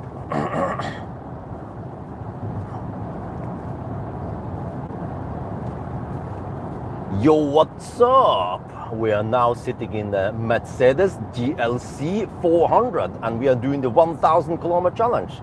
We have entered Norway now. I'm doing the final run now towards Home, and this topic will be about why hydrogen is nicht good, or why hydrogen is bullshit. Because that's what Elon Musk said over a decade ago. And you know what? He was right. Because Elon is always right. No, I'm just kidding. But no. But no Sunday drive. Okay, I'm actually, we are live streaming it, so some people are kind of talking about this stuff. But okay, sorry, I need to not pay attention to the live stream. But yes, hydrogen cars, that's the biggest flop ever. You know, it's like Laserdisc, right? Oh, I don't know. Do you guys remember Laserdisc? No, but seriously, many people, they blindly believe that hydrogen is the future. But I don't even remember the first video I made about why hydrogen is crap. Many years ago. The last video was almost 3 years ago, and it was still quite bad. But I think it was more like 5-6 years ago I made the first video, and people were like, no, Björn, you don't know what you're talking about. Hydrogen is the future. It's so much faster to refuel versus charging, and all kind of stuff, you know. And okay, maybe so that was the whole argument back then, like let's say 6 years ago. That was around 2020, right? 2019, 2020. Even back then, we already had some pretty kick-ass EVs. Model 3 long range was out, and it could charge at least 200 kilowatt. I wonder if they unlocked 250 kilowatt. It was quite efficient. This was also right around the time when Tesla released the heat pump, you know, the octavalve, that made it really efficient also in winter. And well, we had the Fat e-tron, but it was kind of thirsty. We had the EQC, which is like this older brother, right? And what else? Yeah, so I mean, back then I already got a glimpse of how electric mobility has been improving. And then based on how good the cars were back then, like, you know, also back then we also had some Model S, like 100 kilowatt hour. I wonder if it was Raven even back then, you know. So they were getting efficient, big battery, fairly fast charging and so on. And then some people, they blindly believe that hydrogen was the future. I was like, why would you waste money on hydrogen? Because back then, okay, around 6 years ago, something roughly at 2020, and Oslo had around 2 or 3 refueling stations only. One at Sandvika that blew up, and then there was another one at WAM, the one I used, a little bit north of Oslo, and then I think later there was also one at Høvik. But not that many refueling stations. Yeah, okay, I need to tell you guys, like, because based on like back then the first video I made, then I didn't try a hydrogen jet, right? I was just basing it on what we know, facts about hydrogen, how it's made. It's made from the fossil industry mainly. That's the cheapest way, easiest way to get it from the oil industry, which requires a steam reforming it, but releases CO2, and I don't remember what the heck it was again. I kind of forgot about the whole hydrogen scam. And then and also like how they are stored, you know, they are manufactured in the oil industry and then transported via trucks over to the refueling station, but the refueling station was really expensive. Like we're talking about 2 million euros on one refueling station that has limits on how many cars it can refuel. It has some, like, if too many cars refuel close to each other, which could happen during a summer vacation or whatever, or even just a weekend. First of all, the nozzles will freeze over. This is just because of physics. But also, yeah, this happened in California, by the way, in the US, where the whole hydrogen is way more widespread over there for some reason. Maybe Americans are less intelligent than Europeans. No, but this was before Trump became president, also way long before that. But also, there is some limits because the hydrogen, they are stored liquid form in those refueling stations, and then they're being de-liquefied into gas form, but then they need to compress this gas to 700 bars, or I don't know, 500, usually 700 bars, and then it's ready to be refueled. And that takes time and energy. And if too many people fill it together, I don't remember what was the number again, like 4 or 5 cars after each other, then the whole station there is exhausted and it needs to work for, I don't know, a while, a couple of hours before it's full ready again. That was a limitation, right?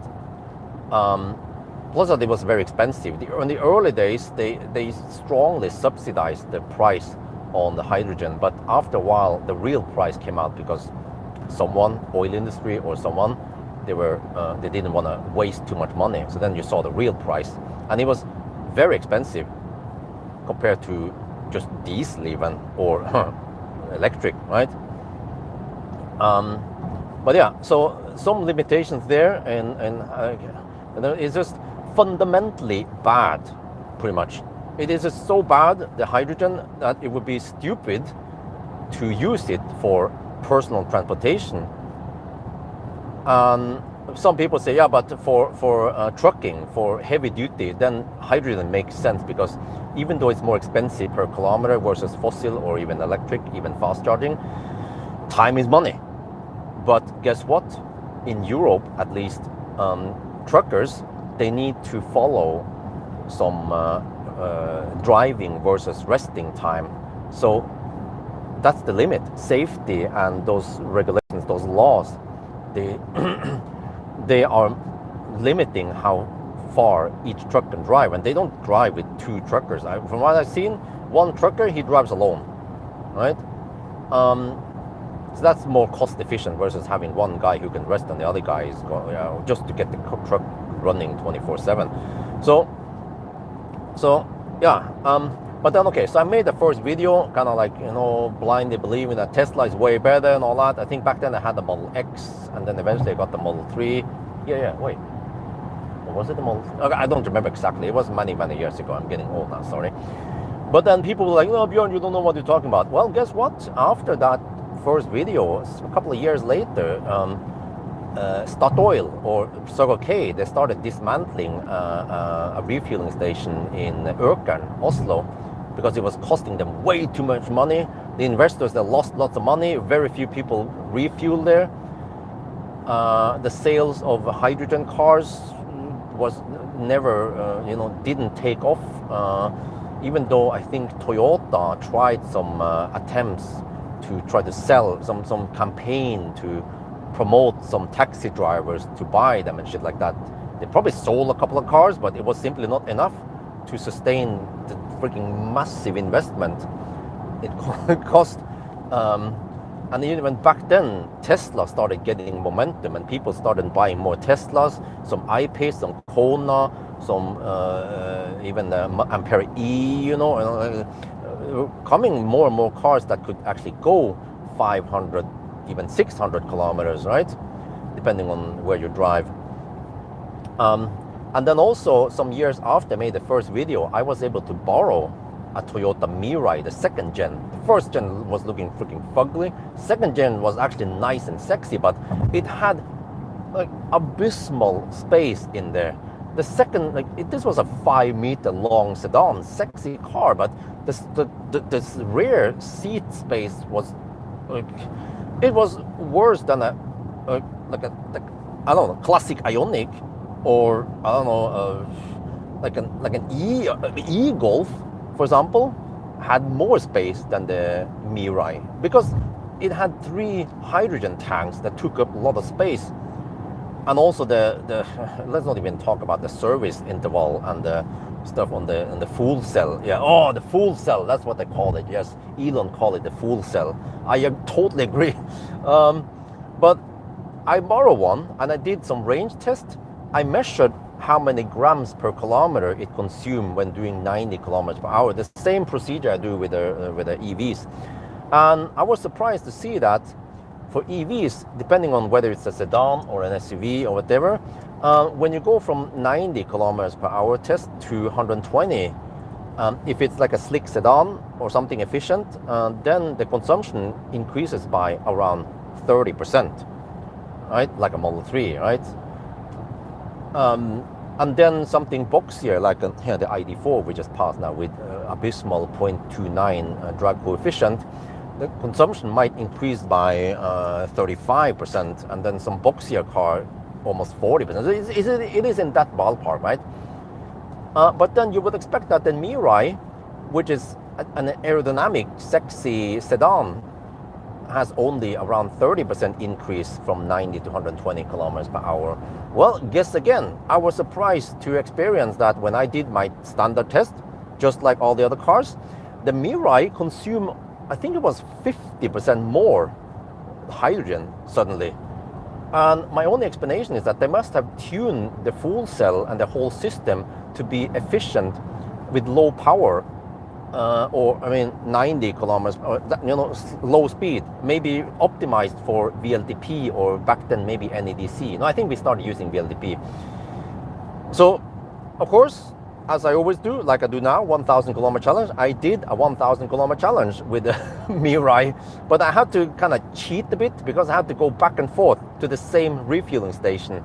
Otherwise, I wouldn't be able to do the regular 1,000 kilometer challenge like I do now, because I wouldn't reach the next hydrogen station, right? So, but whatever, I just want to see the potential in hydrogen. Just want to test it fair and square, and I did. And the Mirai consumed a lot of hydrogen because I was hammering it at 120 kilometers per hour, and it was going inefficient, but it still paid off because you don't want to go too slow because the hydrogen refills within a couple of minutes, right? Well, that's what you think. But hydrogen, once you refill it, it goes slower towards the end, just like an EV battery, but it's way better than that, fortunately.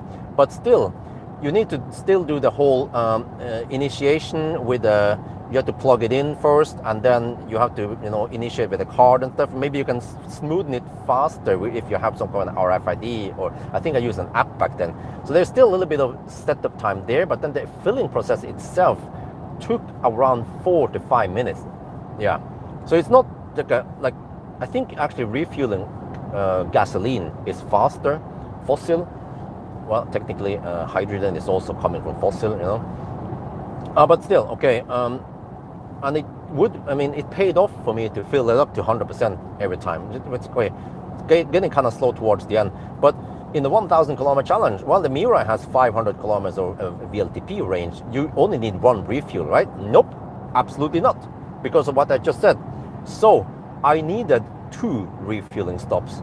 And each stop was a bit of detour to get over there to the refueling station because it was not right by the highway. They are not widespread, unfortunately. For example, the one at Pawel, they also dismantled that after a while. They used lots of EU taxpayers' money to build that shit, and then they found out they lost lots of money, and they removed it after some years.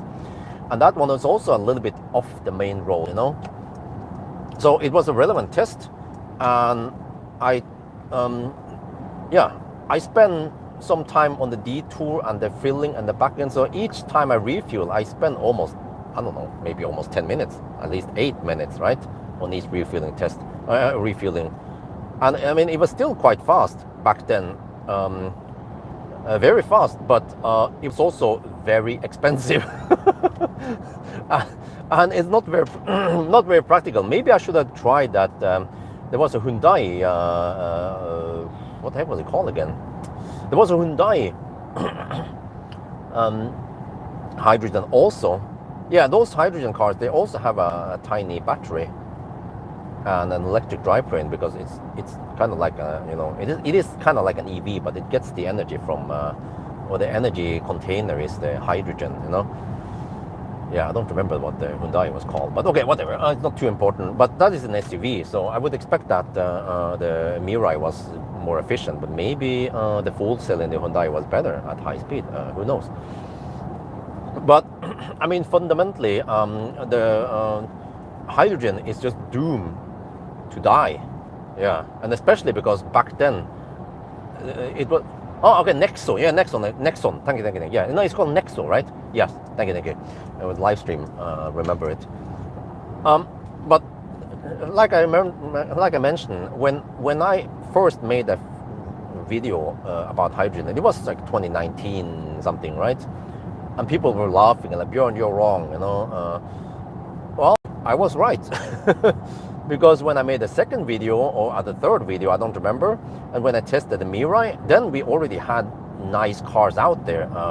Don't remember, like, was Taycan even out, or Model 3, maybe some of the MEB cars were out. Okay, maybe not ID7 yet, but lots of affordable EVs that had good charging speed and good range were already out. And unlike the Mirai, like a Model 3, or I don't know, whatever common model like ID7 out there, they don't take a big hit in the consumption or in the range when you hammer it. So ironically, you can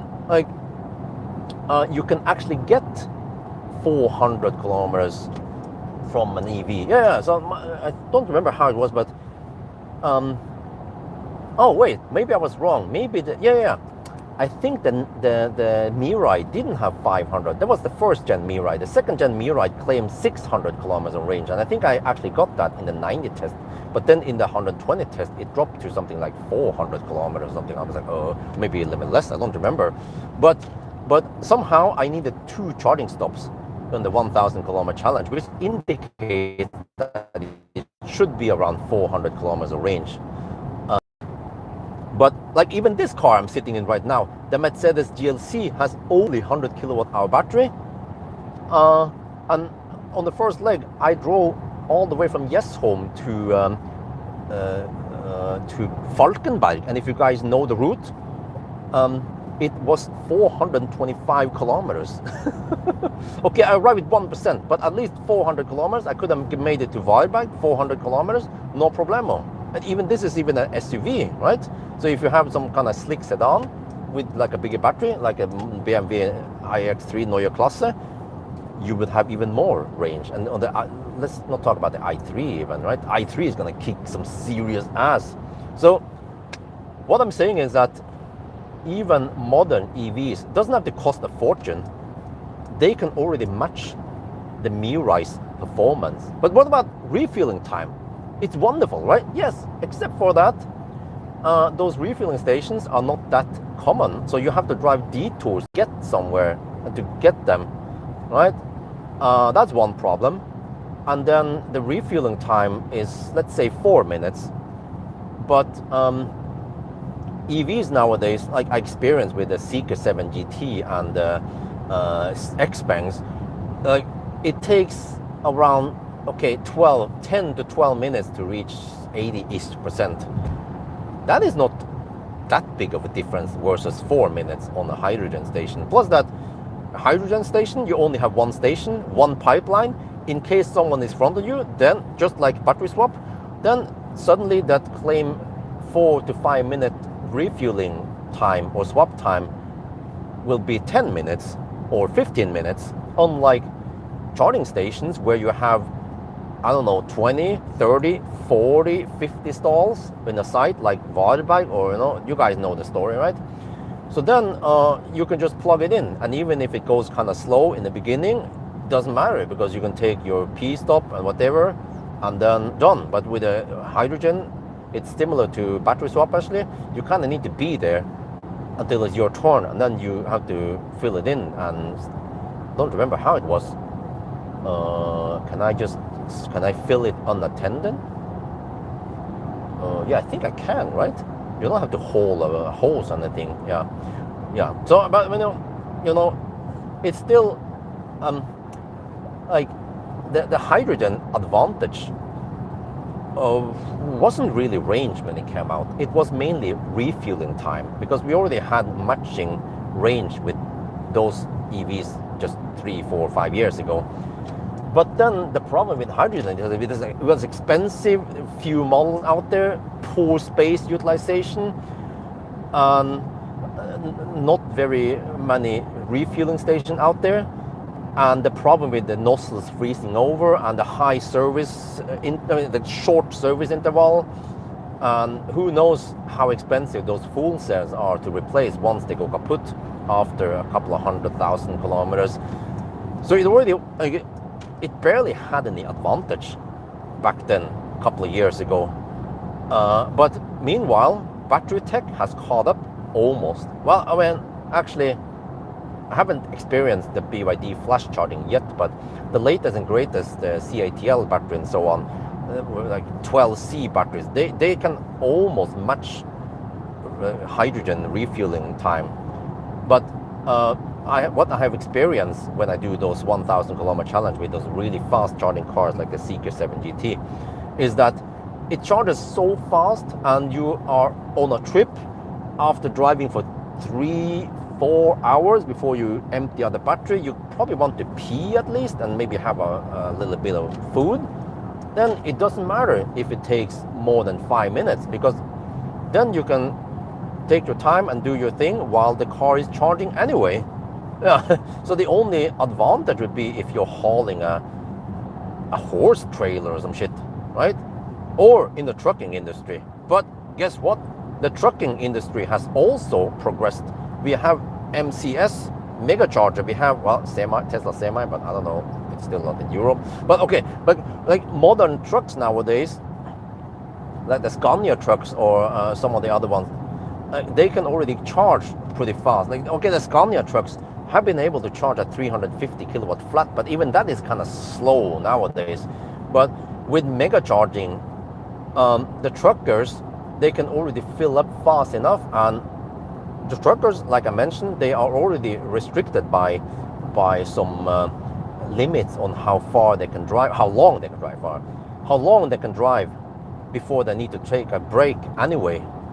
And refueling is actually work, but then what I heard is that charging is not counted work. You just plug it in, yeah, and then you can dick around for 45 minutes, yeah. So the charging time, speed, whatever, for trucks, they are already matching the professional truckers' limitation. And when it comes to personal transportation, well, I mean, already 5 years ago at least, or yeah, then many EVs back then, they could charge pretty fast, right?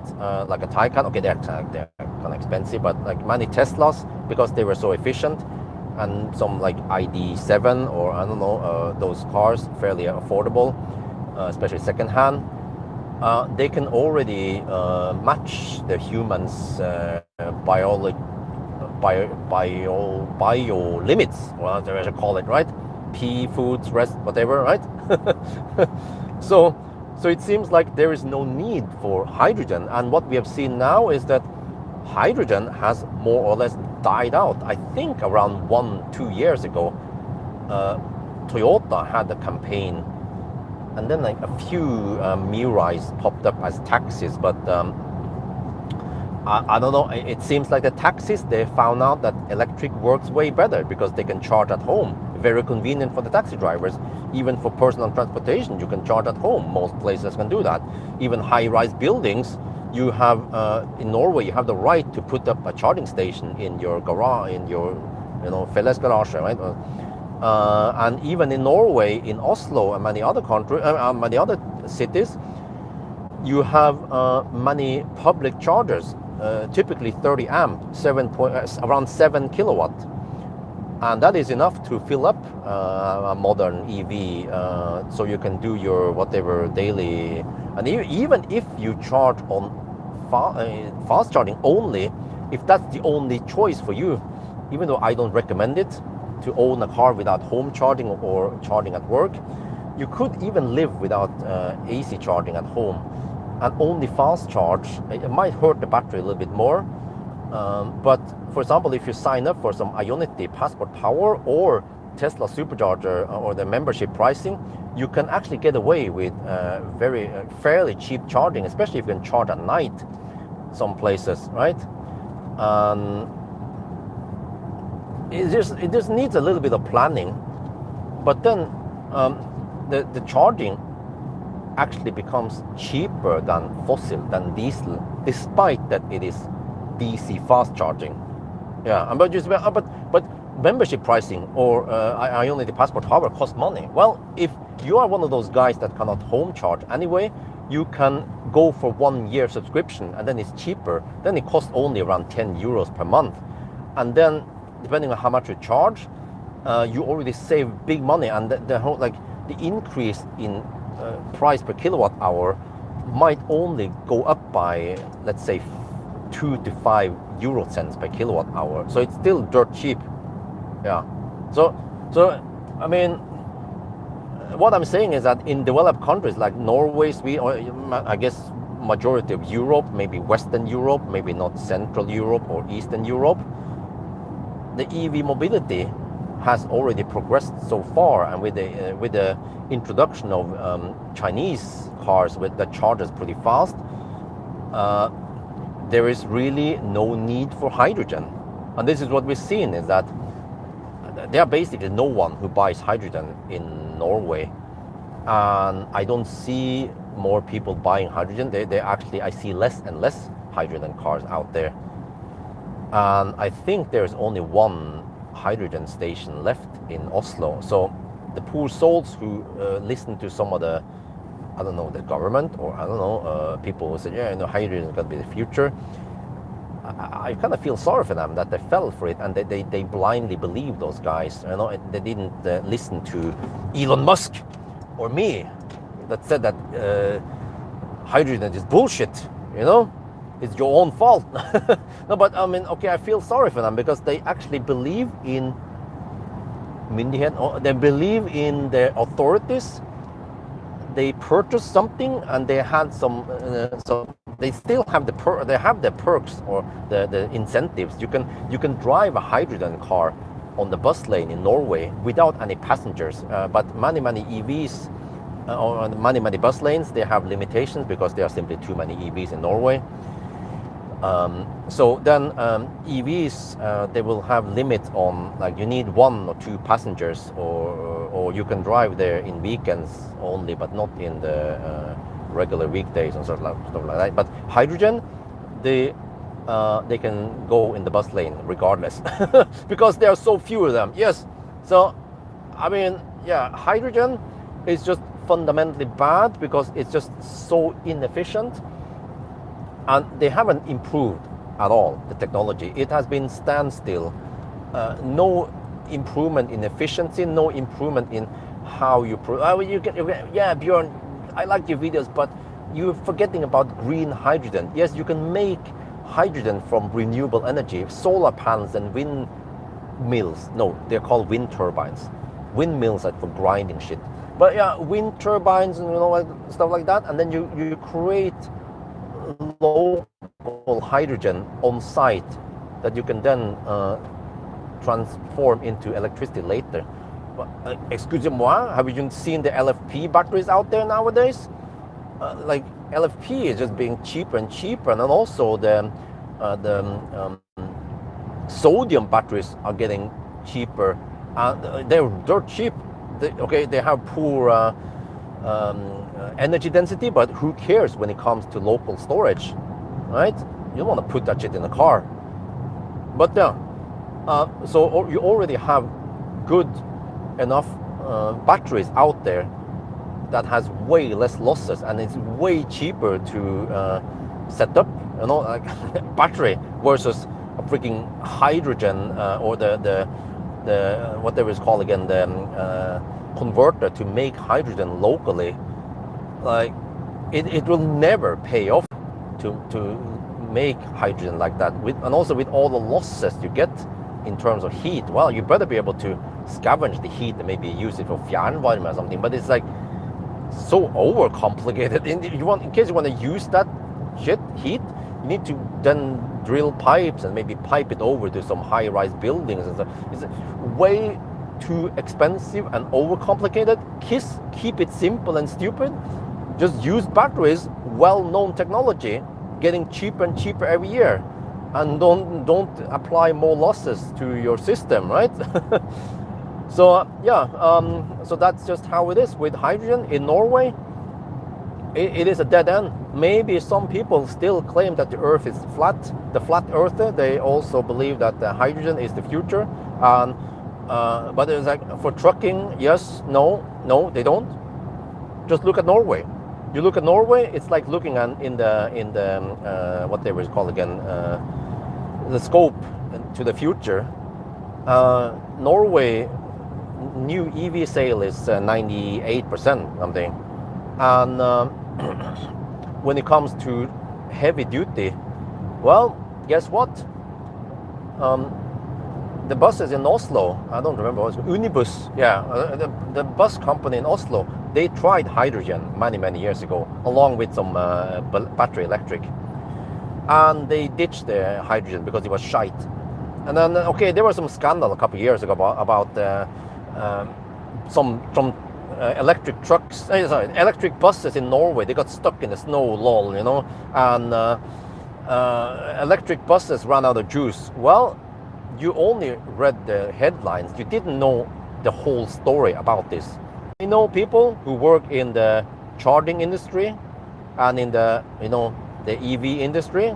They could tell me some very insightful stuff about what happened, what really happened.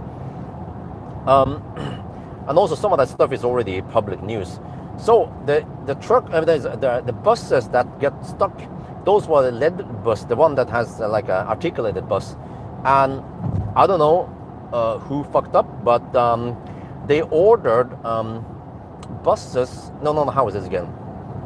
The buses, you can get them with multi-axle drive unit, but they went for the single axle rear wheel drive. Why? Because the bus drivers, the majority of the bus drivers in Oslo, they only had the certificate to drive those kind of buses. So very few of the bus drivers could drive the I don't know what you call it, the two axle drive, which would be better in winter, right? So that's why someone in some place in the system in Oslo, they ordered like the rear wheel drive buses that had poor not the greatest traction. Another problem was that many of the bus drivers in Oslo, they didn't know how to put on a chain during winter. Basic knowledge that a truck driver, a professional truck driver knows. Those bus drivers never got the course or the, you know, the teaching or the learning to do it, and they got stuck. And what else? Yeah, that's basically it.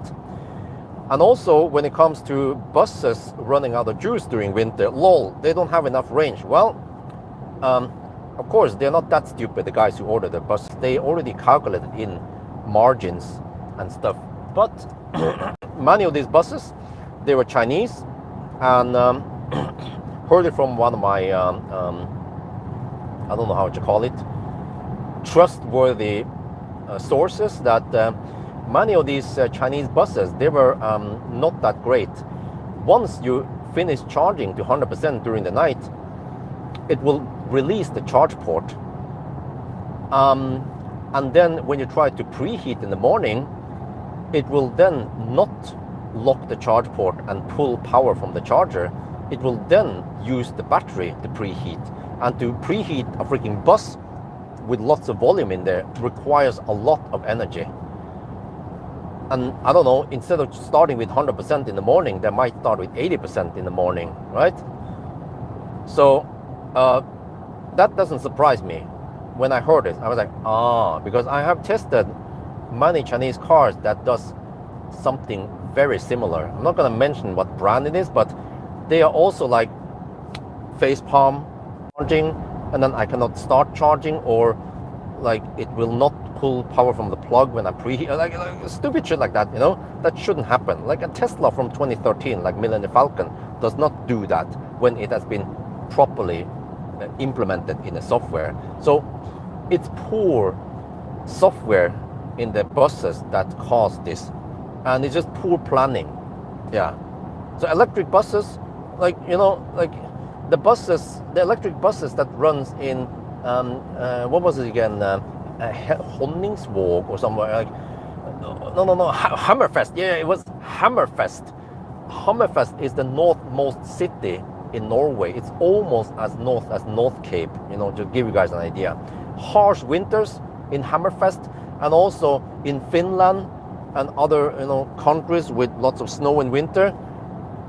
Also Trondheim, yeah, kind of way further north than Oslo. They were like, lol, no Søringen.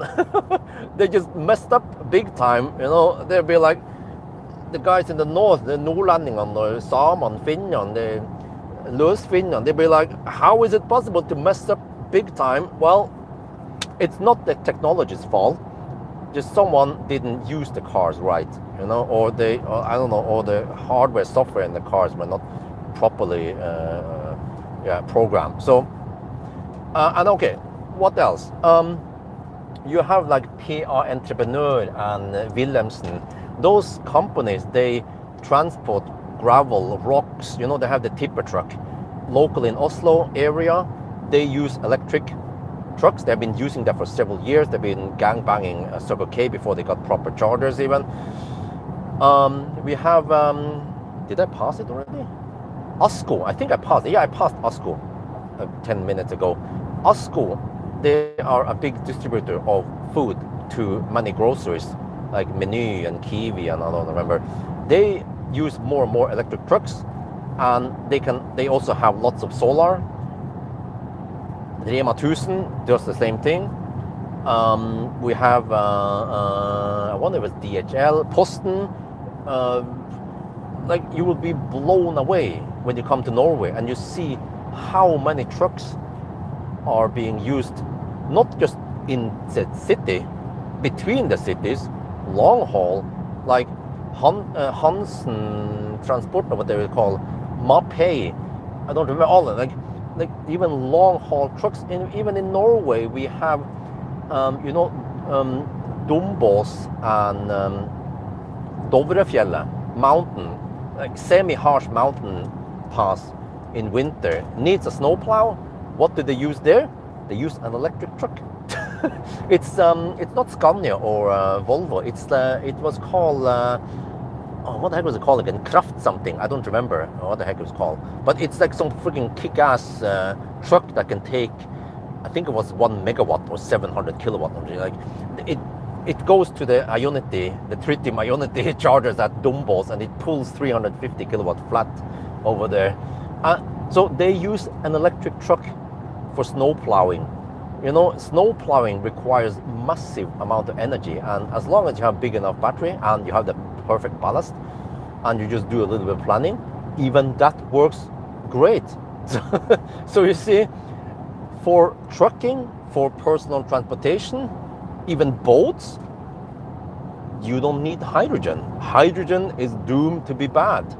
It's just a way for the oil industry to keep you in the loop, or keep you, you know, to keep you coming back to their business so they can keep making money on you.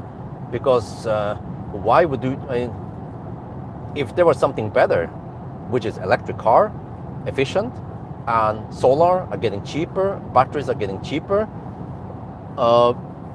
you don't have to be dependent on the oil industry.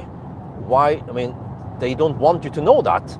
No, that's why they spread false propaganda about electric cars catching fire, bad range, long charging times. But anyone who follows my channel knows that electric cars nowadays, especially Chinese cars, they kick ass for the Lord. They have great soundproofing, great interior, great software, some of them, really fast charging, somewhat good efficiency, you know. They are quite affordable. It doesn't cost a fortune. Only one maybe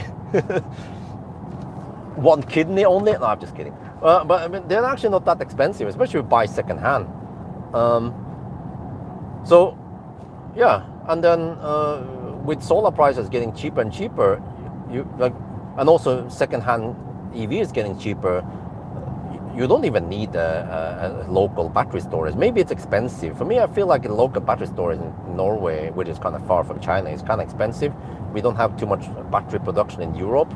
Maybe it's cheaper to get a battery in Thailand, I don't know, or Asia. But for me, at least, if I had solar, I would probably just buy a cheap, I don't know, Leaf or something. You can get them dirt cheap, right? 20, 30, second-hand Ioniq, for example, still kicks ass for the Lord.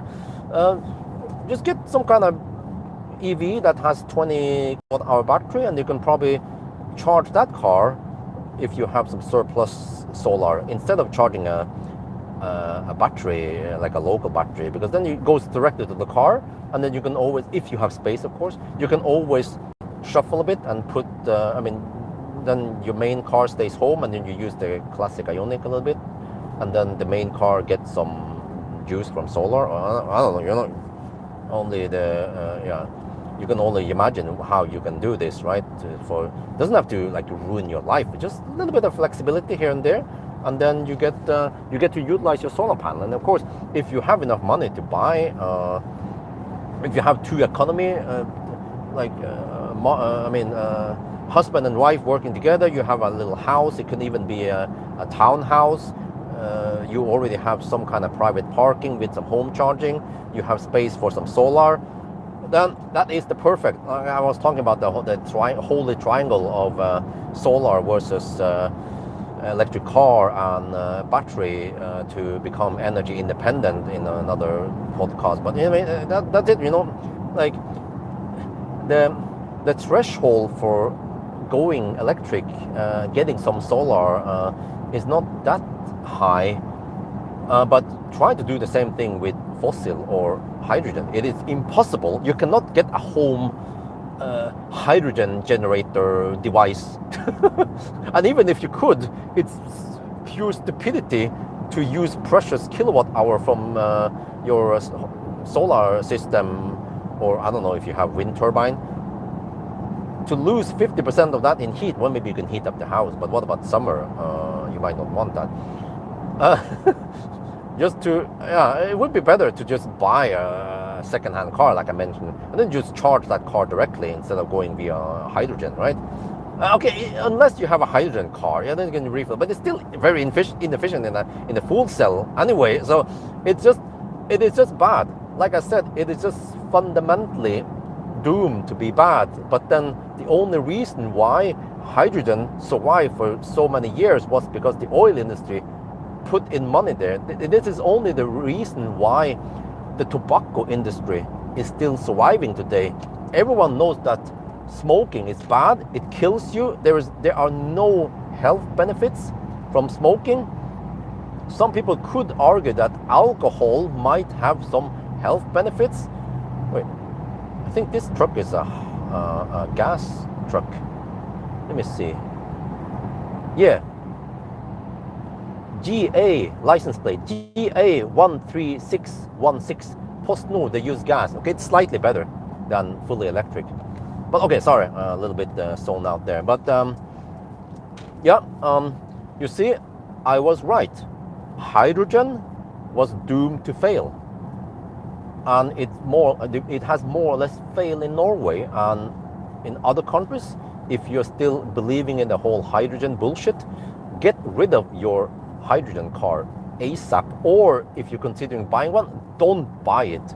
Even buying a pure fossil would be cheaper to run per kilometer, or fuel. Or like, I would even dare to claim that buying a plug-in hybrid is even a smarter deal than hydrogen. I put hydrogen below plug-in hybrid even. Yes, like I said in the previous video, even the plug-in hybrid has some advantages, which is that you can have one car to do your local drives, and then okay, I need to maybe take some criticism on myself that yes, I tested a 10-year-old hybrid. The more modern hybrids, they are of course more efficient, they have a bigger battery, more range, and they can act more like a pure EV but also have some kind of range extender and all that. Yes, but I mean, I tested so many cars. I went on a road trip many years, and I have experienced that in more developed countries in the Western world, EVs work great. There is no need for there is no need for plug-in hybrid even.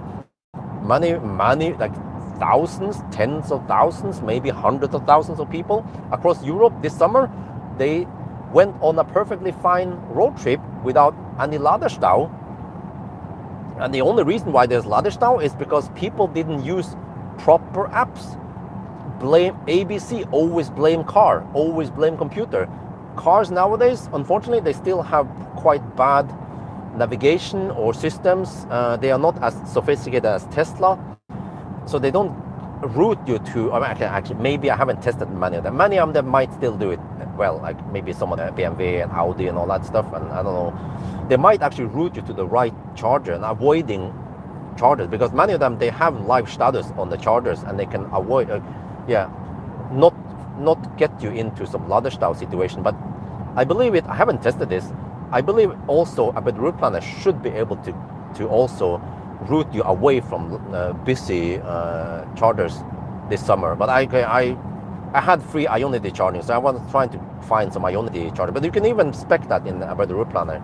And if you go for the route planner premium, you also get really accurate estimation on how many percent you will arrive with. And you just say you want to go from Oslo to Copenhagen, and the car finds out where you should charge and all that by yourself. You can also input where you prefer to stop and which charging network you want and all that stuff, So modern technology and charging networks has progressed for the past, since the last hydrogen is bullshit video, or since the first hydrogen bullshit video.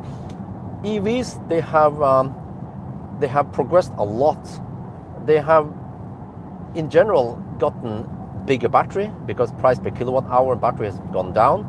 They have gotten more efficient, fortunately, most cars. They charge faster than 5 to 10 years ago. What else? Oh yeah, very important, the charging network has improved a lot. So just 10 years ago, there would be mostly 50 kilowatt fast chargers back then. And then eventually we got the 150 kilowatt Delta chargers with a 75 kilowatt on each plug and so on. And then nowadays, fortunately, because of Kempower and Alpitronic, we have gotten more and more of those 400 kilowatt chargers plus the 250 kilowatt supercharger. So, and also because of Tesla and Ionity, big thanks to them, you can travel across Europe at least with just two apps to rule them all. But you don't need a dickload of apps in your account, and like it's not super complicated anymore, and it's not costing you a ton. Like I mentioned, you get the subscription, Passport Power, Ionity, or the membership pricing, and you get away with quite cheap charging, and you have plenty of chargers, and you can travel across Europe with just 1 or 2 apps, and you don't have to know German or French or whatever.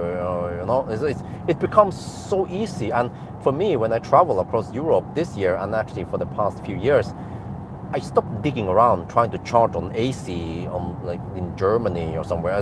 I just charged on supercharger or Ionity. It was easier. I didn't have to waste too much time. If you're more local, or if you want to stay in one country longer, then okay, it might be better and you might save money to get some kind of local app and whatever, right? So I think that was the case of the ENBV and Deutschland, but whatever. What I'm saying is that unlike hydrogen, that has stagnated in everything pretty much: range, efficiency, popularity, number of cars available, efficiency, space utilization, whatever.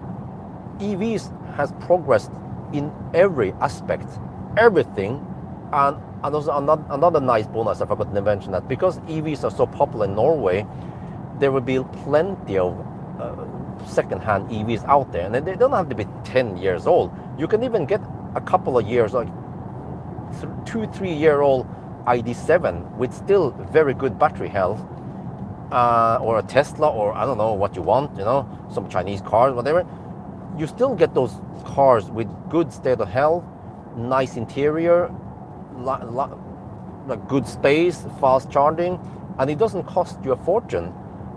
It has already dropped maybe 20, 30, 40% of its price, right? So electric mobility it's just so good. Yeah, so there is no need for hydrogen. So yeah, maybe I should go check out that hydrogen. I think that's the last hydrogen refueling station in Oslo. It's on the west side, and check out if it's still available or not. But the whole Hyop and whatever business Spetal guy who invested money in hydrogen to make money, I think that's what it is. He was quite smart, right? Yeah, he got away with lots of money, right? And then someone lost money in the whole hydrogen gambling game. Yeah. So I think it's already dead. It's no need to beat the dead horse, right? The hydrogen, it is already dead.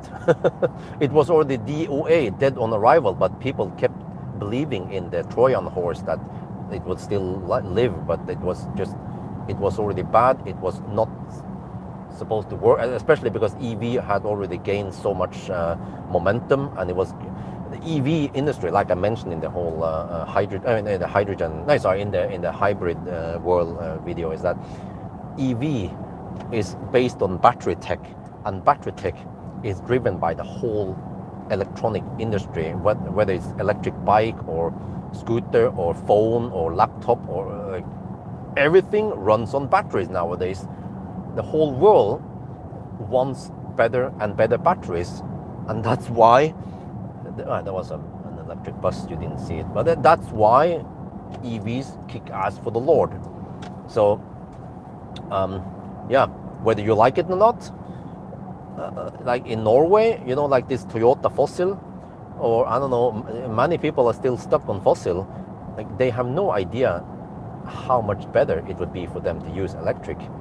They are just, I don't know, they are just stubborn, or they don't have the knowledge. They might be old, or but I mean, they always have children and grandchildren that know about this EV technology, how awesome it is. And it okay, I mean, I'm just gonna say it, it's blunt, but these guys who are still stuck with fossils, especially in Norway, which is quite awesome when it comes to charging network and so on, and the whole incentive and low energy price, low electricity price, like around 10 euro cents per kilowatt hour. I would say, okay, it is stupid for them to still use fossil, because they don't drive like I do. Like, I do the 1,000 kilometer challenge or whatever. These guys, they don't drive 1,000 kilometers each week. They drive way less than that, and even when they commute, they don't commute that long. So they could easily buy like a cheap second-hand car, whatever, EV, if they don't want to spend too much money, or they can even buy a brand spanking new or relatively new EV, and it would be safer. They would save money on fuel versus electricity and all that. They just, yeah. I don't know what else to say. In Norway, it is so good, and it is just, yeah. And then they can come up with a whole, yeah, but fossil has soul. What kind of soul? I mean, a horse has soul, yes, but a fossil car is not a living being. It's just a dinosaur. Well, okay, sorry, but I mean, a fossil car is just a very complicated and old-fashioned and inefficient way of producing kinetic energy. Okay, it makes noise. Okay, if making noise makes it have soul, well, EVs also have soul. Millennium Falcon has soul, It has some grinding noise now because it's getting old. The rear drive unit, Yeah. um, or when you get noise in the classic Ioniq, you better get that wheel bearing fixed before it goes kaput. No, but I mean, seriously, fossil cars. Sorry, Mac. It's not a horse. A horse has soul. Yeah. Or I don't know what else you use. Yeah, a dragon. Yeah, for propulsion. No. So yeah. So but sorry. So back to the whole hydrogen. Same thing. Hydrogen. Well, at least nobody tried to come with a crap. Hydrogen has soul, or it has a nice humming note when you're driving it. But sorry, hydrogen. Sorry, it's dead. So hopefully this will be the last video and you all agree with me that I was right. Elon Musk was right. He knew it all this time because he's a genius. That hydrogen is just fundamentally bad. Okay, sorry, I'm not the one to repeat myself, but I think that's gonna be it, guys. So a very long rant. And I would like to hear from you guys. Did you actually own the hydrogen? Because I didn't. I was smart enough to stay away from that shit. Sorry. Okay. Sorry. I mean, okay. Sorry. I'm sorry that I hurt your feeling. Okay. I don't want to be a dick. But I'm just saying that at least I was fortunate or lucky to go for electric mobility instead. And then fortunately, it turns out to be the winning technology. Yeah. So I still feel sorry for the guys who kind of, yeah, like I said, they were tricked by the government by going hydrogen, and then they were like, what?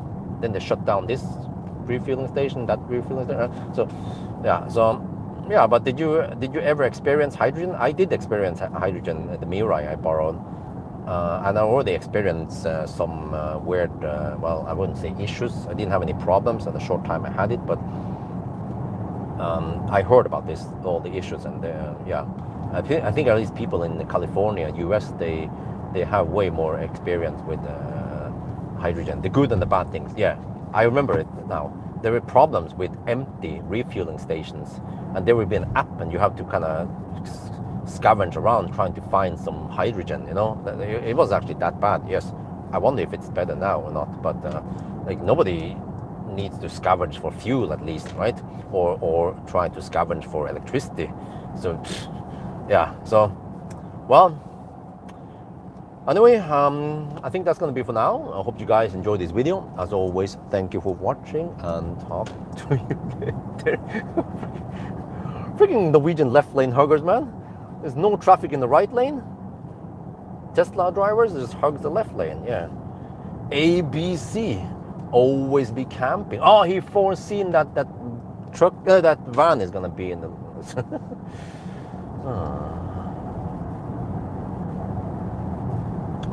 Okay, it was a woman again. I don't know. I observe. Well, okay, I don't know, whatever. Yeah. Okay. Anyway, yeah. Thank you guys for watching, and let the comment popcorn time begin. Okay. Bye bye.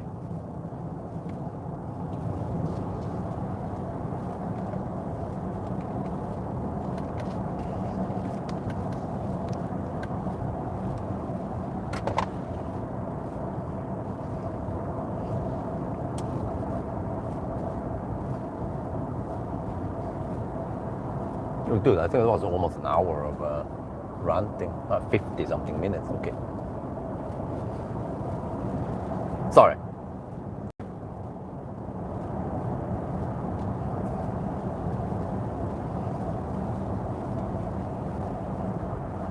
Oh, shit, the thing is out of... Oh, shit, now we have, of course, the typical camper in this lane. Yeah, they always tend to camp here way too long. I don't know, because the lane eventually disappears, so then Norwegian Nissan, they just camp here, and some of them go quite slow. This guy was not that bad.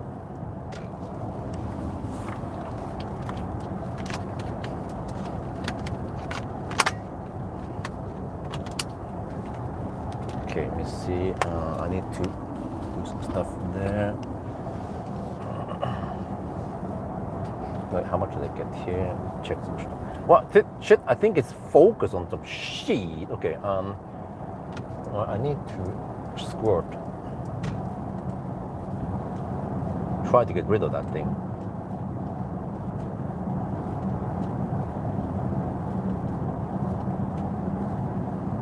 if there's some anti-bug stuff in the washer fluid now, it could try to fix the problem until we are done DUN.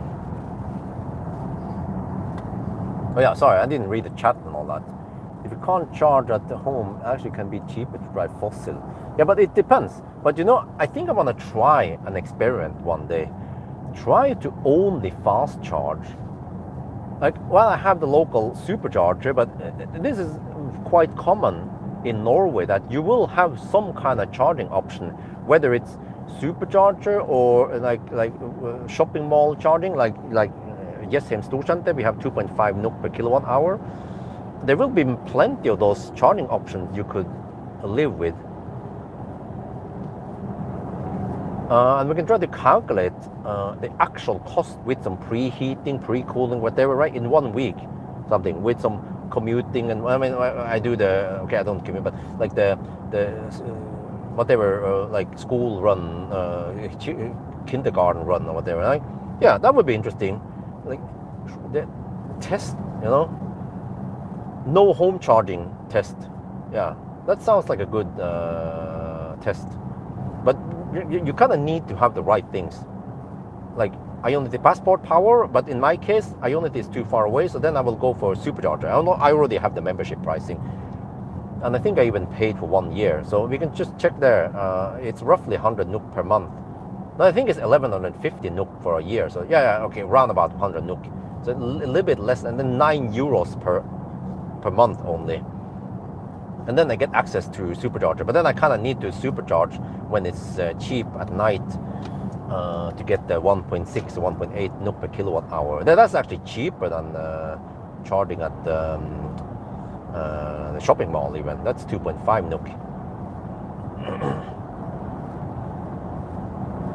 But then I think the whole idea is that I don't want to waste time charging, or I don't want to sit and wait for the charging. So there are many things I could do. I could actually charge and then scoot over at home, for example, but that's kind of extra work. So then ideally I need to just like charge when I grocery shop for 10 minutes, or charge when I'm at the shopping mall, right? So that's probably what I'm going to do. Like try, okay, one scenario, like not going to cost me extra time, and then how much does it cost? Another scenario will be the maximum saving, but that will probably be going for some supercharger. And then unfortunately in Jessheim there are no cheap public charging, so that, to my big surprise, Jessheim is lacking that. And it's strange because Jessheim has so many people living there, but so how the heck do they, how did they survive? I think many homes in Jessheim, they have home charging, and people who cannot home charge there, they can probably charge at the shopping mall. They have lots of AC charging, fairly cheap, at the Jessheim Storsenter. And the rest, they might charge at work, or yeah. But okay, sorry, I wasn't zoning out. 970 kilometers, consumption 237. After 15 years, you can't fill Mirai because you must change hydrogen tanks. Oh shit, that also? What the heck?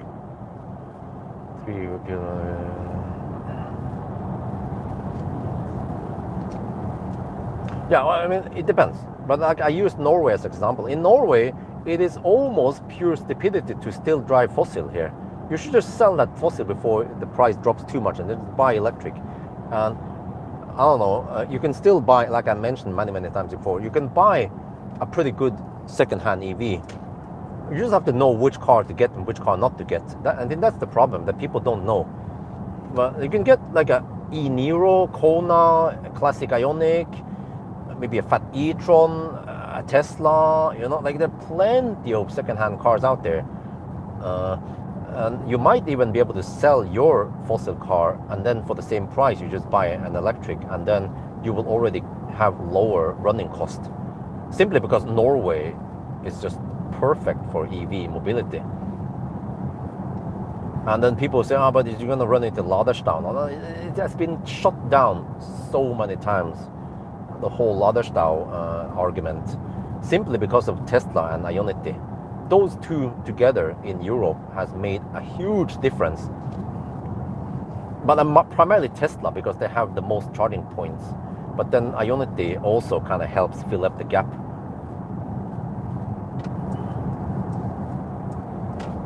And I've been there. 500 years ago. No, but I've been there in the early days of 2013-14 when electric mobility was shite throughout Europe, and I've seen the progress in just 13 years. It has exploded. It's unbelievable how fast it has progressed in such a short time. And even in a country like Thailand, the development went even faster. From like even just in like 3-4 years, they have went from almost nothing, and now like lots of so-called 740 kilowatt chargers, right? Or at least lots of high power chargers. But that is because of the proximity to China and the easy access to Huawei hardware. Okay, anyway, 974 time 7:15. So let's see. I should be home in around 15 minutes, right?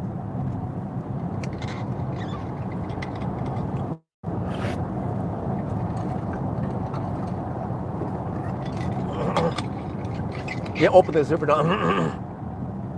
Exactly. Yeah, I forgot to mention that. Yeah. Sorry, I've been talking too long. Tesla, pretty much, because of Lord Elon Musk, he single-handedly killed range anxiety and improved electric mobility for the whole world. Heal the world, make it a better place for you and for me and for the entire human race, so we can go to Mars. No, but dude, yeah, I've like, just realized it. Tesla, they did more than you can imagine, because they opened up the supercharger network, and we can see now after many years, Tesla ranks on the top when it comes to satisfaction. I can't get no satisfaction.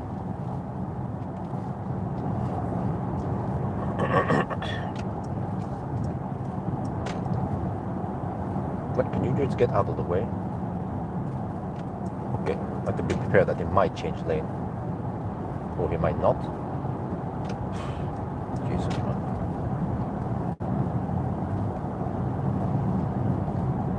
It's still in the left lane, right? There's no cars in the right lane. He seems to be a young driver. He hasn't learned lane discipline yet.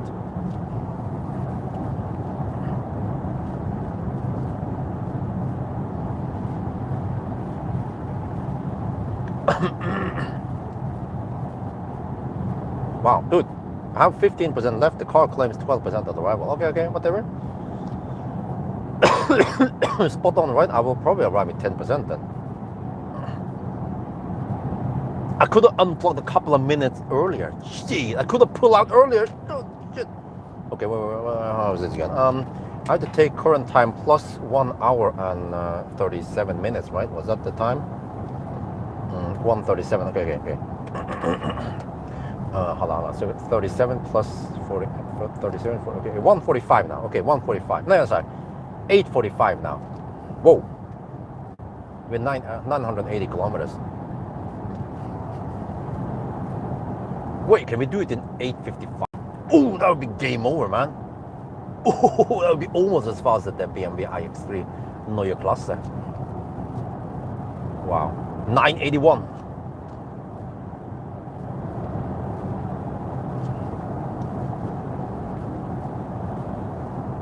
Elon Musk let everyone penetrate him to make the world a better place. Yeah, he opened up all his holes for people to plug in.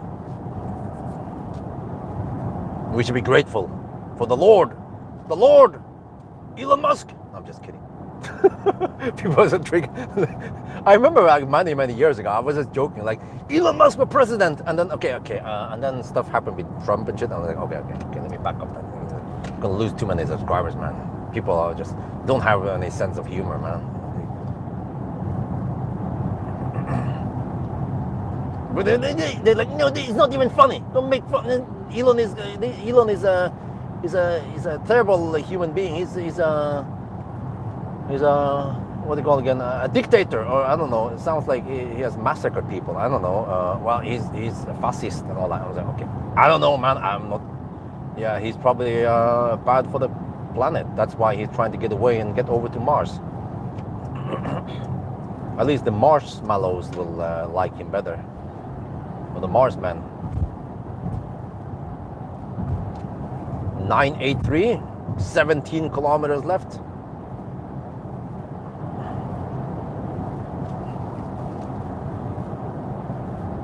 %.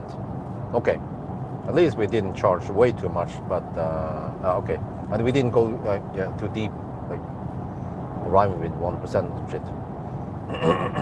But it was going relatively quick when I charged, so I don't think I lost that many minutes by charging 5% extra or 5% too much. It's been an update. What kind of update? I mean,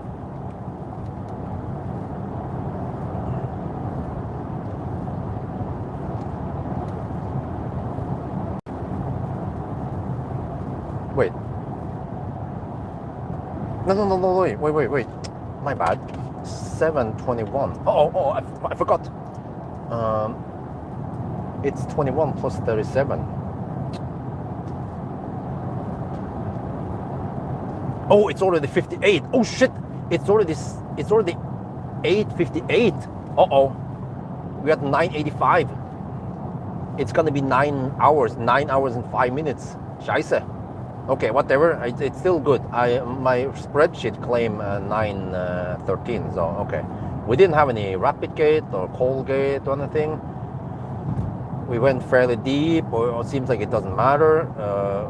Yeah. So okay. Yeah, I bought it before Elon went crazy. One of the Teslas parked in front of my house has the Elon Musk ate my cat. I'm like, okay, what the heck is that shit, man? Okay, add 1 hour and 37 minutes. 8:59 now. Almost 9 hours. 987 kilometers. 236. Okay, I'm gonna scroll up to the trip now. Okay, let me see. Where is it there? Okay, scroll down from start. Okay, from start has the thing. Okay. All right, okay. There, 988.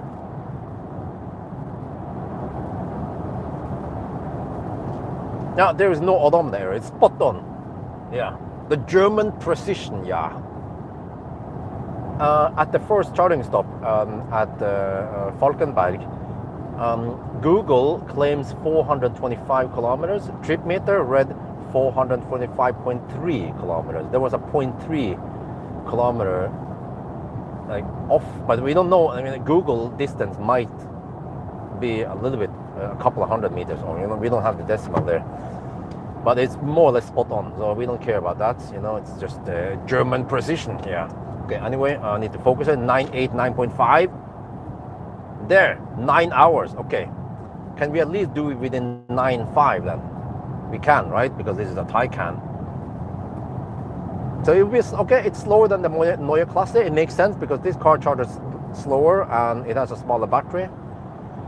So that makes sense.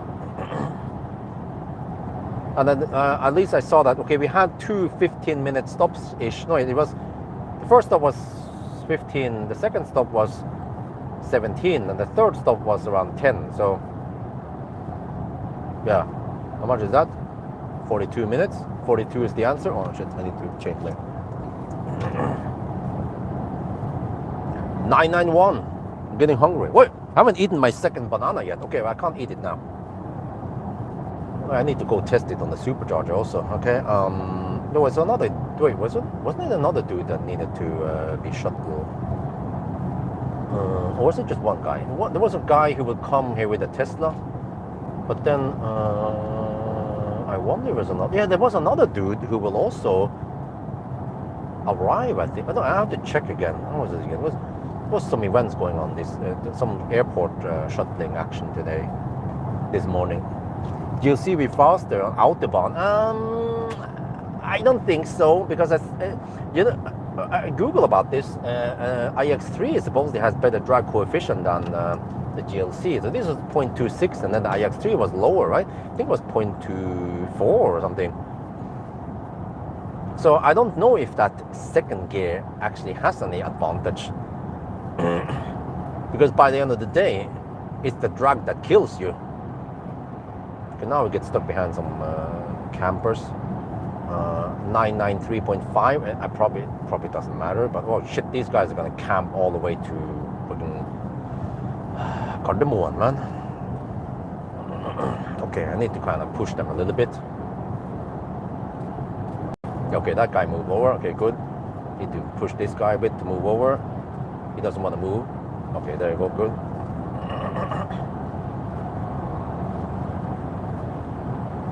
(994).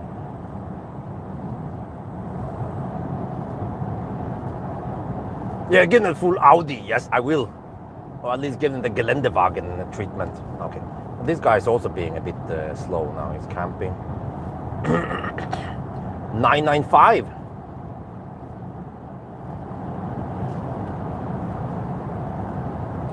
I can give them the Bimmebjörn treatment. How about that? Okay. Oh, but now we are already at 9 hours and 3 minutes. Yeah, okay, that's it. It's 9 hours and 5 minutes. We can do the pre-clap. 9 hours and 5 minutes. Say good. 996.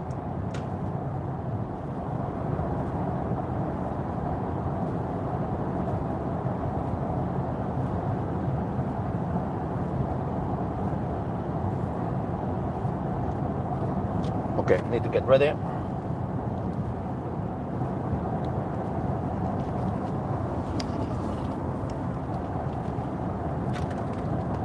997.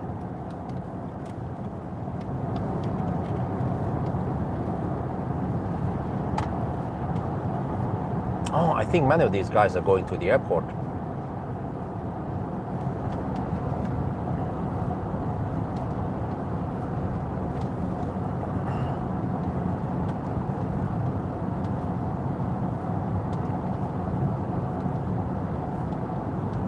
(998).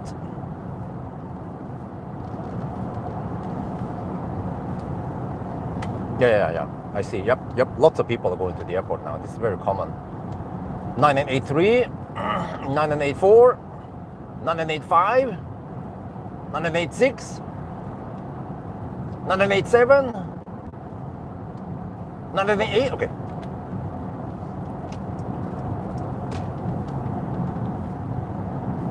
All right, let's do the countdown. 9991, 9992. 993, 994, 995, 996,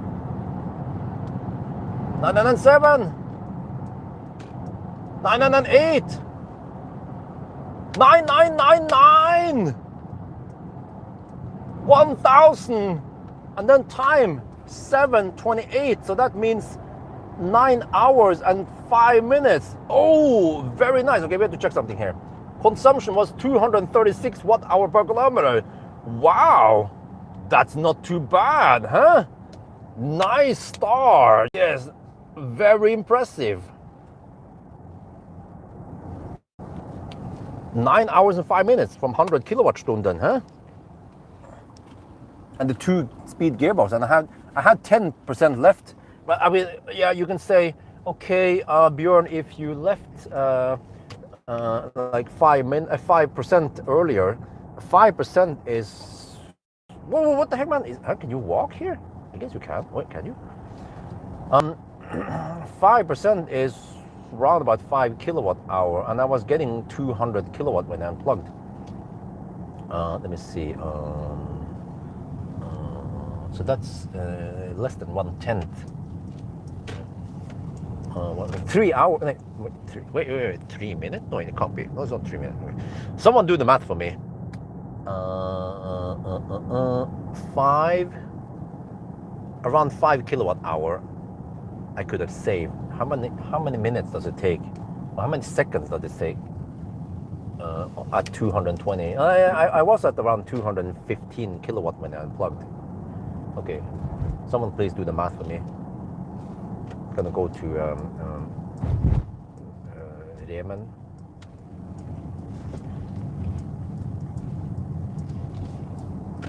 So you basically take 5 divided by 215 and then multiply by 60.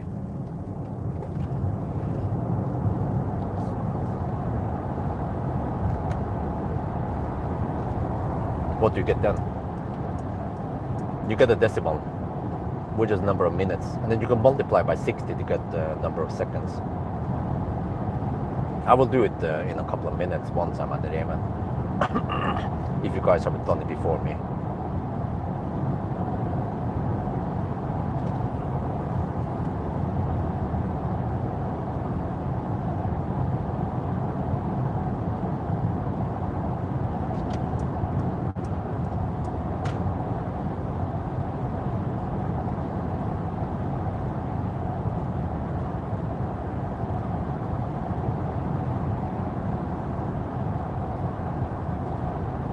Huh? 3.5 kilowatts. What? What is that? Did you mean 3.5 kilowatt hour? No, wait, huh? That doesn't make any sense.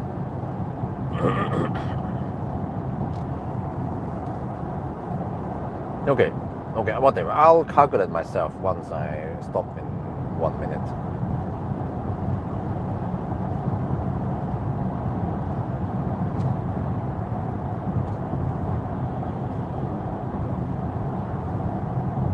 I mean, I would say that if I end up with 10%, or actually now if I would go home, I will end up with 8%. I think that's within the margin. You know, you don't want to finish the challenge with 0%. That's not what I'm aiming for. Charging per minute, so 5 kilowatt hours, 1.5 minutes. Yeah, so it wouldn't make that big of a difference. Okay, it would have been like 9 hours and 3 minutes. Doesn't make it. It still needs to be rounded up. Okay, maybe you could have rounded it down to 9 hours. Yeah. If I arrive at 0%, how about that? And I have to bail out at whatever, right? But I charge it 50. No, I think it was 51%. But yeah, I could have charged it 45%, right, or 40 something percent. That would have been enough, but you just want to have a little bit of margin in every car you drive.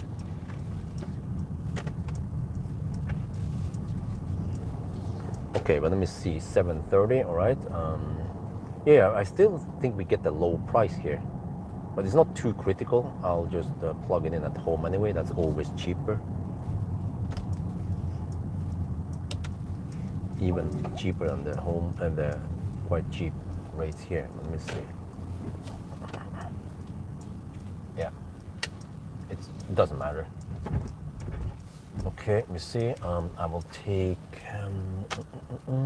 Okay, the charge port is on the right side with the wrong side. Should have been left side with the right side.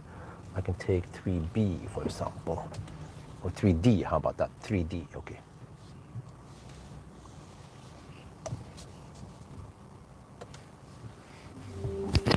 All right, charge high voltage, blah, blah, blah. Okay. Stop at Wahlberg, arrive at 10% the first will be in. If you stop at Wahlberg, arrive at, huh?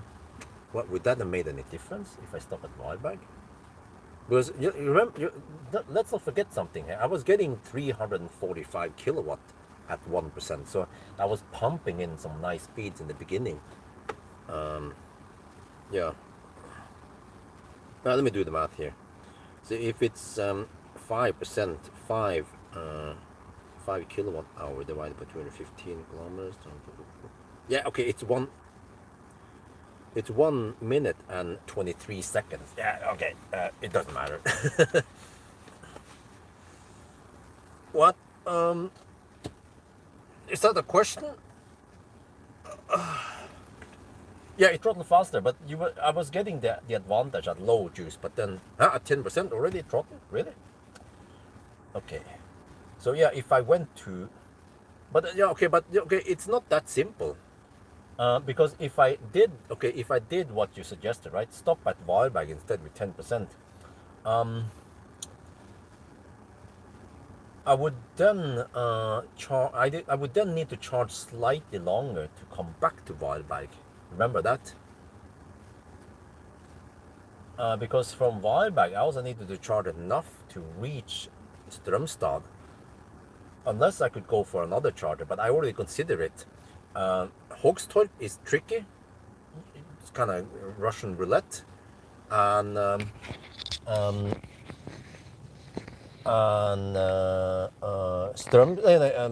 Torp Uddevalla is not ideal for this car because it doesn't go that fast to 80%.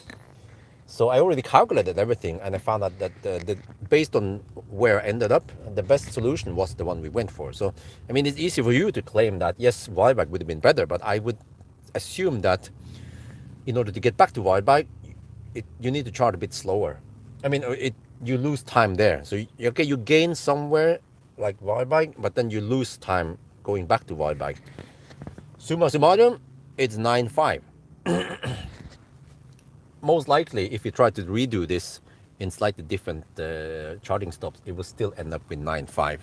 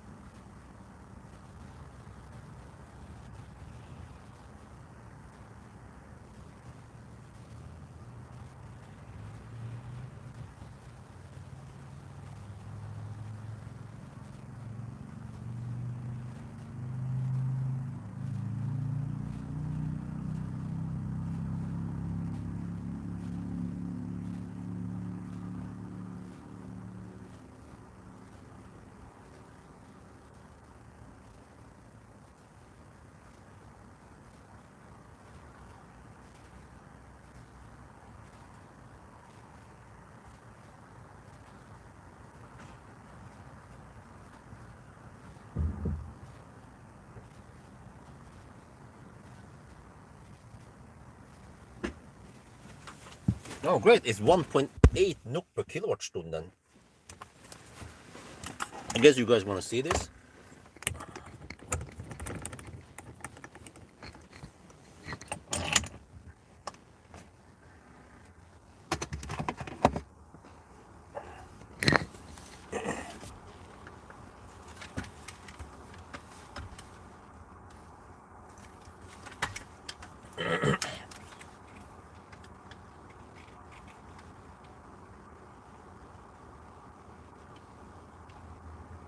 Okay, we are now at the Remen 1000. Yeah, I know it's Remen 1000. But we are now at the Remen, Yesheim, V4 supercharger stall, but still 400 volt architecture. How fast is this car charging? Oh, shit, that's it.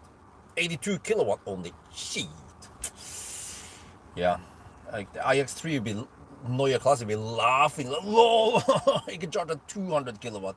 Even the Q6 e-tron can take 130 kilowatt. Lol. I don't know how this car, it doesn't split the battery pack, right? I don't know, probably uses some, wait, let me check here. How was this in the CLA? It was similar, right? I wonder if it uses weird right?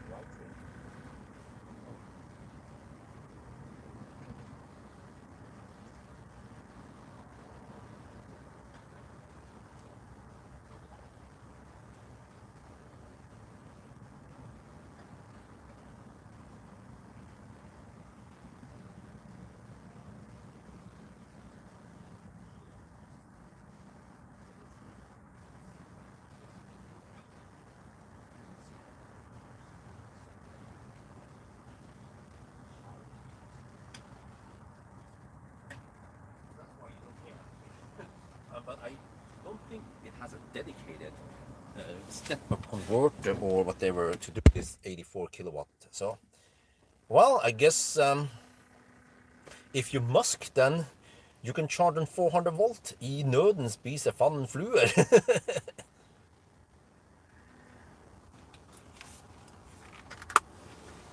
Okay, anyway, let me do this, and then I need to quickly check some stuff here.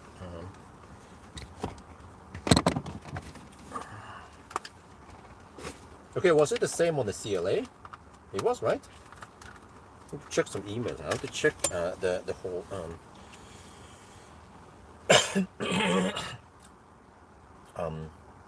see, who was it again? I have to quickly check my spreadsheet here.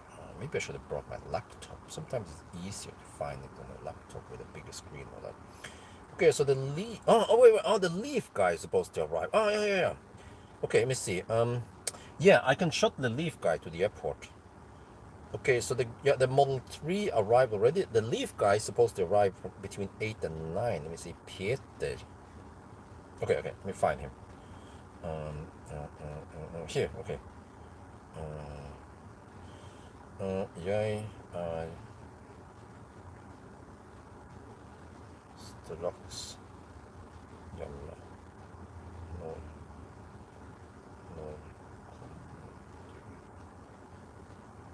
Okay, I'll say that I'm almost. I'm basically home. I don't have to charge here. I can just go home.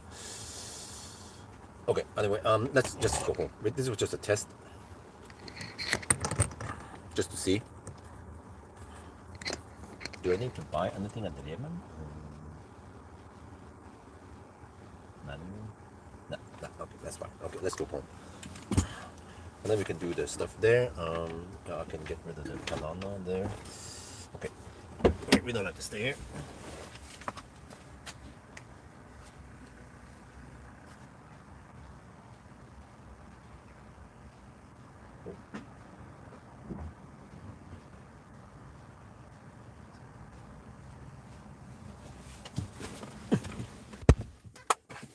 Yeah.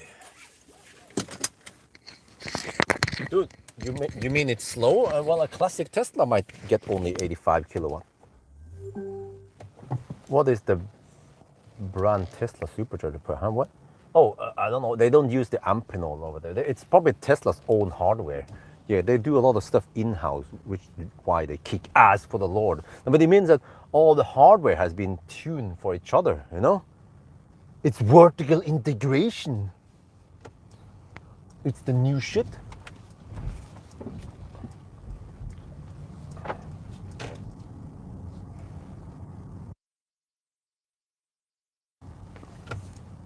Wait, let me see. I need to turn off that. Okay. And I think the kinder might wake up soon.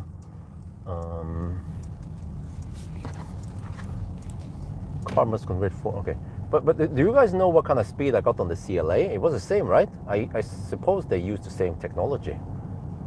I guess it's not alien technology. It must be Stone Age technology, right?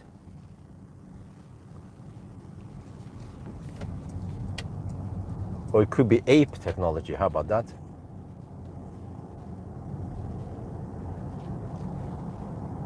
But I need to measure. It seems like this car can provide 20 volt in the USB-C.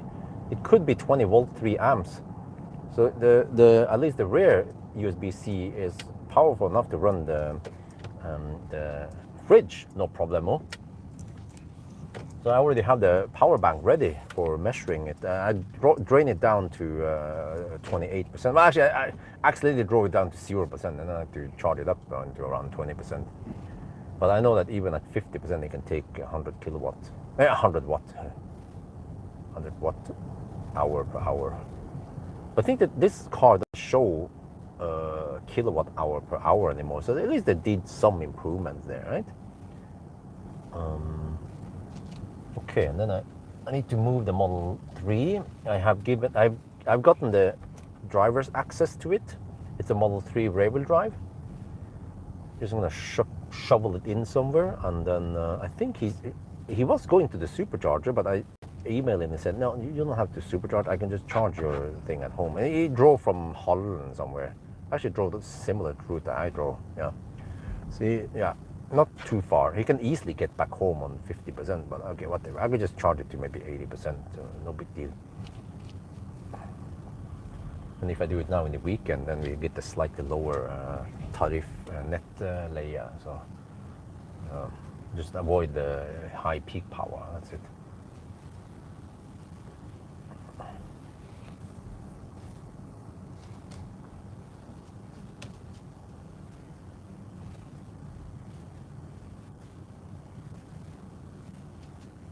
Oh, okay, put it. Okay, yeah. You know what? I think that's fine, but I probably want to squeeze it between. Oh yeah, I forgot the other guy. Yeah, the Audi guy left. Yeah. Okay, good. Okay. Now we have three autos here. Okay, I'll probably put the. Let's see. I'm doing a test now with the Model S to see the vampire drain. It's been 8 days. No, yeah. This is the 8th day. I could maybe wait 10 days and see how much, but he will stay here for around 13 days, I think. So, but I'm planning on doing some Jaguar video. No, I can't do it with this car because it's kind of weird. Yeah, it doesn't have any trunk light. I think he killed the trunk light to get some 12-volt outlet instead. So okay, whatever. I could just test the drain for a longer time than almost 2 weeks. But yeah, you will see that. Okay. Okay, maybe I'm too lazy to move the camera. I'm just gonna move the whole car. Okay, so the car has been sitting there for a week, right? Well, do you see? I can't. No, shit. How do I change the exposure?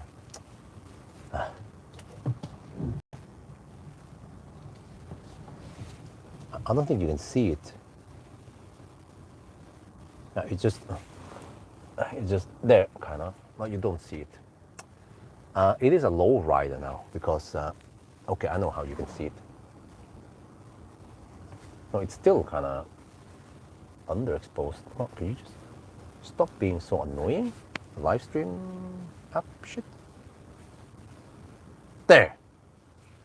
Oh god, shit, man! What the heck, man?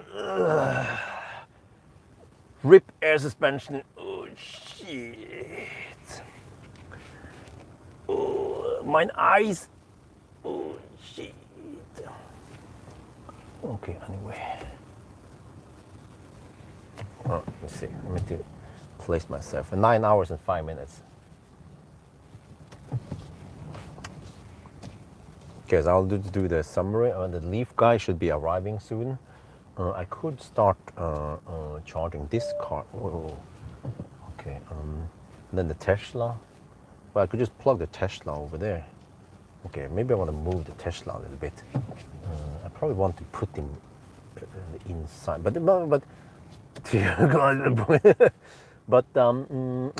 this I think the Model 3 was not it was not supposed to stay here too long, but it is a little bit in the way like that. So okay, whatever.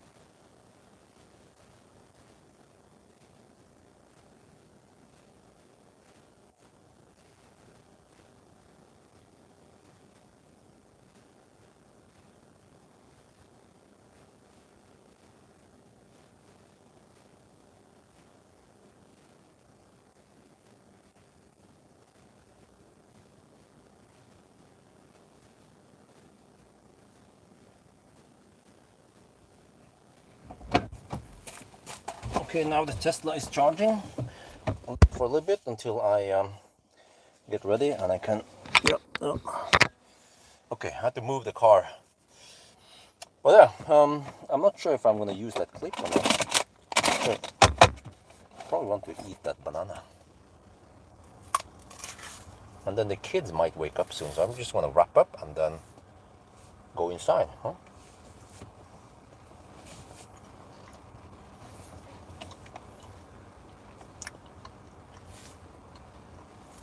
Good morning.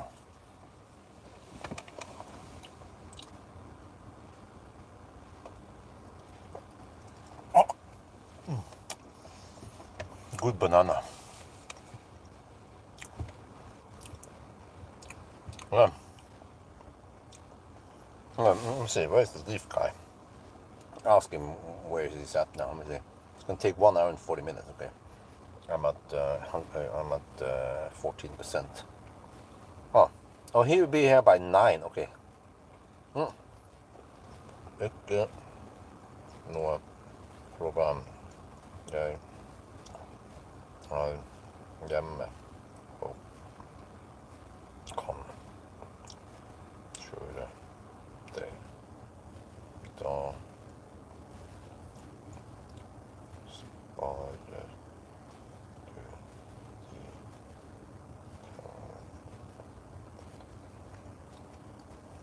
because the leaf guy will be here by 9. Okay, that's fine. And then I love driving. I don't mind shuttling over to the airport. It's an easy routine for me. I'm generally interested in people's stories, you know? Where they're going, who is your daddy, what did he do, how old is this leaf or whatever car, right? Interesting. I'm generally interested in people's stories about the car, about how it is, where you're going to go, who you're going to see, what you're going to eat, you know?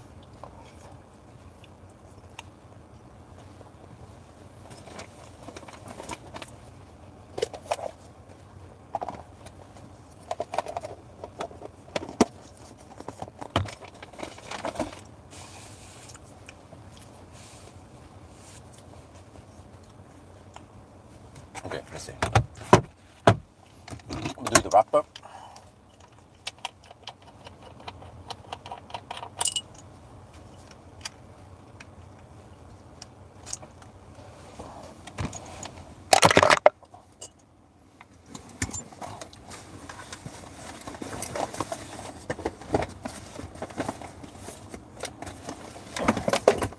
There we have the bottom here.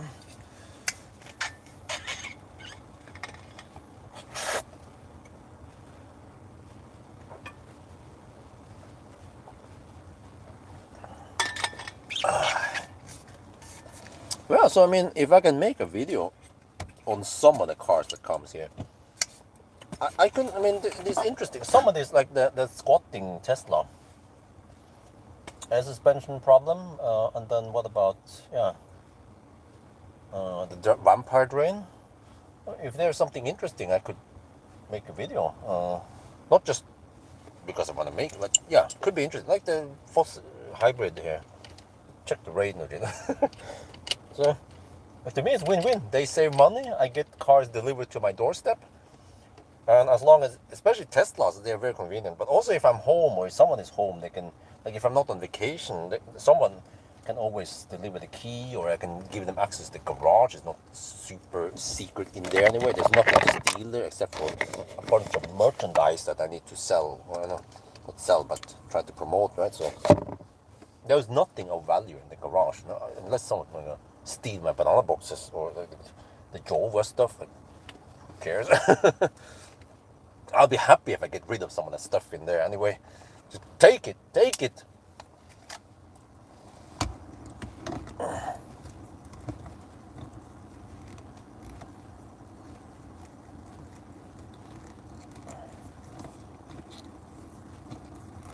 Okay, I'm probably gonna do this. Okay.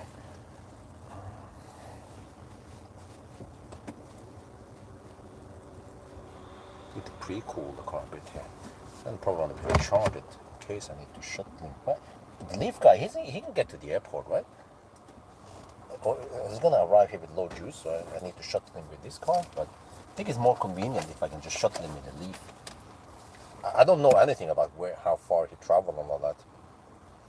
He claims he can take a taxi. No, don't take taxi, dude. If I'm home, which I am, at 9 in 1 hour, I'll shuttle you to the airport. Doesn't take too long. If I hammer it back there, it's like no more than 20 minutes.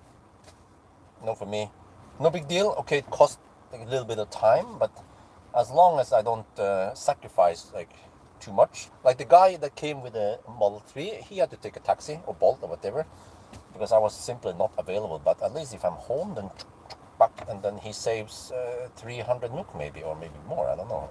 Yeah, so that's win-win. You can say that I'm taking the jobs away from taxi drivers and the parking companies. They took our jobs. Yeah. Okay.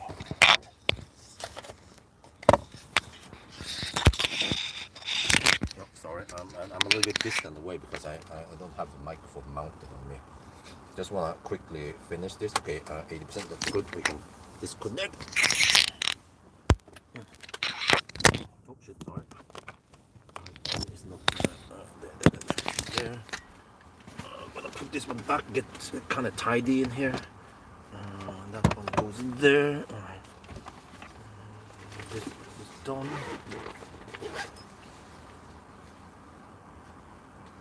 Okay. Okay, I'm ready. I'm ready. I was born ready. There. Okay. And then try to say something smart. 236. That's pretty good consumption. Okay, can we just go a low speed here?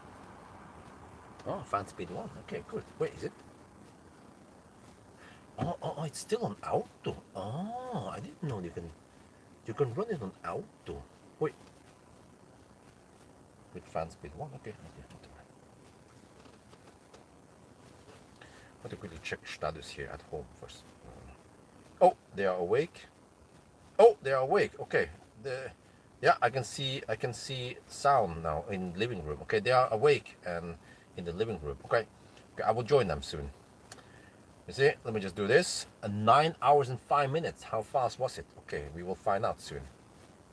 1,000 kilometer challenge. Let me see. Let me prepare a little bit. 9 hours and 5 minutes. That's probably the second fastest SUV. Yeah, so iX3 was the fastest SUV. No, well, Seeker 7 GT. Okay.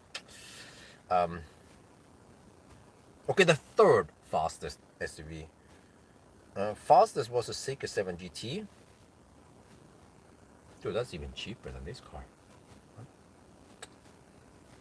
Freaking Chinese, man. And then second fastest 855. Okay, 85. Okay, X9. Okay, okay, but that's a minivan. Oh, okay. Wait. No, sorry, that was Seeker 7 GT. No, Seeker 7X. I mean, I misread it.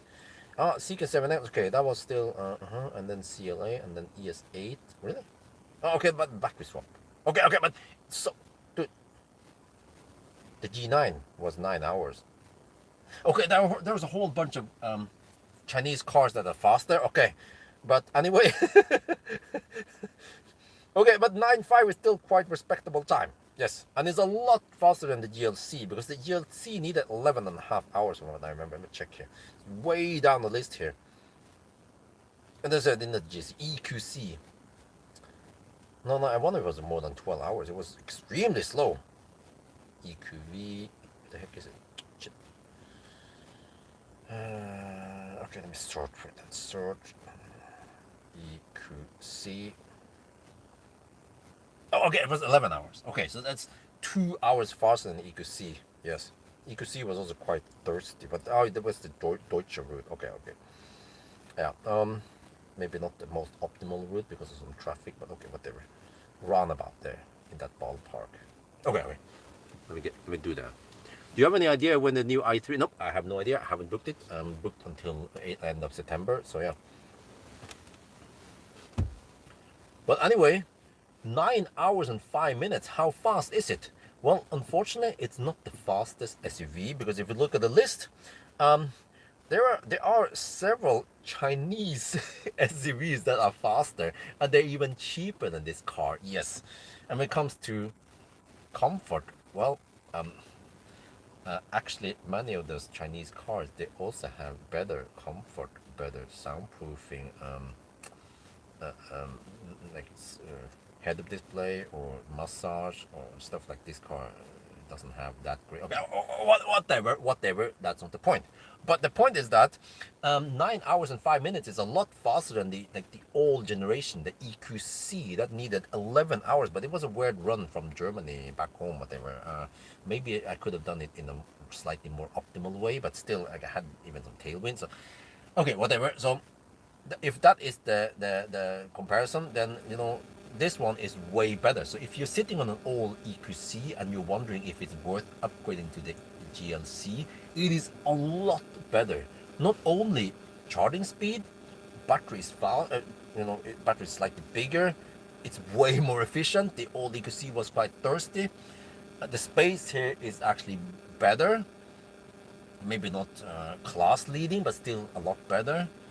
The infotainment, everything here is also a way bigger upgrade. I mean, if I call this kind of dinosaur, this GLC dinosaur compared to Tesla and many of the Chinese cars, then what should I call the old EQC then? Stone Age? No, wait, dinosaur came before Stone Age. Okay, whatever. But okay, whatever. This is still a really nice upgrade over the old EQC, but towards many other modern cars today, then I mean, okay, like the star roof here and all that stuff, okay, it's nice, but I feel like if you have 860,000 NOK, or I don't know, over 80,000 euros nowadays, you better really love your Mercedes brand and the Budmeister sound system, which is wonderful, but I don't know. I mean, it's a nice car, but maybe not the best value for money. But whatever, it's not annoying. It's still comfy, and that's what matters, right? So that's gonna be for now. I hope you guys enjoyed this video. As always, thank you for watching, and talk to you later. Yeah, it's like, I don't know what to say, man. I mean, because the Chinese, they are just getting better and better, many of the Chinese brands. But some of them are annoying, which is true, not gonna lie.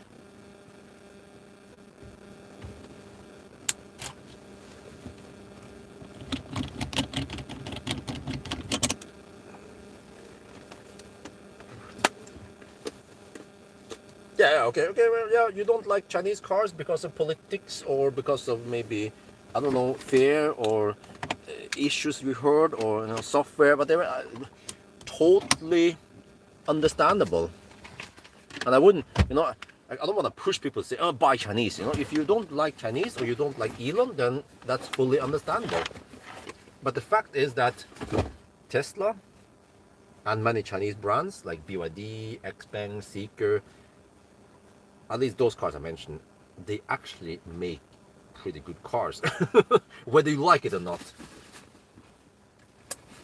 And for me, I don't get paid by Seeker or XPeng or like BYD.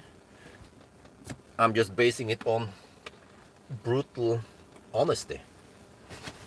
I get paid by you guys and my sponsors. They don't give a shit about what I think about the cars I test. Okay, anyway, let's get this car into the garage and then dude, can you just get in drive, man? Like, no, can you just, okay, sometimes the car is being annoying. Like, strange, like many other cars will allow you to start putting in gear and stuff, but this car is being kind of dumb sometimes. Wait, do I need to clean the, okay, whatever, I can do it later.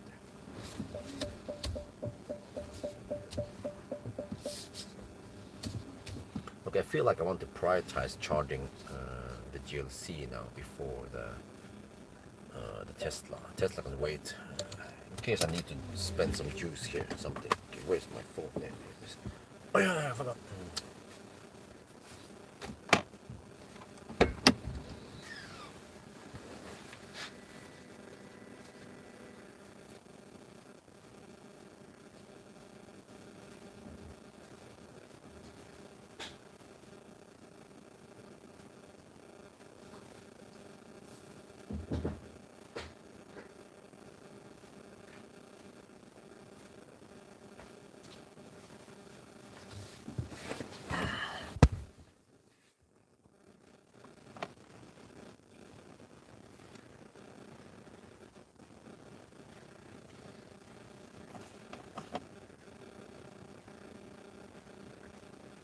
Yeah, well, I mean, the BYD, I don't consider it like awesome car, but at least the C Line 7 was quite good, and also I feel like the new Auto 3 was quite nice upgrade and a good bang for the bucks. But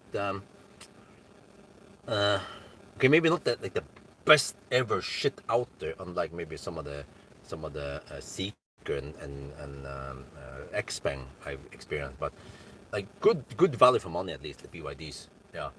But I like the software in the BYD is like not that. It's been slowly improved, but compared to many of the other cars and the best ones like Tesla and the like Xpeng is like still kind of far behind. And then Seeker also has pretty nice software, but it just has those annoying things that they should fix. Oh, okay, well, let me take out the fridge.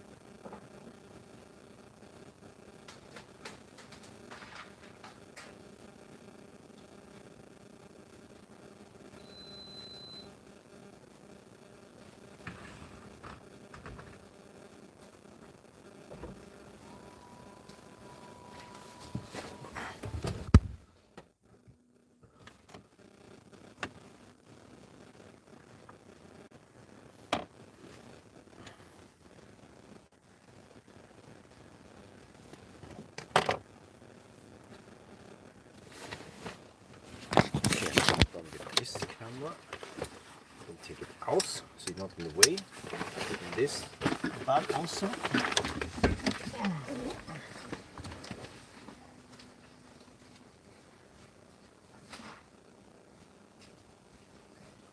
Then I need to put this one here. Maybe how many? 100%. Okay.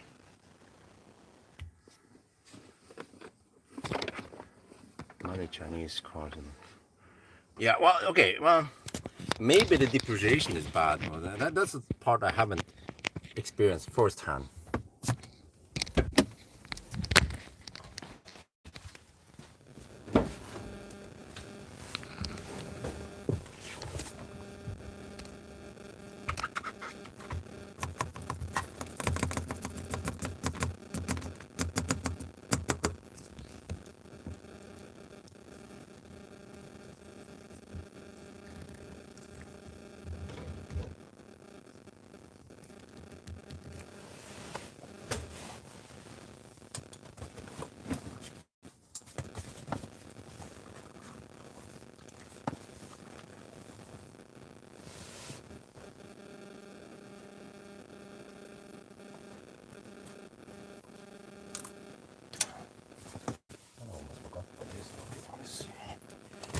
I think it should have high enough dynamic range for this one.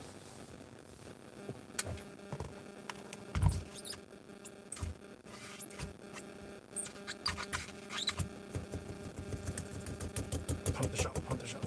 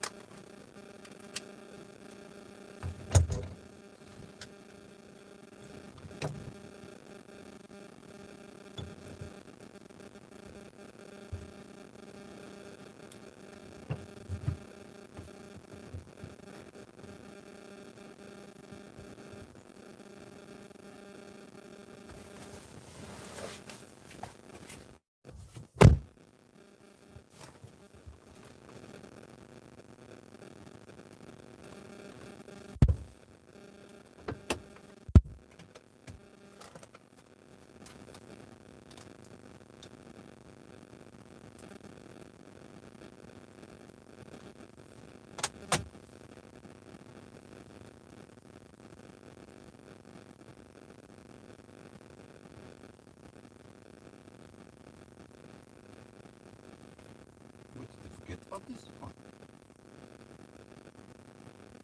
I need to hold it. Dude, it is a bit unstable. Come on. What, did I put it in the Xbox? Oh, yes, I did.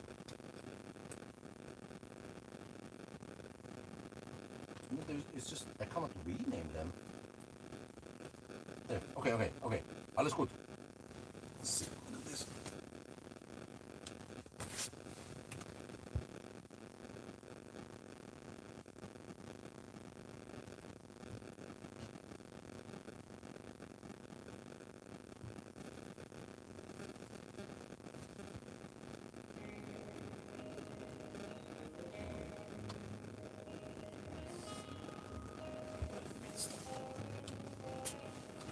Maybe I should lower it a bit so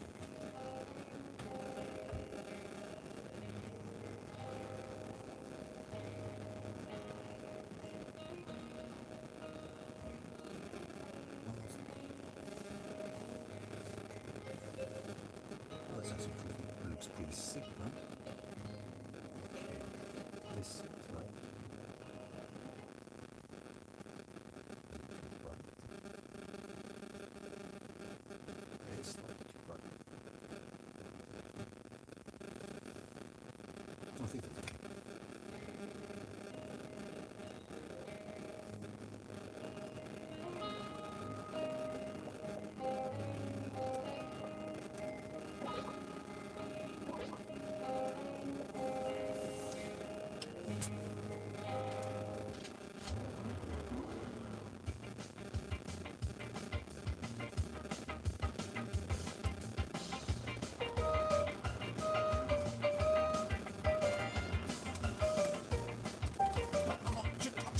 No, just when I get extra demonstrate and the controller is going. This is what I experienced. The controller is a bit.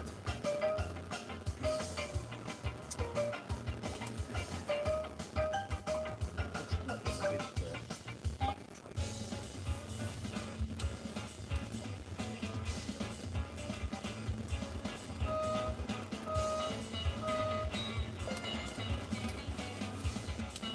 Jesus Christ, man!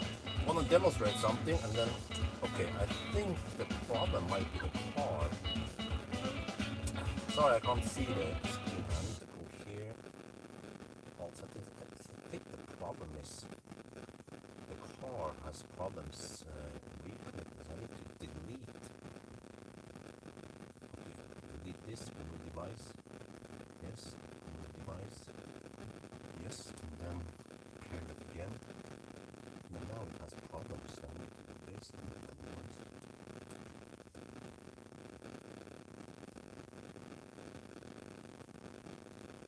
Yeah, now I have the same connectivity. There. I have some slight stability problems. There. Okay, alles gut. And then go here and go back to the game.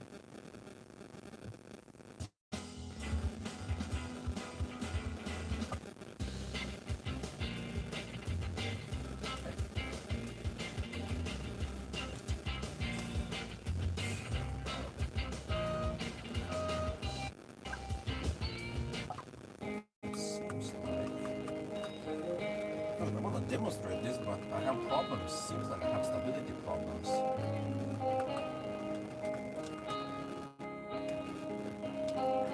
Which I experienced before.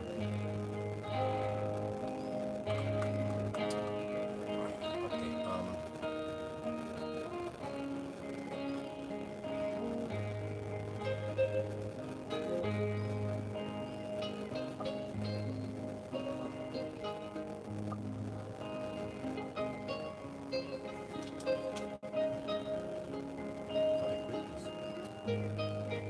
Not sure how to quit the game. Restart.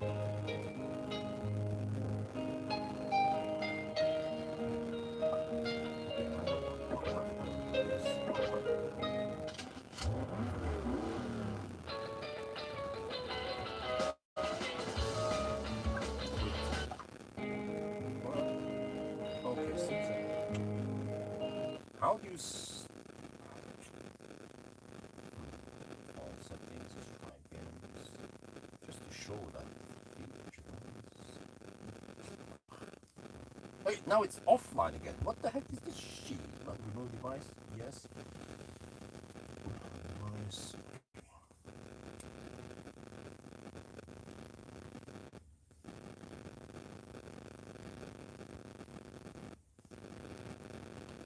Can just work now? I suspect that it's a car. That is unstable. Dinosaur software, right? There. What, can you just work on it? Okay, shakes, good. Alright, and then go back. Okay.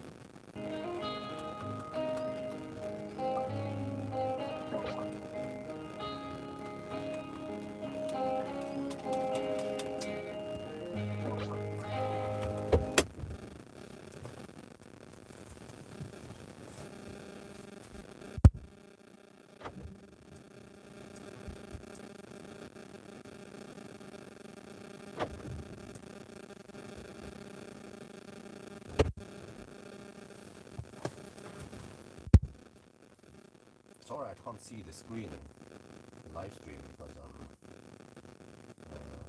the screen is. Can I just click here and then do some connection information? There, it shakes. Okay, good. Now just stop it. Does it?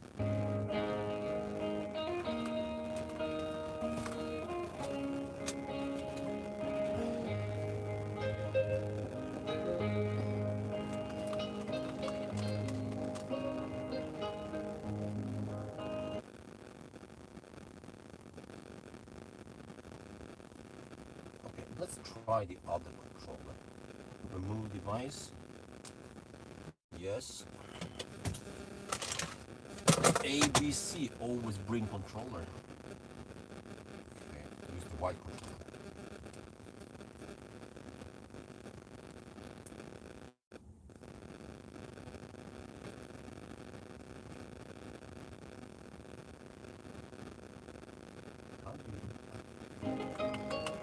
Why is it not active there?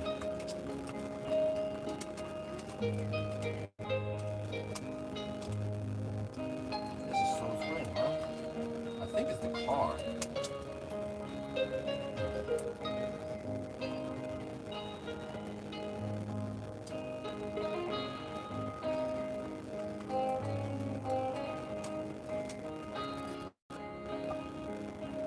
Reset game. Oh, no, this is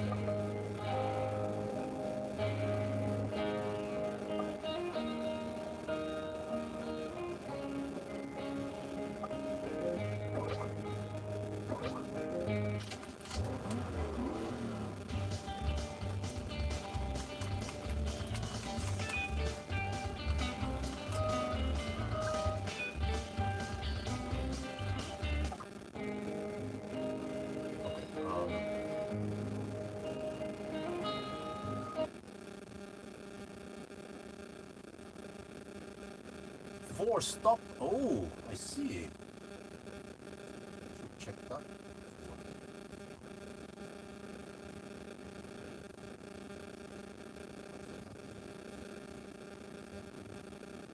Force stop, maybe. Oh, then it restart. Okay, then it might catch the. There.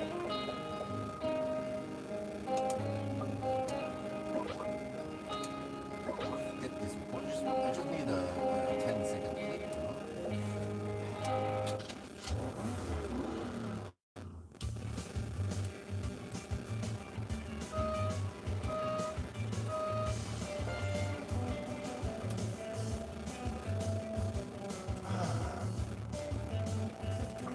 The controller is not properly.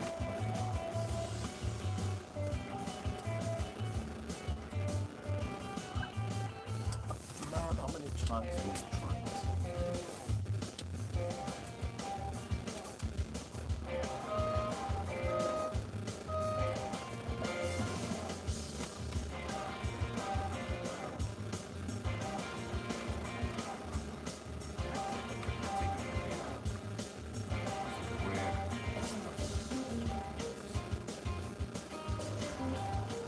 We can use this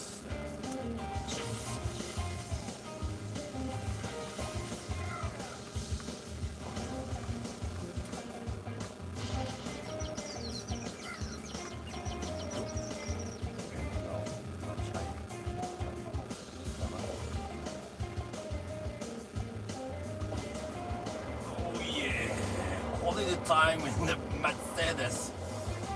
Oh, I just realized this Mercedes is the perfect man cave. You can travel, you can play, you can chill. Polizei! Ich komm! Boom!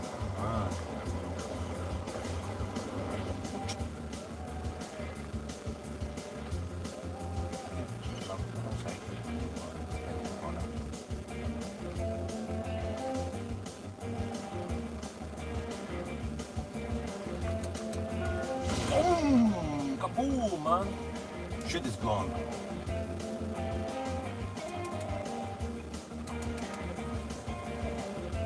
How did it happen? What the heck, man?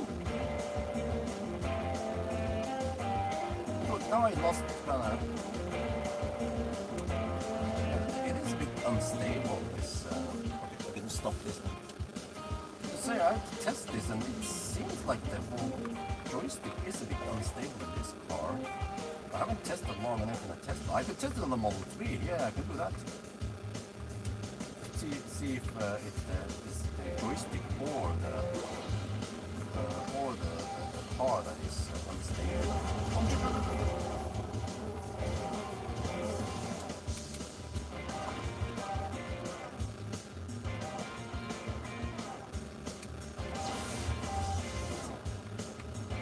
Now it feels kind of stable, but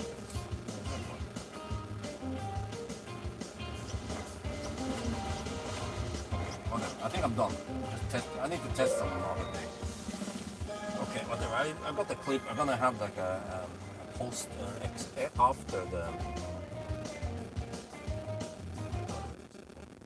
Just wanna have a little extra clip after the thing. Put it in there. Put the cookie down.